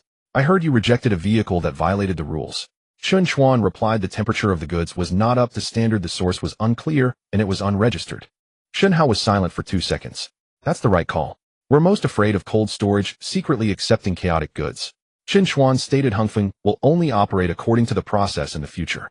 We can accept half a truck of frozen goods, but we won't take fresh cold products. If you want to proceed, send me the list of goods within half an hour. We can accept half a truck of frozen goods, but we won't take fresh cold products. If you want to proceed, send me the list of goods within half an hour. Chen Hao laughed. All right, let's do it your way. After hanging up, Liang Ziqing was thoroughly convinced. He initially thought that Chen Chuan firing old Jiang would offend the old employees and affect nighttime operations. Unexpectedly, once things were made public, customers felt even more assured. A bad situation turned into a good one. At 1 a.m, the half truck of frozen goods from Haixing entered the warehouse. The process went very smoothly. With fewer people like old Jiang opening the door privately, the entire entrance became cleaner. The next morning, Zhou Ming learned of the news and looked extremely displeased. Was that truck stopped by him? The man in the gray suit nodded.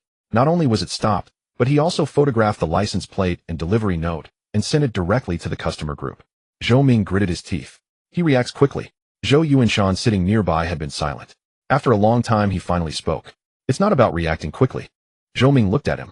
Zhou Yuanshan put down the materials. He was waiting for someone to crash into the rules when he established them. Zhou Ming's expression changed. Zhou Yuanshan's gaze deepened. We wanted to see where Hongfeng was chaotic, and he laid bare the most chaotic part, then publicly cut it off.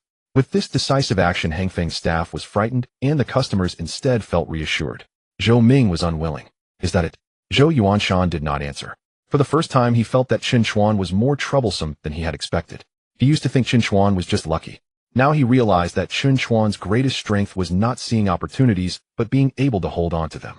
Meanwhile, in Hongfeng's office, Liang Ziqing had arranged for the new security guard and personally posted the process on the wall. He looked at the words "who disrupts the process will leave" and whispered, in the past, I always thought about taking more goods and earning more money. Now I understand that money earned chaotically will eventually have to be paid back. Chen Chuan glanced at him. If Hongfeng wants to grow, we must first let customers know that we are not chaotic. Liang Ziqing nodded. From now on, you set the rules, and I will execute them. With this statement, the hierarchy within Hongfeng finally became clear. Chen Chuan was not just a person who invested money. He was not merely the one who dealt with customers. From that night on, Hongfeng truly began to operate under his guidance. In the evening, Chen Hao sent another message. Haixing's trial operation performed well. The headquarters is preparing to extend the trial operation period from 1 month to 3 months in Nanjiao. They will come to discuss the supplementary contract tomorrow. Chen Chuan looked at the message, and a slight smile finally appeared on his face. The Zhou family attempted to use a truck of dirty goods to tarnish Hongfeng's reputation. As a result, this attempt instead strengthened Hongfeng's rules. He put down his phone and looked towards the new road in the distance. The winds of change had not fully risen yet, but Hongfeng had already begun to stand firm. The next morning, the people from Haixing arrived at Hongfeng. This time it was not just Chen Hao. He was accompanied by a procurement manager from headquarters, surnamed Lu, dressed in a suit, speaking with a firm tone. As soon as they sat down, Manager Lu pushed the contract forward. We can sign for 3 months of cooperation, but the price needs to be renegotiated. Chen Chuan opened the contract. Originally, the trial operation was 80,000 for a month, but it was compressed to 200,000 for 3 months. The volume of goods was also increased. Liang Ziqing's expression darkened at once. With more goods, the price is lower. Manager Lu chuckled. For long-term cooperation, the price must be favorable. For a scale like Hongfeng, being able to take on Haixing is already an opportunity. That's not a pleasant thing to hear. Liang Ziqing was about to retort, but Chen Chuan closed the contract first. Manager Lu, Hongfeng cannot accept this price. Manager Lu frowned. Mr. Chen, you need to think it through. There are other cold storage facilities in the south suburb besides yours. I understand. The old building materials warehouse of the Zhou family has also provided a plan, and their price is lower than yours. Can they take delivery tonight? Chen Chuan asked. Manager Liu's expression faltered. Chen Chuan continued, can they handle frozen goods, do night dispatch, provide temperature records, and bear the responsibility for cargo damage? The meeting room fell silent for a few seconds. Shen Hao remained silent. He was the one on site and knew that although Hongfeng was small, it was usable. The Zhou family's old building materials warehouse was still just a plan. Manager Liu looked somewhat displeased. Are you trying to raise the price based on last night's trial operation? It's not about raising the price. Chen Chuan placed last night's operation records, temperature records, and records of rejected non-compliant vehicles on the table. 3 months of formal cooperation is not like last night's trial run. With the increase in goods, additional manpower is needed, spare vehicles must be locked, and equipment maintenance must be done in advance. If you want stability, I have to factor in the costs. He took out his prepared quotation. For 3 months, a retention fee of 360,000. The trips will be calculated separately. Any excess volume must be reported in advance. The responsibility for cargo damage will be divided according to the records. Liang Ziqing's heart skipped a beat. 360,000. It's even higher than the original 80,000 per month. Manager Liu laughed directly. Mr. Chen, this price is a bit unrealistic. Chen Chuan didn't rush. Then let me calculate a figure for Manager Liu. He pointed to the data. Last night, if that non-compliant vehicle had mixed into the warehouse and Heisheng's goods had a problem, how much damage would you incur for one truck? Manager Liu remained silent. Chen Chuan continued, if the Zhou family's old building materials warehouse can only be repaired in 20 days, where will your goods go in those 20 days? Will you continue to take the original route? Driver fees, fuel costs, delays, losses. How much will that amount to over 3 months? Manager Liu's smile faded. Chen Chuan's tone was steady yet firm. What I'm selling is not just a storage space, but certainty. As soon as these words fell, Shen Hao glanced at him. Manager Liu still wanted to press. At that moment, Liang Ziqing's phone rang. He took a look and handed it to Chen Chuan. It was a message from Sister Su of the Nanxiao market. The people from Xianda Yuxian are asking if Hongfeng still has night standby slots. Should I pass on the contact information to you? After reading, Chen Chuan directly placed the phone on the table. I'm sorry, Hongfeng is not in a position to only rely on Heisheng. Manager Liu's expression changed. What do you mean? It means that after the new road in the south suburb is trialed, the cold chain slots will become tighter. Heisheng wants stability, and we also need stable clients. Chen Chuan looked at him. If Heisheng only wants to treat Hongfeng as a low-priced alternative, then this contract doesn't have to be signed today. Upon hearing this, Liang Ziqing was stunned. A client like Heisheng was something he had never dared to even imagine before. Yet Chen Chuan had the courage to say it. Manager Liu's expression turned grim. He didn't expect someone from a small cold storage to dare to counter the headquarters procurement. Shen Hao finally spoke up. Manager Liu, let me speak frankly. If it weren't for Hongfeng handling it well last night, the first batch of goods wouldn't have gone so smoothly. The Zhou family's plan is cheap, but it can't be executed. Manager Liu fell silent. Chen Chuan didn't press further, but simply pushed the contract forward. For 3 months at 360,000, Hongfeng guarantees the agreed amount for Heisheng. Any additional volume must be reported 1 day in advance. Sign before tonight, and we will continue to operate according to the new contract. What if we don't sign? Manager Liu asked. After tonight, Hongfeng will take on other clients' standby slots. Chen Chuan said, I can't keep the slots empty waiting for an uncertain contract. This statement was very realistic and quite firm. Manager Liu looked toward Shen Hao. Shen Hao nodded. I suggest signing. A few minutes later, a call from Heisheng's headquarters came to confirm. Manager Liu, suppressing his expression, ultimately revised the contract. 3 months of formal cooperation. Retention fee of 360,000. The first month's 12,000 to be paid on the same day. Trips will be calculated separately. Temperature records, monitoring archives, and cargo damage responsibilities will all be included in the supplementary terms. The moment the contract was signed, Liang Ziqing's hands trembled slightly.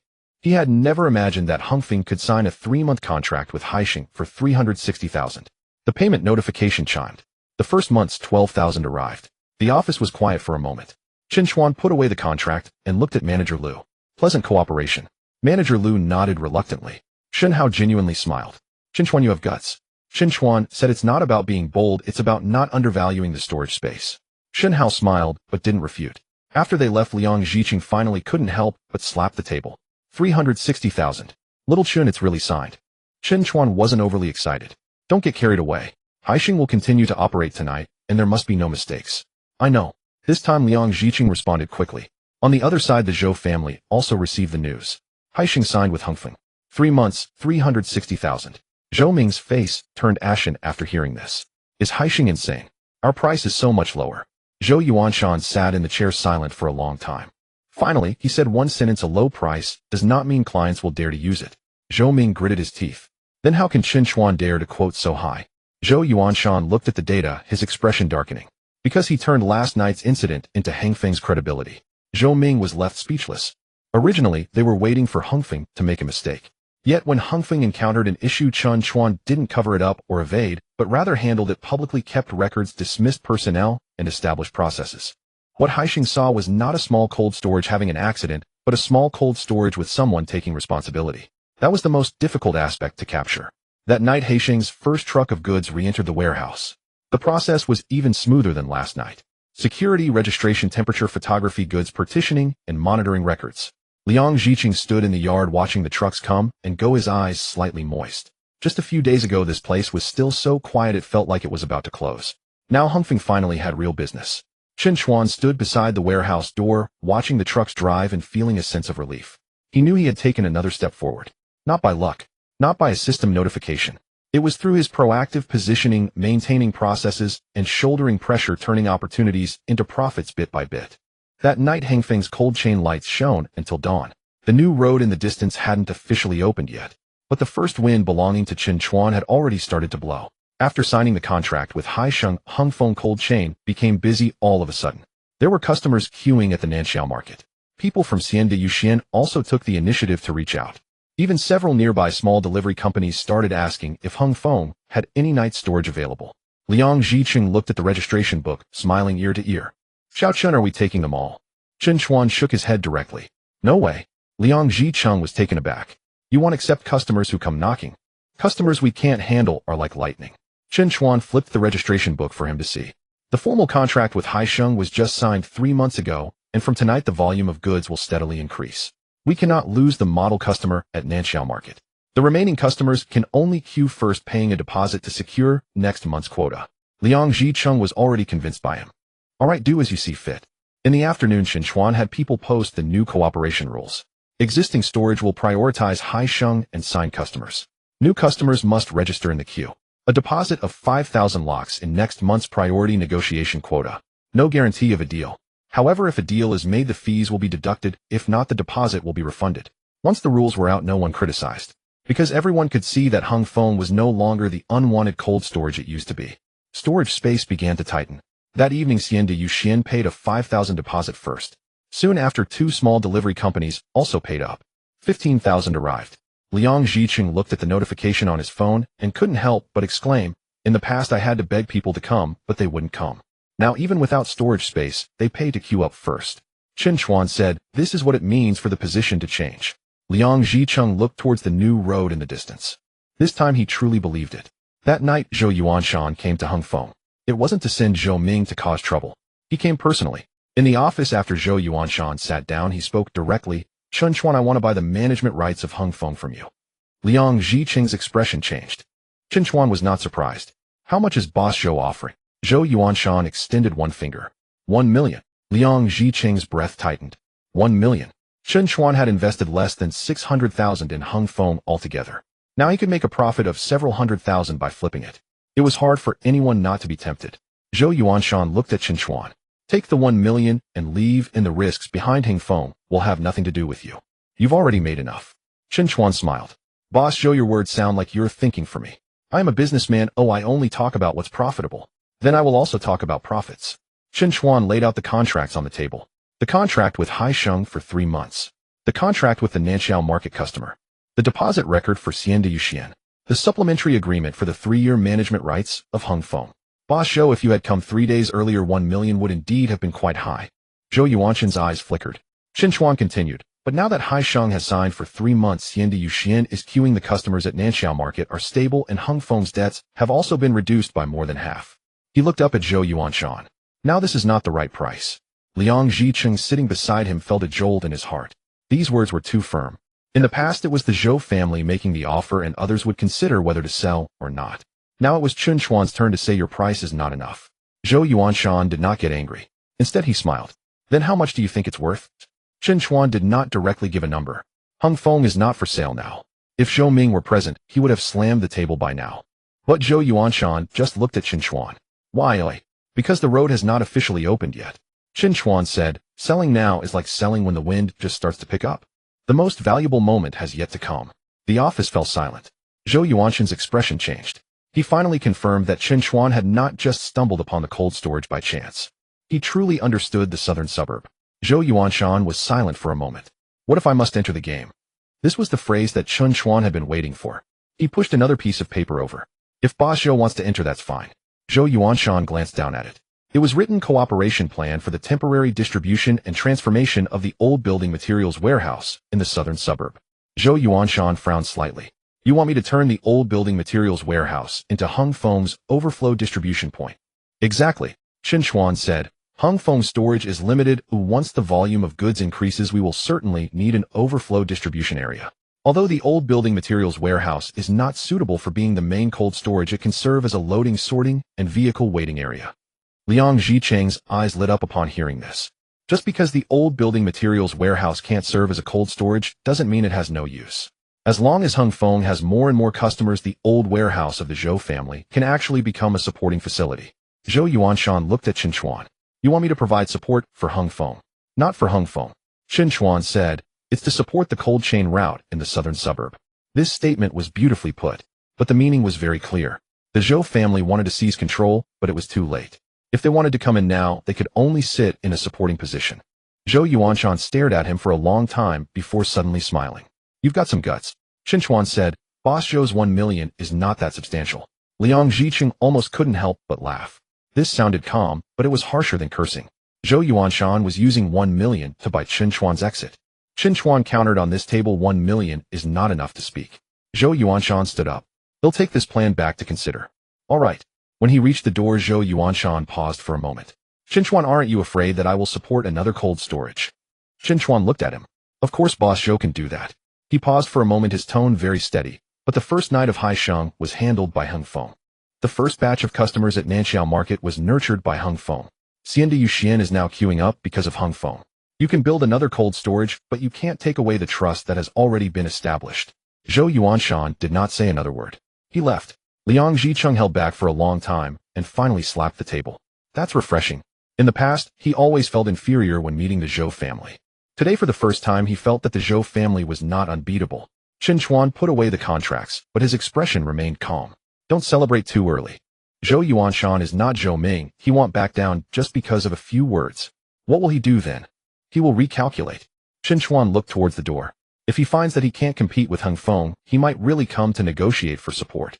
Liang Zhicheng was taken aback. Weren't you trying to provoke him just now, eh? No. Chen Chuan said, for Hung Feng to grow relying solely on ourselves is not enough. The old building materials warehouse cannot serve as the main cold storage, but it can be an overflow distribution point. As long as the initiative is in our hands, the resources of the Zhou family can also be utilized. Liang Zhicheng looked at him, unable to speak for a long time. He suddenly understood that Chen Chuan was not just trying to show off. He was calculating how to involve the Zhou family in his own plans.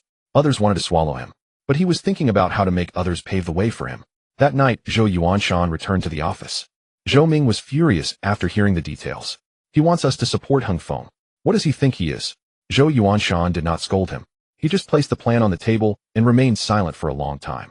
Finally, he said, if the southern suburb cold chain really takes off, it is better to make the old building materials warehouse a support than to leave it empty. Zhou Ming was stunned. Dad, are you really going to cooperate with him? Zhou Yuanshan looked out the window. Not cooperating with him. His voice was very low. It's about getting a seat at the table first. At the same time, Chen Chuan stood in the courtyard of Hung Feng. Trucks came in one after another at night. The newly installed surveillance cameras were lit with red dots. The cold storage door opened and closed again. The streetlights along the new road lit up one by one. Chen Chuan knew that Hung Feng was no longer the unwanted cold storage it used to be. Now even the Zhou family had to reassess its value. The next morning, Zhou Yuanshan arrived at Hung Feng once again. This time he was not alone. Zhou Ming, a man in a gray suit, and a project manager followed behind. Seeing this situation, Liang Zhicheng instinctively felt tense. Chen Chuan, on the other hand, remained calm. He knew that Zhou Yuanshan was not there to buy the operating rights. He was there to discuss the supporting arrangements. In the office, Zhou Yuanshan got straight to the point. The old building materials warehouse can be transformed into a distribution area. Liang Zhicheng's eyes lit up. The old building materials warehouse was large, and if it were to be used for vehicle waiting, temporary unloading, and overflow distribution, it would indeed be useful for Hongfeng. However, Zhou Yuanshan's next sentence revealed his true intention. But after the joint operation, the clients will be exclusively handled by our Zhou family. Hongfeng will be responsible for the cold storage while the old warehouse will handle distribution with profits split 60-40. Chen Chuan looked up. Who gets the 4? Zhou Ming sneered. You get 4, we get 6. Liang Ziqing's expression changed instantly. Hongfeng's clients were brought in by Chen Chuan, and the contracts were signed by Hongfeng. Now the Zhou family wanted 60% and access to the clients. This was not cooperation. It was just a different way of picking fruit. Chen Chuan did not lose his temper. He placed the Haixing contract Nanjiao client list and Xianda intent payment records on the table. Boss Zhou, I admit your old building materials warehouse can provide support. But why do the clients come to Nanjiao? Chen Chuan pointed to the contracts on the table. Because Hongfeng has already established a reliable operation on the first night. Because there were no issues with Haixing's goods. Because the Nanjiao market trusts Hongfeng. Because Xianda is willing to wait in line. He looked at Zhou Yuanshan. Boss Zhou, what you are selling is space, not an entry point. The office fell silent. Zhou Ming's expression darkened. Chen Chuan, don't take yourself too seriously. Without the Zhou family's old building materials warehouse, how much cargo can Hongfeng handle? Not much. Chen Chuan replied quickly. That's why I am willing to discuss support arrangements. He changed his tone, but the main seat is not negotiable. Liang Ziqing's heart jolted. The 4 words spoken made even him feel exhilarated. In the past, when the Zhou family came, others could only listen to their terms. Now Chen Chuan made it clear you can come to the table, but you cannot sit at the main seat. Zhou Yuanshan stared at Chen Chuan. Then how do you want to split it? The old building materials warehouse will serve as an overflow distribution area, with the Zhou family providing the space and basic renovations, while Hongfeng provides clients' processes and cold chain connections. Chen Chuan pushed over the prepared plan. The new profits generated from the distribution area will be split 50-50. Zhou Ming stood up immediately. Why should it be that way? Chen Chuan glanced at him. Because without Hongfeng's clients, your old building materials warehouse would still be empty now. Zhou Ming's face turned ashen. Chen Chuan continued, the client contracts will be signed by Hongfeng. The responsibility for temperature control will be managed by Hongfeng. The distribution area will only handle loading, waiting, and short-term parking without involving the main cold chain storage. Any client information cannot be privately excavated by the Zhou family. The penalty for breach of contract is 2 million. At this, even Zhou Yuanshan's expression darkened. 2 million. Yes, Chen Chuan said. Since Boss Zhou wants to come to the table, he must abide by the rules of the table. Zhou Ming sneered. Are you guarding against thieves? Chen Chuan looked at him. Young Master Zhou, last time you intercepted Haixing with a low price, and yesterday you wanted to buy the operating rights. Now I write it into the contract. Is there a problem? Zhou Ming was at a loss for words. Just then Chen Chuan's phone rang. It was Shen Hao. He glanced at it, did not avoid it, and answered directly. Manager Shun. The voice on the other end was somewhat urgent. Tonight we need to increase the order, going from 2 trucks of frozen products to 5. Can Hongfeng handle it? Chen Chuan did not immediately agree. He looked at Zhou Yuanshan. A few seconds later he said on the phone, Hongfeng's main warehouse can only handle 3 trucks. Shen Hao paused for a moment. What about the remaining 2 trucks? If the overflow distribution area can be confirmed today, the remaining 2 trucks can first wait and then be entered in batches. Shen Hao immediately asked, where is the overflow distribution area? At the Nanjiao old building materials warehouse. There was a pause on the other end of the line. If you can guarantee the process and responsibility, I can increase the temporary fees. I will give you a reply in half an hour. Chen Chuan hung up the phone. No one spoke in the office. This call came at a very opportune moment. It also carried a lot of weight. While the Zhou family was still negotiating terms, Haixing's new demand was already laid out in front of them. The first supporting income from the old building materials warehouse was just waiting for their nod. Chen Chuan looked at Zhou Yuanshan. Boss Zhou, the clients have already arrived. If you feel that 50-50 is not appropriate, you can choose not to proceed. He spoke very calmly.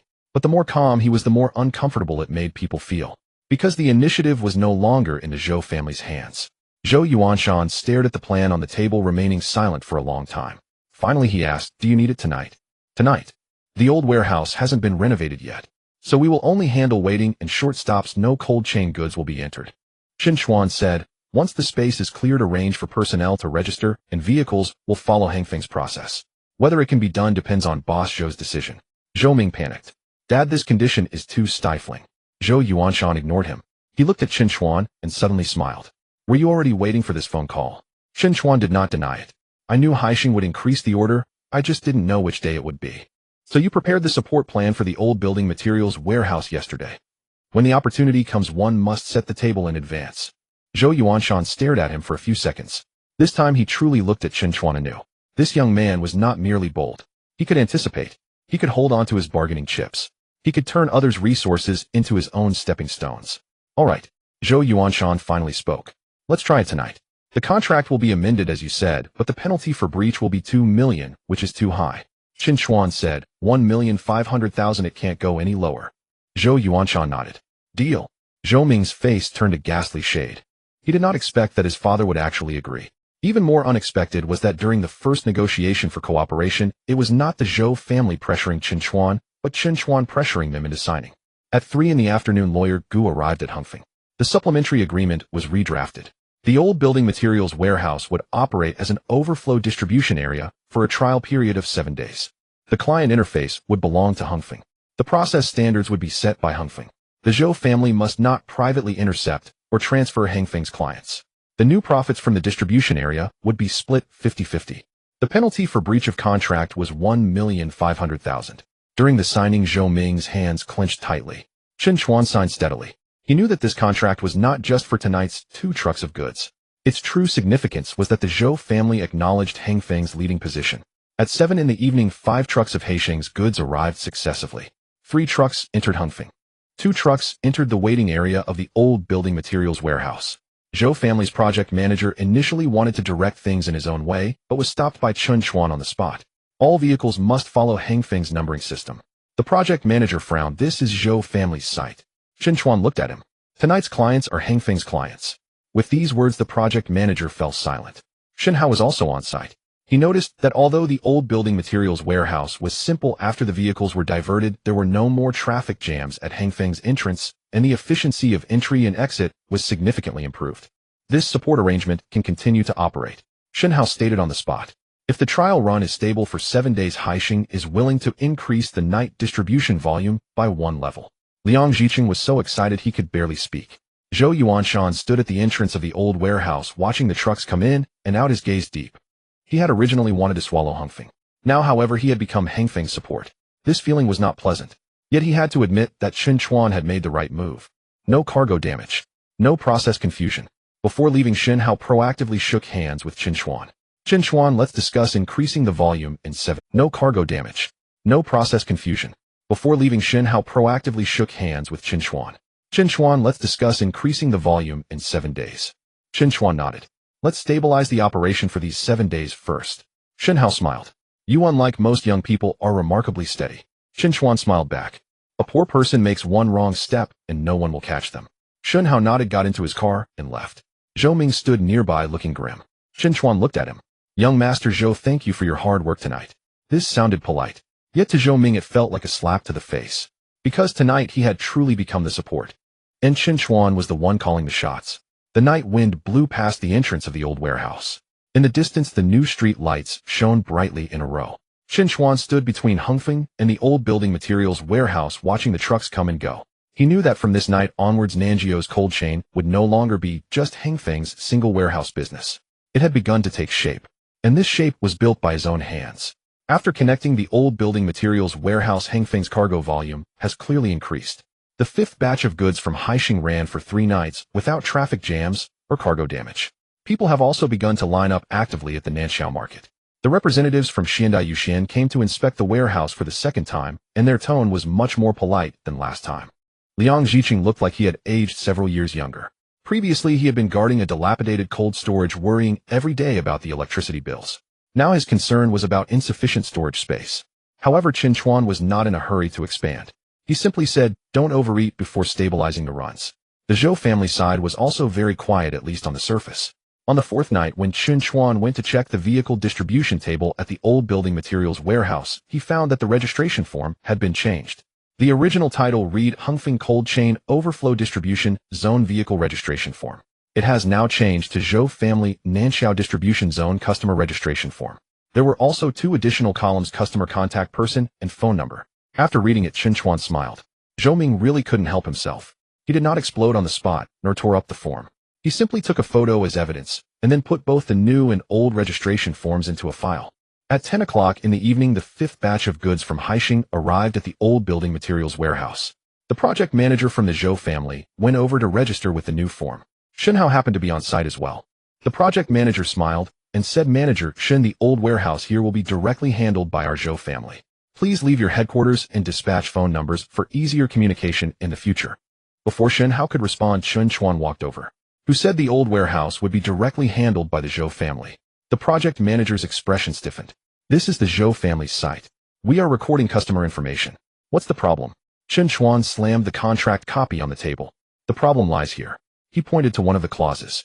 The old building materials warehouse, as the Hongfeng overflow distribution zone, is only responsible for vehicle waiting, loading, and unloading assistance and site distribution.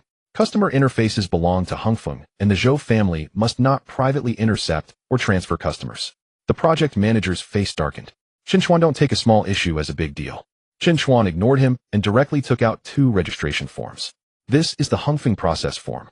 This is the new form you changed tonight." He looked at Shen Hao. "Manager Shen, I will handle this matter in front of you.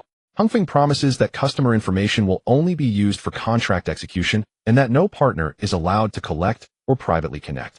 Shen Hao's expression darkened. He hated it most when partners internally competed for interfaces.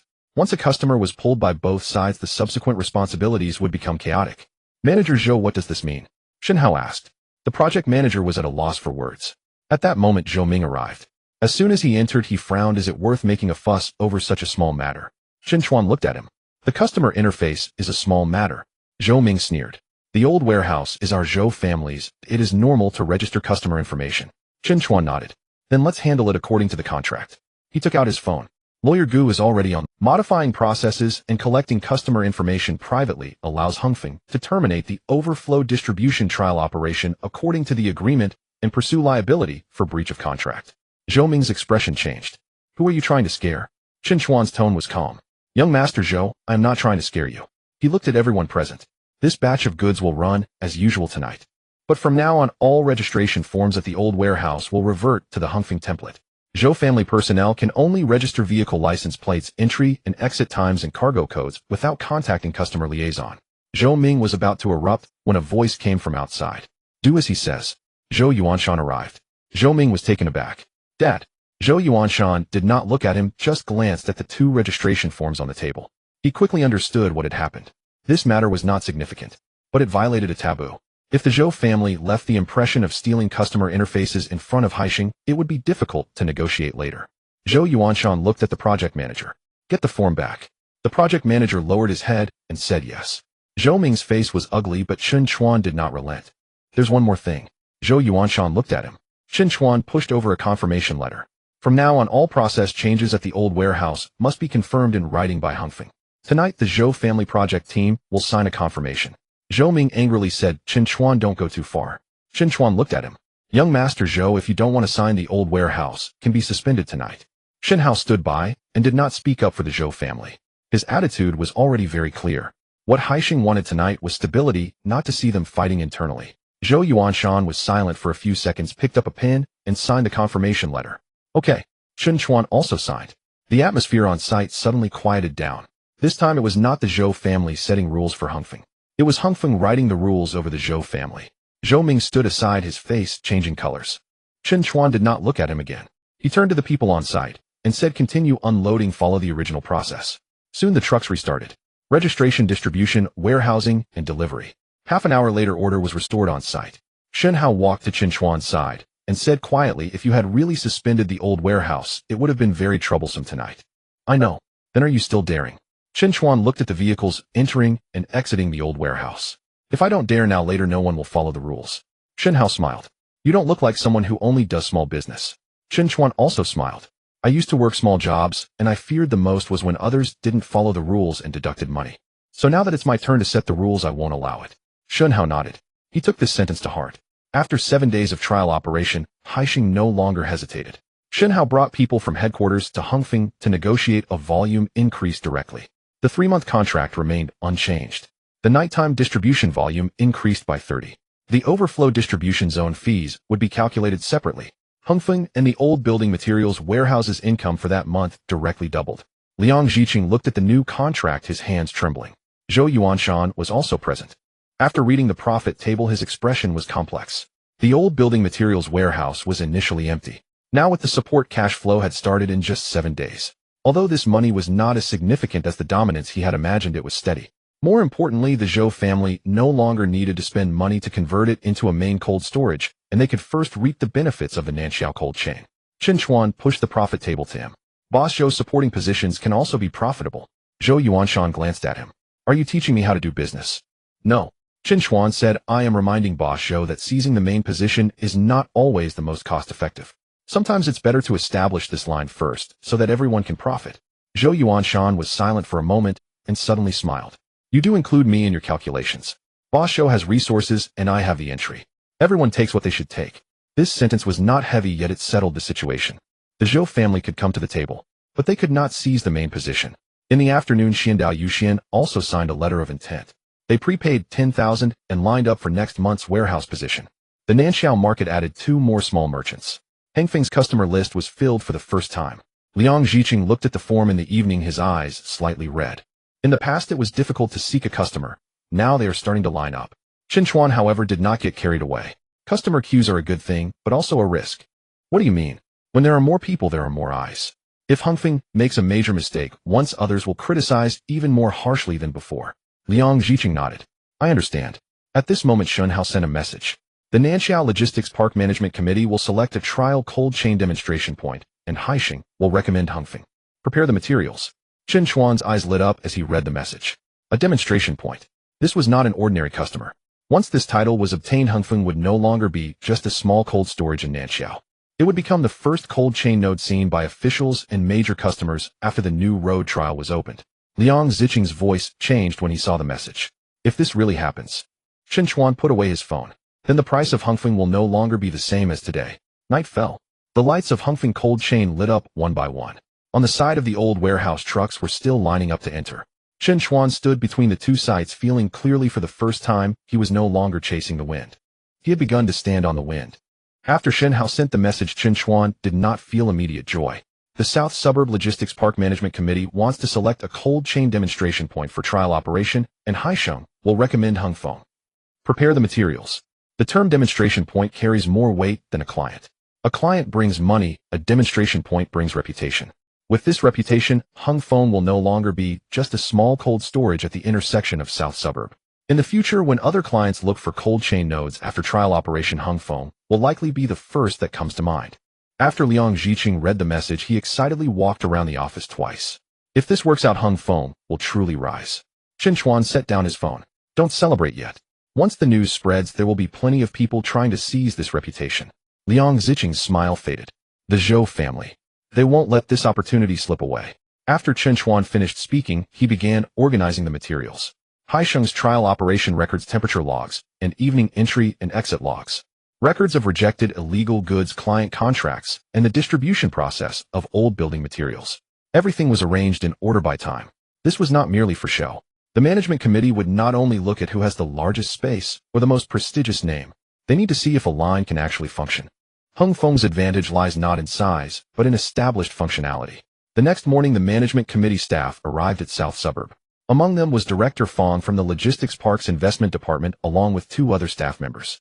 Shenhao from Haisheng also accompanied them. What surprised Chen Chuan was that Zhou Yuanshan had also arrived. Zhou Ming stood behind him, his expression barely concealing his intensity. Director Fong first inspected Hengfeng. The cold storage was not large and the equipment was not particularly new. However, the monitoring, temperature, alarms, registration processes, and vehicle zoning were all clearly arranged. The staff took photos while observing. Liang Zhiqing was so nervous that his palms were sweating. Chen Chuan did not give a chaotic introduction, only highlighting the key points. Hengfeng currently undertakes 3 types of functions. First, short-term freezing of perishable goods. Second, nighttime transshipment. Third, distribution for Haisheng's trial operation line. He handed over the materials. This is the operational record from the past 7 days, including vehicle entries and exits, warehouse temperatures, goods zoning, and handling of anomalies, all documented. Director Fong flipped through a few pages and nodded. Your scale may not be large, but the records are detailed. Zhou Ming interjected. Director Fong's scale is also key. Hengfeng's space is merely a small node. The old building materials warehouse of our Zhou family can truly accommodate future cargo volumes. He pointed towards the old warehouse. That area is larger and vehicle circulation is more convenient. If a demonstration point is to be chosen, it should be based on the old building materials warehouse, with Hung Feng serving as a supplementary cold storage. Liang Ziqing's expression changed. It had indeed come. The Zhou family was not unwilling to cooperate. They aimed to reclaim the primary position through the demonstration point. Director Fong did not immediately express an opinion, but turned to Chen Chuan. What do you think? Chen Chuan smiled. Zhou Xiao is correct, the old warehouse has a larger area. But the demonstration point is to be selected as a cold chain node, not a parking lot. Zhou Ming's expression darkened. Chen Chuan unfolded another flowchart. The current role of the old building materials warehouse is for vehicle waiting, loading, and unloading buffer and short-term diversion. It does not have a primary cold storage temperature control responsibility or an independent goods loss closure. He looked at Director Fong. Where the goods enter the cold chain system, who records the temperature, who bears the loss of goods, and who signs the client contract. These are the core of the demonstration point. Director Fong continued to review the materials.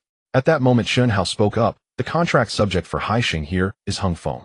The old warehouse is involved in the overflow distribution, and the process follows Hung Feng's standards. This statement carried weight. Haixing was the actual client. By stating who the subject was, Director Fong naturally understood. Zhou Ming wanted to speak again, but Zhou Yuanshan raised his hand to stop him. Chen Chuan did not take the opportunity to mock. He directly stated, I suggest that the demonstration point be led by Hung Feng Cold Chain, with the old building materials warehouse included as a supplementary distribution area for the trial operation line. This way it neither exaggerates Hung Feng's capacity nor wastes the Zhou family's space. Director Fong looked up at him. Are you willing to include the old warehouse? Willing. Chen Chuan replied, the demonstration point is not for one party to monopolize. A stable operation is more important than who claims the title. As soon as this was said, Zhou Yuanshan's expression changed. He had originally thought that Chen Chuan would push the Zhou family out. Unexpectedly, Chen Chuan included the old warehouse, while firmly securing the main position for Hung Feng. This was more complex than simply fighting for dominance. By giving face to the Zhou family, Chen Chuan did not yield any substance. Director Fong nodded. Let's first observe the on-site operation. At 7 in the evening, the Haixing trucks arrived on time. Chen Chuan did not add any spontaneous theatrics. It was still the same set of processes: license plate registration, goods verification, temperature photography, frozen goods, entering, Hang Feng waiting trucks going to the old warehouse. Vehicles in the old warehouse were diverted by number and then dispatched into storage by Hung Feng. The management committee staff followed along. The process was not glamorous, but it was steady. Halfway through, an unregistered small truck attempted to enter the old warehouse, but was directly stopped by the guard. No number cannot enter. The staff witnessed this scene and whispered, was this a temporary arrangement? Chen Chuan shook his head. This is how it is normally. The old warehouse is an overflow area, not a chaotic parking lot. Director Fong glanced at him without speaking, but he noted down this remark. 2 hours later, all 5 trucks had completed distribution. There were no traffic jams, no disorderly orders, and no client complaints. Shen Hao signed the confirmation record on the spot. Haixing believes that Hung Feng Cold Chain possesses the capability to serve as a cold chain transshipment demonstration point during the trial operation phase of South Suburb. Upon hearing this, Liang Ziqing almost lost his composure.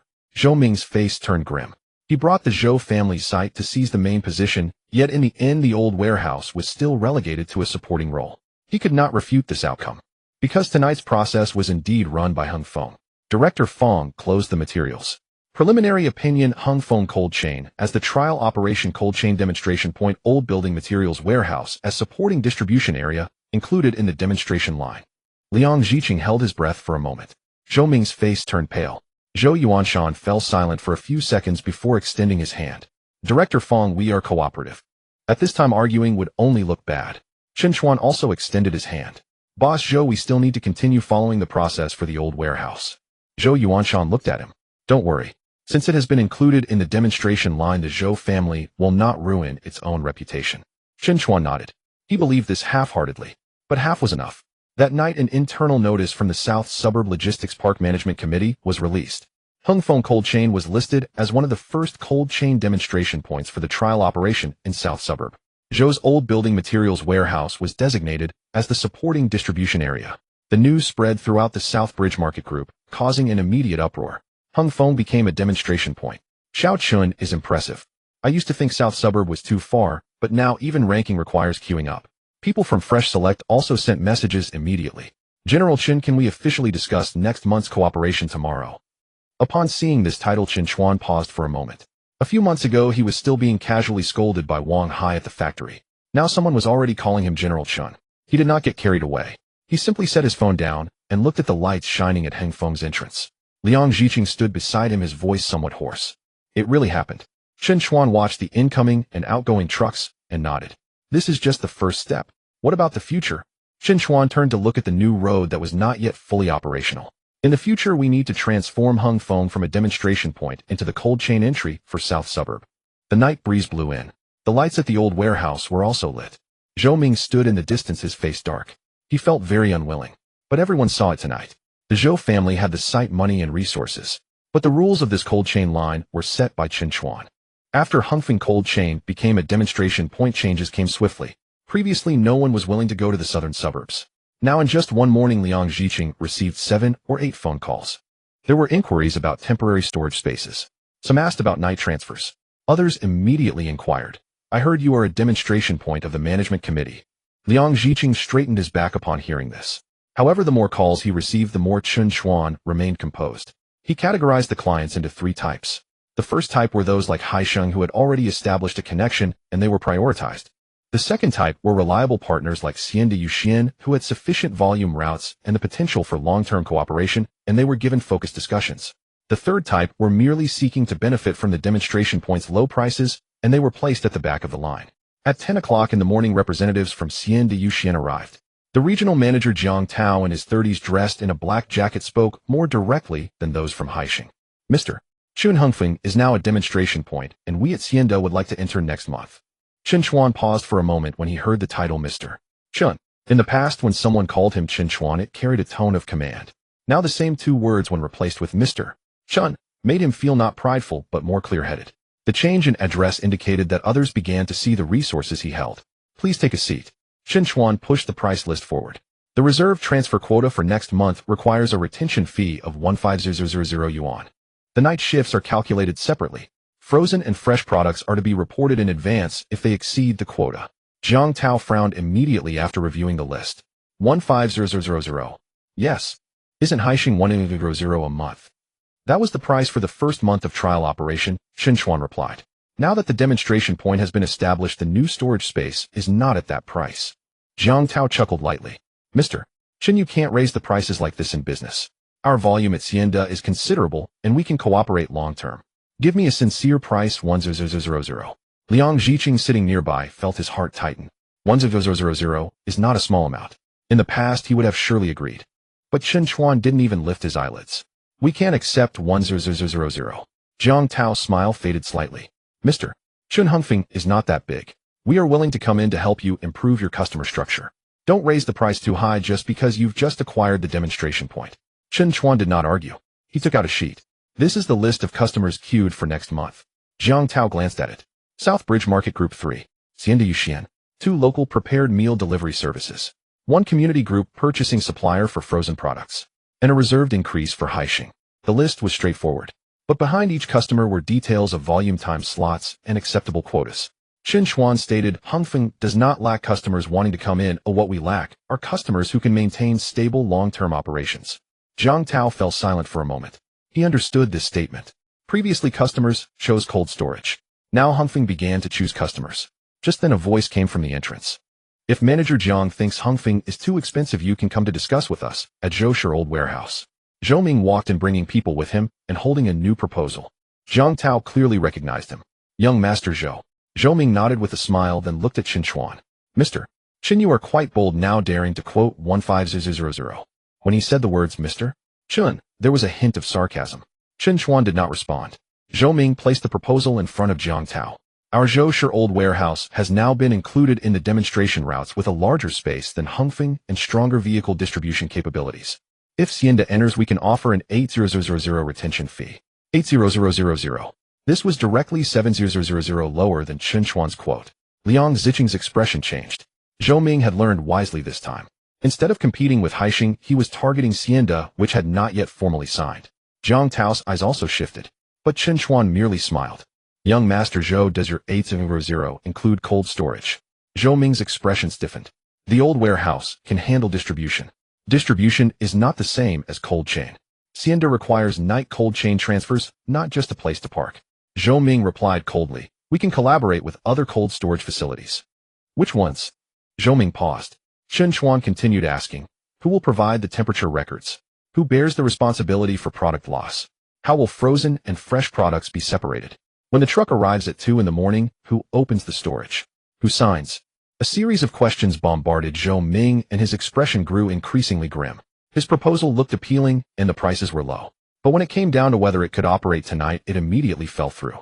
Jiang Tao glanced through Zhou Ming's proposal and also recognized the issues. The Zhoushe old warehouse could handle distribution, but there was no primary cold storage. If they pulled in a third-party cold storage, the responsibility would be divided into several parts. Xianda feared this the most. If something went wrong, no one would claim it was their problem. Chen Chuan pushed his contract towards Jiang Tao. If Xianda truly wants to enter the southern suburbs route, sign at 150,000. Sign tonight, and you'll secure the first quota for next month. Jiang Tao frowned. What if we don't sign? Then you will be queued up. Chen Chuan spoke evenly. Next month the storage spaces will be allocated to the prepared meal delivery side first. Zhou Ming sneered. Chen Chuan, do you really think all customers have to seek you out? It's not about seeking me out. Chen Chuan looked at him. The main entrance that can successfully operate the southern suburbs cold chain is at Hongfeng. As this statement fell, the office fell silent for a moment. Liang Zhiqing felt as if he had been struck hard in the heart. The main entrance. He had never dared to think of these 3 words before. Now Chen Chuan voiced it in front of Zhou's family and Xianda, and no one could immediately refute it. Because Haixing was operating. South Bridge Market was running. The demonstration point had already settled at Hongfeng. No matter how large the old warehouse was, it was merely supplementary. Jiang Tao did not sign immediately. He stepped out to make a call. 10 minutes later he returned, and his attitude had changed. 15000 is acceptable, but I need to add a condition. Speak. If Xianda runs smoothly next month, we will prioritize increasing the volume in the second month. Chen Chuan nodded. That can be written in. The price for the increased volume will be discussed separately, but under the same conditions Xianda has priority. Jiang Tao extended his hand. Sign. Zhou Ming's expression darkened. Chen Chuan did not look at him. The contract was quickly printed out. Xianda Yuxian's transfer quota for next month, retention fee of 15000. A deposit of 5000 was required. The night shifts are calculated separately. Responsibilities for product loss, temperature, and zoning were all clearly stated. After Jiang Tao signed, he immediately made the transfer. The 5000 arrived. Liang Zhiqing listened to the notification sound and almost couldn't suppress his laughter. Zhou Ming stood aside, his face like he had been slapped. He brought 8000 to intercept, but the customer turned around and signed with Chen Chuan for 15000. This was not just a loss in price. It was a loss of trust. Jiang Tao put away the contract and said to Chen Chuan, Mr. Chen, please take care of us in the future. This time the title Mr. Chen felt much more genuine than when he first entered. Chen Chuan nodded. Let's focus on running smoothly for the first month. After Jiang Tao left, Zhou Ming remained standing in place. Chen Chuan looked at him. Young Master Zhou, the old warehouse still needs to be used by Haixing tonight. Don't disrupt the process. Zhou Ming gritted his teeth. Chen Chuan, don't get too pleased with yourself. I'm not pleased with myself. Chen Chuan placed the Xianda contract into a folder. I'm just doing business. Zhou Ming snorted coldly and turned to leave. Once he left, Liang Zhiqing finally couldn't hold back his laughter. 15000. He didn't even steal the 8000. Chen Chuan, however, suppressed his laughter. This is just the beginning. The more customers there are, the easier it is to make mistakes. Liang Zhiqing nodded. I understand. The process cannot be disrupted. Chen Chuan looked at the contract on the table. Haixing for 3 months. Xianda entering next month. South Bridge Market stable. Old building materials warehouse supporting. Hongfeng finally had a small structure.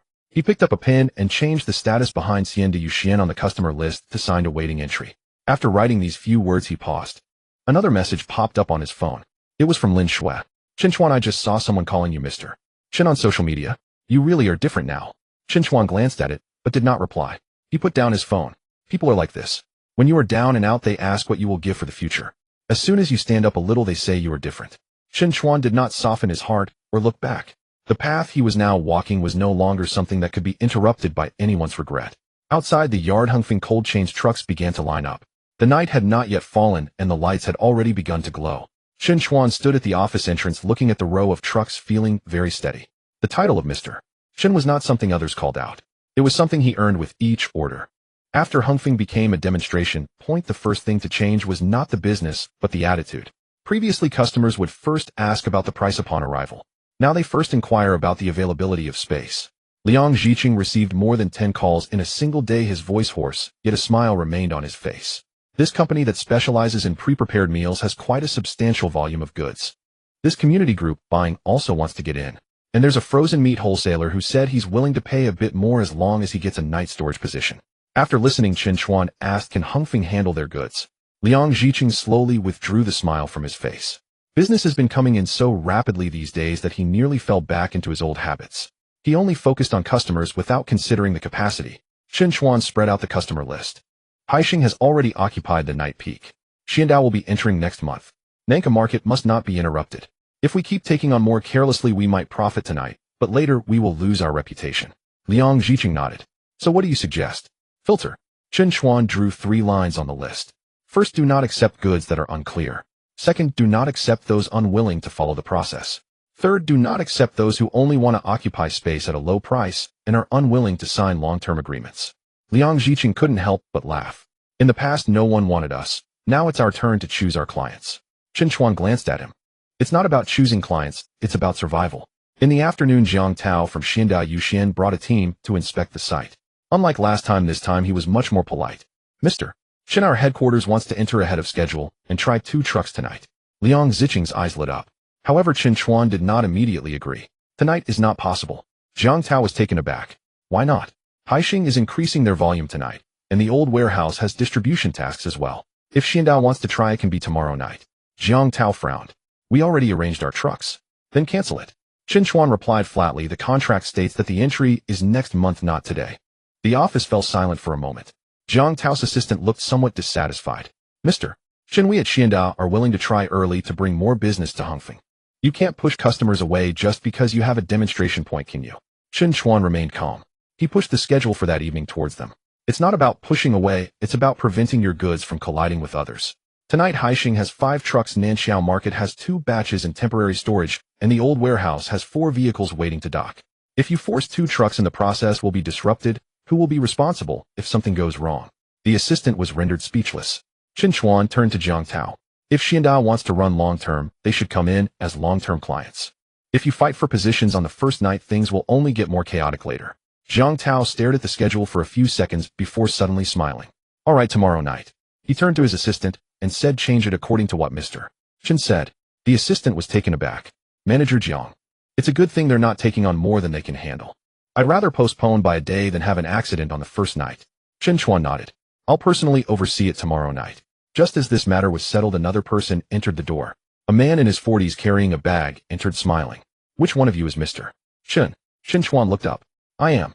The man handed over his business card. Hongfa Frozen Products, Lu Cheng. We have a batch of goods tonight and would like to temporarily store them. Chen Chuan took the business card and glanced at it. Did you make a reservation? No. Lu Cheng smiled. I heard Hongfeng is quite popular now, so I came to talk. The price is negotiable. I can offer 20% more than others. Liang Ziqing felt a stir in his heart. 20% more. That money sounded tempting. However, Chen Chuan asked, where's the order list? Lu Cheng handed over a sheet. Chen Chuan glanced at it, his brow slightly furrowing. The goods listed were frozen beef, but there was no production location or batch number, nor was the transportation temperature filled in. We won't accept this batch of goods. Lu Cheng's smile froze. Mr. Chen, you didn't even take a close look before refusing. The production location is unclear, the batch number is unclear, and the transportation temperature is unclear. Chen Chuan pushed the order back. Hongfeng does not accept goods that are unclear. Lu Cheng's expression darkened. Is it really necessary to be this rigid in business? I can give a deposit of 10,000. Chen Chuan looked at him. Not even 100,000 will be accepted. As soon as this statement was made, Liang Ziqing was taken aback. Lu Cheng's face grew tense. Mr. Chen, are you refusing to give face? Clarity of goods is more important than face. Lu Cheng sneered. Hongfeng has just started and is already this arrogant. Do you believe that with a single word I can let many clients know that your store is bullying customers? Chen Chuan did not argue with him. He directly picked up his phone and took a picture of the order. You can say whatever you want. He looked at Lu Cheng, his voice steady. I can also send this order to the client group to show everyone why Hongfeng does not accept it. Lu Cheng's expression. This batch of goods indeed had issues. He initially wanted to take advantage of Hongfeng's increasing business to sneak in and store the goods overnight, but he didn't expect Chen Chuan to be so strict. Fine, you have guts. Lu Cheng picked up the order and turned to leave. Liang Ziqing watched his retreating figure, feeling somewhat uneasy. Will this offend people? People like him are not worth offending. They will only bring you trouble in the long run. Chen Chuan closed the client list. Hongfeng has just gained some reputation. Oh, it's easy for someone to take advantage and bring in problematic goods. If we indulge just once, there will be others lining up to exploit our weakness. Liang Ziqing gritted his teeth. Understood. In the evening, Haisheng's trucks arrived on time. The process remained unchanged. Registration, photography, zoning, and warehousing. Shen Hao was watching on site when he suddenly asked, "I heard you turned down Lu Cheng from Hongfa today." Chen Chuan nodded. The order was unclear. Shen Hao smiled. That person had issues before. You did the right thing by not accepting it. Upon hearing this, Liang Ziqing felt a chill down his spine. Thankfully, they did not accept it. Otherwise, Hongfeng's demonstration point would have potentially been dragged down by a batch of problematic goods. Shen Hao continued. The headquarters asked me today why Hongfeng dared to refuse Xianda's early entry. Chen Chuan looked at him. So what did you say? I said because Hongfeng knows how much it can handle. Shen Hao smiled. The headquarters was quite satisfied with that. Chen Chuan said nothing, just clipped the temperature records to the file board. At 9 in the evening, the distribution from Haisheng was successfully completed. Shen Hao sent a confirmation for an additional amount on the spot. Haisheng was willing to pay half of the cooperative prepayment for the third month in advance to lock in Hongfeng's subsequent quota, 180,000. Liang Ziqing's eyes widened at the sight of that amount. This money is given in advance. Chen Chuan nodded. Clients are willing to pay in advance, not because we are cheap. He looked at the warehouse door lit up in the courtyard. It's because they know that not everyone can enter Hongfeng's doors. After this statement reached the Nanxiao market group, someone quickly joked, "Now, if you want to enter Hongfeng, you still have to queue for approval." Sister Su replied, "Being strict is good. My goods are in there, don't let any random stuff in." Old Zheng followed up, "I recognize Hongfeng's rules." The group echoed in agreement. Just a day ago, some were worried that Hongfeng would raise prices and accept goods indiscriminately after becoming a demonstration point. Now they felt relieved instead. Because Chen Chuan made one thing very clear: money can be made. But dirty money is not to be touched. That night, Chen Chuan returned to the office, threw Hongfa Frozen Products business card into the trash, and wrote a line on the client screening sheet: refuse those with unclear goods. After finishing, Liang Ziqing pushed the door in. Xiao Chen Haisheng's 180,000 prepayment has arrived. Chen Chuan nodded. Deposit it into a special account. Don't move it yet. Liang Ziqing shook his head with a smile. You are truly steady now. If it were me, I would have been thinking about how to expand by now. Chen Chuan looked out the window. The old warehouse still had its lights on. Trucks kept coming in front of Hongfeng, yet there was no chaos. We definitely need to expand. He set his pen down. But not because of pressure from the clients. Liang Ziqing asked, so, when will we expand? Chen Chuan looked at the new road in the distance. Wait until Xiandao runs smoothly on the first night, Haisheng's volume is stable, and Nanxiao market doesn't fall behind. At that time, we will open a second front ourselves. That night, Hongfeng did not earn a single penny from Dubi. However, it gained an advance payment of 180,000. More importantly, all clients learned one thing: Hongfeng does not accept just any goods, nor can just anyone cut in line. In the past, Chen Chuan did not have the privilege to choose his livelihood. Now he began to have the right to choose his business. On the day of Xianda's official entry, Hongfeng was quieter than usual. It wasn't due to a lack of vehicles. Chen Chuan had arranged all the schedules in advance. Haisheng's goods continued to use the night main route as usual, while the small vendors at Nanxiao Market moved their schedules to the early part of the night. Xianda's 2 trucks of frozen goods were scheduled to enter the warehouse after 1 o'clock in the morning. Liang Ziqing looked at the schedule and couldn't help but ask, is it too late to schedule Xianda's first night like this? Will they be unhappy? Chen Chuan organized the registration form. If they are unhappy, it's still better than having all the vehicles blocked at the entrance. Liang Ziqing fell silent. He now understood that it was not always good to appease the clients. One must know when to yield and when to hold firm. At 12:30 at night, Xianda's trucks arrived ahead of schedule. Behind the 2 trucks, there was also a small refrigerated truck not listed on the schedule. Jiang Tao also arrived. The first thing he said upon getting out of the car was, President Chen, we need to add a truck of fresh goods at the last minute. It will go together tonight. Liang Ziqing's expression changed. Fresh goods were the most troublesome. The temperature requirements were different from those for frozen products, and Hongfeng was already tightly scheduled tonight. Adding another truck could easily cause chaos. Chen Chuan glanced at the truck. The bill of lading. Jiang Tao's assistant handed over the document with a somewhat aggressive tone. It's all Xianda's own goods. The paperwork is complete. Tonight's schedule is tight. I hope President Chen can be accommodating. After scanning the bill of lading, Chen Chuan simply closed the document. I won't accept it. The assistant's face immediately changed. President Chen, we have a contract. The contract specifies 2 trucks of frozen goods, not including this last-minute fresh goods. It's just 1 truck. Even if it's just 1 box, it still has to follow the proper procedures. The assistant sneered. Hongfeng has just started to take off. Are you really going to disregard the client's face? Chen Chuan raised his eyes to look at him. If you need face, I need the goods to remain intact. The scene fell silent. Jiang Tao glanced at the assistant, signaling him to keep quiet. President Chen, this truck is indeed a last-minute addition. The headquarters is urging us, and if we send it back, our first day on this line won't look good. Chen Chuan didn't respond immediately. He walked to the warehouse door, glanced at the real-time temperature, and then reviewed the remaining available time slots for the night. He was not unable to accept it. After rejecting Hong Fa in the afternoon, he had intentionally reserved a little buffer for Xianda. But this buffer couldn't make Jiang Tao feel entitled. I can accept half. Jiang Tao was taken aback. Half. The fresh goods truck will be split. High-loss items will enter Hung Feng's temporary fresh goods area, and the rest will go to the old warehouse to wait. They will enter in batches 2 hours later. That's too troublesome, the assistant frowned. If you think it's troublesome, you don't have to enter. Chen Chuan pointed at the schedule. It's Xianda's first night. I can help you this once, but I cannot break the rules. For trucks exceeding the contract, a supplementary document must be signed. An expedited service fee will be charged separately, and temperature responsibilities will be recorded by segments. Jiang Tao looked at him and suddenly smiled. President Chen, you really don't let us take advantage of anything. Discounts can be negotiated, but the procedures cannot be negotiated. Jiang Tao was silent for 2 seconds before nodding. Sign. The assistant wanted to say something, but Jiang Tao shot him a glare. Let's go with President Chen's terms. The supplementary document was signed on the spot. The expedited service fee was 12,000. Xianda paid on the spot. Liang Zhiqing stood aside, feeling a surge of excitement. In the past, if a client added a truck at the last minute, he would be afraid of offending someone and losing the order, ultimately accepting everything with a stiff upper lip. But Chen Chuan was different. He didn't refuse. He made the client recognize the rules first, then solve the problem for them. The 2 trucks of frozen goods were sent to the second warehouse. The fresh goods truck was split in half. High-loss items went into the temporary area, the rest went to the old warehouse to wait. The old warehouse was a bit chaotic upon hearing that Xianda was adding a truck at the last minute. After Chen Chuan arrived, he simply said, if anyone parks a truck carelessly tonight, they will be replaced tomorrow. No one dared to argue.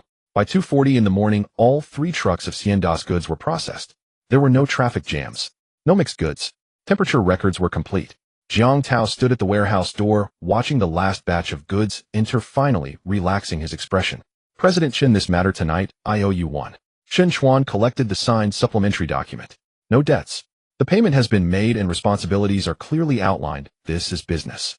Jiang Tao was taken aback for a moment before nodding. No wonder Haisheng is willing to make advance payments. His words were sincere. Previously, he thought Hung Feng was just lucky to hit a demonstration point. After running the operation tonight, he realized that Hung Feng's stability was not due to its brand, but because Chen Chuan dared to enforce the processes and could manage emergencies. At 3 in the morning, a call came from Xianda's headquarters.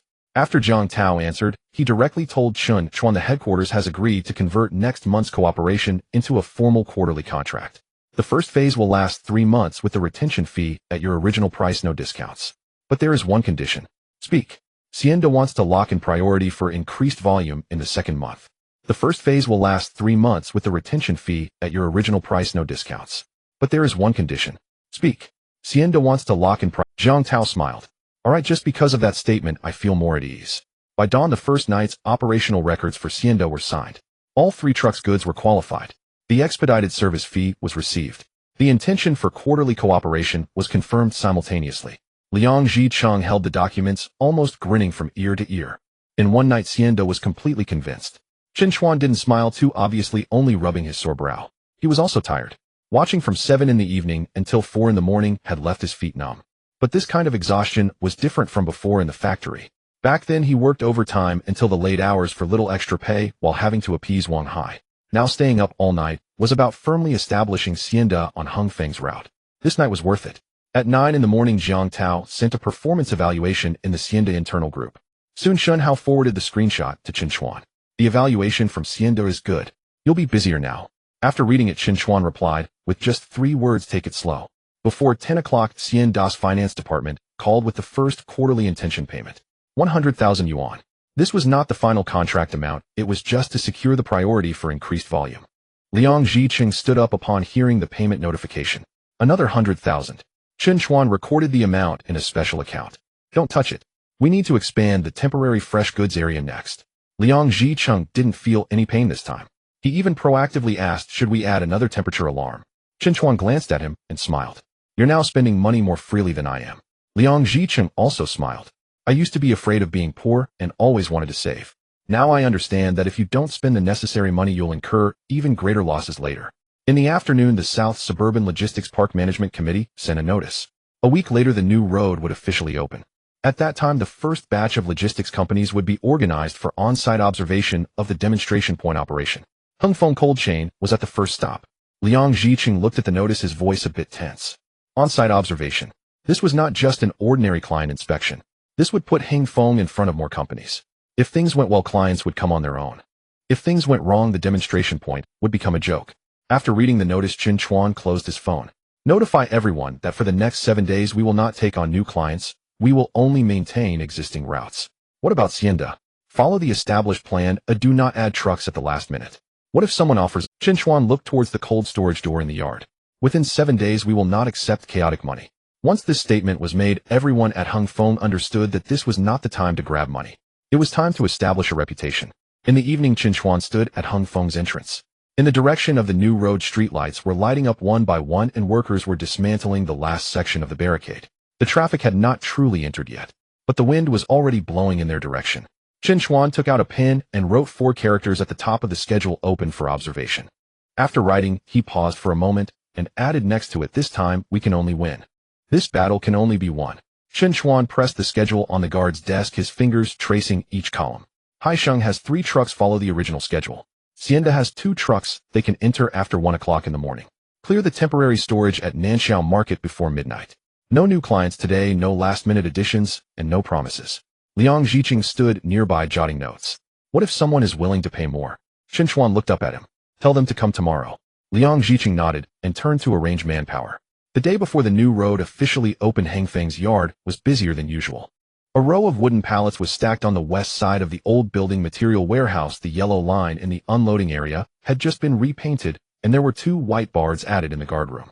One board displayed vehicle numbers. The other recorded the entry and exit times. Chen Chuan walked to the west gate of the old warehouse and opened the iron door to take a look outside.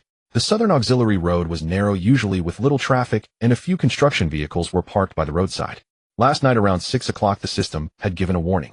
Future prediction: tomorrow at 1040 a.m. construction vehicles will overturn on the eastern section of the south suburb new road.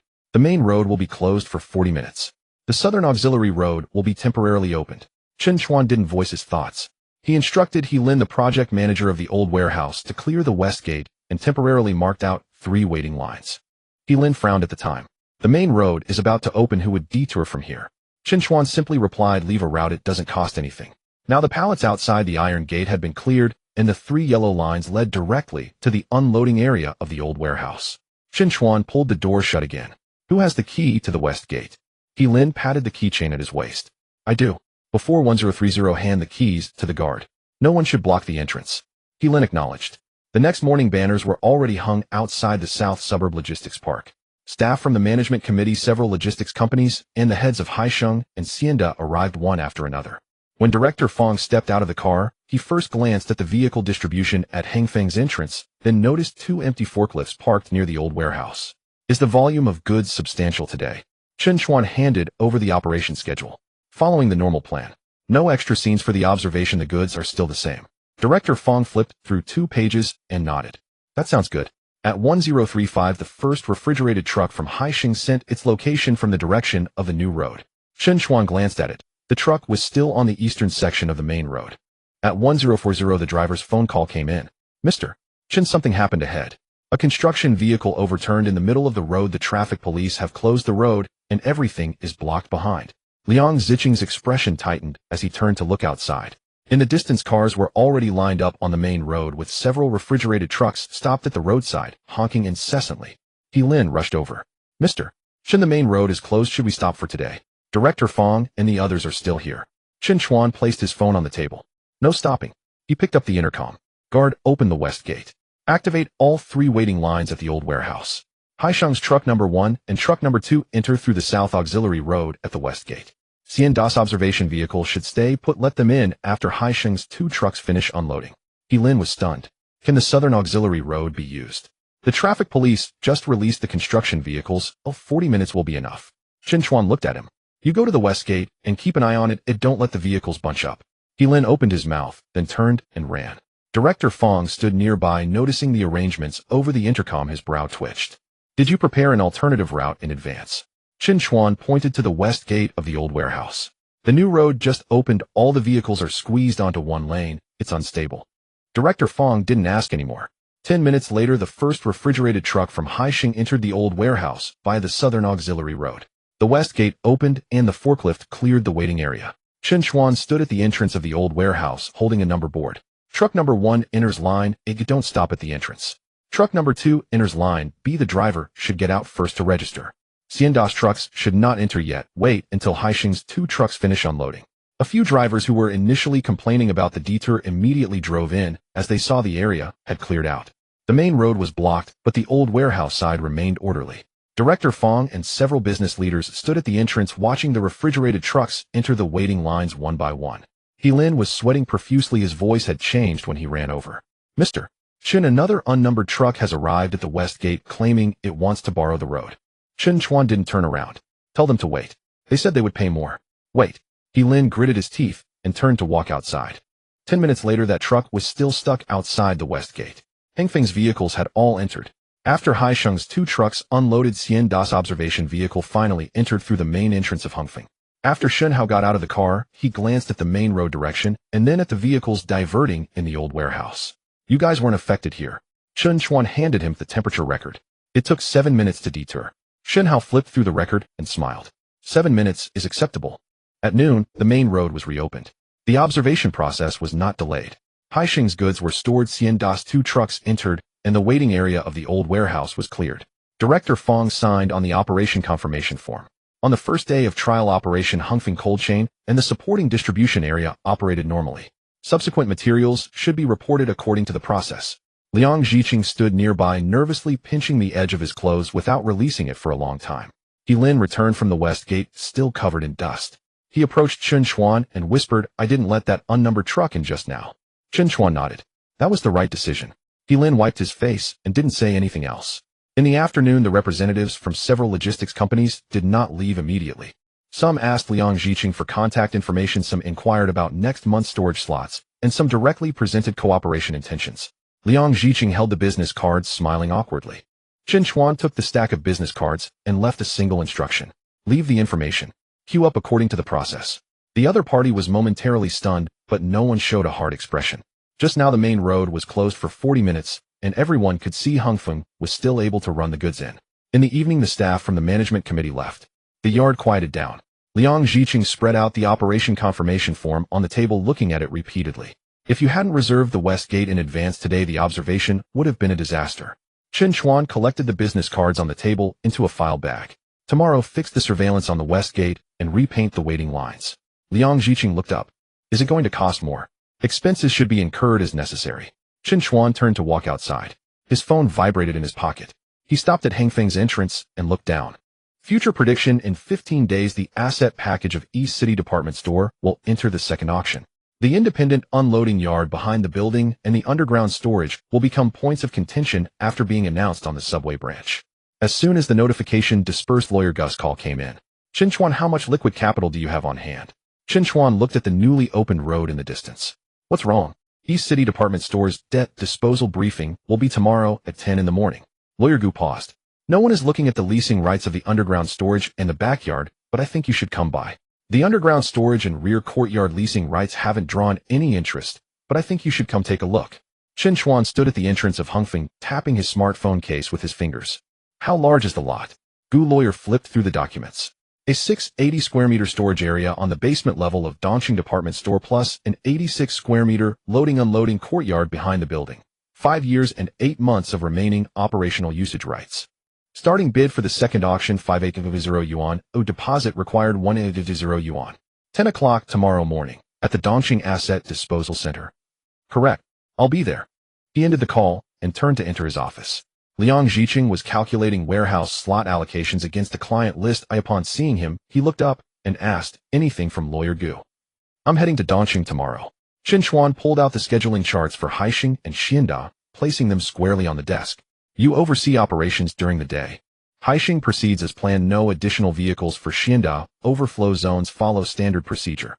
Liang Ziqing took the chart and scanned it briefly. What project is this in Dongqing? Haven't seen it yet. Chen Chuan said little more, picked up his keys and walked out. If anyone tries to jump the queue with a last-minute bid, refuse outright.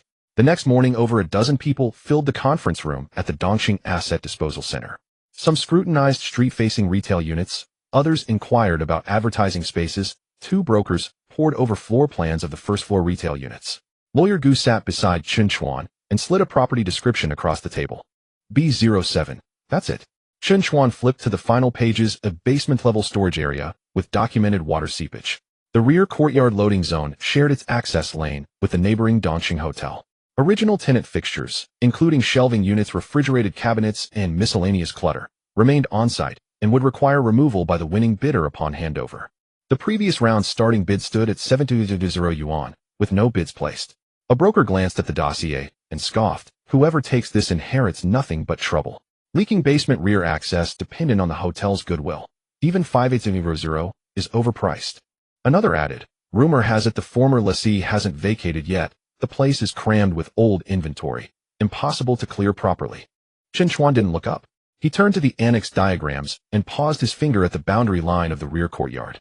The 86-square-meter loading zone was separately marked. On its eastern side stood an iron gate, beyond which lay Nanfu Road. A freight elevator connected the underground storage directly to the rear entrance on the ground floor. He then flipped to the supplementary lease agreement. Rear courtyard usage hours daily from 500 m to 100 p.m. Exclusive use granted to the successful bidder. Freight elevator usage rights were transferred to the successful bidder with basic maintenance handled by property management. Chen Chuan closed the dossier. 5800 yuan for 5 years and 8 months. Excluding the courtyard and elevator, the monthly rent for the underground storage alone came to under 900 yuan. With Dongqing department stores suffering low foot traffic, its basement warehouses naturally attracted no competition.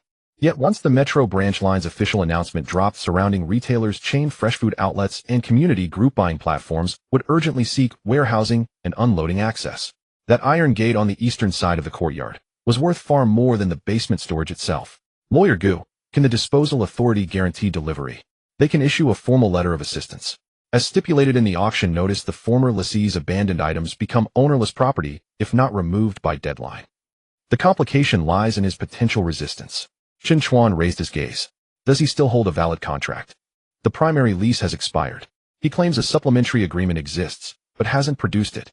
I've also registered for the B07 site inspection. A man in a dark gray jacket intercepted the disposal officer after the meeting adjourned. Chen Chuan followed the voice.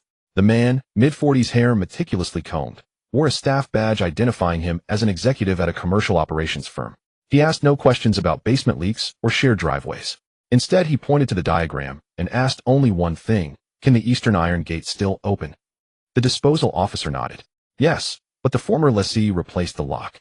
The man nodded curtly and departed. Lawyer Gu lowered his voice. Du Guanqing, formerly deputy director of leasing at Dongqing department store. He submitted qualification documents last round, but ultimately declined to bid. Chen Chuan watched the man's retreating back without comment. At 2 p.m., behind Dongqing, the corrugated steel door hung halfway down, releasing damp air thick with the musty scent of moldy cardboard. As the property manager unlocked the entrance, a man in his 50s emerged from the basement, slippers on his feet, half a cigarette clenched between his fingers. Who authorized your entry? The property manager's expression tightened with embarrassment. Brother Wei, today's visit is an official on-site inspection arranged by the disposal authority. Wei Jiqiang flicked the cigarette, but onto the floor and ground it twice beneath his heel. You may inspect, but don't touch anything inside. These shelves and refrigerators, I paid for every one. Chen Chuan didn't enter the storage unit. First, he circled around to the rear courtyard. Narrower than depicted in the documents, it could just accommodate 2 box trucks. The eastern iron gate rusted heavily, but beyond it Nanfu Road ran straight and clear. Separated only by a temporary construction fence, the blue hoarding of the ongoing metro works was plainly visible. Du Guanqing stood within the courtyard too. He snapped several photos with his phone, then offered Wei Jiqiang a cigarette. Brother Wei, you've held this spot so long. Don't let outsiders profit at your expense. Wei Jiqiang accepted the cigarette, his eyes flicking toward Chen Chuan. Who dares bid, I'll wear them down, no matter what. Chen Chuan stepped forward and rapped sharply on the iron gate. Whose hands hold the key to this gate? Wei Jiqiang sneered. Mine. You want it? Not me. Whoever wins the bid does. Chen Chuan gestured toward the disposal notice. Wei Jiqiang's face darkened. Young man, don't think a few pieces of paper give you power over people. The basement leaks. The freight elevator breaks down every few days. And that driveway behind the courtyard. You won't walk it unless I say so. Chen Chuan met his gaze. When does your contract expire? Wei Jiqiang's lips twitched. What's it to you? It matters. Chen Chuan retrieved his phone and opened the official notice. Your primary contract has lapsed. If you possess a supplementary agreement, submit it to the disposal center. Otherwise, don't block progress with a single lock. Wei Jiqiang took half a step forward. The property manager hastily stepped between them. Du Guangqing held his cigarette between two fingers and smiled conciliatorily. Young friend, business demands patience. The complications here run deeper than you see. Chen Chuan turned to him. Director Du didn't bid last round, yet now you're deeply invested in someone else. Du Guangqing's smile froze momentarily. You know me. Just learned. Chen Chuan didn't acknowledge him further and entered the basement storage. Water stains bloomed in the corners, dust coated the shelves, several obsolete refrigerated cabinets sat disconnected from power. He approached the freight elevator and pressed the upward button. After 15 seconds, a metallic groan echoed. The elevator doors parted, and the car ascended slowly to the ground floor. Chen Chuan gazed up the shaft, then pivoted toward the courtyard. The elevator doors, the rear entrance on the ground floor, the loading yard, and Nanfu Road, all aligned along a single unbroken line. Lawyer Gu followed close behind and murmured, well, register me, Chen Chuan said. Lawyer Gu blinked. Deciding already. Transfer the deposit today. Wei Jiqiang stood at the storage entrance, his expression sour. Du Guangqing watched Chen Chuan intently, only tossing his cigarette when the ember burned his fingertips. That evening, Chen Chuan wired the 1,000 yuan deposit into the designated disposal platform account. Minutes after qualification approval, Lawyer Gu's call came through again. Chen Chuan settled into his car and shut the door. What objection? He submitted a supplementary lease agreement claiming priority tenancy rights and requested suspension of the B07 auction. Lawyer Gu paused. The disposal center has scheduled an on-site coordination meeting for tomorrow at 10 a.m. Du Guangqing will attend. The asset disposal center has notified us an on-site coordination meeting is scheduled for tomorrow morning at 10 o'clock. Du Guangqing will also attend. Chen Chuan leaned back into the driver's seat, not yet starting the engine. Please send me Wei Zijiang's supplementary agreement. An attorney, Gu promptly forwarded a scanned copy. It consisted of 2 pages. The first stipulated a 5-year lease extension. The second bore the official contract seal of the Dongqing Department Store Operations Division. Wei Zijiang's signature straddled the seam between pages, bold and heavily inked. Chen Chuan zoomed in on several sections. What is the agreement's reference number? DC2 40716.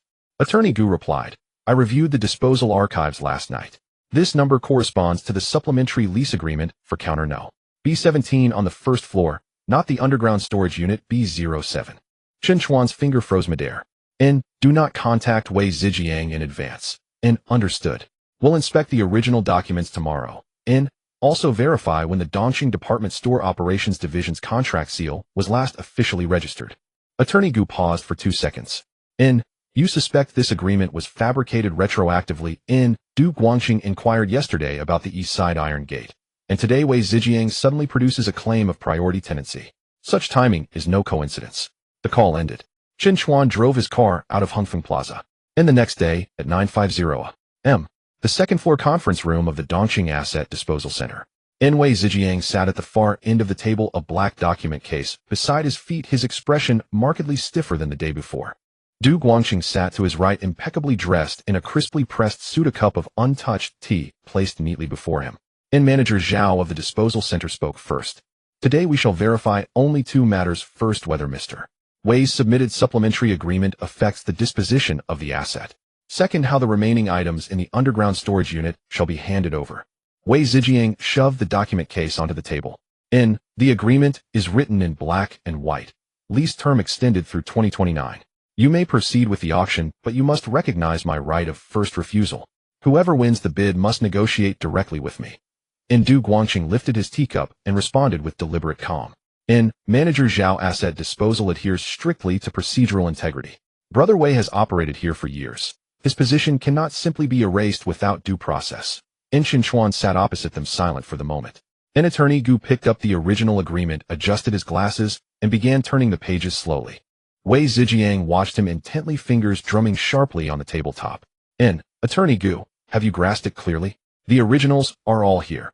Attorney Gu paused upon reaching the second page. Mr. Wei, this agreement bears a signing date of July 16, 2024, correct? Correct. Are you certain? Wei Zijiang frowned. It's my own agreement. I couldn't possibly misremember its date. An attorney Gu withdrew a stamped photocopy from his folder and placed it on the table. The Dongqing Department Store Operations Division's contract seal was officially decommissioned in May 2024. From June onward, all contractual authority was transferred to Dongqing Commercial Management Co. Ltd. Your agreement bears the decommissioned seal. In the conference room, fell silent. Na muscle twitched across Wei Zijiang's face. Du Guangqing's hand holding the teacup halted midair. Manager Zhao examined the photocopy, then raised his gaze. Mr. Wei, how do you explain this? Wei Zijiang clenched his jaw. The old seal wasn't collected as staff handling later paperwork, simply used the wrong one. That happens. Attorney Gu did not engage his reply, but turned to the second set of documents. Furthermore, agreement reference DC2 40716 corresponds in the disposal archives to counter B17 on the first floor, 81 square meters in area. The reference number for underground storage unit B07 is DC2 40819. He spread two diagrams side by side on the table, one showing the layout of counter B17. The other depicted the storage unit appended to Wei Zijiang's agreement. In their borders, scale indicators and numbering positions were identical. Only the central identifier had been altered from B17 to B07. Manager Zhao's expression darkened. Mr. Wei, your submitted materials contain evident tampering. Tampering. Wei Zijiang shot upright, chair legs screeching against the floor. This is exactly how it was processed back then. Now that personnel have changed, you refuse to honor prior arrangements. Chen Chuan finally spoke. You claim the lease was extended by 5 years. Into which account were those renewal rents paid? Wei Zijiang whirled toward him. What business is that of yours? If you intend to block the auction with this agreement, it is very much my business. Chen Chuan slid a payment ledger across the table. Prior to expiration of the original contract, every monthly payment was made via Dongqing Department Store's official corporate account. After expiration, no renewal payments appear on record, nor have you paid property management fees, fire safety inspection fees, or freight elevator maintenance fees. Wei Zijiang's mouth tightened. I paid in cash. Where is your receipt? Lost. To whom was it issued? Wei Zijiang remained silent. Chen Chuan held his gaze. The contract seal is obsolete. The reference number mismatches. The diagram has been altered. No bank trail exists for renewal payments. With these few pages, you expect the disposal center to halt the auction. Manager Zhao pressed the agreement flat on the table. Mr. Wei, this documentation will be referred to our legal department for thorough review. The auction will proceed as scheduled. Wei Zijiang snatched up his document case, his face pale with fury. You'll regret this. All shelving units, refrigerated cabinets, and equipment inside the underground storage belong to me. Anyone who touches them will face criminal complaint. Du Guangqing leaned back into his chair and finally spoke. Manager Zhao, even if Brother Wei's contract proves defective, ownership of the equipment remains valid. If disputes erupt during handover, the asset's marketability suffers. Chen Chuan turned to him. Mr. Du shows remarkable concern for Unit B07. Du Guangqing smiled faintly. Commercial operators abhor idle assets. Yesterday you asked whether the East Side Iron Gate could be opened. Today you advocate for Brother Wei's equipment. Chen Chuan placed his phone face down on the table. Mr. Du, are you truly interested in the storage unit, or in South Auxiliary Road behind the compound? Du Guangqing's smile faded. Manager Zhao glanced between them, but said nothing. Chen Chuan continued. Brother Wei's equipment may be formally registered. The disposal center will arrange an inventory assessment and grant him 3 days to remove it. Failure to vacate within the deadline will trigger enforcement per public notice. Should he file a police report, on-site property managers, itemized inventories, and surveillance footage will clarify ownership unequivocally. Wei Zijiang pointed a trembling finger at Chen Chuan, tendons taut across his knuckles. You a greenhorn. Do you truly believe your deposit empowers you to dominate me? Chen Chuan rose and smoothly slid his chair back beneath the table. I do not dominate you. If you wish to lease, bring a legitimate contract to negotiate. If you wish to remove equipment, follow the inventory list. If you imagine a falsified document can stall the auction, you are mistaken. Wei Zijiang gaped speechless for a long moment. Manager Zhao pressed the intercom button. Send 2 staff from property management. At 2 p.m. today, conduct an inventory of Unit B07, with Mr. Wei present. Wei Zijiang seized his document case and stormed out, slamming the door behind him. Du Guangqing did not depart immediately. He studied Chen Chuan, carefully smoothing his cufflinks. Mr. Chen, you move swiftly. So do you, Mr. Du. See you at the auction. With that, Du Guangqing turned and left. After the conference room door closed, Manager Zhao gathered the documents into an archival folder. Mr. Chen, the bidding process proceeds normally. Mr. Wei's objection will be handled separately. An attorney Gu closed his laptop and murmured his agreement is tainted, but complications may arise during handover. Let him complicate things. Chen Chuan gazed out the window. And the longer he delays, the more others grow wary of entanglement. Nat 2 p.m. The underground storage inventory commenced. Wei Zijiang dared not miss it, trailing sullenly behind the property management team. N3 aging refrigerated cabinets, 2 lacking compressors, N17 shelving units, 4 with rust-penetrated bases, dozens of mildewed cardboard boxes containing expired promotional leaflets, and empty glass bottles. And with each item logged, Wei Zijiang's expression grew increasingly grim. When the inventory reached the rear courtyard, Wei Zijiang abruptly blocked Chen Chuan's path. Take everything. For 80,000 yuan outright. Chen Chuan glanced at the corroded shelving units. Keep it and remove it yourself. I'm offering it cheaply. A scrap metal isn't worth 80,000. Wei Zijiang ground his teeth. Refuse. And in 3 days I'll pile it all at the entrance. Chen Chuan raised a finger toward the wall-mounted surveillance camera. Pile it once. We clear it once. Costs deducted from your deposit. Wei Zijiang's face froze. The property manager suppressed a chuckle, his pen scoring a firm line across the inventory sheet. That evening, as Chen Chuan settled into his car, a notification flashed on the bidding platform. New bidder added for asset package B07, Guangqing Commercial Operations Co. Ltd. An attorney Gu's call followed instantly. Du Guangqing posted a deposit of 1,000 yuan. Chen Chuan stared at the company name on screen and started the engine. How many days remain until the auction? 14 days. Retrieve Guangqing Commercial's project records from the past 2 years. An attorney Gu hesitated. Why investigate him? Chen Chuan pressed the accelerator. He doesn't want a leaky underground storage unit. What he seeks, the same as I do. What he wants is the same as what I want. Lawyer Gu was silent for 2 seconds. What did you find out? First, check which assets Guangqing Commercial has acquired in the past 2 years, focusing on the subway community delivery and the rear unloading area. Okay. Chen Chuan hung up the phone and did not return to Hongfeng. Instead, he drove directly to Qingyich. Su Qingya was at the counter checking a batch of newly arrived porcelain. When she saw him enter, she raised her hand to signal the staff to take away the ledger. Is there a problem with the East City target? Someone is competing with me. Chen Chuan sat down and placed the B07 information on the table. Su Qingya flipped through a few pages, her gaze stopping at the diagram of the rear yard. The underground storage is leaking, the freight elevator is old, and there are just over 5 years of usage rights left. You want to take this? I want the rear yard and the freight elevator. Su Qingya looked up at him. Hongfeng has just stabilized, and now you're eyeing the East City storage. Is the funding sufficient? Chen Chuan picked up the tea but did not drink immediately. Hongfeng cannot always rely on me to keep an eye on things. Liang Zhiqing is already able to handle clients, and Haixing and Xinda have also started operating. I need to move forward. Su Qingya turned to the last page of the information. Is Guangqing Commercial also interested in the rear yard? Du Guangqing only asked about the East Iron Gate yesterday. Chen Chuan pointed at the blueprint. The underground storage is leaking, yet he doesn't ask. Whether the freight elevator is functioning or not, he doesn't inquire. A person who operates a business comes to ask if the Iron Gate can be opened, indicating he does not want to treat this place as a warehouse. Su Qingya looked at him for a moment and suddenly laughed. You're observing people more carefully than ancient artifacts now. I've learned from my losses. Chen Chuan put away the materials. I will go to the East City Hotel. Half an hour later, Lawyer Gu sent over the information. Guangqing Commercial has acquired 4 old commercial assets in the last 3 years. 2 of them were underground storage areas, which were later converted into community group buying and instant delivery transfer points. Last year, they also participated in the bidding for an old shopping mall at the subway entrance, ultimately bidding 1,800,000, but withdrew their deposit before the transaction. Chen Chuan stared at the last line twice. Lawyer Gu added, Guangqing Commercial's cash flow is not robust. They are currently also holding up the East Bank Plaza renovation project, relying mostly on short-term financing. Chen Chuan replied with 4 words. Check related companies.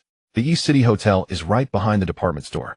It's a 3-story small building with a faded sign, and a woman in her 40s was sitting at the front desk wiping the registration table with a cloth. When Chen Chuan entered, she looked up and asked, accommodation. Looking for the owner to discuss the rear yard driveway. The woman put down the cloth. Are you here to check the B07? Yes. The woman assessed him with a glance and called out inside, Old Chow, someone is looking for you. Before long, a gray-haired man walked down from the stairs holding a set of keys. I am surnamed Chow, and I manage this hotel. The driveway in the rear yard shares use with B07. Oh, what's the matter? Chen Chuan did not beat around the bush. If I acquire B07, I would like to sign an agreement with Boss Chow regarding the use of the driveway. Boss Chow frowned. That road is already passable. Just because it can be used now does not mean no one will block it in the future. Chen Chuan looked towards the rear yard. The hotel has very few parking spaces. If the driveway is blocked, guest cars cannot enter. Wei Jiqiang used to occupy the underground storage, and trucks often parked outside the iron gate, leaving deep tire marks on the ground. Boss Chow followed his gaze, and his expression darkened. Whether you can acquire it or not is another question. Thus it will be a conditional agreement. Chen Chuan placed the intention letter that Lawyer Gu had drafted in advance on the table. After I acquire B07, I will pay the agreed management fee monthly. Trucks will only operate within specified hours and will not occupy your parking spaces. The rear yard will have isolation pillars, surveillance, and a barrier gate installed, for which I will cover the expenses. Boss Chow picked up the intention letter and flipped through it slowly. What if you can't acquire it? The agreement will be void and the deposit will be refunded. What if after you acquire it, trucks come in at midnight every day, disturbing the guests? Nighttime trucks will not use this driveway. They will only be used for unloading in the early morning and daytime resupply, with the time written into the agreement. If the time is exceeded, compensation will be paid per occurrence. Boss Chow looked at Chen Chuan. How much are you offering? 6,000 per month for 5 years. I will pay a one-time intention fee of 10,000 a day. Boss Chow did not immediately agree. The woman at the front desk came out from behind and whispered, "Old Chow, didn't someone ask about this road a few days ago?" Boss Chow's expression changed slightly. Chen Chuan did not press the issue, only placing the pen next to the agreement. Whether you sign today or not is fine. You can wait, but the people who come later may not leave you a parking space, nor may they manage the trucks. Boss Chow tapped his fingers on the table a few times. Suddenly, a black business car stopped outside. The door opened, and the young assistant who followed Du Guangqing yesterday quickly walked into the hotel. He entered with a smile. "Boss Chow, President Du asked me to come and discuss the rear yard driveway again." As soon as he finished speaking, he saw the agreement on the table, and his smile froze. Boss Chow did not stand up. "You are too late." The assistant looked at Chen Chuan, his expression darkening. "Mr. Chen is quite quick in his actions." Chen Chuan did not respond. The assistant walked up to Boss Chow and lowered his voice. "President Du said exclusive use of the driveway, a one-time offer of 100,000. As long as you don't sign with anyone else." Boss Chow's hand paused on the agreement. The woman at the front desk was also stunned. 100,000 is enough for the hotel to replace a batch of air conditioners. The assistant looked at Chen Chuan, a smile on his lips. "How much is Mr. Chen offering? A few thousand a month, or just making empty promises?" Chen Chuan took out his phone and opened the transfer page. "Boss Chow, you can see the terms for yourself." He did not raise the price. 100,000 for exclusivity. What Du Guangqing wanted was not the driveway rent, but to lock down the rear yard of B07.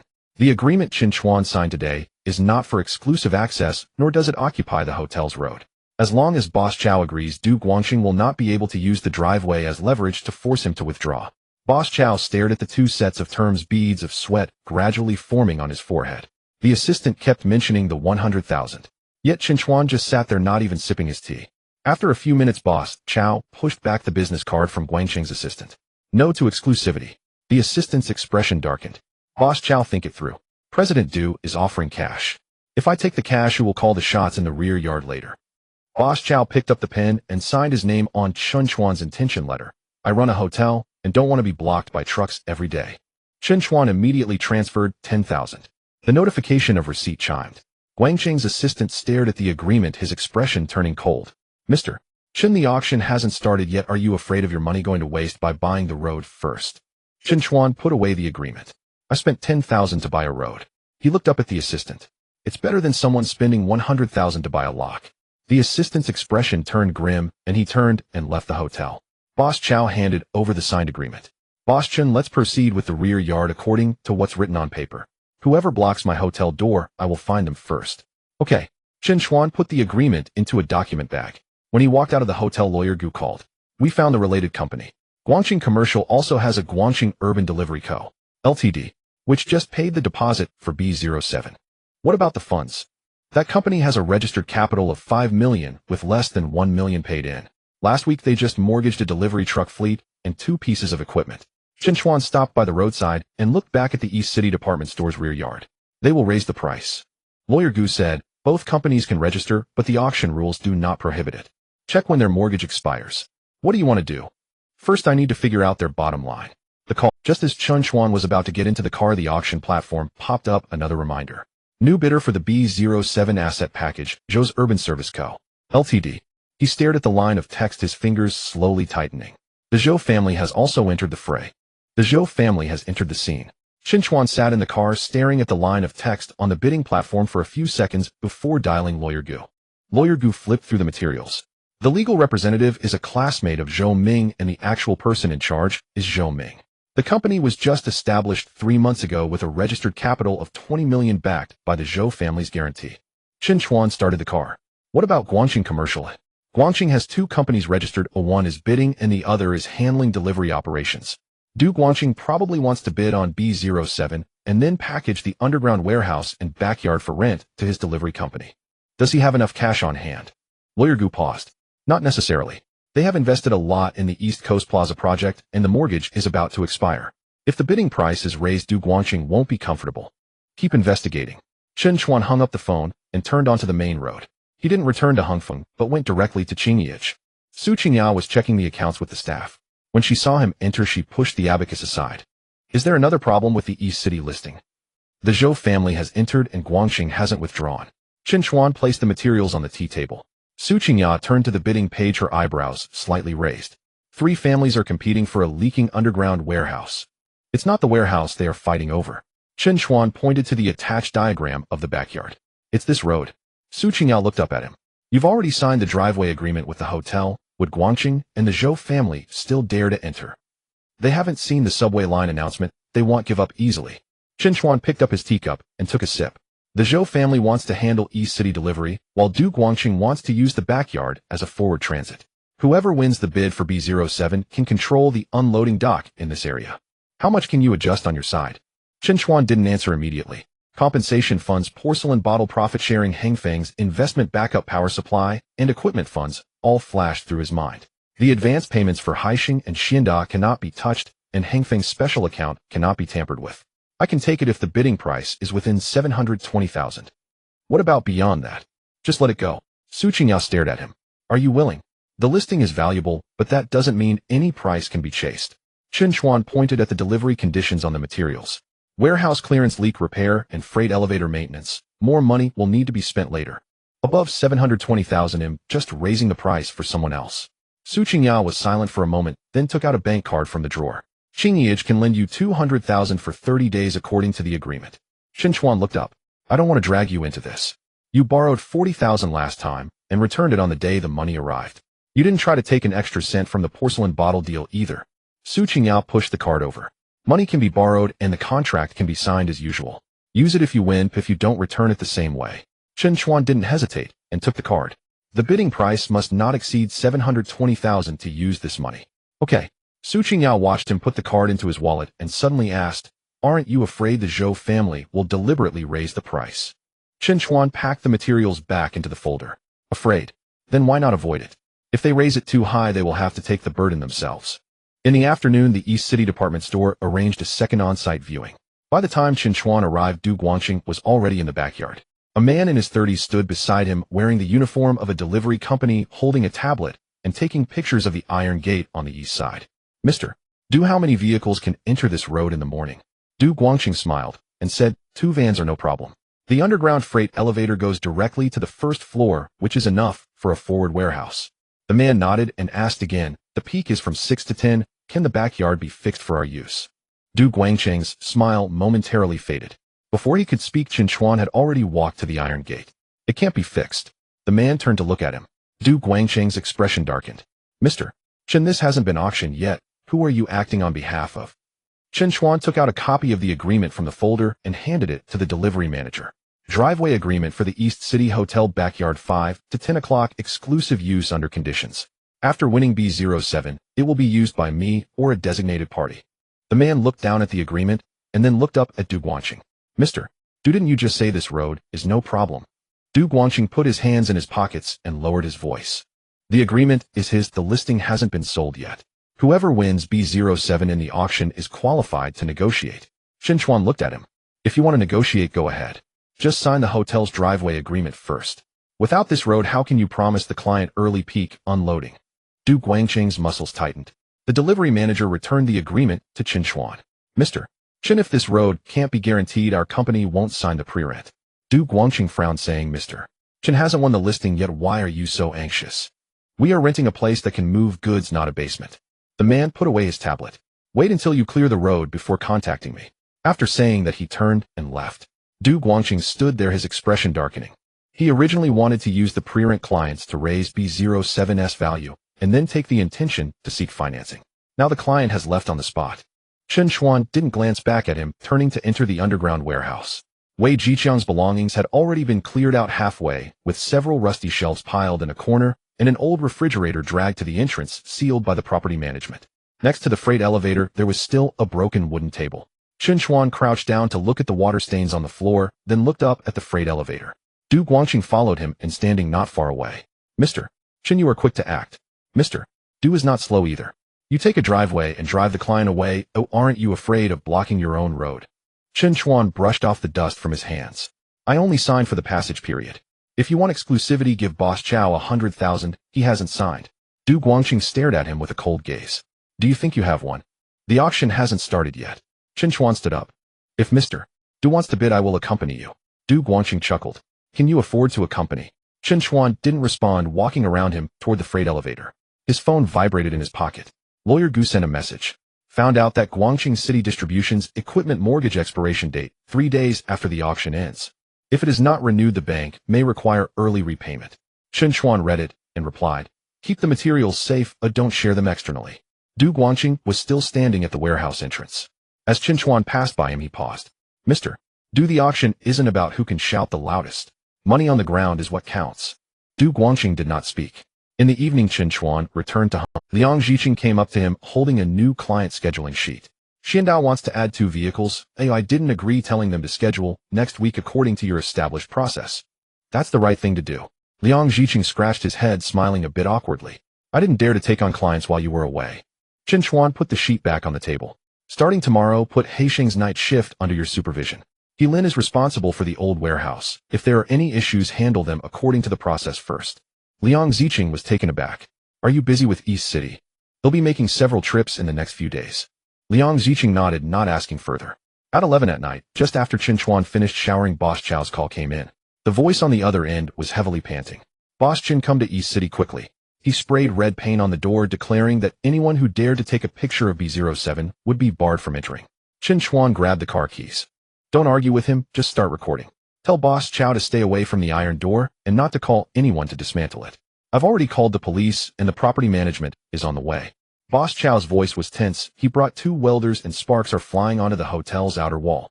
They'll be there in 20 minutes. Chen Chuan hung up the phone and called Manager Zhao. Manager Zhao, Wei Jiqiang is welding steel bars and spraying red paint on the iron door on the east side of B07. He is using a supplementary agreement that your legal department has already questioned, and he is currently destroying the disposal object. Manager Zhao paused for 2 seconds. Are you on site? I'm on my way. I've instructed the property manager and security to go over there. Don't let them continue. Don't dismantle the door first. Manager Zhao was taken aback. Why? Seal it first, take photos, and keep a record of its current state. Wei Jiqiang said the door couldn't be opened, so let him write this down in the delivery record. Manager Zhao didn't ask further and simply said he'll arrange for someone. Chen Chuan hurried to the back of the East City department store. Before he even entered the alley, he saw the welding sparks in front of the iron door. The door was painted with 2 lines of glaring red words. Private passage, enter at your own risk. Anyone who takes a picture of B07 will be unlucky. Wei Jiqiang stood nearby, a cigarette dangling from his mouth, while 2 welders were welding steel bars as thick as an arm into the door seams. Boss Chow stood at the hotel entrance. The woman at the front desk was tugging at his arm, preventing him from moving forward. Boss Chen. Boss Chow saw Chen Chuan and rushed over. Look, he even smeared red paint on my wall. Chen Chuan didn't rush over. Instead, he took his phone and circled the iron door, taking pictures. 4 steel bars had been welded. The lock position was covered with thick iron plates. There were 2 red paint buckets thrown on the ground with a cutting machine and welding rods nearby. Wei Jiqiang spat out the cigarette butt and crushed it under his foot. You got here pretty quickly. Chen Chuan put away his phone. Who ordered you to weld? Wei Jiqiang sneered. This is my rented place. I can do whatever I want. Your contract has expired. That's what you say? Wei Jiqiang raised his chin. I still have the supplementary agreement. Anyone who takes a picture of B07 must negotiate with me. If you want to use this door to bring in goods, first pay my relocation fee. Chen Chuan glanced at the red words on the door. How much is the relocation fee?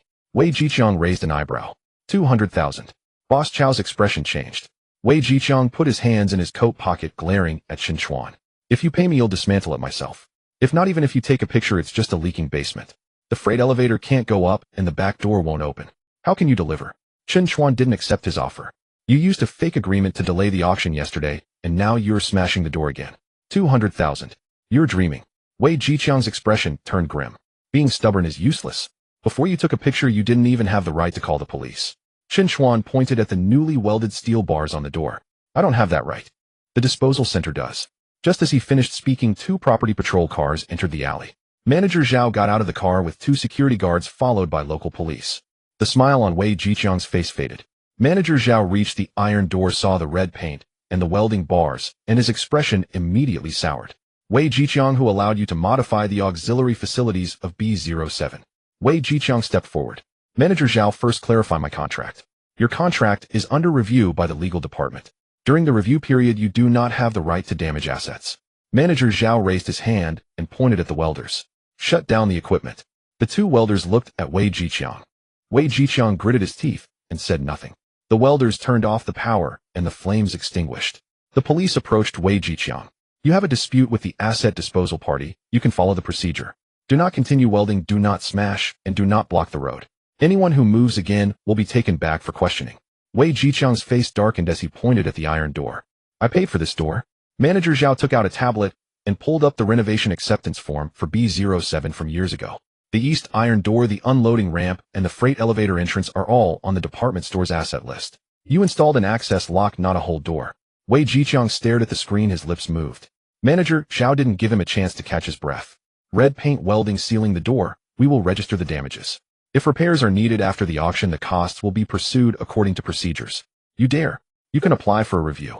Manager Zhao reclaimed the tablet and turned to the property manager, saying, from now on, seal the east door of B07, the freight elevator entrance, and the underground storage with tape.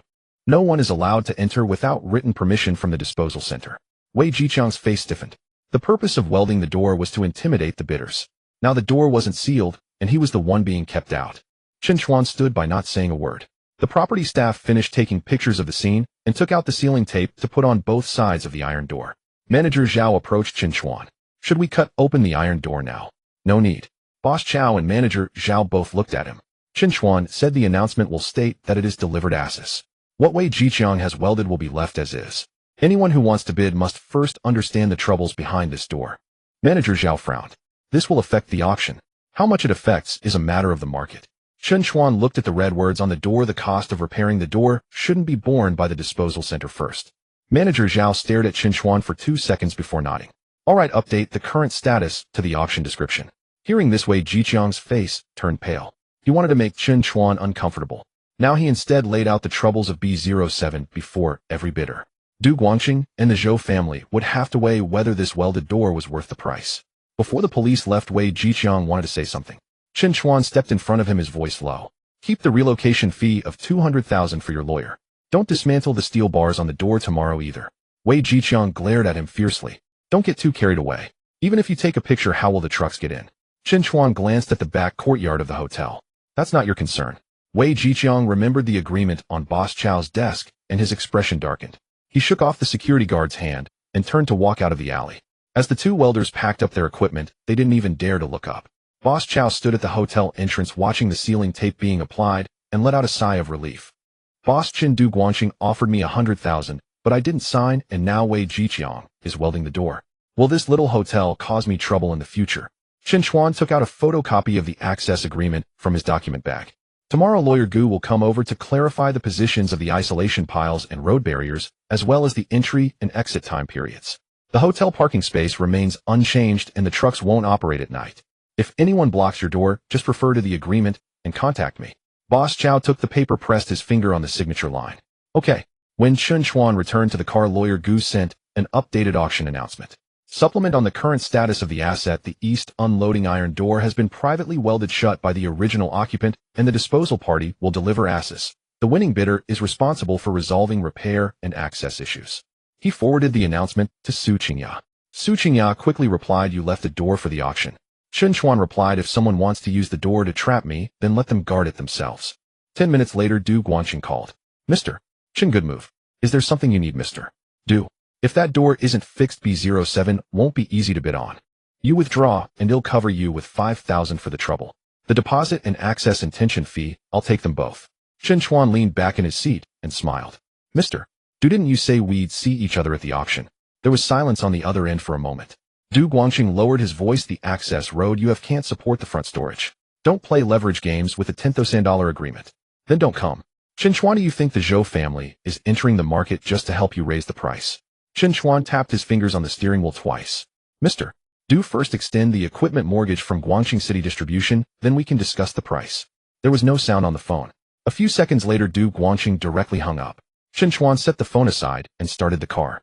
Just as he pulled out of the alley, Boss Chow called again. Boss Chen, Du Guangqing's people haven't left. Chen Chuan slammed on the brakes. What are they doing? They hung a banner on the wall of the back courtyard saying something about Guangqing City Distribution front storage pre-recruitment. Tomorrow at 9 in the morning, they also scheduled 3 community group buying companies to come see the site. They've hung a banner outside the rear courtyard wall reading Guangqing Urban Delivery Pre-Deployment Warehouse Pre-Leasing Campaign. 3 community group buying companies are scheduled to inspect the site tomorrow morning at 9 o'clock. Chen Chuan gripped the steering wheel without immediately turning around. Where exactly is the banner? On the eastern courtyard wall, directly facing the inn's entrance.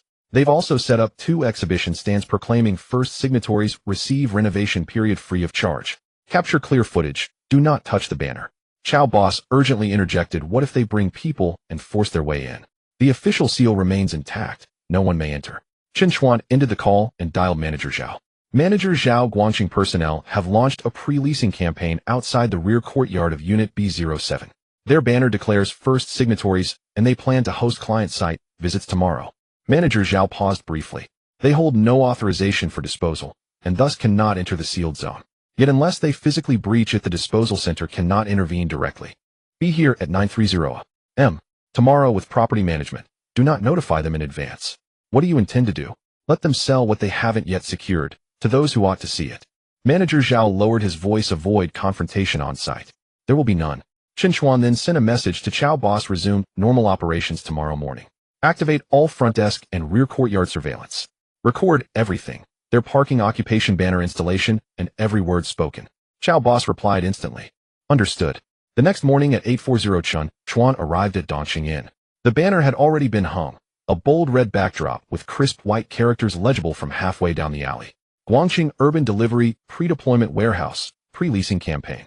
First signatories secure priority allocation of Dongxing District delivery slots. A folding table stood in the rear courtyard bearing promotional brochures and several pre-lease agreements. Du Guangqing himself did not appear. Instead, the young assistant from the previous day, accompanied by 2 sales representatives, was measuring the unloading yard with a tape measure. Spotting Chen Chuan, the assistant offered a practice smile. Mr. Chen arrives early. We're conducting leasing outreach. Surely this doesn't interfere with your bidding.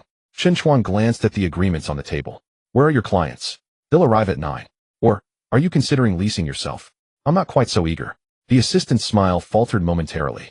Opportunity waits for no one. Unit B07 controls the lifeline of Dongqing's distribution network. Chen Chuan said nothing, walking instead toward the iron gate. The steel bars welded shut the night before remained firmly in place, official seals pressed tightly into both sides of the seam, fresh red, paint still glistening. The assistant followed his gaze. The gate's rather unsightly, but we have a construction team ready. 2 days to cut through, 3 more to install a ramp. Delivery to clients won't be delayed. Who authorized your modifications?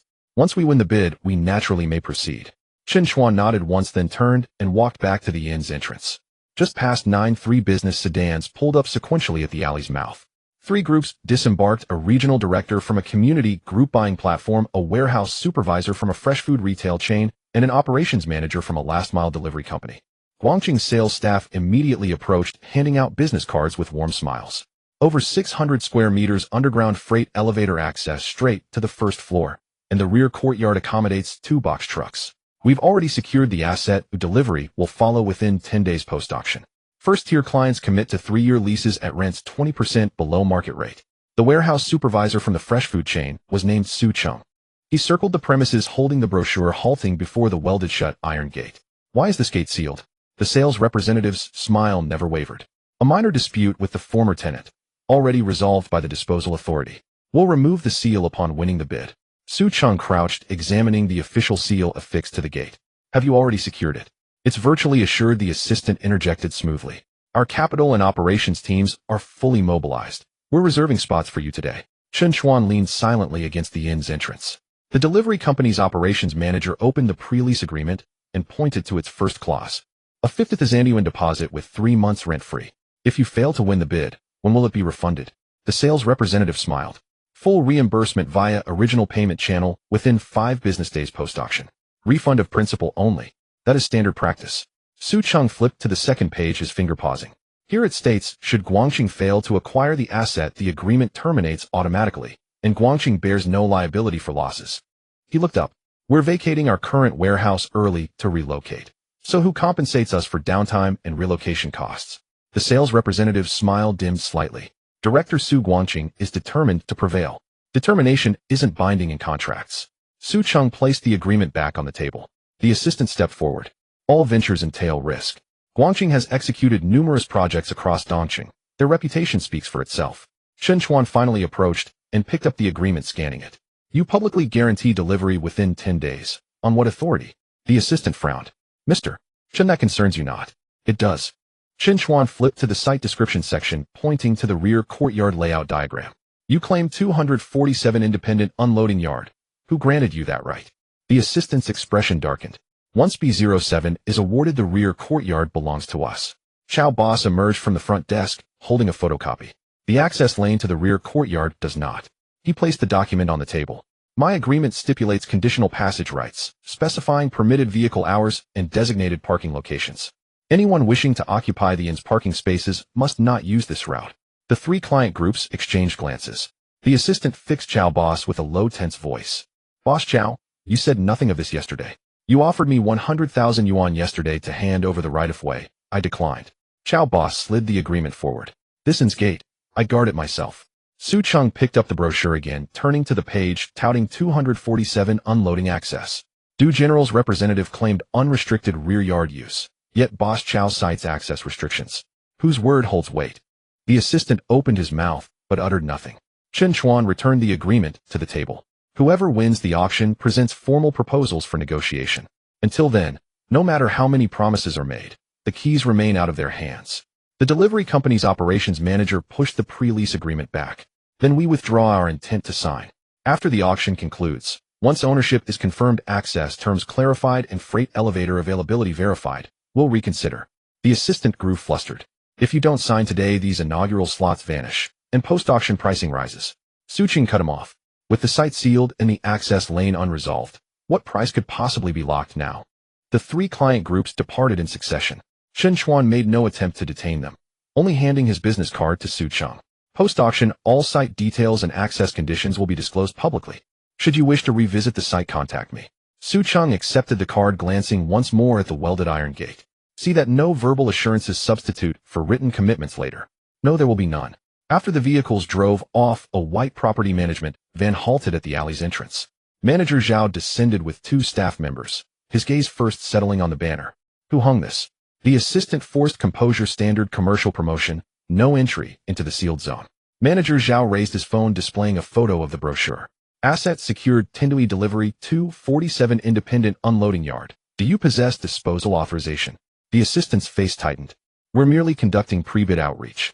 Pre-bid outreach permits expressions of intent, not declarations of secured assets nor delivery guarantees involving sealed zones or third-party access lanes. Manager Zhao pointed at the banner. Remove it. Retrieve every brochure. All today's recordings and documentation will be retained by the disposal center. The assistant clenched his jaw, but remained motionless. Property staff stepped forward, untying the ropes. The crimson banner was yanked down, rolled tightly, and stuffed into the van's trunk. The 2 sales representatives stooped to gather brochures, pre-lease agreements scattering across the table. As Chen Chuan passed by, the assistant suddenly spoke. You exert such effort, yet dare not even sign a single client up front. What good is acquiring Unit B07 then? Chen Chuan paused. Until the site is mine, I accept no deposits from others. You peddle space you've yet to own. I refuse to do the same. The assistant's complexion paled. At noon, a lawyer Gu sent a message. Su Cheng and the delivery company have formally withdrawn their pre-lease intentions from Guangqing. The bank has requested supplementary materials from Guangqing. After reading it, Chen Chuan slipped his phone into his pocket. That evening, he returned to Hongfeng. Liang Jiqing was reviewing Xian Da's weekly shift roster. Seeing Chen Chuan enter, he immediately handed it over. Xianda attempted to add 2 extra runs last minute. I scheduled them for next week per your directive. Well done. Liang Ziqing exhaled in relief. How did Dongqing fare? The gavel hasn't fallen. Chen Chuan placed the file folder into his drawer. His phone vibrated. Zhou Ming sent a message tonight at 8. Yinshui Tea House Private Room, 206. Bring Lawyer Gu. Before Chen Chuan could reply, a second message appeared. Du Guangqing will also attend. Regarding Unit B07. If you decline, they'll collude tomorrow to inflate the bid. Du Guangqing is also here. B07. If you don't come, they will team up to raise the price tomorrow. Chen Chuan stared at the screen, his thumb hovering over the reply box. After a moment, he replied with 2 words. 8 o'clock. He dialed Lawyer Gus' phone number. Yinshui Tea House Room, 206. Was it arranged by Zhou Ming? Du Guangqing is also here. Lawyer Gus' voice turned serious. Do they want you to withdraw? They want me to withdraw, and also to gauge how much I am willing to bid. Chen Chuan picked up the folder on the table. Bring the mortgage registrations of Guangqing's 2 companies, the deadline for the auction balance payment, and the equity documents of Zhou City Services. How do you plan to negotiate? Let them talk first. At 7:50 in the evening on the 2nd floor of Yinshui Tea House, the door to room 206 was slightly ajar. Zhou Ming sat in the main seat, a pot of freshly brewed rock tea beside him. Du Guangqing sat by the window, one button of his suit undone, a document pressed down on the table. Chen Chuan pushed the door open, not touching the tea on the table. Zhou Xiao invited me to dinner. Zhou Ming smiled. It's not easy for General Chen to meet you now. Speak directly if you have something to say. Du Guangqing pushed the document forward. The asset of B07 is not large, but it comes with considerable hassle. Mr. Chen has an agreement for the hotel driveway, I have a delivery team, and Zhou Xiao has funding channels. We don't need to raise the price in the auction. Zhou Ming took over the conversation. You withdraw from the auction and hand over the rights to coordinate access to the backyard. 300,000, and we can sign today. Chen Chuan lowered his eyes to the document. The title was written beautifully. Intent to jointly operate B07 assets of Dongqing Department Store. The first clause states that Chen Chuan withdraws from the auction. The second clause states that Chen Chuan assists Guangqing Commercial in obtaining long-term exclusive usage rights for the driveway behind Boss Chow's establishment. The third clause states that after Guangqing Commercial acquires B07, Chen Chuan will only receive 300,000 in compensation without any rights to operate, sublet, or profit. The penalty for breach of contract is 1 million. Chen Chuan flipped to the last page and looked up at Zhou Ming. Is this what you call joint operation? Zhou Ming leaned back in his chair. You don't have to work, just take 300,000 to withdraw. That's already giving you face. Face is quite costly. Chen Chuan pushed the document back. I withdraw from the bid and you can take the warehouse. He'll negotiate for the driveway and you can handle the clients. Once we secure the project, I will buy out for 300,000. He pointed at the penalty clause. If the negotiations don't go through, you will still owe us 1 million. Du Guangqing picked up his teacup, his tone calm. Mr. Chen, in business, someone has to give way. Do what you want me to yield is not just a step back. Chen Chuan looked at him. It's handing over the door, the road, and the keys, and then unlocking it for you. If the negotiations don't go through, you will still owe us 1 million. Du Guangqing picked up his teacup, his tone calm. Mr. Chen, in business, someone has to give way. The auction. Chen Chuan did not answer, but instead pulled out a copy from the folder and placed it on the table. You saw Boss Chow's agreement yesterday. Du Guangqing glanced at it, his expression darkening. Chen Chuan flipped to the last page. The 7th clause states that without Boss Chow's written consent, neither party may transfer the access arrangements to a third party, nor shall they impose conditions on the normal operation of the hotel regarding the driveway. Zhou Ming frowned. So what? The 300,000 you are taking today is not to buy the agreement. Chen Chuan pressed the paper back onto the table. You want me to obtain Boss Chow's consent for you? Du Guangqing's fingers hovered at the edge of his cup. Zhou Ming, did you not say the driveway could be resolved? Du Guangqing's expression grew slightly grim. Boss Chow is just a hotel owner. If the price is right, he will eventually talk. You couldn't even negotiate 10,000 yesterday. Chen Chuan said. Today when you take 300,000, are you preparing to buy his access or buy my exit? Zhou Ming did not respond, taking a sip from his tea. The polite facade on Du Guangqing's face also faded. Mr. Chen, the driveway is not solely yours. Whether you can get B07 or not is still up for debate. That's why I didn't ask you not to register. Chen Chuan leaned back in his chair. We will see at the auction. Whoever's money lands, whoever takes it. Lawyer Gu pushed the door open and sat down next to Chen Chuan. He laid 2 documents on the table. The first was the mortgage registration of Guangqing City Deliveries equipment. The second document contained the payment terms from the auction announcement. Du Guangqing City Delivery mortgaged 12 delivery vehicles and 2 pieces of equipment last week. Lawyer Gu opened the registration page. The The mortgage expiration date is 3 days after the B07 auction ends. Du Guangqing's expression turned icy. Lawyer Gu, business materials are not for you to discuss casually over tea. The mortgage registration is publicly available for verification. Lawyer Gu pushed the announcement towards him. After the B07 auction is finalized, the balance must be paid within 5 working days. If overdue, the deposit will be processed according to the rules. Zhou Ming looked towards Du Guangqing. Did you not say the funds were no problem? Du Guangqing closed the documents, his voice lowered. I have financing channels. Chen Chuan looked at him. Then save it for tomorrow. Raise the price to 80 or 90 and include the balance, door repairs, freight, elevator, fire safety, and cleanup altogether. If DUS financing channel is delayed even slightly, the 120,000 deposit will stay on the platform. Du Guangqing stared at Chen Chuan, the corner of his eye twitching. Zhou Ming leaned back in his chair, his expression also sour. He originally came to pressure Chen Chuan. Now everything on the table was Du Guangqing's bottom line. Du Guangqing turned and looked at Zhou Ming. Zhou Xiao, your Zhou City Services has also just been established. You can pay the deposit, but who will approve the subsequent funds? Zhou Ming slammed his cup down on the table. What do you mean? You know exactly what I mean. You brought me in saying the driveway could be secured, clients could be signed, and that within 800,000 it would be guaranteed profit. Now the driveway is gone, the clients have run off, and I still have to cover the funds. Du Guangqing's expression darkened significantly. Zhou Xiao, today is about discussing cooperation, not tearing each other down. Chen Chuan stood up, taking his document folder. You two should clarify the cooperation first. Zhou Ming looked up. Are you leaving just like this? If the contract is not signed, I won't bid. Chen Chuan looked at the two of them. Tomorrow, whoever wants to raise the price should prepare the balance themselves. He turned to the door, pausing for a moment. I won't gamble my dignity for money. I also won't be anyone's stepping stone. The door closed. In the corridor, Lawyer Gu followed Chen Chuan. What will you do if they really bid up the price on the platform? Chen Chuan pressed the elevator button. I won't follow in the first few rounds. Let them shout first. Lawyer Gu glanced at him. Aren't you afraid they will take the bid away? I am. Chen Chuan stepped into the elevator. But being afraid is useless. How much B07 is worth depends on whether they can handle the road, the door, and the money. If they can't handle it, raising the price is just digging a pit for themselves. The elevator doors closed. On the way, Chen Chuan's phone vibrated. It wasn't a call. A familiar voice echoed in his mind without warning. Future prediction at 10:12 tomorrow, the B07 auction page will show a bid of 980,000. Chen Chuan gripped the steering wheel, his gaze fixed on the red light ahead. 980,000. It was significantly higher than his bottom line. The red light turned green. He pressed the gas pedal, and his phone screen lit up again. Lawyer Gu sent a message. Zhou City Services has just applied for an increase in auction authorization limits. Chen Chuan replied with 2 words. Got it. I understand. After sending out the message, Chen Chuan placed his phone on the passenger seat, watching the streetlights outside the window retreat one by one. Lawyer Gu soon called. Regarding the additional authorization from the Zhou family, I inquired through someone. It is not an unlimited amount. The application form states a single project limit of 980,000. Chen Chuan gripped the steering wheel in silence. Did you calculate this long ago?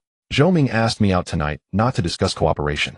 He wants to see how much I can offer, then raise the price to a point where I wouldn't dare to follow. Lawyer Gu said softly, but 980,000 has already exceeded the limit you said earlier. So we can't just use our own money to compete. The car stopped in front of Qingyao Pavilion. Su Qingyao was just about to close the shop when she saw Chen Chuan enter and casually left the roll-up door halfway. Coming here so late, has someone in East City made a move again? Chen Chuan placed the auction page on the counter. The Zhou family applied for the 980,000 authorization, and Du Guangqing is also keeping an eye on it. Su Qingyao glanced at it, picked up a pen, and wrote down a few numbers on paper. You have 720,000 in available funds. Even if I add the 2,000 short-term loan I gave you, it won't leave enough for renovations, clearing, freight, elevators, and fire safety. I know. Then do you still want to proceed? Chen Chuan pulled out a chair and sat down. B07 cannot simply be rented out after acquisition. The backyard needs to be modified, the storage room needs to be organized, and customers need to settle in first. If the auction price relies solely on me, I can only afford 720,000 at most. Su Qingyao put down the pen. What do you plan to do? It's about doing a project, not taking a gamble. Chen Chuan pulled up the recent East City delivery records for Haixing and Xianda. Both companies have increasing daily orders in East City, relying on temporary vehicles for restocking during the morning rush, often getting stuck on the road when detouring from the southern suburbs. Haixing needs a daytime replenishment point, and Xianda needs a distribution outlet in East City. If we secure B07, we can use the underground warehouse for storage, and the backyard can only be for unloading in the morning and evening, with a freight elevator directly connecting to the first floor. Su Qingyao stared at the screen. Are they willing to enter early? I want to accept empty deposits. Chen Chuan stood up. Tonight we need to clarify the site access, freight elevator, and usage time. If they are willing to wait for delivery, we can sign a conditional capacity agreement. If not, then it's off. Su Qingyao looked at him for a few seconds and suddenly took out a bank card from the drawer. The 20000 short-term loan stands as is. She took out a blank agreement and pushed it in front of Chen Chuan. Qingyao Pavilion will contribute another 36000 to the project account. I will only take 20 of the operational profit and will not interfere with daily matters. Chen Chuan did not reach for the pen. Are you sure? You previously took the warehouse and worked with Hongfeng, and if the funds arrive, we can settle debts without using other people's money to fill the gaps if things don't go as planned. I'm investing in the project, not betting on your luck. Su Qingyao raised her eyes. Chen Chuan took the agreement and read it thoroughly. If the auction is not won, the funds won't be touched. After securing it, the project account will handle the funds separately. Profits will be settled monthly. Su Qingyao nodded. Put that in writing. The two signed on the spot. Chen Chuan put away the agreement and dialed Shen Hao. After the call connected, Shen Hao chuckled first. President Chen, what made you think of me today? 4 East City Department Store B07. Is Haixing interested in setting up a daytime replenishment point? There was a brief silence on the other end of the line. Chen Chuan explained the location, freight elevator, backyard time slots, and estimated delivery date, without mentioning the subway or the auction competitor. Shen Hao listened and asked directly. Have you secured it? The auction is tomorrow. What if you don't secure it? If I don't secure it, consider this call as never having happened. Shen Hao pondered for half a minute. Haixing has been short on supply during the morning rush in East City. If you can deliver as you said, I'll sign a 6-month capacity agreement and make an advance payment of 1800 within 3 days of delivery. I'll confirm the entry time, temperature control requirements, and lane time slots with you tomorrow. All right. After hanging up, Chen Chuan contacted Xianda's Jiang Tao. Jiang Tao did not agree immediately, but asked, can the backyard ensure cars can enter and exit? The time slots for access will be written into the contract. I won't sell during times when access is not possible. All right, I believe you. Xianda will lock in for 2 months, first make a payment of 1000 after delivery, and will add more if it runs smoothly. Chen Chuan agreed and saved the call recording. Su Qingyao sat behind the counter, lightly tapping the ledger with her fingers. Calculating this way, the remaining payment is enough, and we can also leave some for renovations. But we're still short one condition. What is it? Don't rush to bid tomorrow. Chen Chuan closed the auction page. They'll bid up to 9800, then he'll move. The next morning at 9:30 in Lawyer Gus' office. The computer screen displayed the B07 auction page with a starting price of 58000. Chen Chuan sat at the desk with 2 signed conditional capacity agreements and the project investment agreement from Qingyao Pavilion beside him. Lawyer Gu set a coffee cup aside. Haixing at 1800 Xianda, at 1000 Qingyao Pavilion, at 3600, plus your own funds and short-term loans the remaining payment can hold. What about the renovation costs? Helen provided a quote. Cutting reinstallation, gate control, and surveillance will be under 2000. Chen Chuan nodded. At 9:45 the first bid appeared. 60000. Soon after 6306600. Guangxing Urban Delivery and Zhou's Urban Services took turns bidding. Chen Chuan remained still. Lawyer Gu stared at the screen, feeling sweat in his palms. It's at 72000. Chen Chuan leaned back in his chair. They haven't rushed yet. At 1005 the price jumped to 86000. Zhou Ming's call came in. Chen Chuan pressed the answer button. Chen Chuan, why aren't you bidding? Zhou Ming's voice carried a laugh. Weren't you quite talkative last night? You bid first. Are you scared? Both of you want to win. Oh, why should I rush? Zhou Ming cursed and hung up. At 1012 the screen refreshed. Zhou's Urban Services Co. Ltd 980000. Lawyer Gu sat up straight. 98. Chen Chuan looked at the number, his finger hovering over the mouse. Zhou Ming's message popped up immediately. 98, is that enough? Chen Chuan did not reply. The countdown showed 4 minutes and 59 seconds. Guangxing did not raise the bid. Du Guangcheng's name was on the bidding list, but his bid box remained unchanged. Lawyer Gu looked at his phone, then suddenly raised his head. The financing party from Guangxing sent a letter. What letter? After the pre-rental client withdrew, the bank requires additional guarantees. Bid submitted successfully. The price on the screen jumped to 99000. Zhou Ming's call came in again. This time his voice was very... Bid submitted successfully.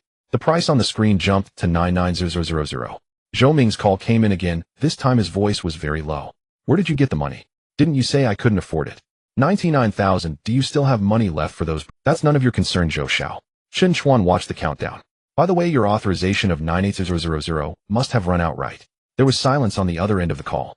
After 2 seconds, Zhou Ming gritted his teeth and asked, who told you? You said last night that you were applying for additional authorization, and today it just happened to reach 980. Chen Chuan's tone was calm. Zhou Xiao, next time you want to pressure someone, don't write your trump card on the application form. The call was abruptly hung up. The countdown showed 3 minutes remaining. Guangqing made no move. Zhou's side also remained inactive. Lawyer Gu stared at the screen, even his breathing became lighter. With 2 minutes left. 1 minute left. In the last 10 seconds no new bids appeared on the page. Auction ended. Successful bidder Chen Chuan. The office fell silent for a moment. Lawyer Gu suddenly slapped the table. We won. Chen Chuan leaned back in his chair, exhaling deeply. His phone rang shortly after. Su Qingjia's voice came through the receiver. What was the result? 99. There was a 2-second pause on the other end. The money for the project account will be transferred to the regulatory account in 10 minutes. All right. Just after hanging up, Shun Hao's message came through. Congratulations. The capacity agreement with Haixing will be stamped today, and the advance payment will follow as agreed after delivery. Zhang Tao also sent a message. Xianda is waiting for you to open the door. Chen Chuan looked at the screen, a smile tugging at his lips.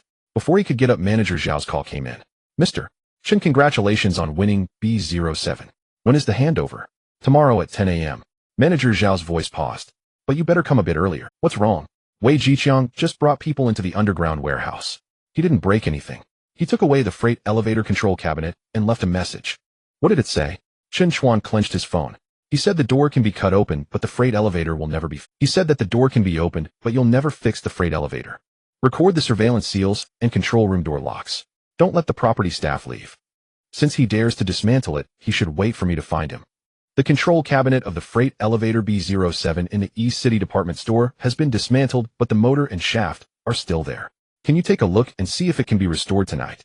I remember that elevator, it's an old model, and the control cabinet is outdated. The cabinet being gone isn't necessarily a bad thing, but depends on the main unit and wiring. You go there first. Bring 2 people to B07. Only clean the line from the back door to the freight elevator. Don't touch the sealed items, and take photos of everything for registration. Yilin replied quickly, understood. When the car stopped at the back alley of East City department store, manager Zhao was already waiting at the door with the property staff. The seal on the iron door to the east has been torn open at one corner. The steel bars on the door are still there, but the small door leading from the underground storage to the freight elevator control room has been pried open. Manager Zhao's face was pale. At 5:17 in the morning, Wei Jiqiang came in with 2 men.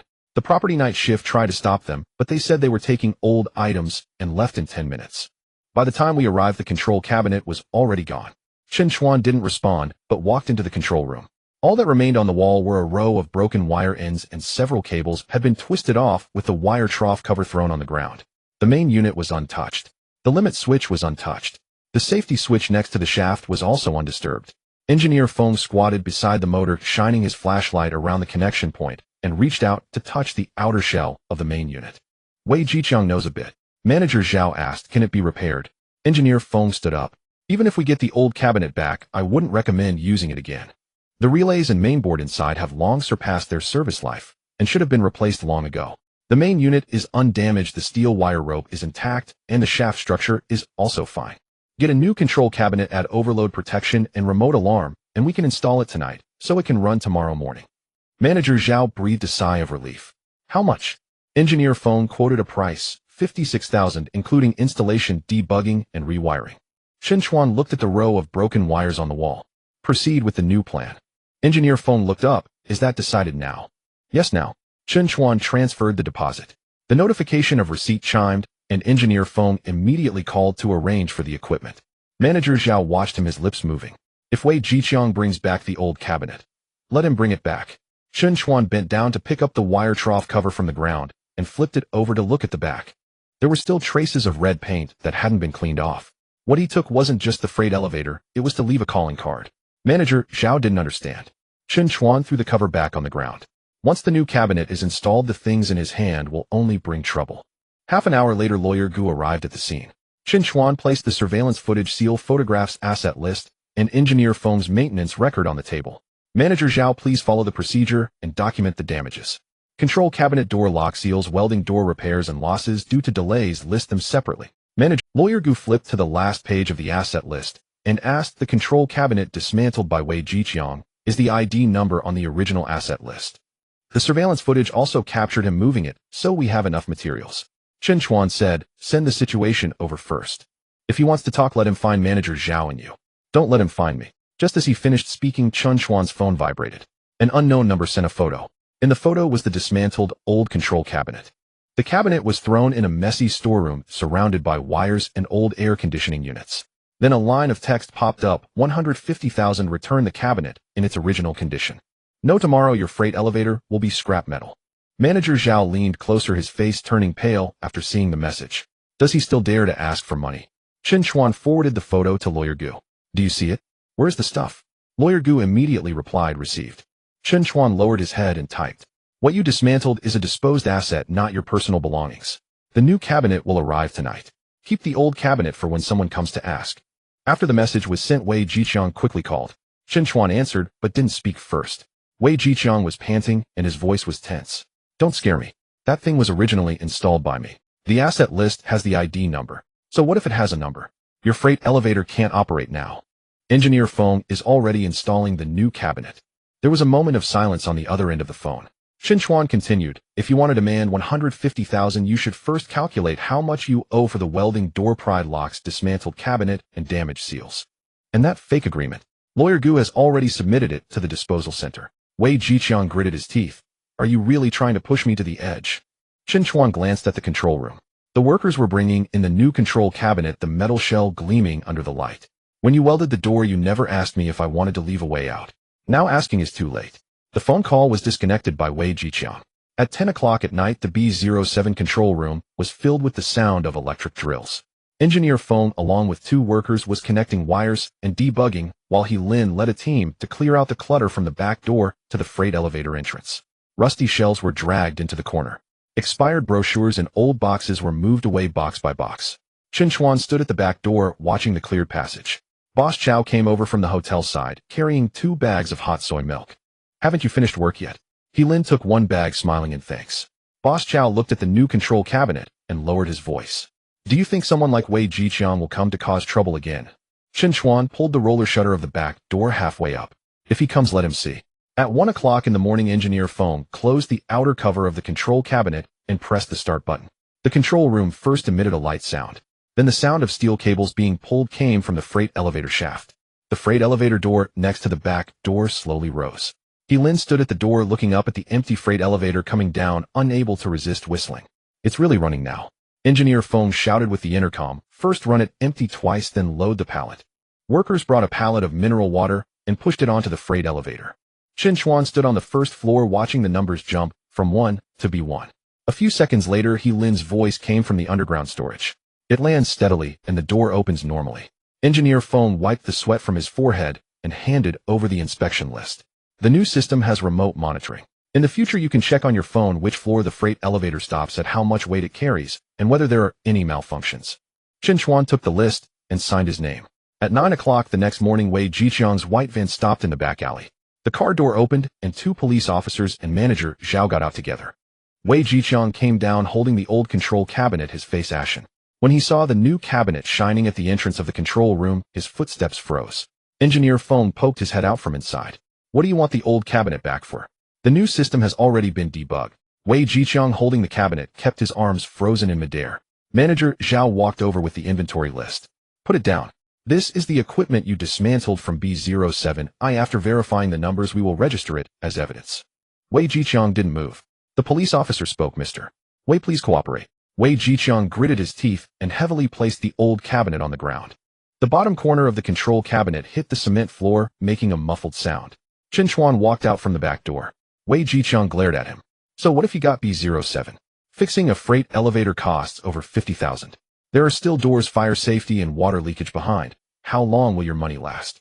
Chen Chuan glanced at the freight elevator door. He Lin was just sending a pallet of turnover boxes into the underground storage. When the door closed, the freight elevator smoothly descended. Money spent, but the items are still there. Chen Chuan withdrew his gaze. The one you dismantled, keep it for your own account. Manager Zhao handed the damage list to Wei Jiqiang. Door lock seals, steel bar, cutting control cabinet, dismantling, wiring, restoration, and site cleanup, total 73,000. Subsequent legal documents will be sent to your registered address. Wei Jiqiang's finger twitched, and the paper fell to the ground. He bent down to pick it up, his face turning red. Chen Chuan no longer looked at him and turned to enter B07. At exactly 10 o'clock, Manager Zhao placed the official handover documents on the table. Keys, access cards, freight elevator information, and backyard usage instructions were each signed off. The last bunch of keys landed in Chen Chuan's hands. Just as he finished organizing the documents, Jiang Tao's call came in. Mr. Chen, can your B07 freight elevator be used? Yes. There's a group purchase station in East City that was temporarily sealed by the fire department today. 400 boxes of regular goods and turnover boxes have nowhere to go.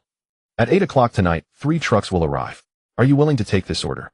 Chen Chuan looked towards the newly cleared passage on the first floor. Handle tonight smoothly, and Xiandas Dongxing front support will grant you 3 months to start, the caller said. Chen Chuan glanced at the time as the order notification came through. Item categories, box counts, vehicle details, handover, responsible person. None can be missing, Jiang Tao said at once. 400 boxes of ambient general merchandise, 1,200 returnable boxes, 3 2-meter box trucks. These goods must be transferred out of the sealed group buy station and landed tonight, otherwise several Dongxing sites will run out by morning. Where is the temporary transfer slip? Headquarters is filling it in, came the reply. If the slip doesn't arrive, keep the truck waiting outside. Jiang Tao's voice faltered. Mr. Chen, it's urgent on site. If it's urgent, all the more reason not to shove messy consignments onto me, Chen said, ending the call. He turned to Lin. Clear the north side of the basement, move all the returnable boxes down to B1. Place the cartons and general merchandise by the first floor back door 2 meters from the seepage wall and lay moisture-proof boards on the ground. Lin nodded. What about the goods lift? Worker phone will keep someone on duty tonight. Weigh every pallet before it goes up. No overloading. Chen then rang Manager Zhao. Cut the steel bars on the east iron gate before 6 tonight. Manager Zhao hesitated. Those were welded by Wei Jiqiang. The damage report isn't finished. We've kept site photos, damage logs, and surveillance video, Chen replied. I'm the successful bidder for B07. I'll front the cost to cut the gate. Pursue reimbursement through the proper channels afterwards. Manager Zhao fell silent for a moment before answering. I'll arrange a repair crew to go over. At 5:30 in the afternoon, the rear alley of Dongxing department store resounded with the roar of cutting machines. The welded steel bars came down one by one. The red paint Wei Jiqiang had sprayed on the door was ground away for the most part, leaving a few dark red smudges like old scars on the iron. Chen stood by without urging anyone on. When the last bar fell, the repairman pushed the iron gate open. The hinge gave a heavy groan. Between the backyard and Nanfu Road, a gap large enough for vehicles reopened. Boss Chow poked his head out of the hotel doorway. Mr. Chen, are you really moving goods tonight? Just for one night, Chen answered.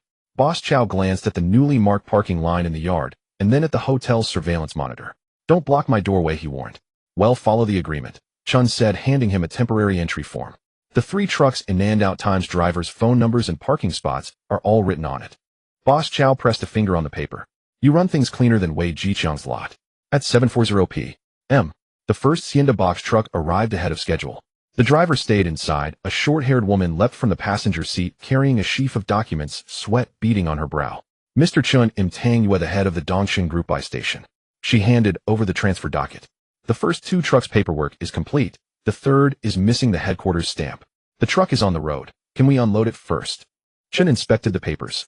The first 2 trucks matched 400 boxes of merchandise categories, quantities, and batch numbers, all aligned. The third truck carried only a handwritten list marked returned miscellaneous items. He looked up at Tang Yu. The third truck will not enter. Tang's expression shifted. They're only returnable boxes and temporary replenishment items inside. The list lacks batch numbers, box counts, and a handover contact. Chen handed the handwritten sheet back. B07 is accepting temporary returnables tonight, not taking on your accounting issues. Tang bit her lip. Our warehouse is sealed. Oh, we must move things out first. You can move the first 2, Chen replied. The third requires complete documentation before it will be handled. Tang's voice grew urgent. Mr. Chen, Xianda intends a 3-month support partnership with you. Holding this truck up now seems unnecessary. Chen's expression did not change. The more they promise cooperation, the more you must not make mistakes on the first night. If you want the truck in, complete the paperwork. If it's not completed, the truck stays outside. I'll reserve a temporary waiting slot, but I will not unload it. Tang stood rooted, clutching the documents with white knuckles. Lin had already guided the first truck into the yard. Chen did not argue further with Tang. He turned to the driver. Park on the yellow line and have the driver register. Pallets down first. Do not unseal, do not mix cargo. The driver nodded and reversed in. The goods lift had just been set in motion when Tang's phone rang. She listened for a few words and grew paler. After she hung up, she approached Chen. Don't let the third truck in. Headquarters inventory found 48 returned boxes that don't reconcile. They're investigating. Lin glanced at Tang. She flushed and murmured, I panicked earlier. Chen pushed the entry form. Proceed with the first 2 as planned. The third stays outside, you handle it yourselves. Tang took the form and nodded. The first truck was half unloaded when the second queued into the yard. The backyard was small, the two box trucks parked one after the other, while the problematic third was placed on the waiting line at the alley mouth and left untouched. A man from Xianda's transport department arrived on scene. Seeing the third truck, his face darkened. Who told you not to unload? Customers will be waiting for deliveries in the morning. Tang handed him the transfer slip. Headquarters confirmed 48 boxes don't reconcile. The man skimmed it, and then turned to berate Chen. Mr. Chen, help us unload it to the side for now, we'll reconcile tomorrow. Can't you make an exception? Chen stood at the lift entrance, walkie-talkie in hand. No, he said. If your accounts don't match, don't put it into my warehouse. The man snapped back coldly. Xianda is such a large company. Do you think they'd short you by a few boxes? Mr. Chen, help us unload it to the side for now, we'll reconcile tomorrow. Can't you make an exception? Chen stood at the lift entrance, walkie-talkie in hand. Does not come in tonight. The man glowered but had no answer. Meanwhile, the first pallet had already been sent into the basement. The lift doors closed, and the displays switched from 1 to B1. Tang pulled the transport man aside. Stop making trouble. Send the third truck back to its original station. Nobody touches it until the accounts are cleared. The man still wanted to argue, but Tang shoved her phone toward him. Headquarters just emailed this. Read it yourself. The man stared at the screen as his expression stiffened. The message was unambiguous. It stated that a batch of returned items on the third truck had been double-entered and that 48 original sign-off records were missing. Whoever accepted them without authorization would bear responsibility. When the man looked up, Chen had already turned to inspect the second truck. He managed only send the truck back. By 9:30, the first truck's inventory had been completed, 180 boxes of merchandise and 180 returnable boxes, seals intact, and the handover signed.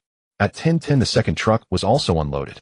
The path from the first floor back door to the lift remained clear. The north side of B1 had returnable boxes stacked level and neat, and the cartons had all been placed on moisture-proof boards. Worker Feng stared at the data on the control cabinet and gave a thumbs-up gesture. The lift made 11 runs, and there were no alarms. Heilin approached with the registry sheet. Mr. Chen, the third truck is still outside. Shall we have them park at the hotel for now? Don't take Boss Chow's parking spot, Chen replied, glancing at Tang. They'll give you half an hour. If the truck hasn't left after that, tell the driver to find his own parking. Tang did not argue as she picked up her phone and hurriedly urged the fleet. 10 minutes later, the problematic truck turned around and left. The alley was clear. Boss Chow watched the last vehicle drive off Nanfu Road from the hotel window before he closed it. At 11 o'clock that night, a video call from Xianda headquarters came through. Tang sat across from Chen with 2 handover slips laid on the table. On the screen, a bespectacled middle-aged man asked bluntly, Mr. Chen, can you give us the actual capacity and in-and-out efficiency data for B07 tonight? Chen pushed across the records Heilin had compiled. 2.5 hours, 2 trucks completed normally. Single trip lift load, turnover times, and yard waiting spaces are all noted on the sheet. Why was the third truck not unloaded? Tang answered first. The manifest was incomplete. Mr. Chen refused to accept it per procedure. Headquarters has confirmed a 48-box discrepancy in the records. The man on the screen was silent for a moment before saying, Tang, write up an explanation when you return. Understood. Mr. Chen, the 3-month front support agreement. An electronic copy will be sent to you tomorrow morning. He continued, the agreed 100,000 deposit will be transferred to the project account tonight. Shortly after the call ended, a notification chimed 100,000 yuan had arrived. Heilin stared at his phone and grinned. 100,000 on the first night. Chen pocketed the device. This is a deposit, not free money. He handed a bunch of keys to Heilin. From tomorrow, you oversee B07 during the day. Goods enter according to tonight's sheet. Anyone seeking a temporary insertion must come to me first. Heilin took the keys, his palms damp. Mr. Chen, I'm afraid I can't hold it all by myself. If you can't hold it, follow the procedure, Chen replied. He patted Heilin's shoulder. Guard the gate first. Don't rush to emulate others who fancy themselves bosses. At 1 in the morning, B07 fell silent. Chen locked the first floor back door and had just reached the east iron gate when Boss Chow emerged from the hotel. Mr. Chen, someone outside is looking for you. A white surveying vehicle sat at the mouth of the alley. 2 men in reflective vests stood beyond the yard with equipment at their feet. One of them saw Chen and walked over carrying documents. Are you the new person in charge of B07? He asked. I am. The man handed over a stamped letter. The Municipal Survey Institute is conducting preliminary measurements for the Dongqing branch line and needs to borrow a 3-meter spot on the east side of your yard to place a temporary survey mark. Chen looked down at the measurement map. A red line ran through Xianda's Dongqing backyard and extended along. On the measurement range map, a red line cuts through the backyard of the East City Department Store, extending along the South Auxiliary Road. He crouched on the eastern side of the backyard comparing the blueprint with the ground using his phone. The red line hugged the courtyard wall with the measurement point marked at the edge of the parking line, less than 2 meters from where the truck would turn. How long will this point be buried? The surveyor holding the documents replied, "We will observe for 14 days initially. Whether to continue afterwards will depend on the arrangements above. Will construction enter the courtyard? Today is just for burying the points and measuring without disturbing the ground. If there are further arrangements, a formal notice will be issued later." Chen Chuan flipped to the second page of the letter. The letter bore the seal of the Municipal Survey Institute stating that the temporary measurement point is located on the eastern side of B07's backyard and the line of sight for the instruments must be clear during the measurement period. He looked up and asked for a clear line of sight. Is parking prohibited or is stacking goods not allowed? No stacking of items within 2 meters around the point. What about the duration? Normally during the day. Chen Chuan handed over the pen. Add a clause. The measurement operation time is from 9 in the morning to 5 in the afternoon, and it will not occupy the night unloading period. If there is damage to the courtyard facilities, it should be restored according to the site records. The surveyor was taken aback. This needs to be confirmed with the leadership. Asked. The other party walked aside to make a phone call. Boss Chow stood at the hotel entrance lowering his voice. Boss Chun, this red line can't really be fixed from the backyard, right? No one can give a definite answer now. Chen Chuan looked at the red line. Let's clarify what can be discussed first. A few minutes later, the surveyor returned. The leadership has agreed. The point can be moved half a meter east set against the wall. The supplementary clause should be written into the work record.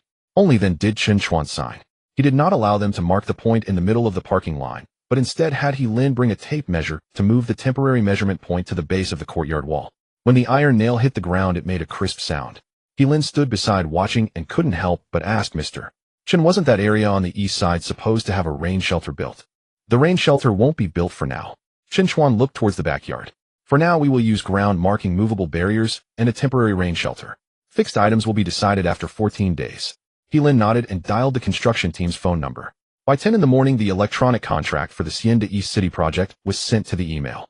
3 months of preliminary matching. The service fee for the first month is 100,000, and the latter 2 months will be settled according to actual usage. Hacienda is responsible for supply information and scheduling, while B07 is responsible for turnover, storage, diversion, and inbound and outbound records. Chen Chuan read through each line and paused for 2 seconds at the section stating, temporary additional vehicles must be confirmed in writing in advance. The problematic vehicle from Tangyu last night still lingered in his mind. He picked up the pen and added a line, missing goods from the shipping list batch and handover person B07 has the right to refuse acceptance. Any delays, returns, and losses due to incomplete client information shall be borne by the client. After signing, Jiang Tao's call came in. Mr. Chen, have you seen the contract? Just signed it. Tangyu returned to the headquarters yesterday to explain. She asked me to convey that not unloading the third vehicle was correct. Was the shipping list completed? It was completed. The discrepancy of 48 boxes was also traced. It was due to someone at the original site entering it repeatedly. Jiang Tao paused. This afternoon, that batch of goods will be redelivered following your process. Understood. After hanging up, Chen Chuan handed the contract to He Lin. You personally verify the batch of returns this afternoon. The quantity, seal, and batch must all be correct, or we won't accept even one. He Lin took the contract, nodding much more decisively than last night. Understood. Just around noon, a black business car parked outside the backyard. Zhou Ming got out of the car followed by 2 men in suits. He did not walk inside B07, but stood next to the temporary measurement point looking down for a few seconds. Chen Chuan, your actions are quite swift. Chen Chuan came out from the back door on the first floor. Zhou Xiao, you didn't win the bidding, so you specially came to take a look. Zhou Ming raised his head, his expression not looking good. Yesterday's cap was 980,000 and Chen Chuan had outbid him by 990,000. After he returned, Zhou Yuanshan had questioned him for a long time. Now seeing the measuring instruments by the courtyard wall, his heart felt even more blocked. I'm here to give you money. Zhou Ming raised his hand, and the person behind him handed over a document. The remaining leasing rights for B07, plus coordination rights for the backyard. Zhou's urban services are 140,000. He Lin stood at the door, his eyes widening. 990,000 bought it, then sold it for 140,000. Zhou Ming fixed his gaze on Chen Chuan. You just took over last night, and today you can earn more than 40,000. Is that enough? Chen Chuan took the document and flipped through 2 pages. The payment method was written very beautifully.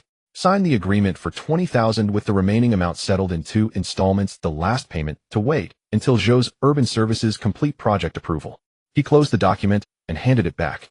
Zhou Xiao, are you buying something or just trying to occupy a position with 20,000? Zhou Ming's face darkened. Does the Zhou family lack that little money? Whether they lack it or not, it's written in the contract. Chen Chuan pointed to the last page.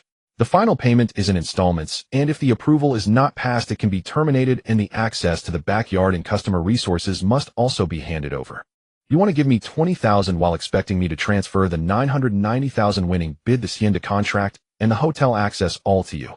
No one knows if the red line will really come over. Zhou Xiao, if you're afraid of risk, then don't buy. Zhou Ming stared at him. Then you name a price. Chen Chuan raised his hand and handed the document to Lawyer Gu. Lawyer Gu had just gotten out of the car and took it over to glance at it. Chen Chuan said, the asking price is 180,000 and the full payment must enter the regulatory account by tomorrow morning. You can obtain the backyard and underground warehouse, but I want transfer the Hacienda contract, and you will need to negotiate the hotel access again yourself. Zhou Ming's expression stiffened. 180,000. Are you out of your mind? If you think the backyard will become useless, why are you here to buy it? Chen Chuan turned to leave. Zhou Ming called out to him. Chen Chuan, don't be ungrateful. Chen Chuan turned back. Last night you didn't dare to raise the bid above 980,000, and today you bring a payment plan to buy something worth 180,000. Zhou Xiao, this face isn't something I refuse to give. It's that you didn't bring enough money yourself. Zhou Ming's face turned red instantly. The men in suits behind him quickly stepped forward, softly advising. Zhou Zong, let's go back for now. Zhou Ming glared fiercely at Chen Chuan, turned around, and got into the car. The black business car drove out of the alley, and Lin stood at the door, unable to help but laugh. Mr. Chen, 180,000. His face turned green. Chen Chuan did not laugh. He is not here to buy. He is here to test if I dare to sell. Lawyer Gu stuffed the acquisition intention letter into the document bag.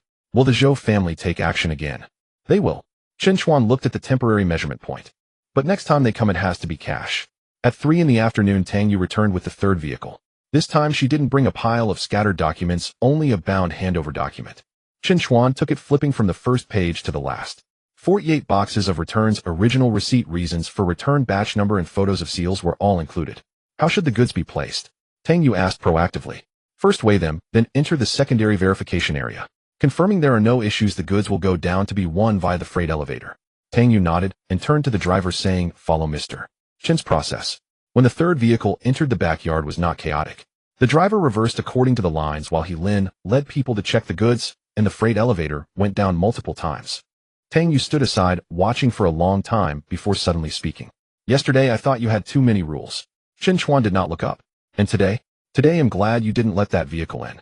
She handed over the signed handover document. The headquarters just decided to run the turnover goods from the 2 temporary stations around East City to B07 for a week. The volume of goods is not small. Oh, do you dare to accept? Chen Chuan flipped to the appendix. 2 stations, over 600 boxes of daily supply goods along with turnover boxes and returns would require double the daily trips. He did not agree immediately. The measurement point on the eastern side of the backyard was still there, and goods could not be stacked chaotically. Within 14 days, the underground warehouse had just been cleared, and fire safety and moisture prevention had not yet been fully addressed. Let's run a trial line for a day tomorrow. The volume will be considered at 70%. We'll discuss full integration after the trial. Tang Yu looked at him and nodded. All right, I'll go back and revise the plan. Just as she got into the car, the surveyor hurried over from the courtyard wall. Mr. Chen, there is a deviation in the data for the temporary measurement point. We need to conduct a geological drilling tomorrow morning. Chen Chuan looked up. Where will we drill? The surveyor unfolded the blueprint, pointing to the innermost part of the backyard. Right outside your freight elevator, back door 1 meter and 2 from the wall. Chen Chuan looked down. That location was precisely where he planned to leave the waiting position for Hacienda. That place was exactly where he intended to leave the loading area for the additional delivery slots from Hacienda. What time does the drilling start, and how long will it take? Tomorrow morning at 7:30, if all goes well, it will take 4 hours. The surveyor pointed at the red line. If the geological layers are complex, it might extend into the afternoon. How much space will the barriers occupy? 2.5 meters. Chen Chuan picked up the tape measure and measured along the wall. After the loading area was occupied, only a single vehicle passage would remain in the backyard. With a Formaturbo box truck coming in, it would be difficult to turn around. Lin stood beside him, frowning and asking, Mr. Chen, isn't Hacienda adding 2 more stop points tomorrow? With more vehicles, it will definitely get congested. Chen Chuan did not respond immediately. He put away the tape measure and pointed at the narrow passage on the west side that was blocked by old shelves. Clear out this passage tonight. Lin looked over. That area was originally a small door for employees of the department store to unload goods, leading to a narrow alley where only a 2.7 small box truck could park briefly. Large trucks cannot come in this way. We don't need large trucks tomorrow. Chen Chuan took out his phone and called Tang Yu. Once the call connected, he directly said the trial run for the 2 stop points tomorrow will proceed as scheduled, but 3 trucks of Formaturtwo will be changed to 4 trucks of Timeter 7. The first truck will arrive at 11:30, the second at 12, the third at 12:30, and the last one at 1. Tang Yu fell silent for a moment. We originally planned for 3 large trucks.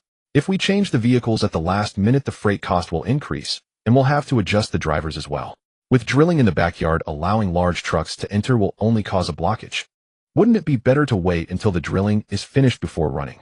The goods for your 2 stop points must be unloaded by 3 in the afternoon. If we wait until the drilling is done, there won't be enough time. The sound of flipping documents came from Tang Yu's side. Mr. Chen, the regional manager, will come to the site tomorrow. He originally thought that since B07 just took over, there was no need to expand so quickly. Then let him see the site. Chen Chuan replied calmly. If you want to run, I'll give you a route that works. If you want to save freight costs, leave the goods at the original station. Tang Yu did not argue any further. I'll go arrange the vehicles. After the call ended, Chen Chuan looked at Helin. After clearing the west passage, laid down anti-slip boards. The small truck will stop at the alley entrance, and the goods will be brought to the first floor before using the freight elevator to go down to B1. Only 1 parking space will be left in the backyard. Whoever takes the space must leave. Helin nodded and immediately led people to move the old shelves. By 10 o'clock in the evening, the clutter in the west passage was cleared. The wall plaster was peeling, the ground was somewhat uneven, but the door could still be opened. Chen Chuan had people mark the unloading area with yellow lines and arranged for 2 electric pallet trucks from Hongfeng. Helin held the schedule, but still felt uncertain. Mr. Chen, with the drilling occupying the backyard and the west gate being narrow, what if all 4 trucks from Xinda arrive at once? They won't all arrive at the same time. Chen Chuan pressed 4 entry slips down on the table. Each vehicle has a 20-minute window. We won't wait for those who exceed the time. What if the driver is late? If they're late, they'll be at the back of the line. Helin looked at the slips, slowly nodding. At 7:30 the next morning, the drilling truck entered the backyard on time. Barriers were raised and machines roared. The surveyor and his team started drilling the first hole, but soon frowned. A section of abandoned water pipe was buried underground, causing the drill rod to get stuck. What was originally a 4-hour job was dragged into noon. The regional manager of Xianda, Zhao Kai, arrived around 9. In his 30s, he had his shirt buttoned up tightly and was followed by an assistant. He stood at the backyard entrance looking at the drilling truck and then glanced at the loading area that was cut off by barriers, his expression not looking good. Tang Yu, is this the new stop point you mentioned? Tang Yu remained silent. Zhao Kai turned to Chen Chuan. Mr. Chen, Xianda's goods are not meant for trial and error. With the backyard completely occupied, how are you going to run 4 trucks? Chen Chuan handed over the entry slip. The backyard is not for running 4 trucks. Zhao Kai glanced at it. For small trucks, we'll use the west side. Yes. I just checked that alley. It's not even wide enough for vehicles to pass each other. It doesn't need to pass each other. Chen Chuan raised his hand to point at the intersection. 1 truck comes and unloads and 1 goes out. Every 20 minutes, those who are late will be at the back. Zhao Kai frowned. What guarantees do you have that it won't get congested? Chen Chuan did not argue with him. At 11:30, we'll see the results. The first Timeter 7 box truck arrived 5 minutes early. The driver parked at the west alley entrance according to the entry slip, and Helin approached to verify the vehicle with the number plate. Just as the goods were unloaded, the electric pallet truck was already pushing them forward. A small door on the first floor opened, and the cardboard boxes were sent along the yellow line to the freight elevator entrance. The freight elevator doors closed, and the number jumped from 1 to B1. Zhao Kai stood beside, looking down at his watch. 12 minutes later, the first truck was emptied. The driver reversed and left. The second truck arrived just in time. Throughout the entire process, no one shouted, nor did anyone crowd at the door. The drilling truck continued to rumble in the backyard, yet the west passage was running one after another. Halfway through unloading the third truck, Tang Yu's phone rang. After answering, her face turned somewhat pale. Mr. Chen, an additional 120 boxes of toiletries just came in from the original station. The driver is already following the fourth truck. Zhao Kai frowned. Who authorized them to add goods? Tang Yu gritted her teeth. The station manager said they were worried about not finishing the delivery in the afternoon and wanted to send it along. The driver is already following the fourth truck. Zhao Kai frowned. Who authorized them to add goods? Tang Yu gritted her teeth. The station manager said they were worried about not finishing the delivery in the afternoon. However, those 120 boxes of toiletries did not have an entry slip and lacked batch details. We can't accept it directly. Tang Yu said urgently. The goods are on the truck. If they don't unload today, the original station will overflow. Then have them complete the paperwork. It will take at least half an hour. Then let the truck stay outside. Zhao Kai's expression darkened. Mr. Chen, this is not the time to discuss procedures. Chen Chuan looked up at him. If the shipment details are incomplete, and they enter the warehouse will be short 10 or 8 boxes at night. Who will sign off? Zhao Kai said nothing. Chen Chuan handed a blank registration form to Tang Yu. You go get the details. If you can't get them, this truck will return the same way. Tang Yu took the form and hurriedly walked aside to make a call. Zhao Kai stood in place, tapping on his phone case with his fingers. What you're doing may not sit well with Xinda. Comfort isn't achieved by carelessly accepting goods. 20 minutes later, Tang Yu returned with the completed deal. The batch quantity and signature of the original station manager were all filled in. Chen Chuan took it, reviewed it, and nodded. Let it in. The fourth truck slowly backed into the alley. When the 120 boxes of toiletries were unloaded, Zhao Kai did not speak again. At 2:40 in the afternoon, the last pallet of goods was unloaded into B1. All 4 trucks were emptied. The freight elevator made 26 trips without stopping. The ground in the West Passage was clean. The drilling barriers remained in the backyard, yet the trucks did not touch it once. Lin ran over with the registration form, sweat dripping from his face. Mr. Chen, the 2 stop points totaled 786 boxes, with 320 turnover boxes, all accounted for.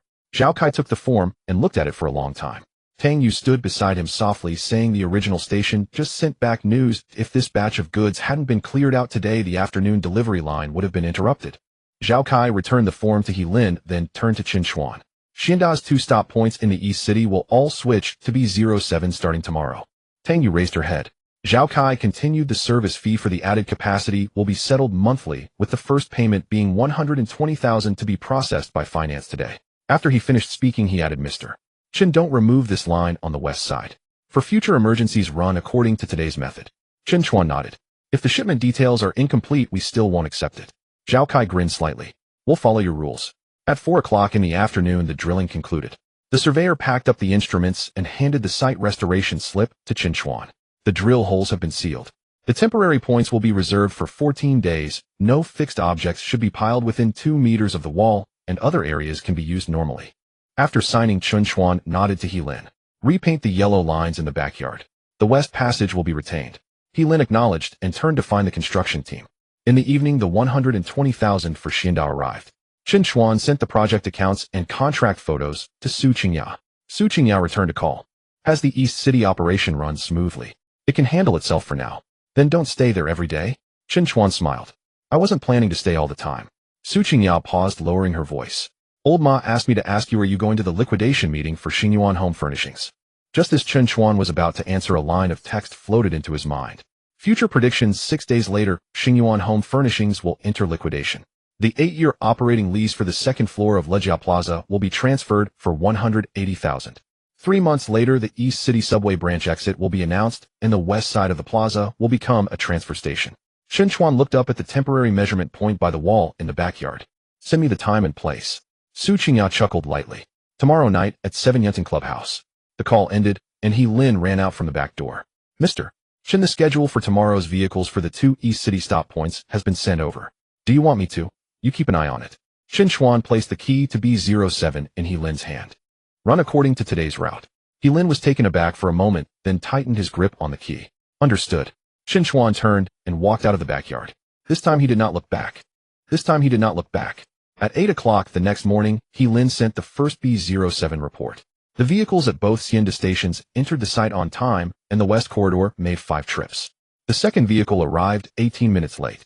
Lin did not force it into the original time slot, but directly placed it at the end of the queue, leaving the driver waiting for over 40 minutes at the alley. Chen Chuan finished reading and replied with just one sentence. Arriving more than 15 minutes late, noted on the driver performance sheet. For next month's schedule, check the time first. Lin quickly responded, understood. Chen Chuan put down his phone and did not head towards East City. At 6:50 in the evening on the second floor of Yunting Club, Su Qingya sat by the window flipping through a settlement document. Old Ma sat across from her, a half cup of strong tea in his hand. Seeing Chen Chuan enter, he raised his hand and pointed to the empty seat beside him. The people from Xingyuan Home Furnishing have all arrived. Chen Chuan sat down and took the document. The A226 shop at Lejia Plaza on the west side of the second floor covers 218 square meters. The remaining lease period is 8 years and 2 months. The monthly rent is 8,006 with the rental terms locked down, and the property fee has been prepaid until the end of this quarter. The transfer price is 180,000. At the end of the document, there is also a floor plan. The shop is close to the west corridor of the plaza, outside of which is a row of idle advertising light boxes with a glass view of the not fully repaired barricades. Currently, there are not many people over there.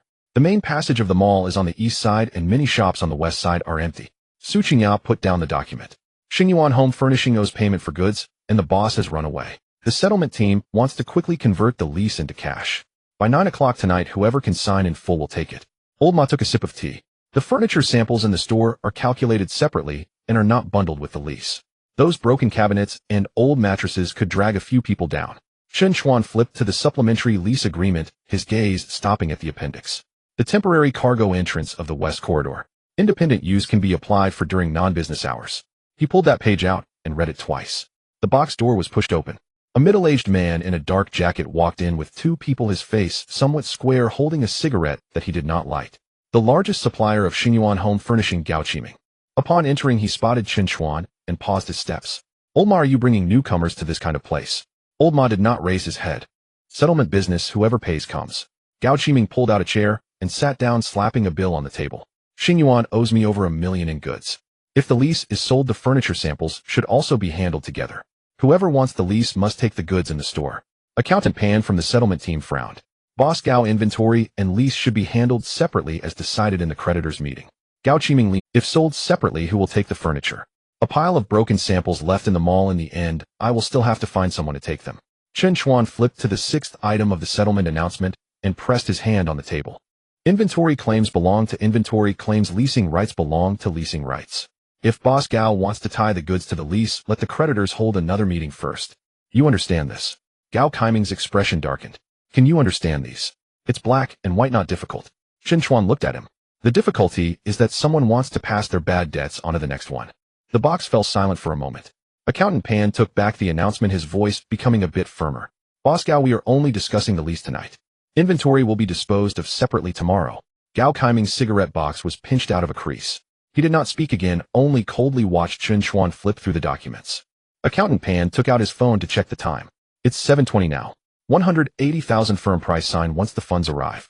The mall has already arranged for the department head to handle the contract transfer together tonight. You think someone is stupid enough to buy a dead-end shop for 180,000? Gao Qiming sneered. A man beside him wearing gold-rimmed glasses chimed in. I will offer 120,000 cash, will arrive tomorrow. Accountant Pan shook his head. The settlement team stipulates that full payment must arrive that night. The gold-rimmed glasses man's expression stiffened.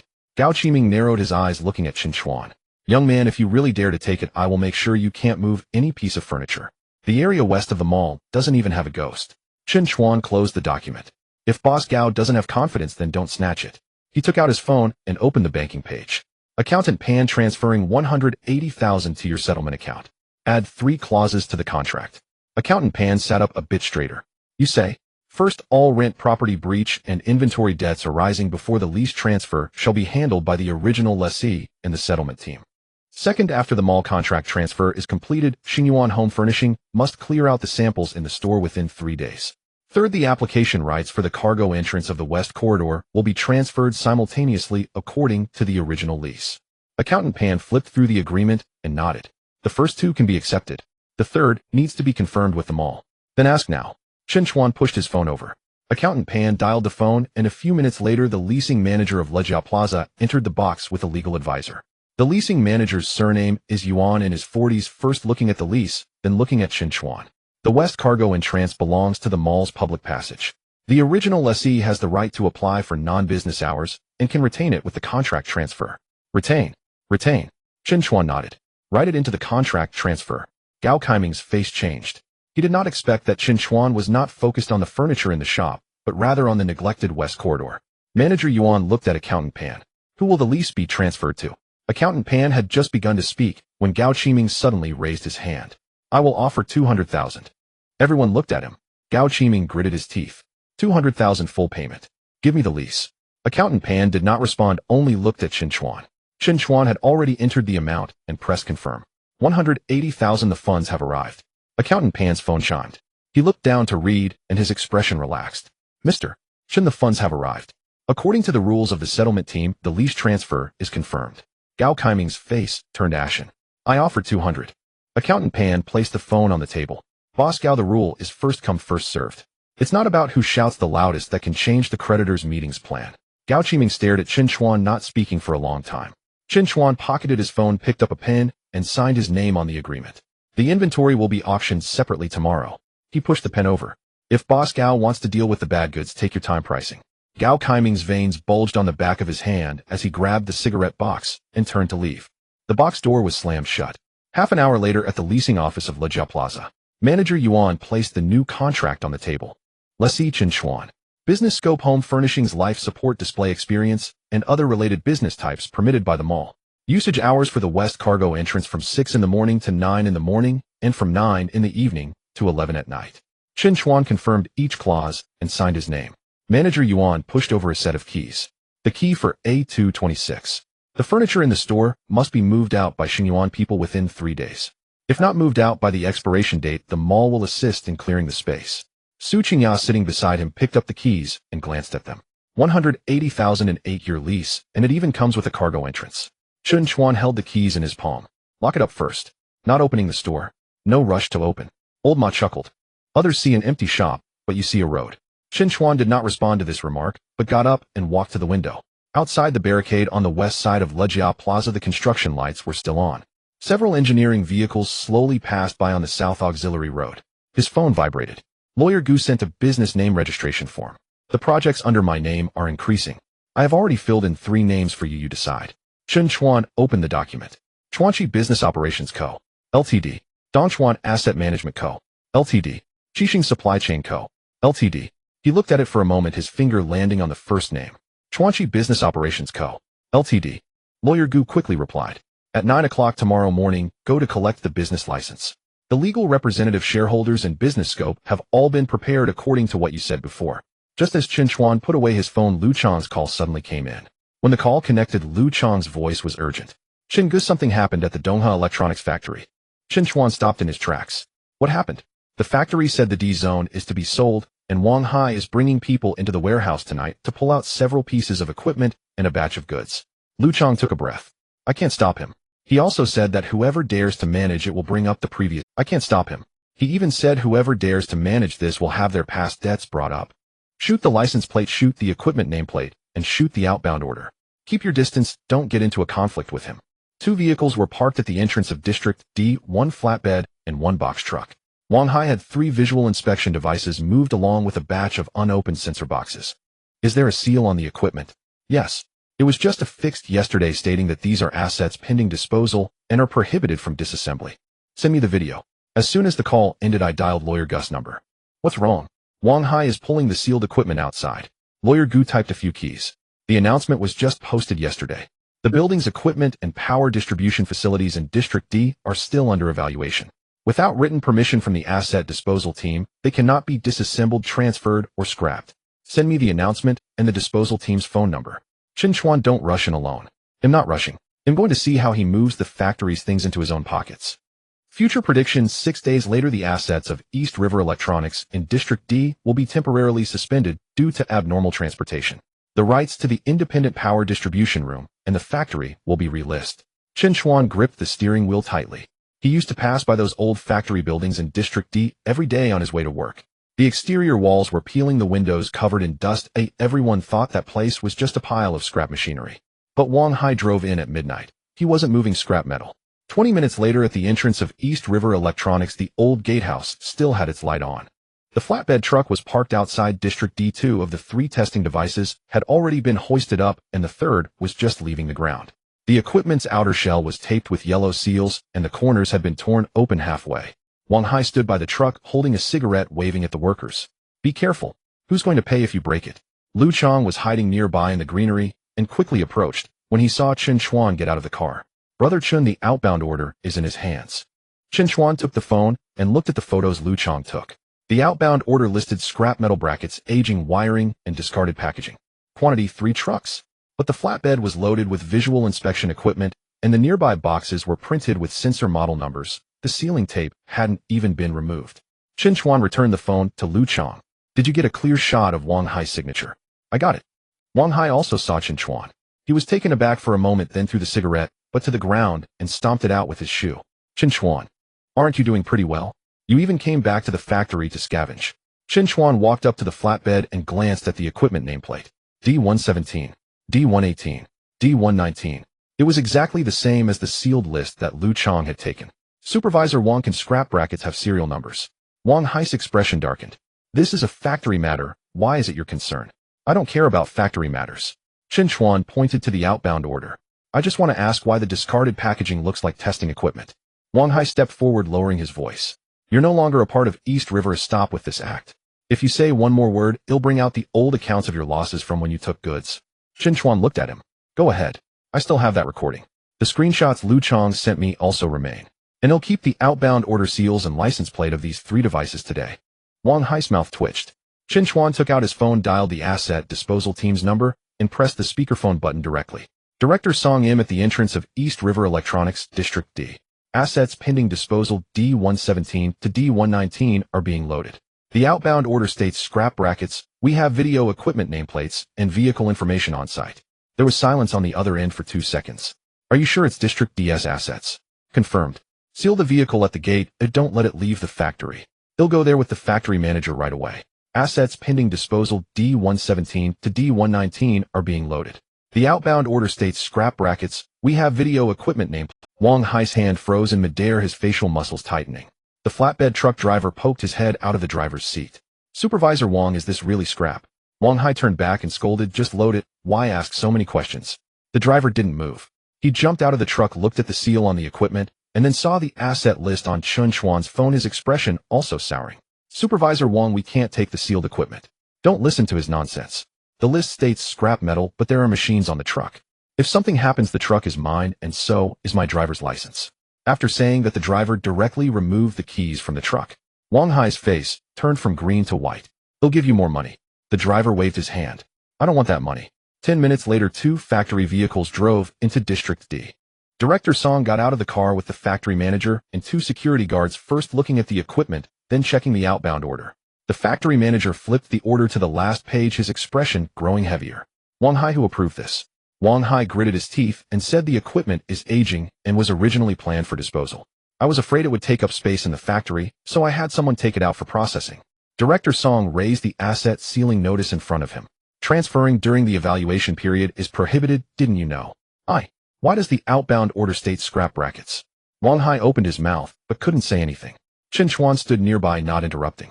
Director Song turned to the security guards and said, seal off the entrance and exit of District D. All loaded equipment must be unloaded on site.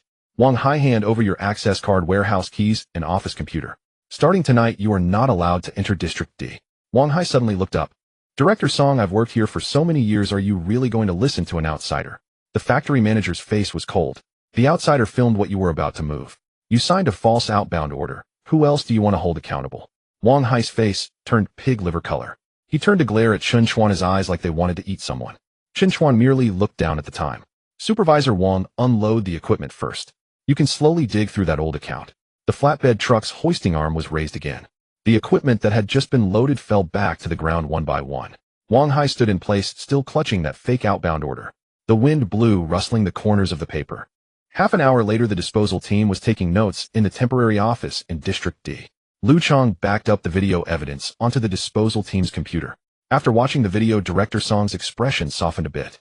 Mr. Chen, thank you for discovering this in a timely manner. Chen Chuan placed the announcement he held back on the table.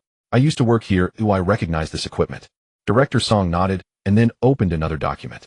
The disposal of District D must be paused for reevaluation. The original asset package needs to be reassessed, and the factory equipment and power distribution room must be listed separately. Chen Chuan's gaze fell on the 5 words, independent power distribution room. Director Song looked up at him. Are you interested in District D? Yes.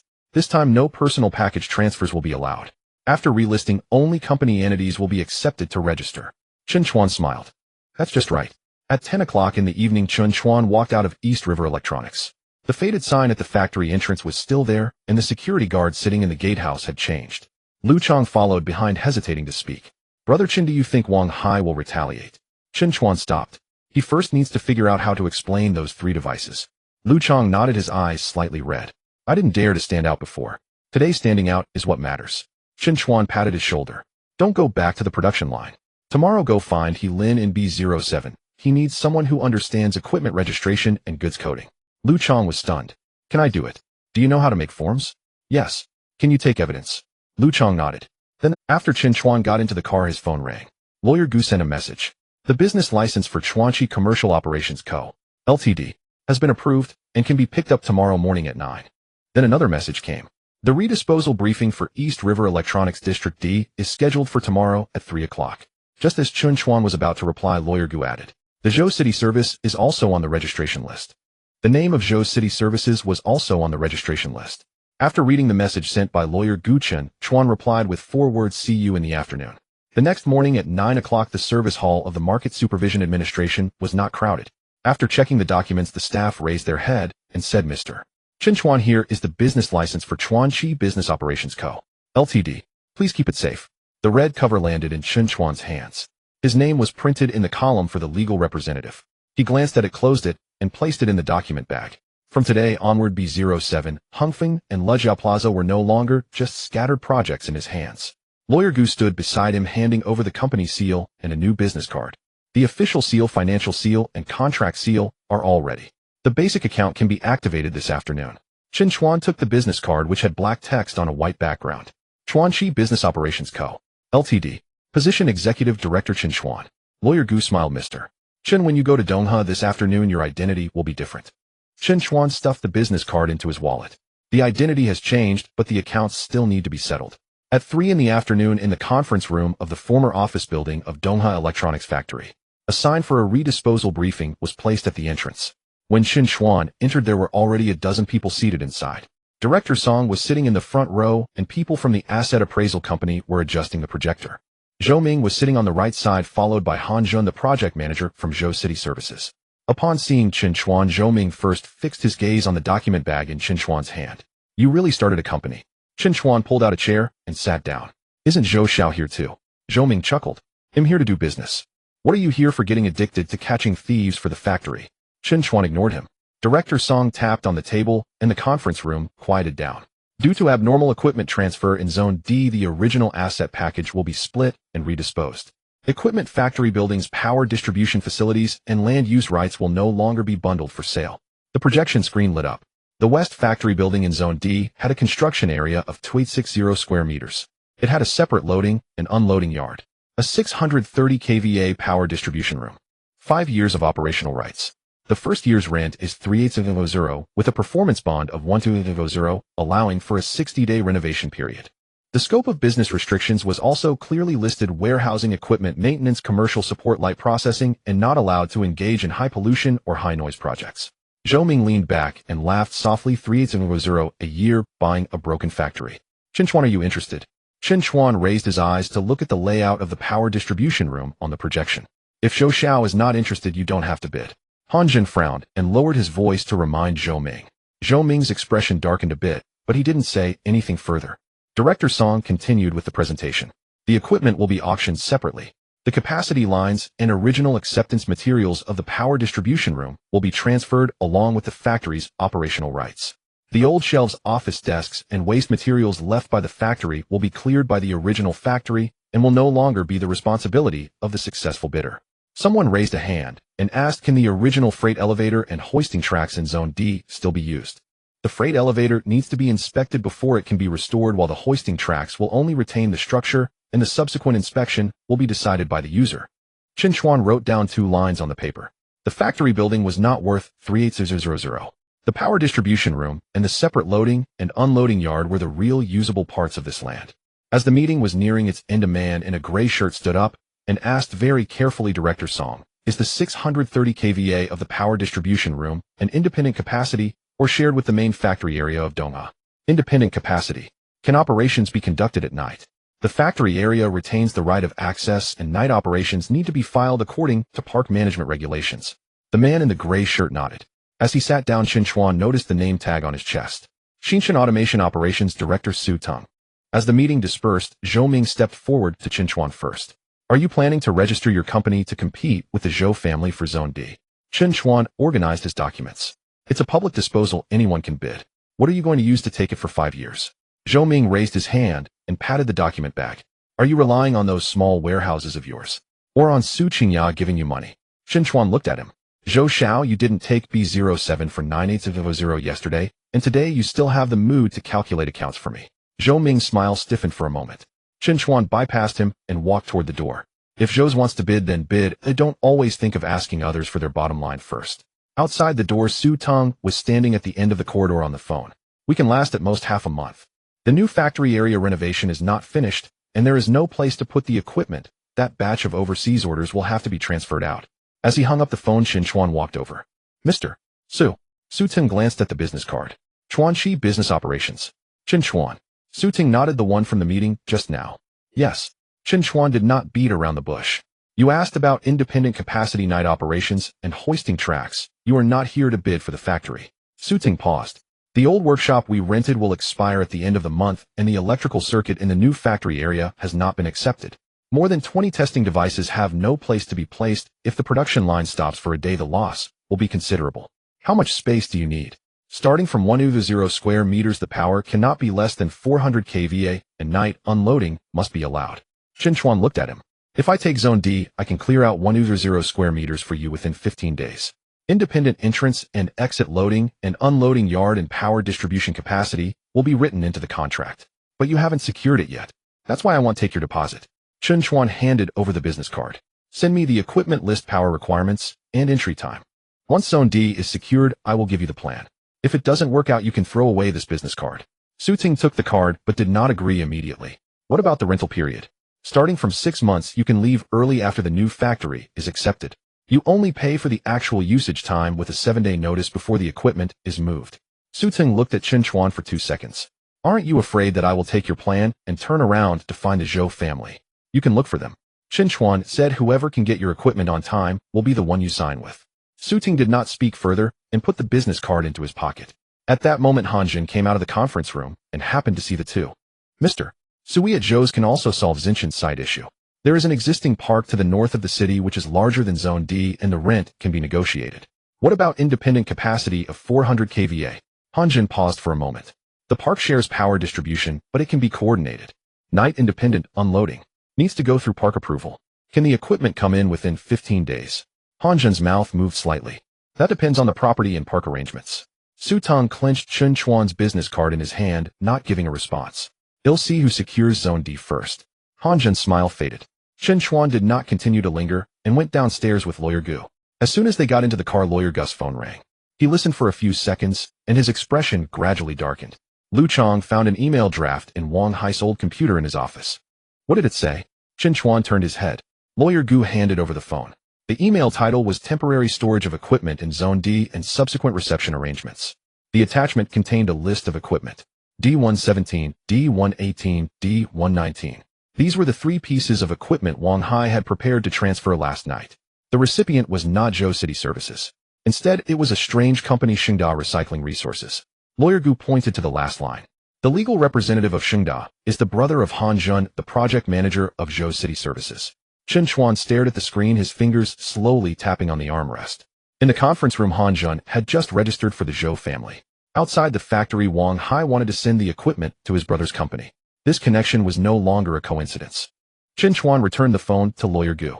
Submit the original email computer image and Wang Hai's fake outbound order to Director Song. Lawyer Gu asked, submit it now? Yes. Chen Chuan started the car. If the Zhou family wants to take Zone D, they can. But first they need to clarify the whereabouts of these 3 pieces of equipment. The Zhou family wants to take District D, that's acceptable. First clarify the whereabouts of these 3 devices. Do not touch the originals. Create 2 copies of the computer images, email exports, false out-hostage documents, and the on-site video. In Wang Hai's undelivered email, the delivery address was the warehouse of Shengda Recycled Resources with only one contact, General Han, and the last 4 digits of the number were 4372. Lawyer Gu has already checked. Han Jun's brother Han Sheng is the legal representative of Shengda Recycled Resources. Lawyer Gu asked, what about the transport driver? I'll make the call. Chen Chuan dialed the flatbed truck driver's. The phone rang for a long time before being answered. Boss Chen, I have already told you the goods haven't been picked up, and I don't want to get involved in your factory's matters. I'm not asking you to take sides. Chen Chuan leaned against the car door, his tone calm. Where did Wang Hai have you drive the truck last night? The driver fell silent. Shengda Recycled Resources. Who sent you the address?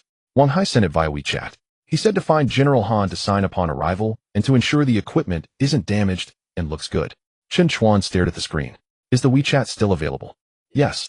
Tomorrow morning at 10 in the Dongha Disposal Group's office. Bring the chat records and order information and speak truthfully. The driver's voice tightened. If I go, will I also get dragged in? You saw the equipment seals, didn't drive the truck away, and cooperated in unloading it. Chen Chuan paused. Those who speak the truth shouldn't have to bear the burden for others. The next morning in the Dongha Electronics Factory Asset Disposal Group's office, Director Song sat at the head of the conference table with a stack of neatly organized materials in front of him.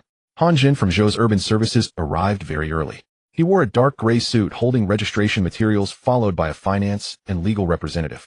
Director Song, the registration deposit for District D has already been paid. We want to take the factory layout and distribution materials back to prepare a proposal. Director Song did not take the documents he handed over. Manager Han, please hold off on your qualification confirmation for now. Han Jun's smile froze on his face. What do you mean? Director Song pushed a printed email in front of him. Wang Hai attempted to transfer 3 sealed devices from District D last night, with the delivery address being Shengda Recycled Resources.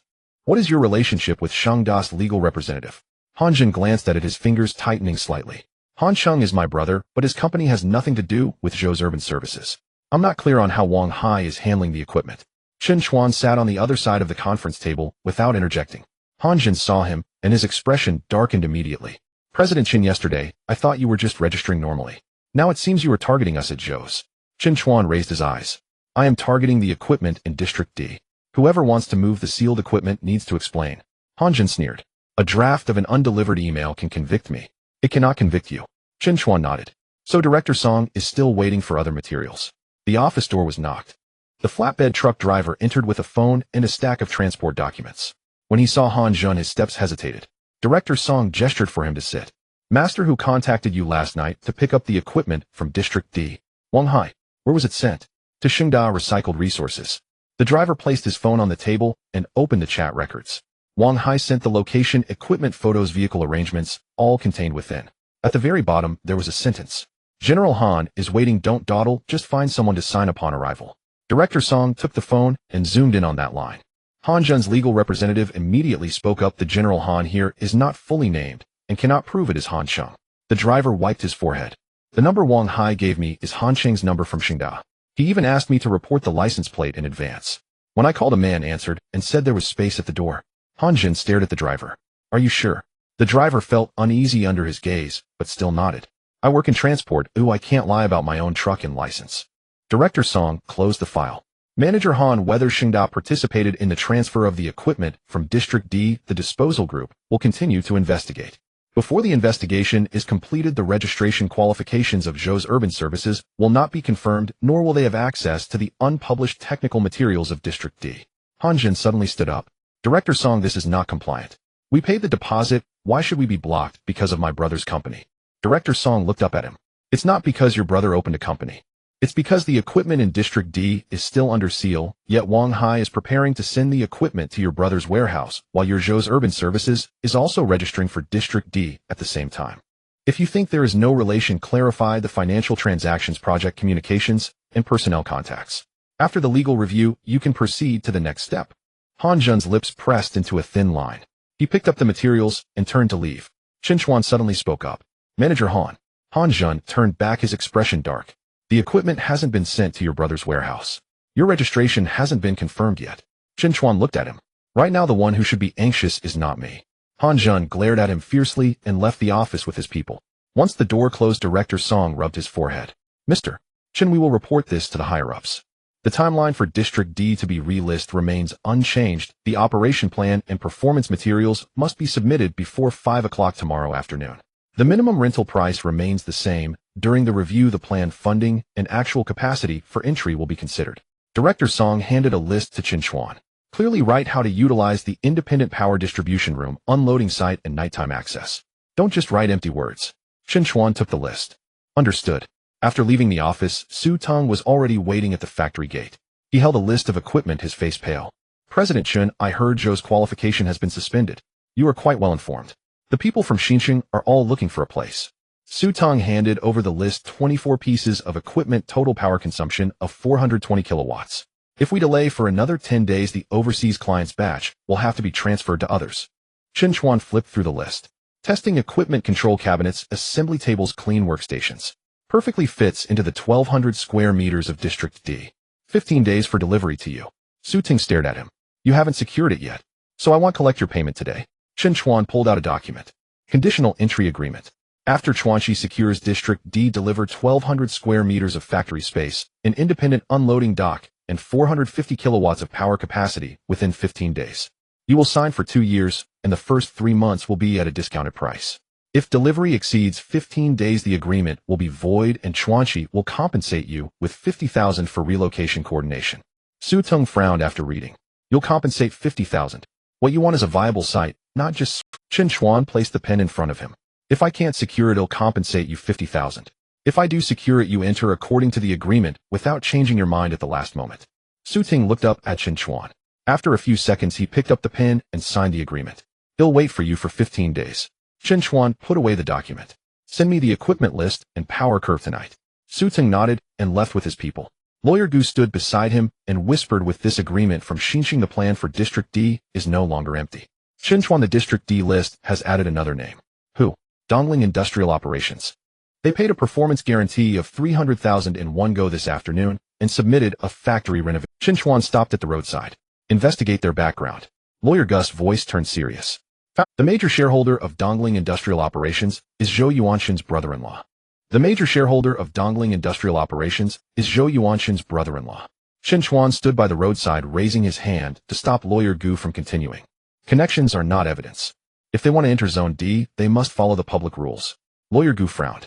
Dongling has deposited a performance bond of 300,000 at once, and their proposal was submitted promptly.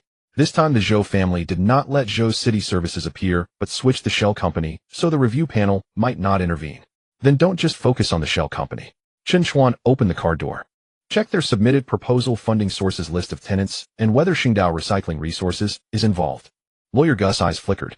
You suspect they want to sneak the equipment dismantling line into Zone D.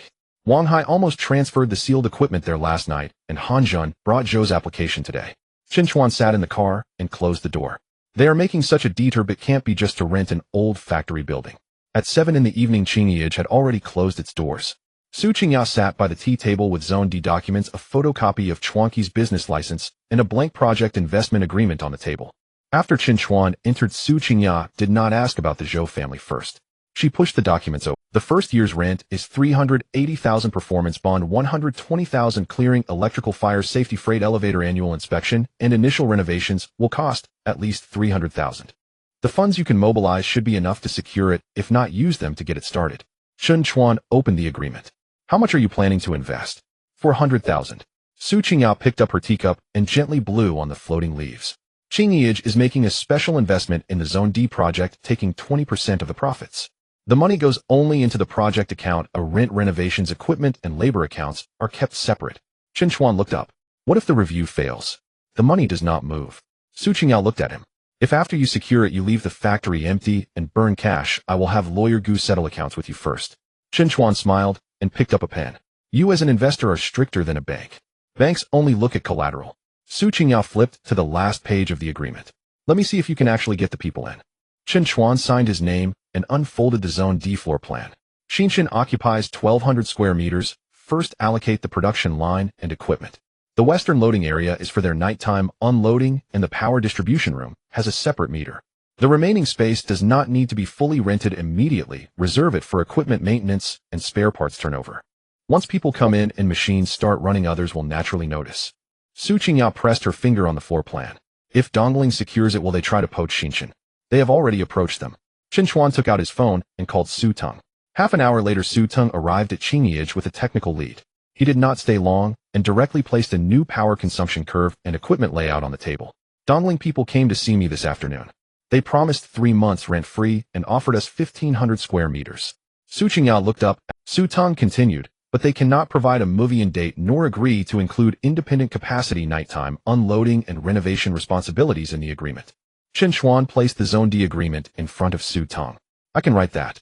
Chuanxi will secure Zone D, delivering 1,200 square meters, 450 kilowatts of independent capacity, and a dedicated unloading port within 15 days. 1 day overdue compensation, as per contract. You sign for 2 years and pay the first performance bond within 3 working days after the initial equipment moves in. Su Tung flipped slowly. The technical lead pointed at the power distribution diagram and asked, can this line run independently? Yes. What about the freight elevator annual inspection? I will take responsibility. If acceptance fails before delivery, the agreement is invalid. Su Ting looked up. Mr. Chen, you are putting yourself under pressure in the contract. What you want is the factory, not just promises. Chen Chuan pushed the pen over. If I don't get Zone D, you want if I do, don't try to find excuses to lower the price. Su Ting did not ask further, picked up the pen and signed the priority occupancy and performance commitment. The official seal of Chen Automation Co., Ltd., was stamped in red on the paper. Su Qingyao put the commitment into the file bag. The review is tomorrow. You have tenants funding and a move-in schedule. Chen Chuan stood up. One thing remains. What? See what Dongling will fill that factory with. The next afternoon, the Zone D operations proposal review meeting. Director Song sat at the head seat. On the left were the asset disposal group and appraisal company. On the right sat the park management representatives. 3 people came from Dongling Industrial Operations. The leader was a man in his 40s, surnamed Sun, dressed in a sharp suit with a thick proposal book on the table. Zhou Ming did not appear. Manager Sun opened the projection. The first page was a vividly colored. Dongling plans to upgrade Zone D into Dongha Intelligent Industrial Service Center, introducing warehousing and distribution equipment, maintenance, recycling, and reuse enterprises, aiming for a first-year occupancy rate of no less than 70%. He flipped to the back. Dongling is willing to bear a first-year rent of 450,000 and add a 300,000 performance bond. The factory renovation cycle is controlled within 45 days. Some in the meeting nodded. 450,000 rent is 70,000 above the reserve price. The 300,000 bond also exceeds requirements. Manager Sun looked at Chen Chuan with a courteous smile. We have operated in industrial operations for many years. We are not here just to rent factory buildings with a piece of paper. Chen Chuan said nothing, only flipping through Dongling's proposal summary. Director Song gestured for him to speak. Chen Chuan flipped to Appendix 3. Manager Sun, Qingdao Recycling Resources is one of your proposed first batch enterprises. Manager Sun's smile faltered. Qingdao engages in equipment recycling and reuse, fitting Dongling's industrial support direction. Which area are they planning to enter? 800 square meters in the East Zone, mainly for equipment maintenance and turnover. Chen Chuan looked up. In the letter of intent you submitted to the disposal group, it states recycling, resource sorting, and equipment dismantling. Manager Sun frowned. That is only a business description. Actual operations will adjust according to park requirements. Chen Chuan placed another document before Director Song. Yesterday, 3 sealed inspection devices from Dongha Zone D were nearly transferred to Qingdao Recycling Resources by Wang Hai. The receiving address, contacts, and transport chat records have been verified by the disposal group. Now Dongling lists Qingdao as a first batch tenant and plans to allocate 800 square meters for sorting and dismantling. He pointed to the usage restrictions column of Zone D. Director Song, Zone D prohibits high pollution, high noise, open air storage, and recycling, resource dismantling and sorting. How can Dongling's proposal be implemented? Manager Sun's expression darkened. Mr. Chen, you are deliberately conflating 2 issues. Am not. Chen Chuan pushed over the copy of Shangda's business scope. You wrote it yourselves. The park management representative glanced at the materials and became stern. Manager Sun, Qingdao Recycling Resources occupancy intention cannot be counted toward your first-year occupancy rate for now. Situations involving equipment transfer also need to be clarified. Manager Sun pursed his lips, not answering immediately. The previously solid proposal suddenly lacked its most crucial support. Director Song turned to Chen Chuan. Chuanqi's proposal. Chen Chuan stood and switched the projection to the Zone D floor plan. No dazzling renderings. Only a clear construction schedule and move-in arrangement. Chuanqi does not do large-scale vacant leasing. Clearing within 7 days after signing, delivering 1,200 square meters to Chen Automation within 15 days. Chen has a 2-year priority occupancy commitment. Power consumption curve, equipment list, and delivery responsibilities are all attached. The independent power distribution room guarantees Xinchen's production line first. The western loading area is used at night as filed. The remaining area will be renovated in 2 phases. First, for spare parts turnover and equipment maintenance. No projects violating park regulations will be accepted. He paused and looked at the review panel. Zone D used to be a factory and should not become a warehouse open to anyone. Let the machines run first, then discuss leasing. The meeting room quieted. Xinchen's commitment was passed to the park management. After flipping through the pages, they looked up and inquired about Su Tang's power, move-in, and equipment details. Chen Chuan answered everything clearly. Manager Sun tried to interject, saying Dongling could also bring in Xinchen. Su Ting stood up. Xinchen has already signed a priority occupancy commitment with Chuanqi. Chuanqi provided a clear delivery date and breach penalties. Dongling did not. Manager Sun's face paled. Director Song closed the file. The review panel will discuss on-site for 10 minutes. 10 minutes later, Director Song resumed his seat. Dongling Industrial Operations proposal is postponed due to disputes over tenant qualifications and usage directions.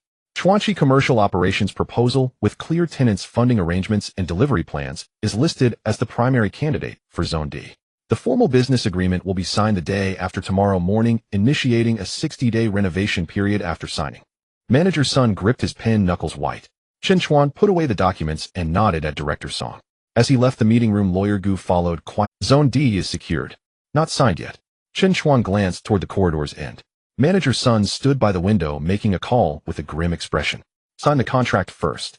Just as Chen Chuan reached the first floor, his phone vibrated. It was a photo sent by Manager Yuan from Lejia Plaza. The western side barrier had been partially dismantled, and outside stood a new notice board. Reserve passage for the west exit of the East City subway branch line. Immediately after, Manager Yuan sent a message. Mr. Chen, 3 chain brands will inquire about A226 tomorrow morning. One of them is offering double your transfer price of 180,000. One of them has quoted a price that is double your asking price of 180,000. Tomorrow at 10 in the morning, we will meet at A226. Chen Chuan put away his phone and turned to Lawyer Gu saying, please bring the lease shipping terms and cooperation materials for B07 and Sienda from the Liu family side tomorrow morning. Lawyer Gu nodded. Are you preparing to sell? Not selling. Chen Chuan opened the car door. I acquired an 8-year lease for 180,000, and now someone is offering 400,000, expecting me to give up the future rights as well. As the car pulled out of the Dongha Electronics factory, Chen Chuan dialed Jiang Tao's number. General Manager Jiang, do you have time tomorrow morning? Jiang Tao laughed. Chen General has someone snatched the shop at Lejia Bayo. Someone is offering 400,000 for the lease. Then why are you still looking for me? Haven't you always wanted to push the self-pickup point of Sienda in the East City forward? There was silence on the other end for 2 seconds. How do you want to cooperate? Bring the store manager here tomorrow. The shop is not for sale. We will discuss operations. Jiang Tao agreed readily. Okay, I will bring someone over. After hanging up, Chen Chuan sent a message to Helan. B07 will start tomorrow. Sienda will continue to operate at the East City stations, as usual. The West Passage will be retained. If there are problems, handle them according to the schedule. No need to consult me for everything. Helan quickly replied. Understood, General Chen. The next morning, on the west side of Lejia Bayo, a section of the barricade had been removed, and a newly erected notice board was just outside the corridor. The reserve passage for the west exit of the East City subway line. The rolling shutter door of A226 was lifted, revealing old samples from Shenyuan home that had yet to be moved. A few worn-out sofas leaned against the wall, and the ground was covered in dust. Manager Yuan stood at the door accompanied by 3 groups of people. Luo Xin, the area manager of Wanjia Convenience, the business manager of Yuan Life, as well as Jiang Tao and the store manager of Sienda in the East City. Luo Xin got straight to the point. General Chen, 400,000. Sign the lease transfer today. We will help you clear the old furniture in the store, and the paperwork will be handled together with them all. He handed over an agreement. You acquired it for 180,000, and you can turn it over for a profit of 220,000. The money comes in, and you avoid managing an empty shop. Chen Chuan took the agreement and flipped to the last page. After the lease transfer, the rights to apply for the west shipping entrance, coordinate the backyard, and the mall's right to renew the lease will all belong to Wanjia Convenience. He placed the agreement back on the table. Lao Luo, this isn't about taking over a shop. It's about taking over the route. Luo Xin smiled slightly. The west side is empty now. Where's the route? Chen Chuan did not argue with him and turned to ask Manager Yuan, can the west shipping entrance from the original lease still be used during the 2 time slots in the morning and evening? Manager Yuan nodded. From 6 to 9 in the morning and 9 to 11 in the evening. The main subject of the lease remains unchanged, and the usage qualifications are still valid. Luo Xin's smile faded a bit. The shipping entrance is a public passage of the mall. Even if you hold it, you can't just let anyone use it. That's why I'm not transferring it. Chen Chuan looked at Jiang Tao. If Sienda enters the market, Chuanxi will retain the lease and the scheduling rights for the shipping entrance. Sienda will be responsible for decoration, staff goods, and store operations. B07 will handle back-end turnover, restocking, and morning and evening shipping coordination. Jiang Tao took the cooperation plan handed over by Lawyer Gu. Chen Chuan continued, a 3-year cooperation period. The first 6 months of the site service fee is 180,000 to be deposited into the Chuanxi project account today. The decoration period is 30 days, and all decoration, fire safety, and restoration will be handled by Sienda. The shipping entrance will operate according to the agreed time slots. If there are delays, blockages, or it affects the mall's operation, Sienda will bear the responsibilities. The store manager flipped through the plan, frowning as he asked, 180,000 isn't a small amount. Chen Chuan pointed to the west corridor. If you rent another shop, the restocking truck has to detour to the main shipping entrance queuing during peak hours, and the store will have to wait if stocks run low. Here you can go straight in during morning and evening. B07 takes less than 10 minutes to reach Lijiabao. If there aren't enough goods, the back end can restock. If the store faces a surge and orders turnover, boxes can be returned. Jiang Tao did not rush to express his opinion. He walked to the glass door on the west side and looked outside for a while. Behind the barricade, workers were driving piles beside the passage. Luo Xian scoffed beside him. General Chen Yuan making an empty shop sound like a golden port. Wanjia Convenience is buying out for 400,000 and the cash is right here. If Xianda signs for 3 years and the subway doesn't open later, who will take the loss? Chen Chuan looked at him. If Lao Luo feels it isn't worth it, he can take 400,000 to find another shop. I'm not selling.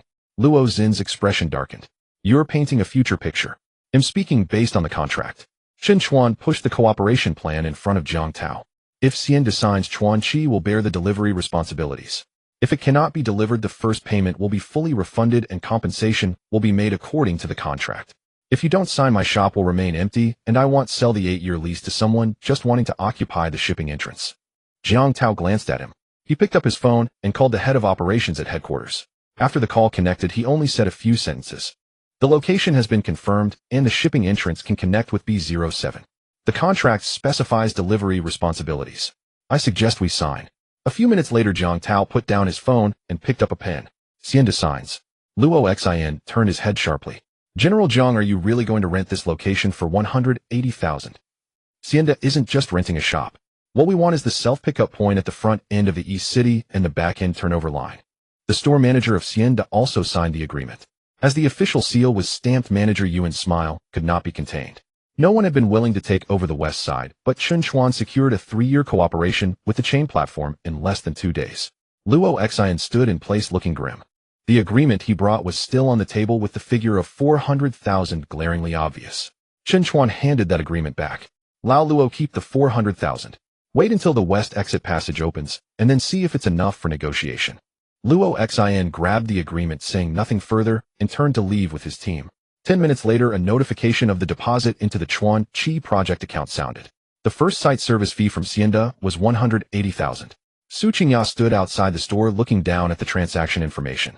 For an 18,000 lease, first receiving 180,000, still leaving 8 years, and the shipping entrance. Chen Chuan placed the cooperation agreement into a file bag. B07 has also gained a stable line. Manager Yuan came over with the keys. General Chen, the mall has given you 30 days for the decoration period. The notice board for the west exit passage has already been hung up, and the inquiries about the west side shop will increase in the near future. Chen Chuan took the keys and handed them to the store manager of Xianda. Submit the decoration plan to the mall and Chuan Qi within 3 days. Don't block the shipping entrance just to rush the opening. The store manager nodded. Rest assured, General Chen. Just as they exited, Lijiabao Director Song's call came in.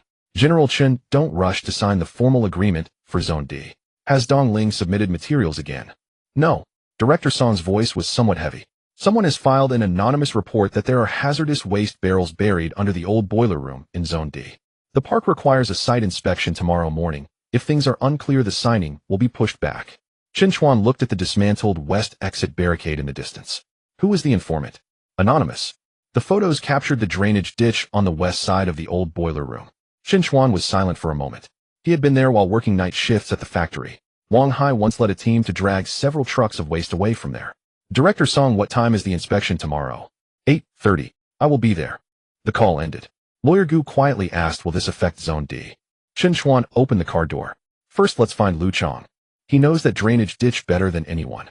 He knows better than anyone about the ditch by the old boiler room. Chen Chuan hung up the phone and drove directly to B07. Lu Chong had just finished registering a batch of goods and quickly put down his tablet when he saw Chen Chuan come in.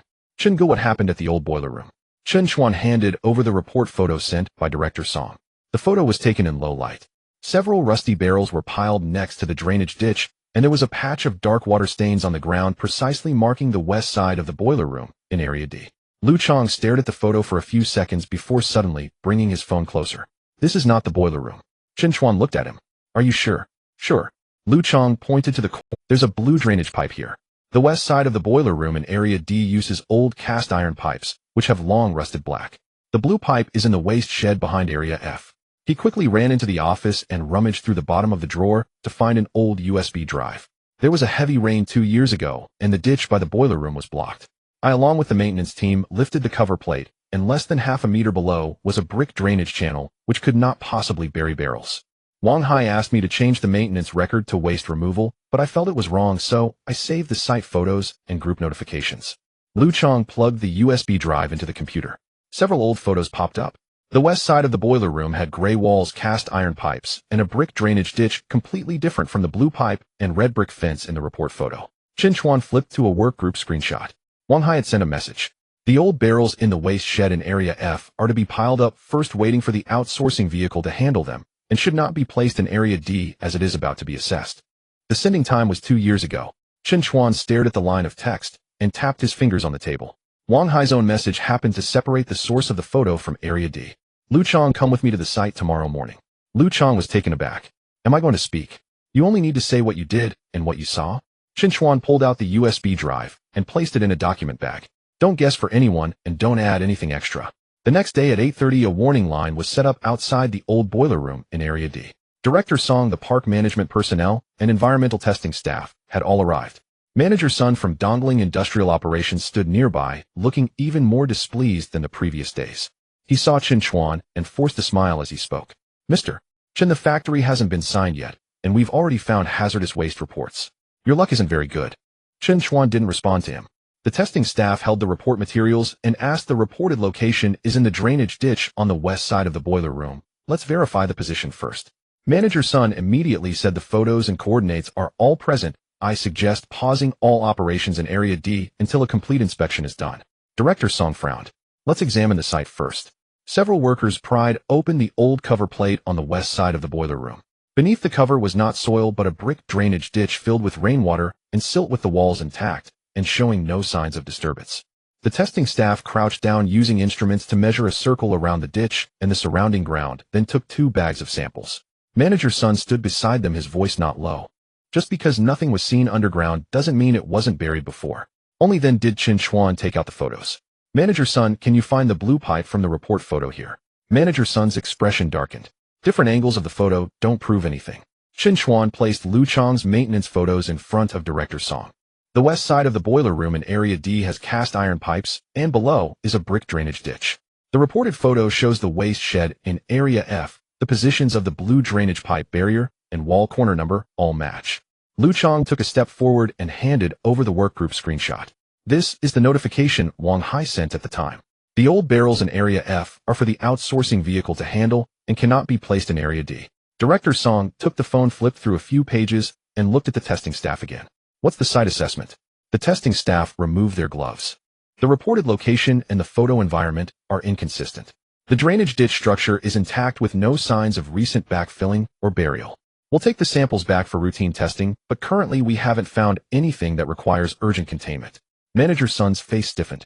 Routine testing results haven't come back, so the project should also be paused. The head of the park management looked at him.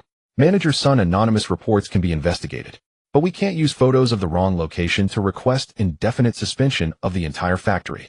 Manager Sun wanted to say more. Director Song had already put the materials into the document bag. The proposal submitted by Dongling earlier to introduce Shengdao recycling resources is inconsistent with the operational restrictions in Area D. Now they are bringing out unrelated report photos to interfere with the disposal process. Your candidate qualifications will continue to be paused until the review of the explanatory materials is complete. Manager Sun's face turned pale. Director Song, this matter has nothing to do with Dongling. Then clarify the relationship. Director Song no longer looked at him and turned to Chen Chuan, saying, Mr. Chen, the on-site verification has ended. The formal agreement will be signed at 3 o'clock this afternoon. Manager Sun stood still and the proposal in his hand was crumpled. As Chen Chuan walked past him, he left only one sentence. Projects rely on proposals, not on a wrong photo. At 3 o'clock in the afternoon, in the conference room of the Dongha Electronics Factory Asset Disposal Group, the contract was laid out on the table. 5 years of operational usage rights. The first year's rent is 380,000 with a 60-day renovation period, and all rights for independent power distribution rooms, unloading areas, and nighttime passage are listed in the annex. Chen Chuan checked each item and signed his name in the signature column. Chuanchi Commercial Operations Co., Ltd. Director Song handed him the key access card and power distribution information. From today onwards, Area D belongs to Chuan operations. The key fell into his palm heavy and clanking. Su Teng was already waiting outside with the technical head. When he saw Chen Chuan come out, he quickly approached. Mr. Chen, has it been signed? Chen Chuan handed him the contract. We'll measure the lines tomorrow and hand over 1,200 square meters in 15 days. Su Teng took the contract, flipped to the last page, and the tension on his face gradually eased. Xinqing will transfer the first batch of the security deposit tomorrow. The equipment relocation team is also starting to schedule. Chen Chuan nodded. Let's follow the drawings first, no need to rush to move in the equipment. Su Teng smiled slightly. I'm more anxious than anyone, but this time I'll listen to you. Lu Chong stood not far away holding a stack of old accounts from Area D, looking somewhat awkward. Chen Chuan waved at him. Starting tomorrow, you will handle the accounts for the equipment, materials, and construction coming into Area D. Lu Chong was stunned. Me? You can make reports and recognize the items in the factory. Chen Chuan handed him a new work badge. It read Chuanxi Commercial Operations Co. Ltd. Asset Coordinator Lu Chong. Lu Chong took the badge, rubbed his fingers over the name, twice his lips moved, but no words came out. Suddenly a commotion came from the factory gate.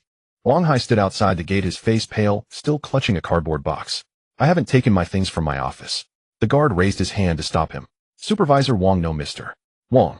The disposal group has notified that you are temporarily not allowed to enter Area D. When Wang Hai looked up, he happened to see Chen Chuan coming out. His face twitched. Chen Chuan, don't get too proud.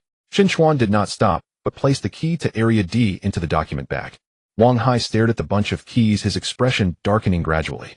Director Song walked out from behind, holding a notification letter. Wang Hai, the materials related to abnormal equipment transport and false outgoing orders have been handed over. Your personal items will be counted by the factory, and you will be notified to retrieve them. Now please leave. Wang Hai opened his mouth, but in the end he said nothing. The guard closed the gate. As the iron door shut, Chen Chuan turned and walked into Area D. The factory was empty. The sunset shone through the high windows, falling onto the dusty floor. His phone vibrated. Su Qingyao sent a message. Zhou Yuanshan wants to meet you tomorrow night at 8 Jiangjing Club. Following that was a photo. In the photo, Zhou Yuanshan sat in front of the floor-to-ceiling window at Jiangjing Club with a map of the Dongha area on the table.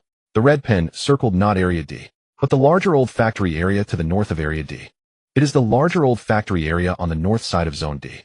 Chen Chuan enlarged the photo, circling the location of the southern gate of the northern factory area, which is less than 50 meters from the unloading yard on the east side of Zone D. The northern factory area's north gate is sealed. To enter the equipment and construction teams from the main road, one has to take a long detour. However, the closest route from the southern gate is right beside Zone D. Su Qingjia's call came through. Zhou Yuanshan wants to meet you, and it's not just to discuss Zone D. I know. Chen Chuan replied, gazing at the red circle. He wants the northern factory area to get moving quickly.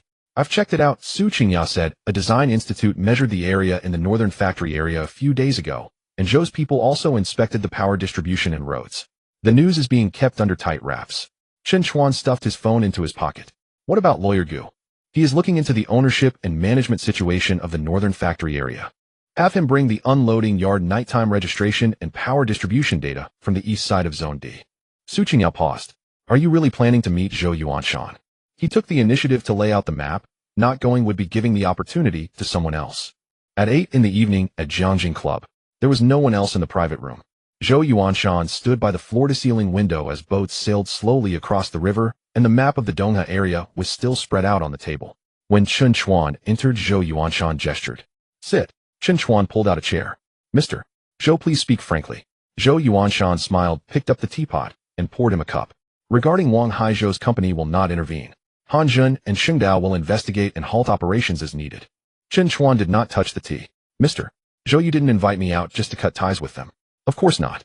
Zhou Yuanshan pushed a document across the table. There was only a single line of text. 120,000 yuan. Chuanxi will transfer the remaining operating rights of Zone D to Dongling. Zhou Yuanshan's tone was steady. The contract with Xinqing Automation will continue to be honored, and the original commitments remain unchanged. You can exit for 120,000, saving yourself from being dragged into a quagmire by the northern factory area. Chen Chuan finished reading the document and looked up at Zhou Yuanshan. Mr. Zhou, what you want is not Zone D. It's the unloading yard on the east side and the independent power distribution room. Zhou Yuanshan held his teacup, not denying it. Chen Chuan continued, the north gate of the northern factory area is sealed, and to enter from the southern gate one must go in from beside Zone D.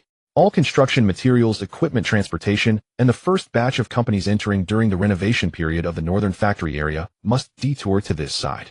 If you take over Zone D, the northern factory area will have less coordination. Zhou Yuanshan's eyes showed increased interest. Since you've understood it all, we can negotiate the price. Zone D is not for sale. Chen Chuan pushed the document back. The room fell silent for a moment. Zhou Yuanshan looked at him. You want to sell it for 120,000. It's not about the money. Chen Chuan said, Xinqing has already signed a priority entry agreement. If I sell Zone D, it would mean forcing them to find another place. I don't engage in such business. Zhou Yuanshan gently tapped the table. You're indeed considering your client. The client enters as per agreement and Chuanqi delivers as per agreement. Chen Chuan looked at him. This isn't about considering anyone, it's about having principles and work. Zhou Yuanshan's smile faded slightly. Then how do you want to negotiate? Chen Chuan turned the map on the table around, pressing his finger on the south side of the northern factory area. Zone D can cooperate with the construction of the northern factory area and facilitate the first batch of companies entering. Nighttime unloading, temporary turnover, and power distribution coordination must follow regulations without affecting Xinqing or occupying the normal operations of Zone D. But I want priority negotiation rights for the first batch of supporting businesses in the northern factory area. Zhou Yuanshan did not respond immediately. Chen Chuan continued, the two attached warehouses on the south side of the northern factory area will be operated by Chuanqi for 3 years after the project starts. Zhou's company will handle the larger market, while Chuanqi will take care of operations. I won't interfere with your main factory of the northern factory area, nor will I seize the leading role in attracting investment. Zhou Yuanshan leaned back in his chair, staring at Chen Chuan for a few seconds. You have quite an appetite. I only take what I can handle. Chen Chuan's tone remained steady. I have already secured Zone D and Xinqing has already signed. If you want me to clear the path, you must at least give me a way forward. Zhou Yuanshan suddenly raised his hand. The secretary came in from outside, handing over a document with a red seal. Zhou Yuanshan flipped to the last page of the document. The 10-year management operation agreement for the northern factory area was just signed by Zhou's company this afternoon. Chen Chuan's gaze fell on the signature. Zhou's Urban Service Group. Donghe Industrial. Both seals are present.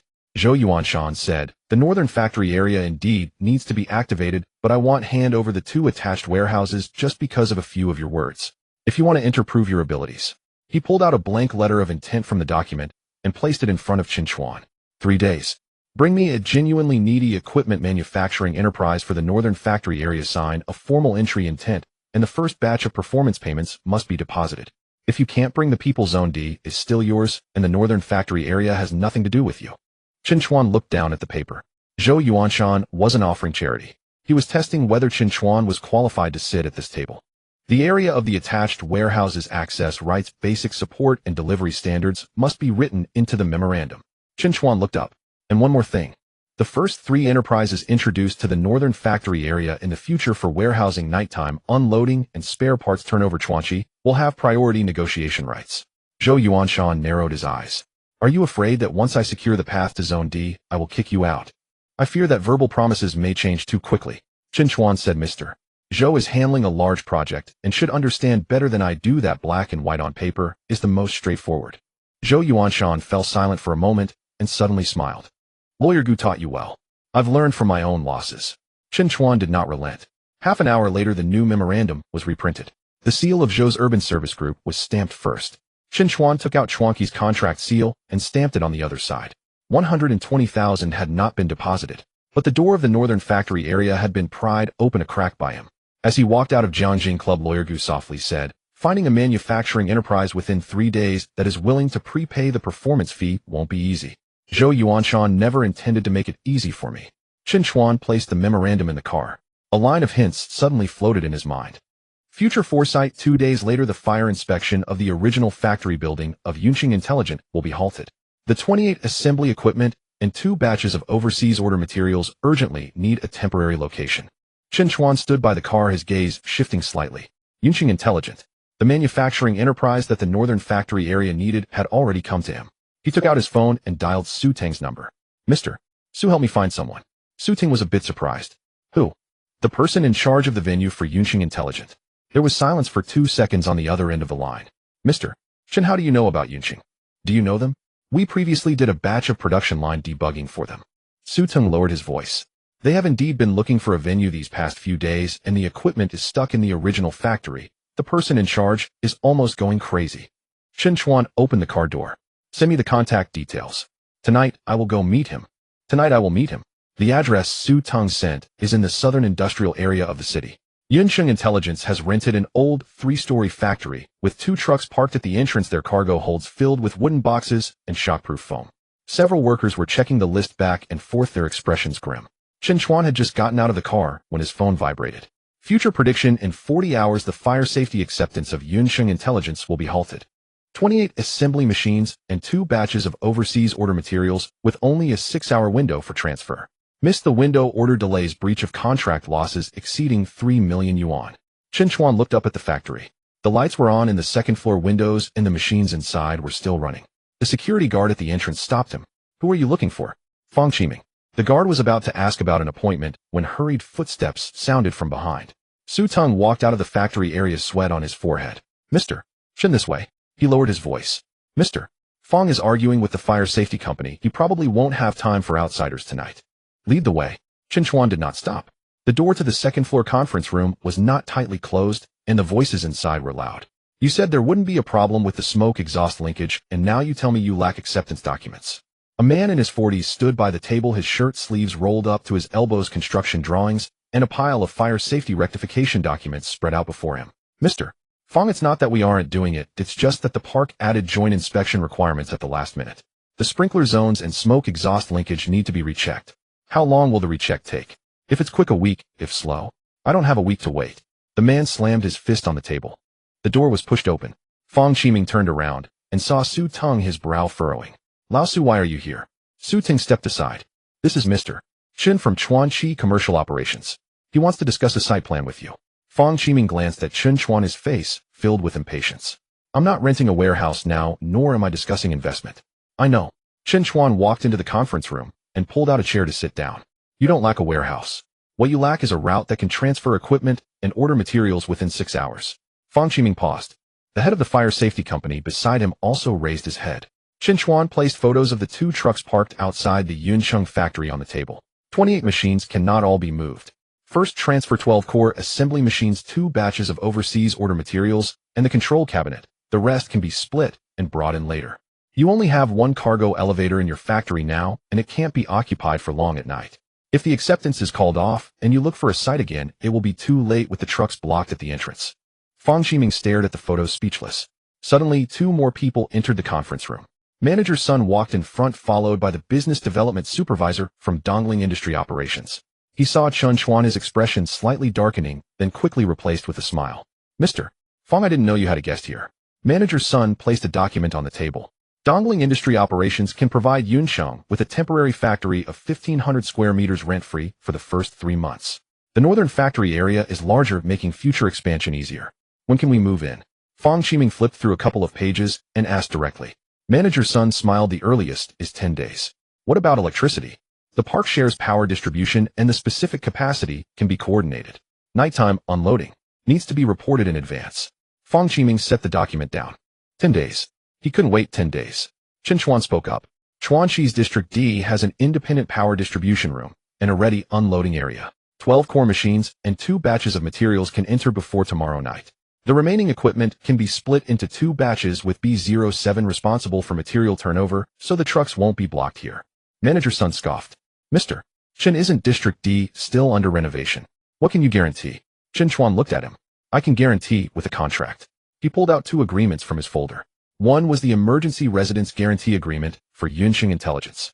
The other was the Formal Residence Intent Letter for the Northern Factory Area. Yunsheng will first pay an 80,000 yuan emergency guarantee service fee. Chuanxi reserves 900 square meters in District D as a transition area, providing unloading space, temporary electricity, material transfer, and coordination for nighttime entry. If the fire safety acceptance is not halted, the 80,000 can be converted into a subsequent site service fee. If the acceptance is halted and Chuanxi cannot open the site within 6 hours, the 80,000 will be fully refunded plus an additional 50,000 in compensation. Fang Qiming stared at the agreement, his gaze stopping at the last line. Formal residence intent for the northern factory area. District D is transitional. You will need to expand production later. You can't keep squeezing into the old factory.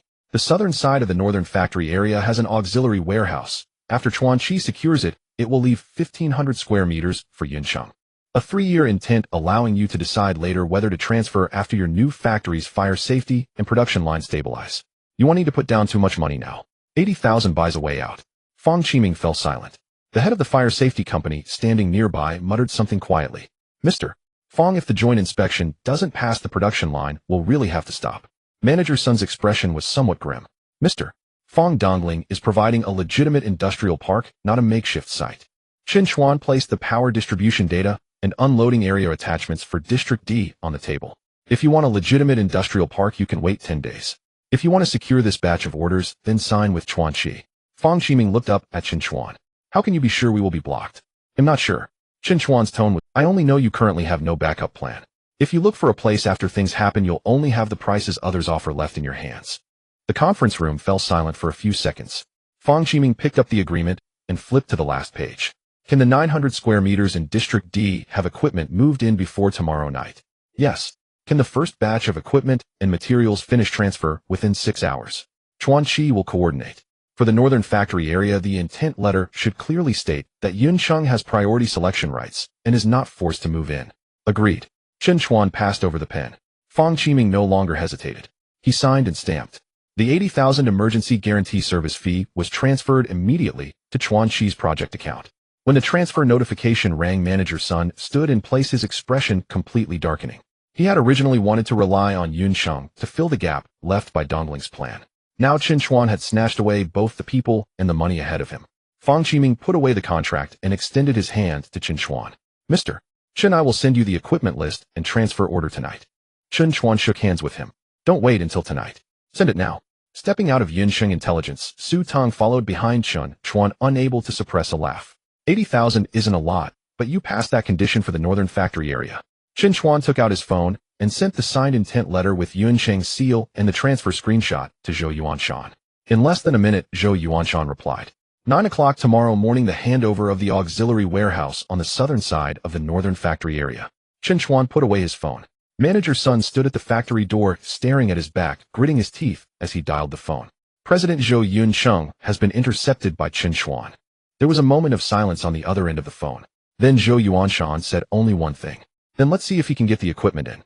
Just as Chen Chuan settled into the car, Fang Qiming's phone rang again. The voice was even more urgent than before. Mr. Chen, the park just notified that the fire safety joint inspection has been moved up to 8 o'clock tomorrow night. We only have a day and a half left. Chen Chuan glanced at the time. Not a day and a half. The actual time for moving equipment is only from midnight tonight to 6 in the morning. Fang Qiming was taken aback. Why? You still have to rush the orders during the day? You can't stop the line now. If inspections come tomorrow night and the park demands a halt, the equipment, materials, and trucks will be blocked at the gate. Chen Chuan spoke rapidly. Move 7 core pieces of equipment tonight, 2 batches of overseas order materials, don't be greedy. 7. Fang Qiming frowned. We have 28 pieces of equipment. It's not necessary to move all 28. We can't move them all anyway. Chen Chuan pulled up the equipment list sent by Su Tong and pointed to several items. Automatic glue dispenser, visual calibration, airtightness testing, assembly line. These 7 will determine whether you can continue with your orders. Leave the remaining equipment at the original factory. I'll arrange for it once the fire inspection results come out. Fang Qiming stared at the screen, his lips pressed tightly together. Chen Chuan didn't give him time to hesitate. What you need now is to secure the orders, not to move. By midnight tonight, the first truck must leave the factory. Fang Qiming took a deep breath and turned to shout outside, Old Zhao. Bring the production supervisor and equipment supervisor here. Half an hour later, the Yuncheng factory was brightly lit. Chen Chuan stood in the center of the factory, Su Tong holding the blueprints, while Fang Qiming brought in 2 supervisors, and all 7 pieces of equipment were labeled with red tags. The first batch was to be disassembled first. The second batch involved materials and control cabinets. Chen Chuan's phone had not stopped ringing. Luchang Clear Area D West Zone 1 only used the section that has fire inspection data. Red lines were drawn on the ground separating the equipment area, material area, and personnel passage. Understood. Heilin, leave me a 1200 square meter turnover area in B07. The 2 batches of materials from Yuncheng should first arrive on your side. They cannot be crowded with the equipment tonight. Heilin replied quickly. I've arranged for the vehicles and personnel. Su Tong, leave a temporary capacity of 180 kilovoltamperes in area D only for the 7 pieces of equipment to be debugged. Don't touch other lines. Su Ting looked up at him. Nu Chun hasn't received the equipment yet. The capacity is sufficient. But the old distribution cabinet in Area D West Zone 1 needs to be tested first. Test it first, then connect it. Chen Chuan said, no one should take risks with the equipment and personnel. At 11:50, the first automatic glue dispensing machine was dragged to the entrance. As soon as the equipment was on the flatbed truck, a black business vehicle suddenly drove into the Yunsheng factory area. Manager Sun got out of the car, followed by two people from Dongling. He looked at the busy workers at the entrance, his expression not looking good. General Fong Dongling has already coordinated a location for you. You are sending the equipment to an old factory that has just been taken over. The risk is too great. Fong Qiming was checking the equipment numbers, not lifting his head. Aren't you supposed to enter the site in 10 days? Manager Sun bit his teeth. Special circumstances can expedite it. How fast can it be expedited? Fong Qiming raised his head. Manager Sun did not answer. Chen Chuan stood beside the flatbed truck and said lightly, the first batch of equipment for General Fong must enter Area D before 6 o'clock. If Manager Sun can get Dongling to open the doors now, provide electricity now, and give a loading and unloading dock, now General Fong can choose himself. Manager Sun's expression darkened. Mr. Chen, doing a project is not just about talk. So I have already brought the truck. Chen Chuan raised his hand. The first flatbed truck slowly drove out of the Yunsheng gate. Manager Sun stood in place, watching the taillights disappear into the night, his expression growing darker. At 1:20 in the morning in Area D West Zone 1, the accumulated dust in the factory had just been cleaned and several yellow lines were drawn on the ground. Lu Chong stood at the entrance with a registration form, and when he saw the convoy arrive, he quickly stepped forward. Brother Chen, the first piece of equipment with the number DYC03 has been verified. Unload in order. Chen Chuan looked up at the top of the factory. This used to be the testing workshop of an electronics factory with sufficient height and load-bearing capacity, and the west side had an independent unloading dock. The old factory may not be new, but it was just right for tonight's emergency. The second and third pieces of equipment entered the site one after another.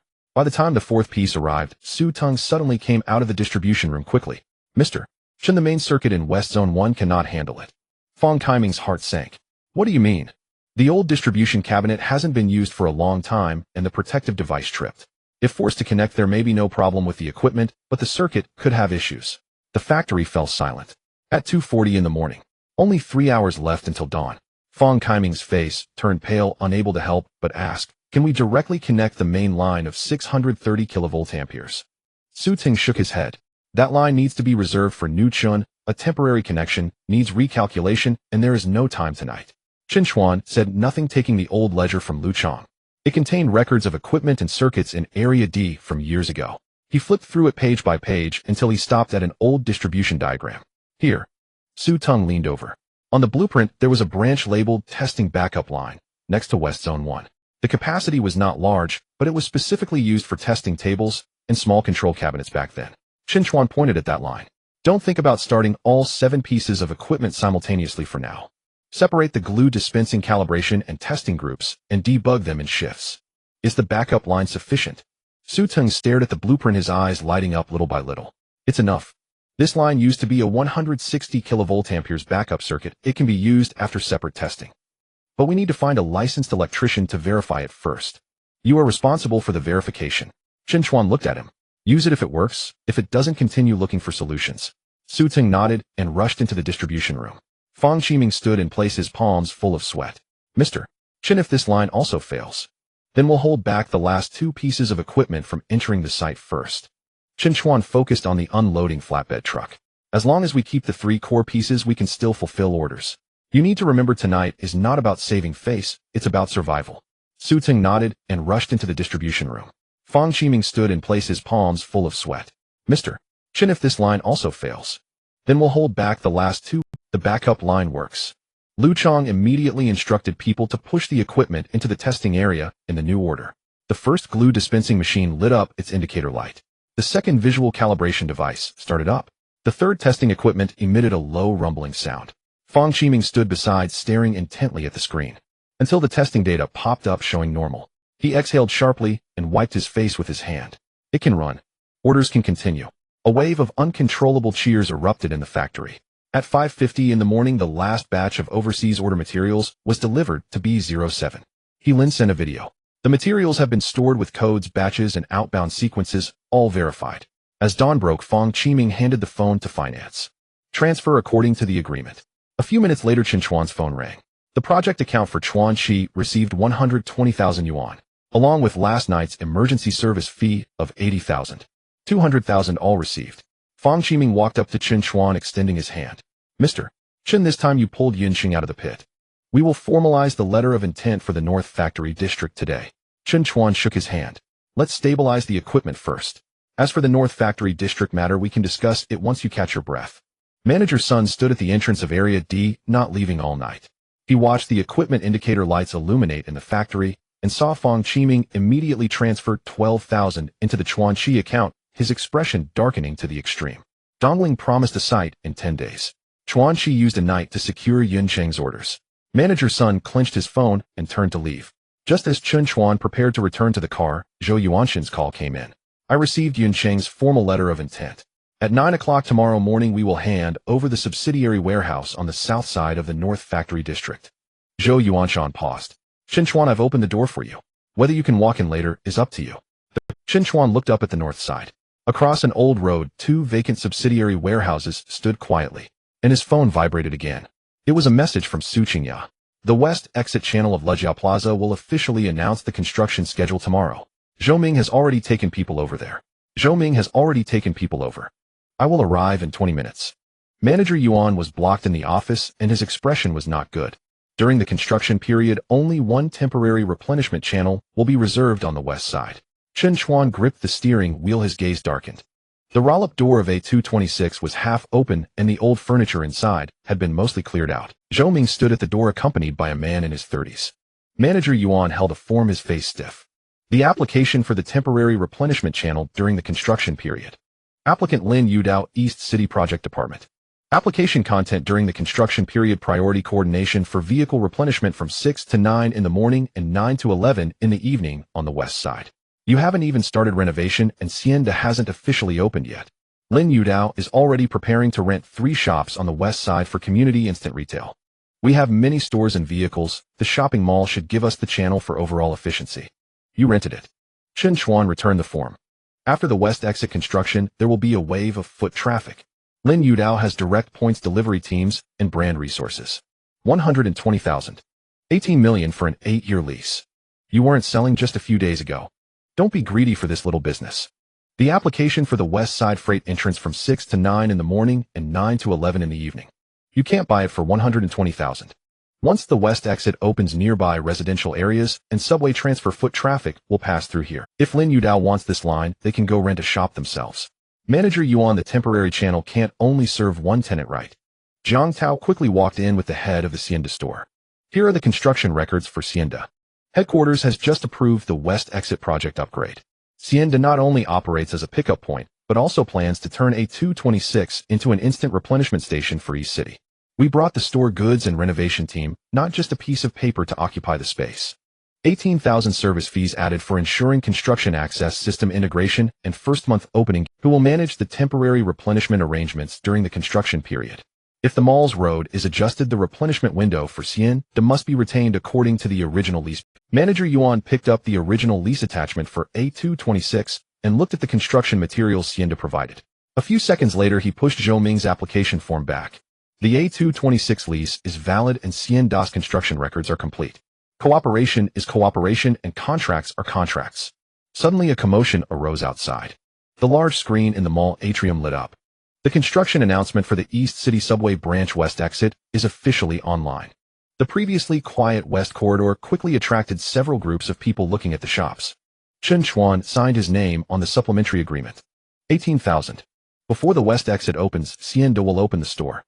Renovations will proceed according to the schedule. You want to do instant retail, first open your own store. Manager Yuan wiped his forehead. There are at least 5 brands inquiring about shops on the west side. The mall is preparing to reassess the rental prices for this row of stores. 18,000 for the lease, collecting 10,008 and adding 18,000. Zhou Ming even offered 120,000. Lawyer Gu sent a photo. Zhou Yuanshan's people have arrived. They want you to go sign the handover now. The people from Zhou Yuanshan have arrived. You need to go over now to sign the handover. After reading the message, Chen Chuan did not rush to start the vehicle. Lawyer Gu bring the memorandum, the inventory list for the auxiliary warehouse, and the handover attachments. Lu Chang grabbed the camera and ledger B at the south gate of the northern factory in 10 minutes. Su Qingya stood at the entrance of A226, and asked why are so many people needed for a handover. Chen Chuan glanced towards the north. When receiving assets, we cannot just collect the keys. Just as the car pulled out of Lejiao Square, a notification popped into his mind. Future prediction at 1035 today, in auxiliary warehouse no. 2 on the south side of the northern factory, the original operator will dismantle the control cabinet for the track hoist. Once the track hoist leaves, Yuncheng Intelligent will abandon the intention to expand production in the northern factory. Chen Chuan pressed the accelerator deeper. Outside the south gate of the northern factory, 2 gray-white auxiliary warehouses were adjacent to an old wall. The door of the left warehouse was open, stacked with empty pallets and old shelves. In front of the right warehouse, a flatbed truck was parked with several workers on ladders dismantling the control cabinet beside the wall. Manager Tang stood nearby and approached as Chen Chuan got out of the car. Mr. Chen, the keys and documents are all here. He handed over a folder, his expression somewhat unnatural. There are some old equipment in warehouse now. 2 that the previous operator installed themselves. They want to dismantle it first. You sign the handover now, and I will coordinate the rest. Chen Chuan did not take the keys. Take out the handover list. Manager Tang hesitated but eventually flipped to the last page. Auxiliary warehouse no. 2. 1 set of 2 tons track hoist.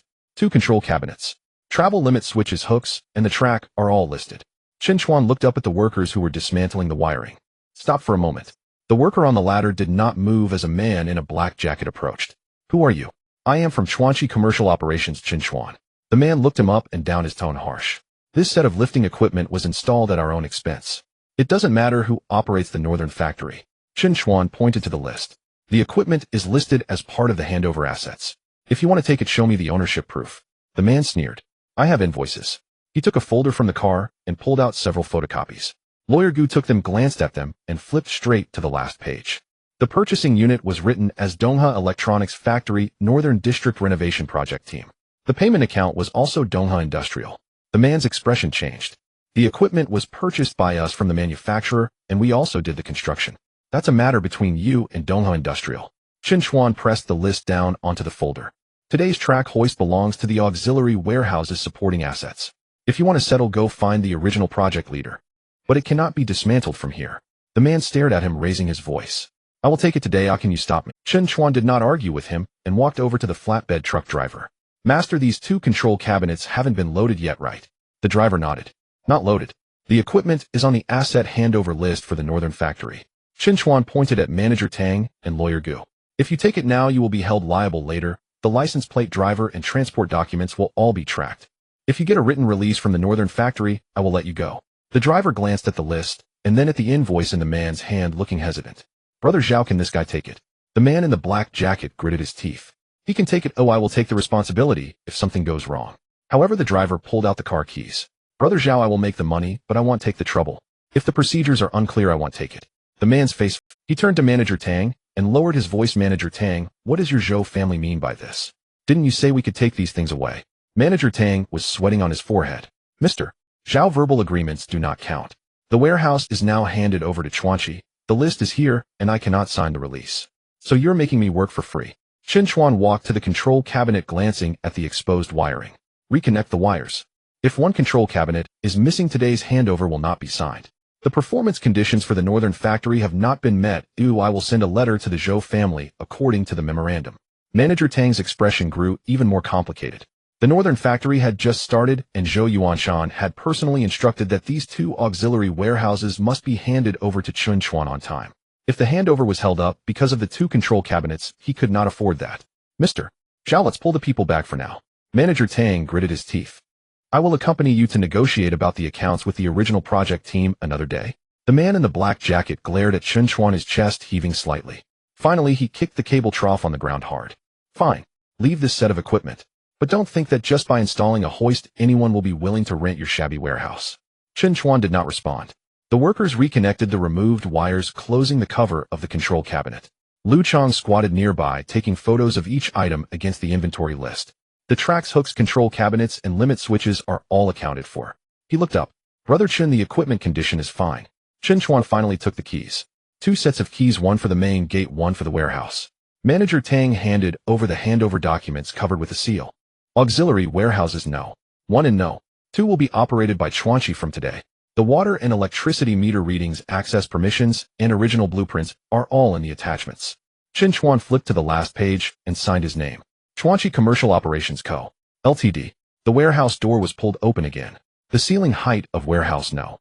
2 was sufficient, and the track hoist spanned half the warehouse area. Although the ground was dusty, the load-bearing lines and unloading ports were still intact.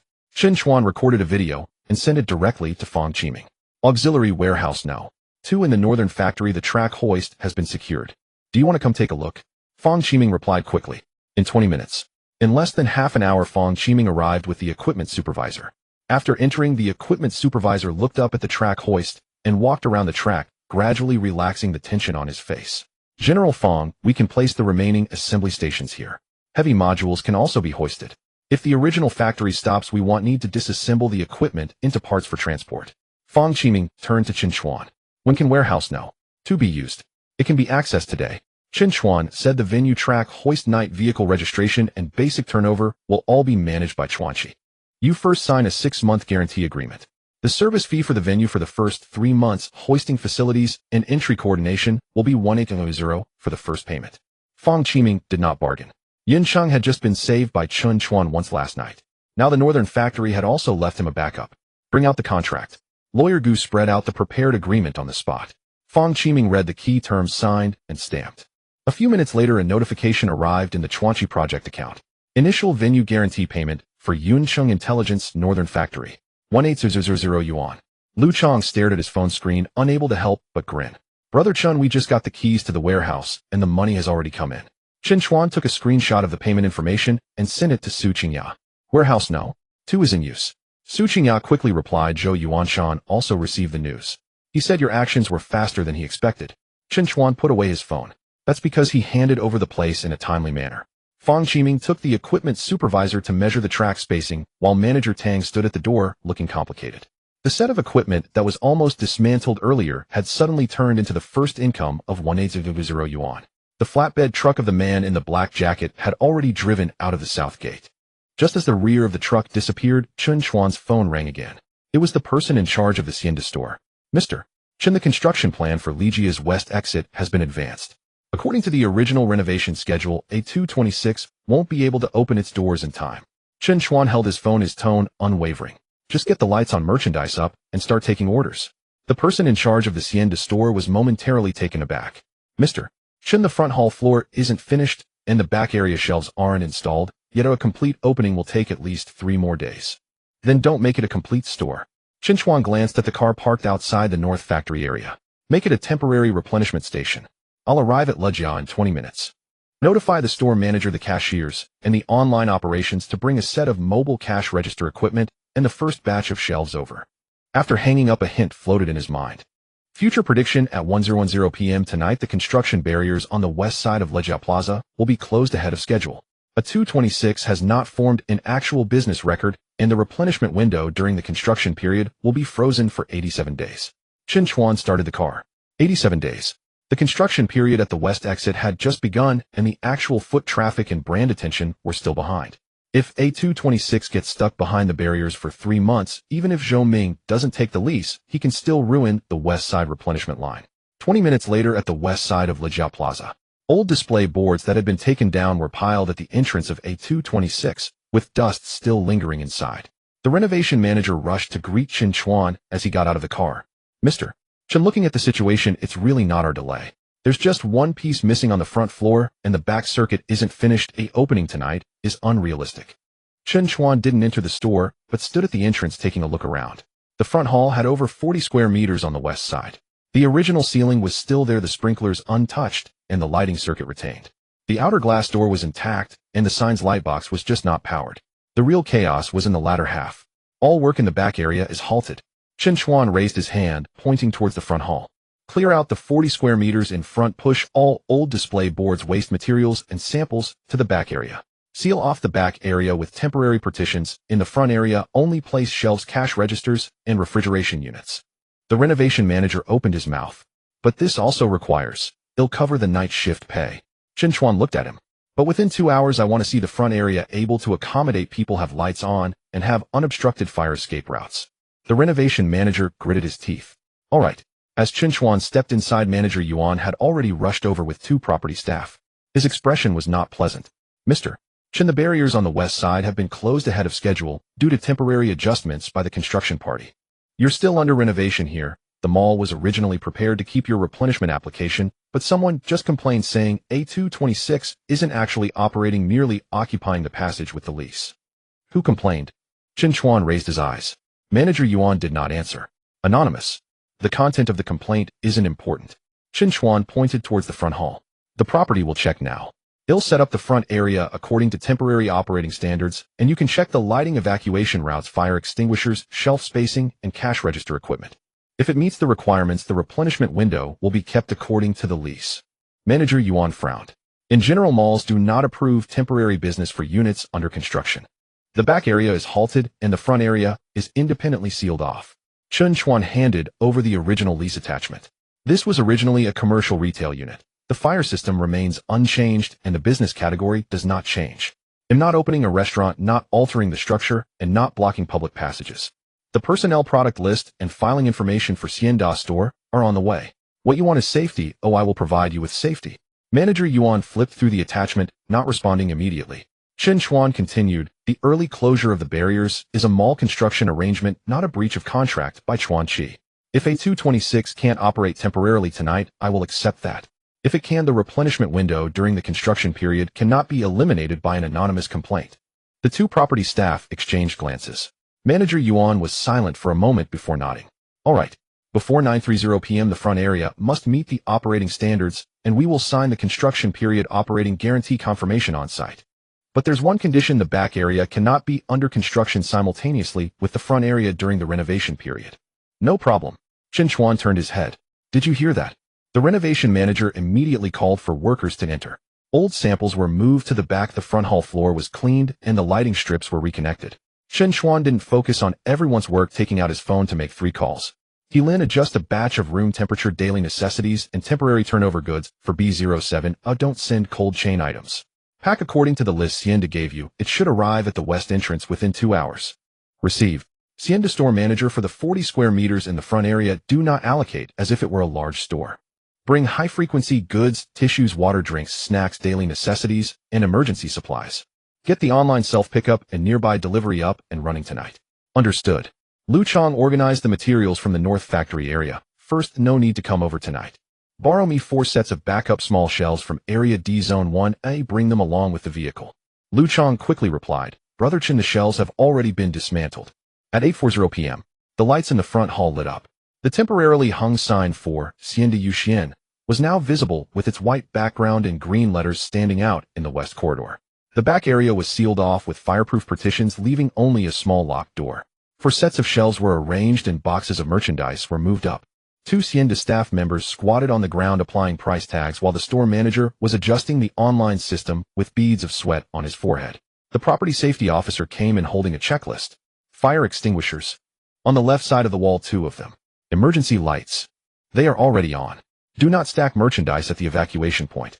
Chen Chuan raised his hand to have a worker move a box of drinks aside. Leave 1 meter and 2. The safety officer checked the wiring next to the cash register again. No daisy caning the sockets. The refrigeration unit should have its own wiring. Chen Chuan nodded. Change it, as he said.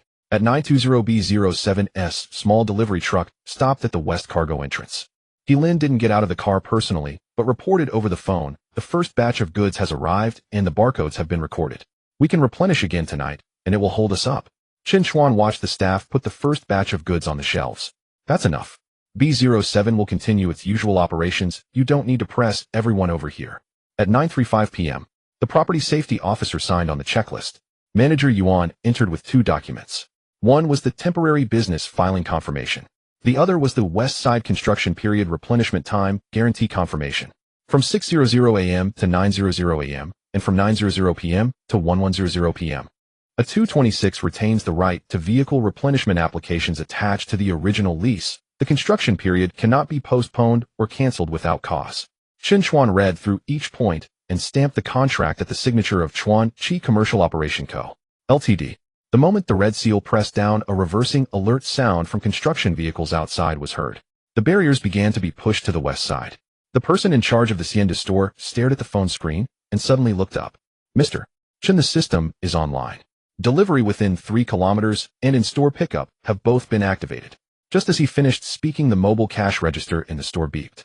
The first order: 2 boxes of mineral water tissues, a charging cable, and a few bags of snacks. The delivery address was located right outside the west corridor in an office building. The staff member was stunned for half a second, then immediately picked up the bag to start packing. The second and third orders quickly followed, as the barriers closed outside the west corridor had not completely cooled down. Many people passing by the notice board instinctively glanced inside at the brightly lit Hacienda entrance. Manager Yuan stood at the door watching the busy staff inside. The expression on his face softened. Mr. Chen, this time it's not an empty store. Chen Chuan tucked away the guarantee confirmation. It never was. At 10:05 p.m., the barriers had sealed up to the outer side of A226, leaving only a temporary pedestrian passage and a narrow replenishment opening. Zhou Ming did not show up. But Manager Yuan's phone rang and his expression became somewhat strange. That anonymous complainant just hurried again, asking whether you were actually open. Chen Chuan looked outside. The Hacienda staff was handing the first order to the delivery rider. The transaction receipt was still hanging on the cash register. Send over the photos, filings, and tonight's transaction records. Manager Yuan nodded. I'll handle it. Within 2 minutes, Chen Chuan's phone vibrated. Hacienda's backend pushed out the opening data. In just 20 minutes, online 27 orders had been received. Not many, but the lights in A226 were already on. During the construction period of 87 days, the replenishment window on the west side remained in the hands of Chuan Qi. Su Qingya stood outside looking up at the sign. Zhou Ming bought something that's not sellable for 1.2 million, and tonight you used a few sets of shelves to hold it down. Chen Chuan smiled. What he bought was the store. What I'm guarding is the future. The phone rang again. Lawyer Gu sent a message. The main workshop in the North Factory area will start clearing out for renovations tomorrow. Dongha Industrial temporarily notified that the former tenant left behind a batch of equipment and an unsettled contract. Zhou Yuanshan wants you to take a look.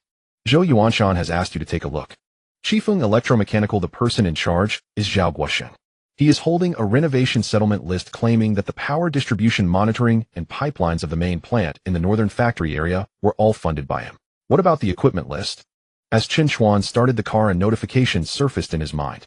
Future prediction at 1126 today, Zhao Guosheng will cut off the power distribution cabinet No. 2 in the main plant of the northern factory area under the pretext of clearing the site. At 2 p.m., the on-site factory inspection for Guangheng Energy Storage has been cancelled. Gu lawyer, bring the original contract handover list and settlement conditions. Su Ting, can you get someone who understands high-voltage cabinets over there? Zhao Guosheng stood by the truck followed by 2 electricians with the door of power distribution cabinet No. 2 already opened and several thick wires stripped. Lu Chong stood not far away looking pale. Brother Chen, they say this is their own equipment and Manager Tang doesn't dare to stop them. Chen Chuan didn't rush forward. He first looked up at the main plant. Guangheng Energy Storage is inspecting the factory. At 2 p.m., Zhao Guosheng is not here to clear the site. He intends to cut off the main plant before the inspection. Mr. Zhao, yesterday you dismantled the track hoist in warehouse No. 2. And today you are dismantling the power distribution cabinet in the main plant. Do you really plan to leave nothing in the northern factory area? Zhao Guosheng turned around to smirk at the corner of his mouth. Mr. Chen, it has nothing to do with me who operates the plant. This cabinet, the monitoring host, and the spare lines were all paid for by Chifeng Electromechanical during the Dongha Industrial owes me 48000. If I don't take the equipment, do I wait for you to occupy everything? Let me see that settlement list. Zhao Guosheng handed over the folder. Chen Chuan flipped to the last page. 48000 renovation settlement application. The signature field is blank. The acceptance opinion is also blank.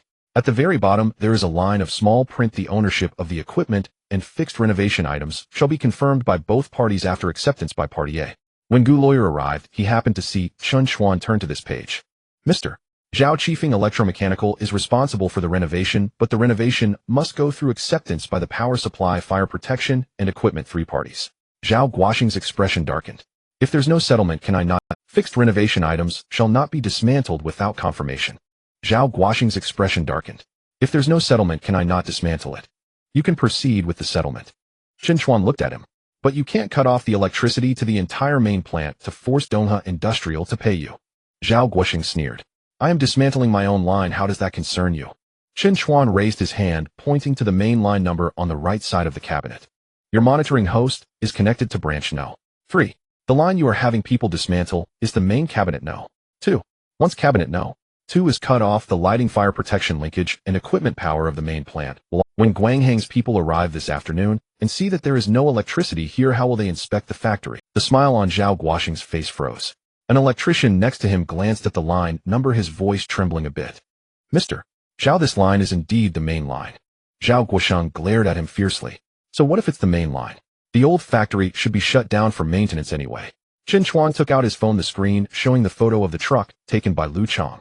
In the truck, besides 2 sets of cables and the monitoring host, there was also a disassembled spare inverter. Mr.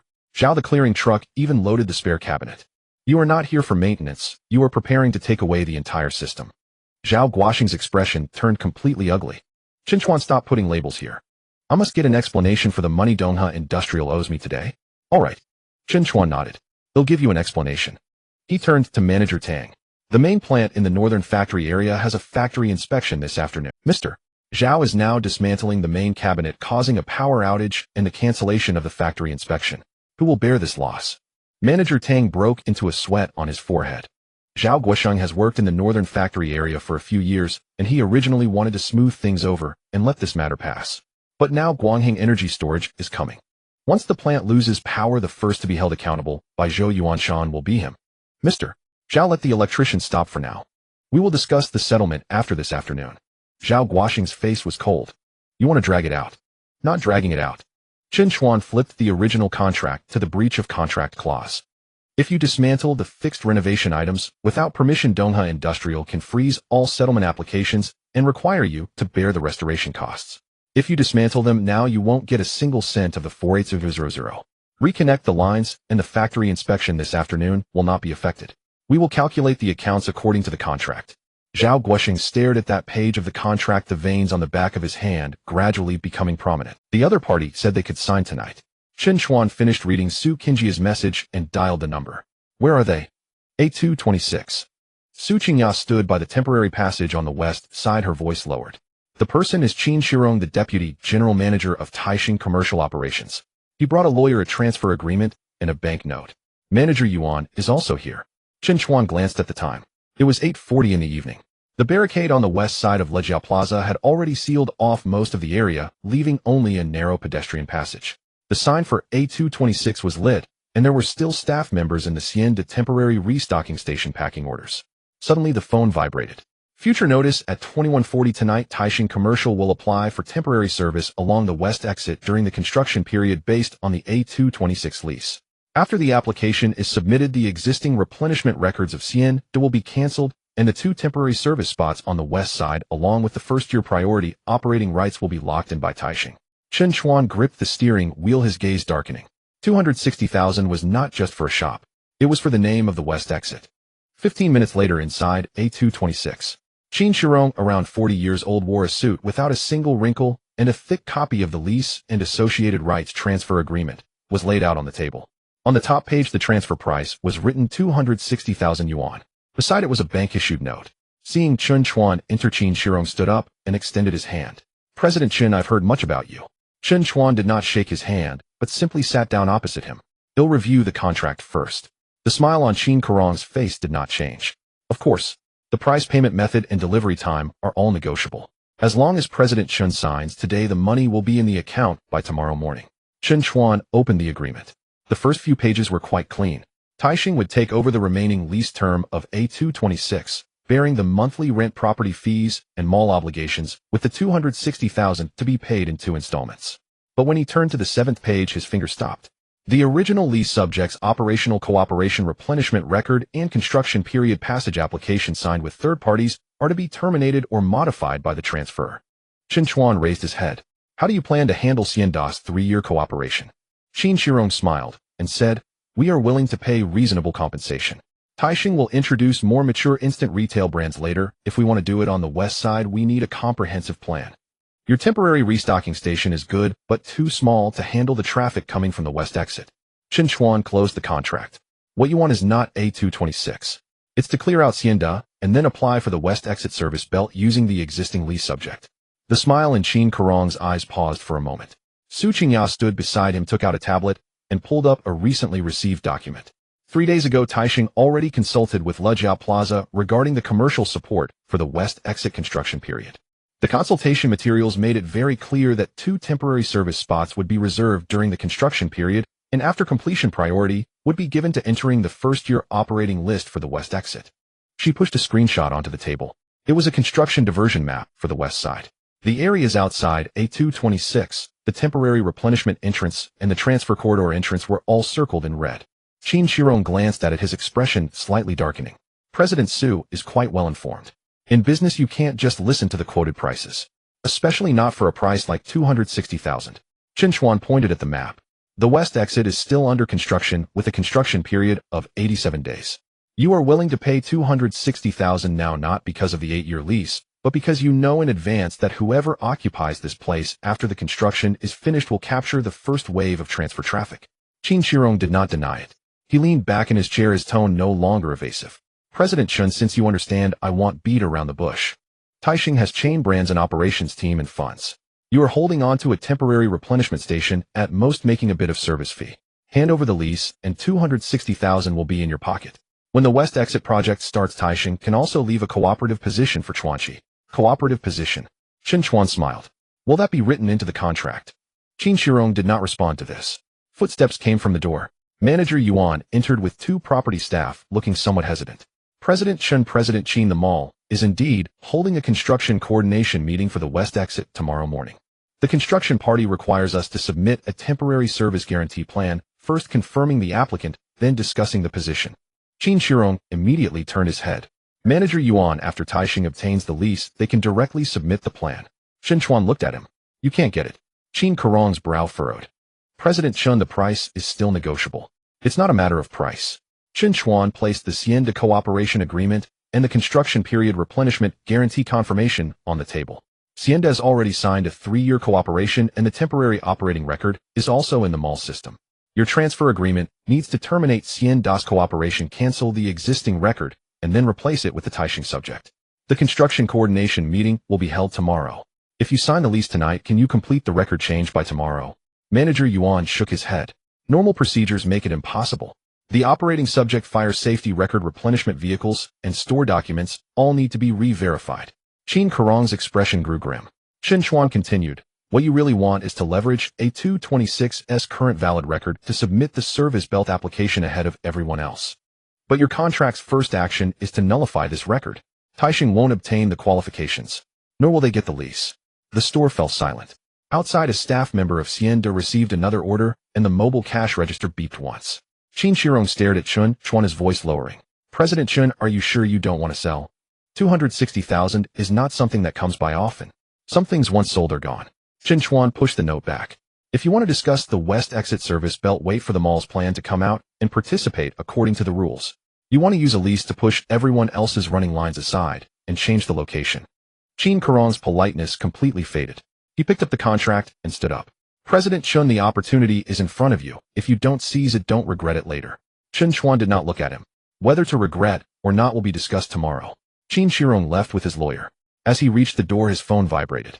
Chen Chuan glanced at the screen with his peripheral vision. The caller ID only had 2 words. Zhou Ming. Chen Chuan paused for a moment before stepping into the night outside. Manager Yuan stood in place, somewhat unsure of what to say. Su Qingyao was the first to speak. Manager Yuan, for tomorrow's construction coordination meeting, Lejia needs someone who can ensure uninterrupted service during the construction period. It's not about who offers the highest price. That person can take the west exit. Manager Yuan nodded. President Chen, the construction party requests that we submit the plan before 10 o'clock tomorrow morning.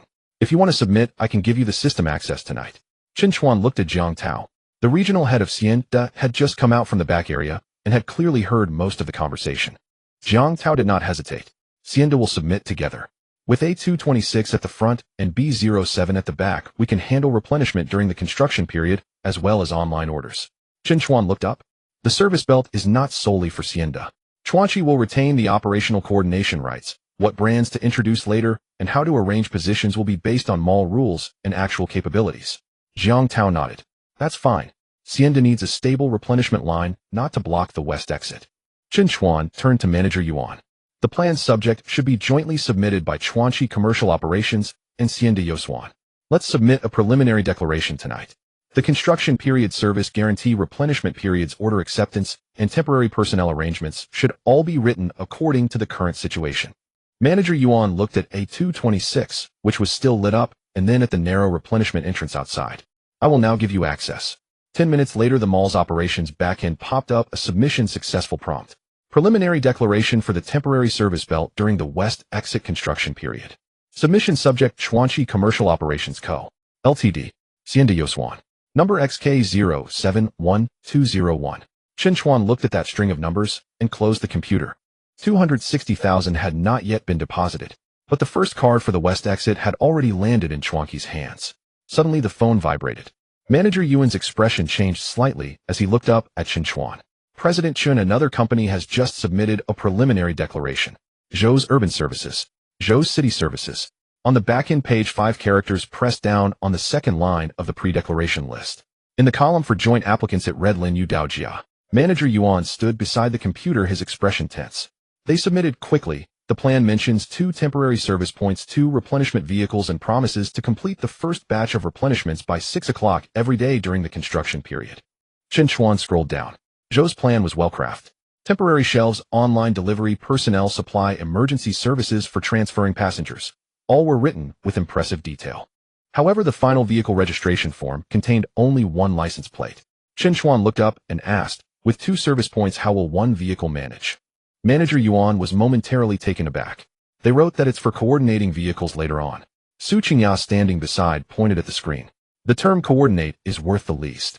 Chen Chuan chose not to continue reading the proposal. His phone vibrated. Lawyer Gu had sent a message.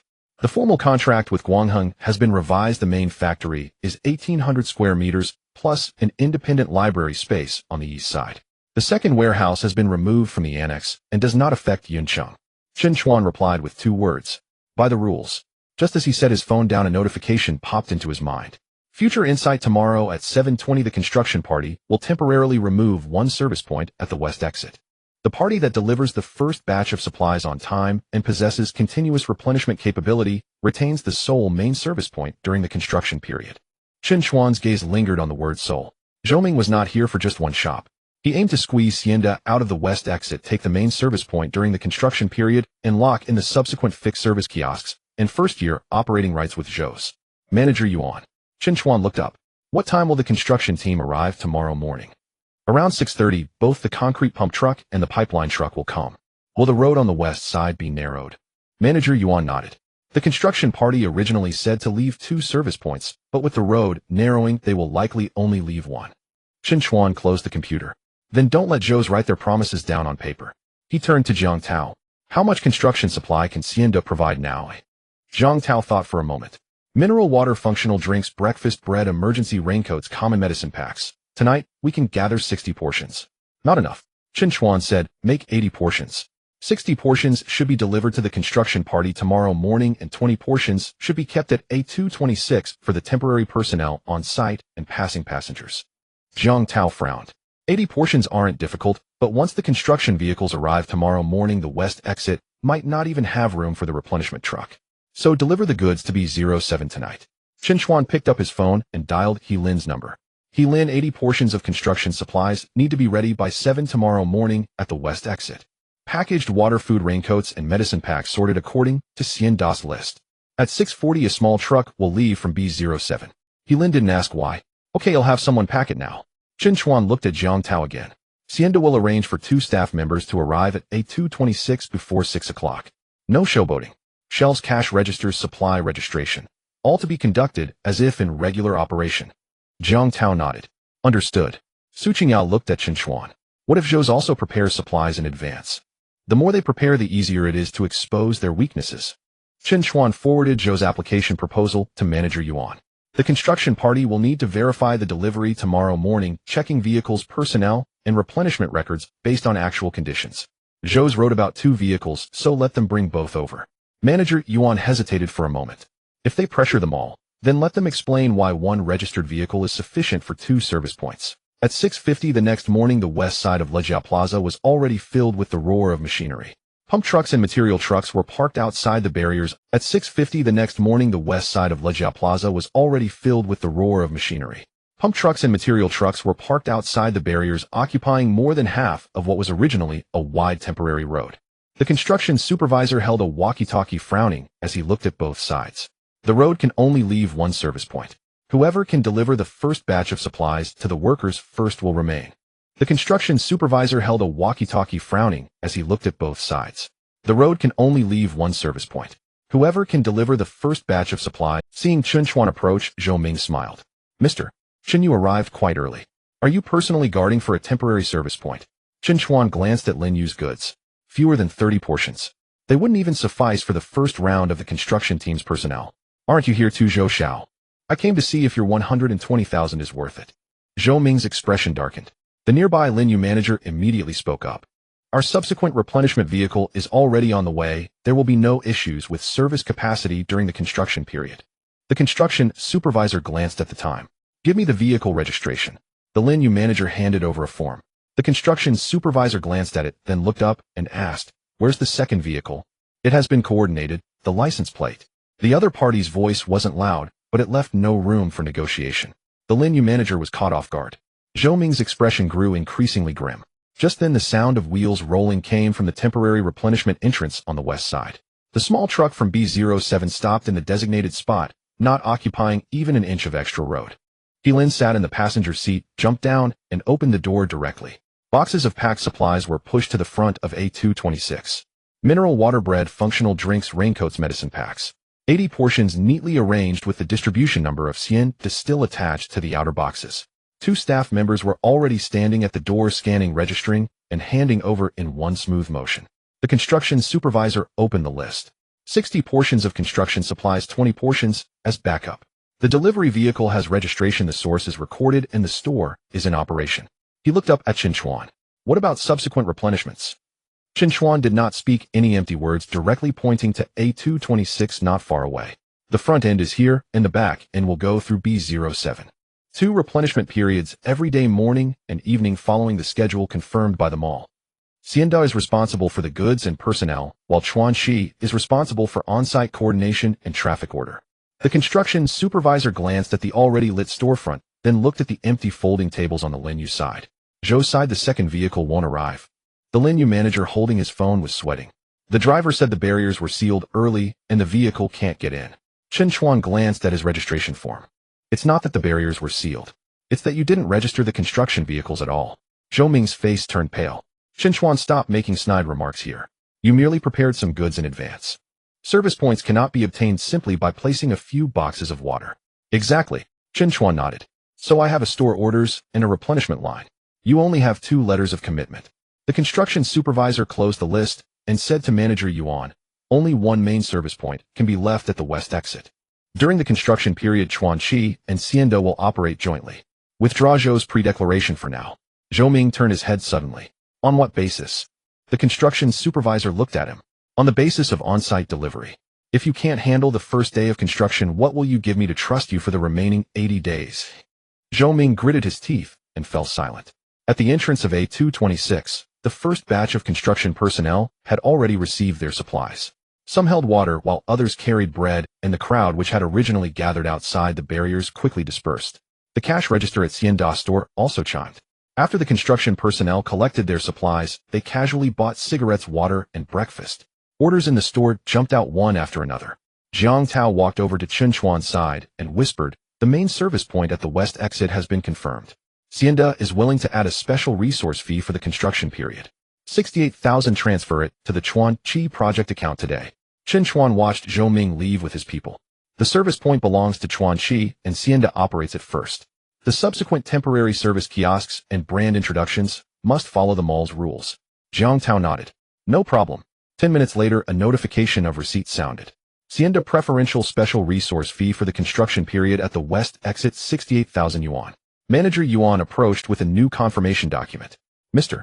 Chen, the mall has just issued a supplementary notice. The operating party of the main service point during the construction period can prioritize the selection of a fixed service kiosk next to the west exit after the construction concludes. The area is 52 square meters with usage rights for 5 years. However, the confirmation time limit is only 48 hours. Chen Chuan took the document. The fixed service kiosk next to the west exit perfectly aligns with the transfer corridor entrance. Before he could speak, his phone rang again. It was Qin Shiro. After the call connected, the other party's voice was heavy. Mr. Chen Taisheng won't be taking A226 anymore. But you'd better not touch that 52 square meter service kiosk. Zhou Xiao has already prepared the price for it. Qin Kerong's voice came through the phone carrying a hint of lingering coldness. The fixed service booth at the west exit has a base price of 380,000 for a 5-year usage right, with a performance bond of 60,000.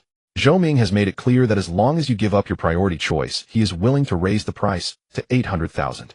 Chen Chuan stood at the entrance of A226, raising his eyes to the construction guide map outside the barricade, which had yet to be taken down. 52 square meters. Stuck at the entrance to the west exit's transfer corridor. After the 87-day construction period ended, the first batch of people coming out from the subway entrance could not avoid that place. He asked you to make this call. Chen Chuan asked.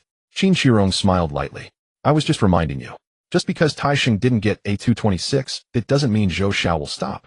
Once the service booth is publicly auctioned, this main service position in your hands will be reduced to half. Chen Chuan hung up the phone and turned to enter the store. Su Qingya was sitting next to the temporary partition in the back area looking at the supplementary documents sent by Lejiao Plaza on her tablet. The priority choice for the fixed service booth is not directly given. She turned the page. You need to complete 2 tasks within 48 hours. First, pay a deposit of 50,000 to secure it, and then go through a continuous service verification with the mall and the construction party. If the verification fails, the priority right will be void and the service booth will be open for public bidding. Chen Chuan flipped to the last page. The verification standards were written very simply. During the construction period, guarantee the first batch of supplies, emergency services, and on-site order for 3 consecutive days. What the Zhou family wants to snatch is not merely a booth. They were waiting for Chuan Chi to make a mistake. The phone vibrated. Lawyer Gu sent a message. The official contract with Guangheng has been revised, adjusting the usage area to the main factory building of the northern plant area of 1,800 square meters, adding independent supporting storage spaces on the east side. The number 2 warehouse has been deleted from the annex, and the usage arrangement for Yunsheng is unaffected. Chen Chuan replied, execute according to the rules, and just as he was about to put away his phone, a familiar notification popped up. Future forecast: tomorrow at 1640 the construction barricade at the west exit will be adjusted due to heavy rain. The fixed service booth will become the only service point available for docking and sheltering from the rain. The Zhou family's temporary supply vehicle cannot enter the west side. Chen Chuan's gaze stopped on the words, the only docking point. He looked up and asked Su Qingya, who has the service booth key now. The property engineering department. Is it empty? Inside is an old material room not yet handed over to the operating party. Chen Chuan nodded. Tomorrow, don't wait for the verification. Make it a usable service point tonight. Su Qingya looked at him. Are you planning to spend 50,000 to secure it first? Yes. Chen Chuan picked up his phone. Zhou Ming wants to use 800,000 to force me to give up. I will make sure he doesn't even get a chance to bid publicly. Half an hour later, at the Lejiao Plaza property office, Manager Yuan sat behind the desk, his expression somewhat complicated. Mr. Chen, the service booth has not been officially delivered, yet the wiring inside is aging, and there are no shelves. If you lock it now, and the verification fails tomorrow, the 50,000 will not be refunded. Chen Chuan handed over the locking application. Proceed according to the rules. Manager Yuan glanced at the signature. Chuanchi Commercial Operations Co. Ltd. He took the document and was just about to stamp it when the office door was suddenly pushed open. Zhou Ming walked in, followed by the area manager from Lin Yudao. He saw the application on the table, and his expression darkened. Chen Chuan, you move quickly. You also want the service booth. Chen Chuan did not stand up. The mall gave me priority. If I don't take it, should I wait for you to take it for me? Zhou Ming sneered. Do you think paying a 50,000 deposit is enough? The construction party will verify tomorrow. You just managed to hold on to a main service position, and now you want to take the service booth as well. The supply from Xianda is enough to last for a few days. Chen Chuan looked at him. Whether it's enough or not will be seen tomorrow. Zhou Ming walked to the table and slapped down a document. Lin Yudao has submitted a proposal today. During the construction period, 2 teams, 2 supply vehicles, and all-weather service. If you fail the verification, the service booth will go to public bidding, and the Zhou family will offer 800,000. Don't say I didn't remind you then. Manager Yuan did not accept that proposal. Zhou Xiao, it's still Chuanqi's priority selection period. Zhou Ming's face twitched. He stared at Chen Chuan, lowering his voice. Don't think that just because you won once you can always win. This place at the west exit is not something a small company like yours can hold on to. Chen Chuan placed the deposit transfer receipt on the table. The 50,000 has been transferred. Whether it can be held on to doesn't depend on who is louder. Manager Yuan verified the payment and stamped the acceptance seal on the application. Priority selection for the fixed service booth accepted. Before 5 p.m. tomorrow, complete the joint verification with the construction party and the mall. Zhou Ming turned around and left with his people. Once the office door closed, Su Qingyao picked up that proposal from Lin Yudao and took a glance. 2 teams, 2 supply vehicles. They didn't even have the second registered vehicle this morning. Proposals can be supplemented, but vehicles and personnel cannot. Chen Chuan stood up. So tonight we need to set up our personnel and goods first. He did not seek out the construction party or anyone for mediation. The service booth was just over 20 meters outside A226, with the rolling shutter door covered in thick dust. When opened, it revealed a few old folding tables, discarded light boxes, and a row of empty shelves. The space was small but had an independent glass door directly facing the temporary pedestrian passage at the west exit. Can this set of sockets on the back wall be used? Chen Chuan asked. The property engineering staff tested it with a testing pen. The lighting works, but the freezer and high-power equipment do not. That's enough. Chen Chuan turned around and instructed no need for the freezer. Only put common temperature high-frequency items like water-bread raincoats, power banks, band-aids, and heating pads. Move over the mobile cashier and backup light box from A226. Jiang Tao arrived, still holding the temporary schedule for Xianda. Mr. Chen, we can keep 2 employees tonight and add 1 more tomorrow. We don't have enough manpower. Then don't treat it as a second store. Chen Chuan said this is a service point during the construction period responsible for handover emergencies and supplies. Online orders will still go through A226. The service booth will only serve as a front desk. Jiang Tao thought for a moment and nodded. This way it can run. What about B07? Lin has already received the notification. Chen Chuan glanced at the time. The first batch of supplies must be in place by noon tomorrow. At 11 o'clock at night, the lights at the service booth turned on. The blue and white temporary sign for Xianda was hung up without flashy advertisements, just a few words. West Exit Construction Service Point. Inside were 2 sets of shelves, over 40 types of commonly used items, a cash register, and an emergency first aid kit. Su Qingyao stood outside the door looking up. 50,000 deposit in exchange for an old material room that hasn't been officially delivered. Are you sure it's worth it? Chen Chuan looked at the gradually darkening clouds outside. After tomorrow, it won't be a material room anymore. The next day at 4:20 p.m. the sky in the west suddenly darkened. The construction team was just preparing to finish when raindrops began to pound on the barricade. Minutes later, heavy rain poured down. The construction manager received notification that the temporary pedestrian passage on the west side had flooded and all supply points originally outside were withdrawn. The Zhou family supply vehicle was blocked outside, unable to enter. The person in charge of Lin Yudao stood in the rain with an umbrella, constantly calling the driver, his voice drowned out by the sound of the rain. However, the corridor between A226 and the fixed service booth was still there.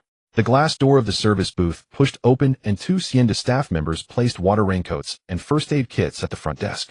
The small truck arranged by Lin stopped at the inner replenishment entrance, and the goods had not gotten a drop of rain.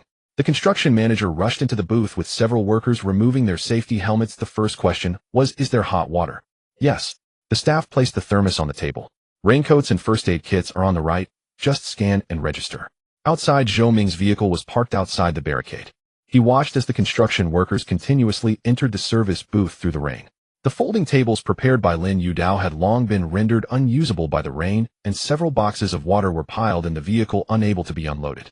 Manager Yuan arrived with an umbrella, accompanied by the mall operations and construction managers.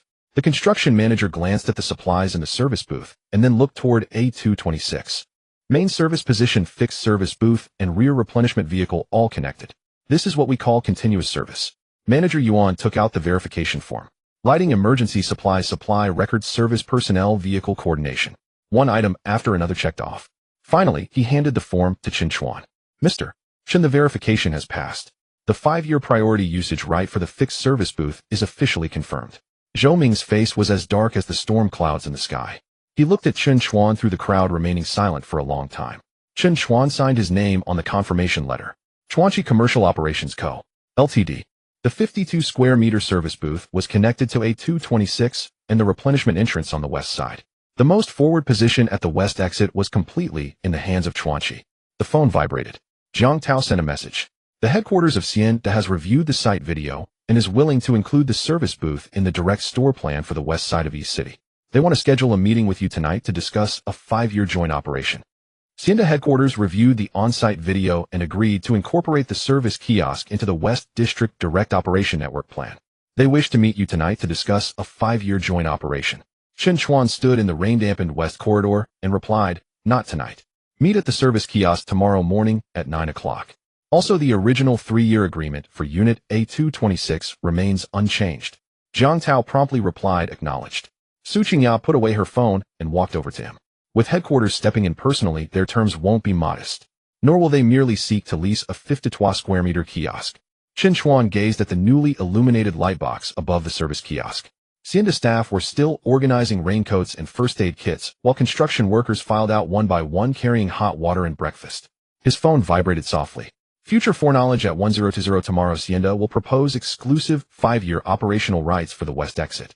Within 3 months, the West Exit service belt will expand to include pharmacy, cafe, and parcel storage windows. Should the exclusivity clause take effect, Chuanqi will forfeit all subsequent rights of introduction. Chen Chuan paused for 2 seconds. Whether the kiosk would turn a profit, Xianda possessed far greater expertise than he did. Yet the West Exit was not merely a single kiosk. Behind it stretched the entire service belt. Qingya, he said, ask manager Yuan to send over the commercial traffic flow diagram for the West Exit post-construction. Su Qingya glanced at him. Do you suspect there's additional space behind the kiosk? It's not suspicion, Chen Chuan replied. If Xianda dares commit to 5 years, it means they see something far beyond this 53 square meter footprint. The next morning, rainwater still glistened on the pavement outside the service kiosk. 3 representatives from Xianda headquarters arrived. Their leader was a woman in her 30s, short hair, dressed in a charcoal gray suit, her badge reading, Xianda Premium Headquarters Operations Director Su Man.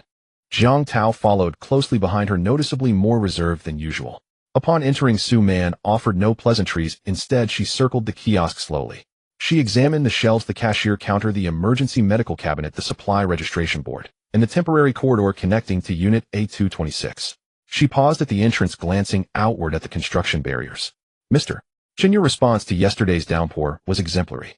The contractor submitted an on-site service report to headquarters. Originally, Xiandao's West District initiative was conceived merely as a small self-pickup point. Now, however, it appears we may advance one step further.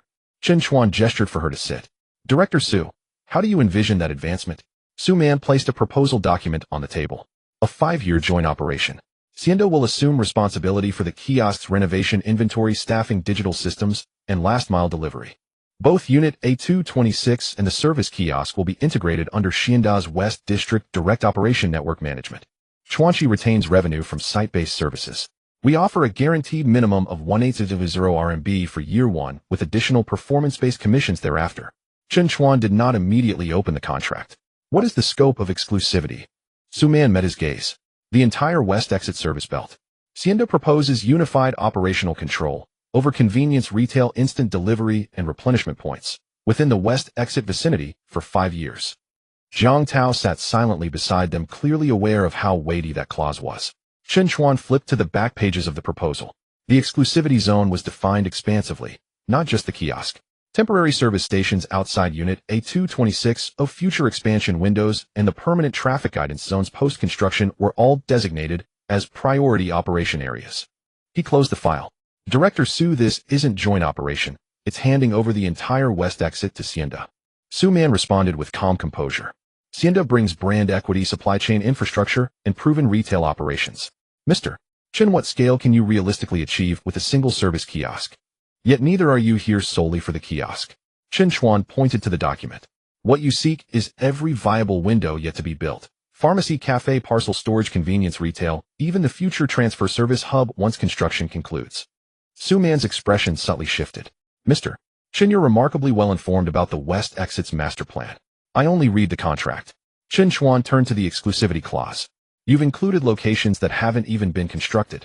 Su Man neither denied nor evaded. When planning projects, foresight demands reserving capacity in advance. Then let us negotiate by location. Chen Chuan's tone remained steady. Unit A226 continues its original 3-year agreement, unchanged, unaltered. The service kiosk may enter a 5-year joint operation with Xianda for convenience retail only. Exclusivity shall apply strictly to this 53 square meter space and this specific retail category. All subsequent windows, pharmacy, cafe, parcel storage, and others along the West Exit remain under Chuanqi's sole discretion for independent selection. Su Man frowned. Mr. Chen, such limited scope significantly increases Xiandao's risk, both financial and operational. Risk isn't allocated exclusively to your side. Chen Chuan held her gaze. You pursue front-end storefronts, I steward the entire service belt. You earn through retail and delivery, I earn through operations and synergy. Neither party should attempt to lock the other in. Suddenly footsteps echoed at the door. The construction supervisor entered with 2 foremen holding a personnel list. Mr. Chen, night shifts begin tomorrow on the west side to accelerate progress. With over 120 crew members working nights, can their supply support be formalized? Jiang Tao immediately looked towards Su Man. 120 workers, excluding metro transfer passengers and nearby office tenants, meant stable, predictable demand during construction alone. Chen Chuan accepted the list and scanned it. Yes. Daytime restocking continues as scheduled. Nighttime supplies must arrive 2 hours prior to shift start. The supervisor exhaled in relief. Excellent. Yesterday's torrential rain forced nearby shops to close. Only yours remained open for essentials. He departed with his team. Su Man studied the supply registration board at the entrance, silent for a moment. Chen Chuan waited without prompting. Hacienda sought certainty, and he had already laid it before them. Front end the service kiosk. Back in units A226 and B07. Construction phase sustained reliable demand. Once the metro entrance opens, the service corridor will only grow longer. Minutes later, Su Man reopened the contract. The exclusivity scope is withdrawn. Only priority operational rights for convenience retail within the fixed service kiosk are retained. But the year 1 guaranteed minimum of 180 RMB is insufficient. Chen Chuan stated, raise it to 240 RMB. 12,000 paid upon signing, and 8,000 RMB performance bond for the full 5-year term. Subsequent revenue sharing will be negotiated based on actual sales. Su Man looked up. 240 is excessive. Yesterday you accepted 2.6 million renminbi for unit A226's lease. Chen Chuan met her eyes. For 24000 annually you acquire the premier west exit position, already fully operational. That is not excessive. Jiang Tao couldn't suppress a quiet smile. Su Man cast him a sidelong glance, then stepped outside to call headquarters. 10 minutes later she returned, her demeanor transformed. Headquarters has approved. With one addition, Hacienda reserves the right to review and approve the kiosk's renovation plans prior to construction commencement. Agreed. Chen Chuan nodded. Review must conclude within 3 days, and may not alter the operational boundaries already confirmed by both the mall and Chuanqi. Councillor Gu handed over the revised supplementary agreement. Su Man reviewed each clause carefully, then made no further revisions. The official seal of Hacienda Premium Headquarters pressed firmly onto the document, followed immediately by Chuanqi Commercial Operations Co. Ltd.'s contract stamp. His phone chimed softly. The first installment of the 5-year West Exit Joint Operation Guarantee, 180 RMB, had been credited. Immediately afterward, another transaction appeared: the 5-year performance bond, 880 RMB, fully deposited. 20,000 RMB secured. The kiosk remained Chuanqi's. And decisions regarding future deployments, what services to introduce, whom to partner with, remained entirely Chuanqi's prerogative. Su Man gathered her documents and extended her hand to Chen Chuan. Mr. Chen, Hacienda claims the storefront. You hold the west exit. They shook hands firmly. Each earns according to their domain. After Su Man departed, Jiang Tao lingered. He stood at the threshold watching construction workers stream in for water and breakfast. Headquarters initially envisioned transforming this into Hacienda's exclusive West District frontline outpost. Now I see, you were right. This place cannot be monopolized by any single brand. Chen Chuan sent Su Qingyao a screenshot of the payment confirmation. Hacienda assumes responsibility for the kiosk's renovation, procurement, and staffing. On your end, closely monitor the post-construction service belt layout. Ensure no one preempts key positions. Su Qingyao replied instantly. Already obtained. Directly behind the west exit's official traffic diversion zone lie 2 currently unopened small units. Chen Chuan was about to reply when his phone vibrated again, not from Su Qingyao but from Councillor Gu. Chen Chuan Zhou has brought representatives from Taixing to meet Zhao Guosheng at the North Plant. They're negotiating the release of a batch of impounded legacy equipment. Chen Chuan Zhou has brought people from Taixing to find Zhao Guosheng at the North Plant district. The lawyer's voice came from the phone, low and subdued. Chen Chuan stood at the entrance of the service pavilion, looking up at the fence that was still dripping water. What are they discussing? A batch of old equipment withheld during the North Plant district renovation. Zhao Guosheng said it was his engineering fee offset, and Taixing wanted to take it. The lawyer sent over the photos. In the old unloading shed on the west side of the North Plant district, several dust-covered machines were displayed. The most eye-catching was a silver-gray box that stood 2 people high with a number sticker on the side. BH09. Zhao Guosheng's people had already pushed it to the side of the flatbed truck, while Zhou Ming stood not far away talking with Qin Shiro. Chen Chuan stared at the equipment for 2 seconds. Suddenly his phone vibrated. Future prediction: at 9:15 p.m. tonight, Zhao Guosheng will transfer the BH09 low temperature and high temperature circulation test chamber under the pretense of engineering settlement. 4 days later, the Guangheng energy storage prototype review will be postponed due to the lack of testing equipment. Chen Chuan's expression darkened. What Zhao Guoxing wanted to take was not scrap metal. It was the testing equipment needed by Guangheng later. Lawyer Gu, do not alert Zhao Guoxing. Bring the asset list of the North Plant District and the handover attachments of Dongha Industry and go directly to the West unloading shed. Chen Chuan hung up the phone and called Lu Chong. Do you know BH09? Lu Chong thought for a moment and his tone changed immediately. Yes, it's an old box that used to do high-low temperature cycling tests for battery modules in the North Plant District. That thing is not new equipment, but it hasn't been scrapped yet. 2 years ago, I helped the maintenance team change the fan once. Can it be used? It depends on the compressor and control board. Chen Chuan said, bring the previous maintenance ledger and go to the North Plant District. Also, don't let anyone remove the equipment number plate. Just as the call ended, he had already dialed Yuzong's number. Guangheng Energy Storage had just signed the site lock-in intention, and the main plan of the North Plant District was still being organized. Yuzong answered quickly. Chen Zong, is there something? For your prototype review, are you short a high-low temperature circulation device? The other end of the line was silent for 2 seconds. How did you know? Just tell me if you are short or not. Yuzong sighed. Yes, we are short. Our originally scheduled equipment has been delayed in delivery, and at the earliest, it won't be until 10 days later. The prototype needs to do temperature cycling and insulation testing. Without the equipment, the review report cannot be produced. Chen Chuan looked at the BH09 in the photo. There is an old piece of equipment in the North Plant District, and the model matches. Send your technical personnel over for inspection. If it can be restored to use, Chuan Chi will expedite the maintenance and testing coordination for you. Yuzong hesitated for a moment. The precision and safety performance of old equipment must be checked on site. Send someone now. Chen Chuan said, if the equipment is still there, it may not be in half an hour. 20 minutes later, at the West unloading shed of the North Plant District, the flatbed truck stopped at the entrance, and Zhao Guoxing stood beside the equipment, holding a cigarette. Zhou Ming leaned against the truck, and when he saw Chen Chuan get out, a smile appeared on his face. Chen Zong, the service pavilion just got its approval, and you are back to the North Plant District again. Your company has expanded quite a bit. Chen Chuan ignored his words and walked directly to the front of BH09. I previously put down money for the North Plant District renovation, and Dongha Industry owes me 4800. Taking a few pieces of equipment as offset is not unreasonable. I previously put down money for the North Plant District renovation, and Dongha Industry owes me 4800. Taking a few pieces of equipment as offset is not unreasonable. Chen Chuan looked at him. You can take the project funds, and no one will stop you.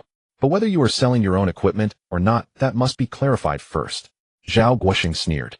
The equipment was bought by me, and the money was also put down by me. Who operates the North Plant District has nothing to do with me. Qin Shirong stood by without interrupting. Taisheng obviously did not want to deal with unclear ownership issues this time. Chen Chuan took out his phone and opened the maintenance ledger just sent by Lu Chong. BH09 low temperature and high temperature circulation test chamber. Asset number, equipment location, maintenance records, and maintenance personnel signatures were all on it. The last page also contained a photo of the asset label from the Dongha Electronics Factory North District Renovation Project Team. Zhao Zong. Chen Chuan raised his phone in front of him.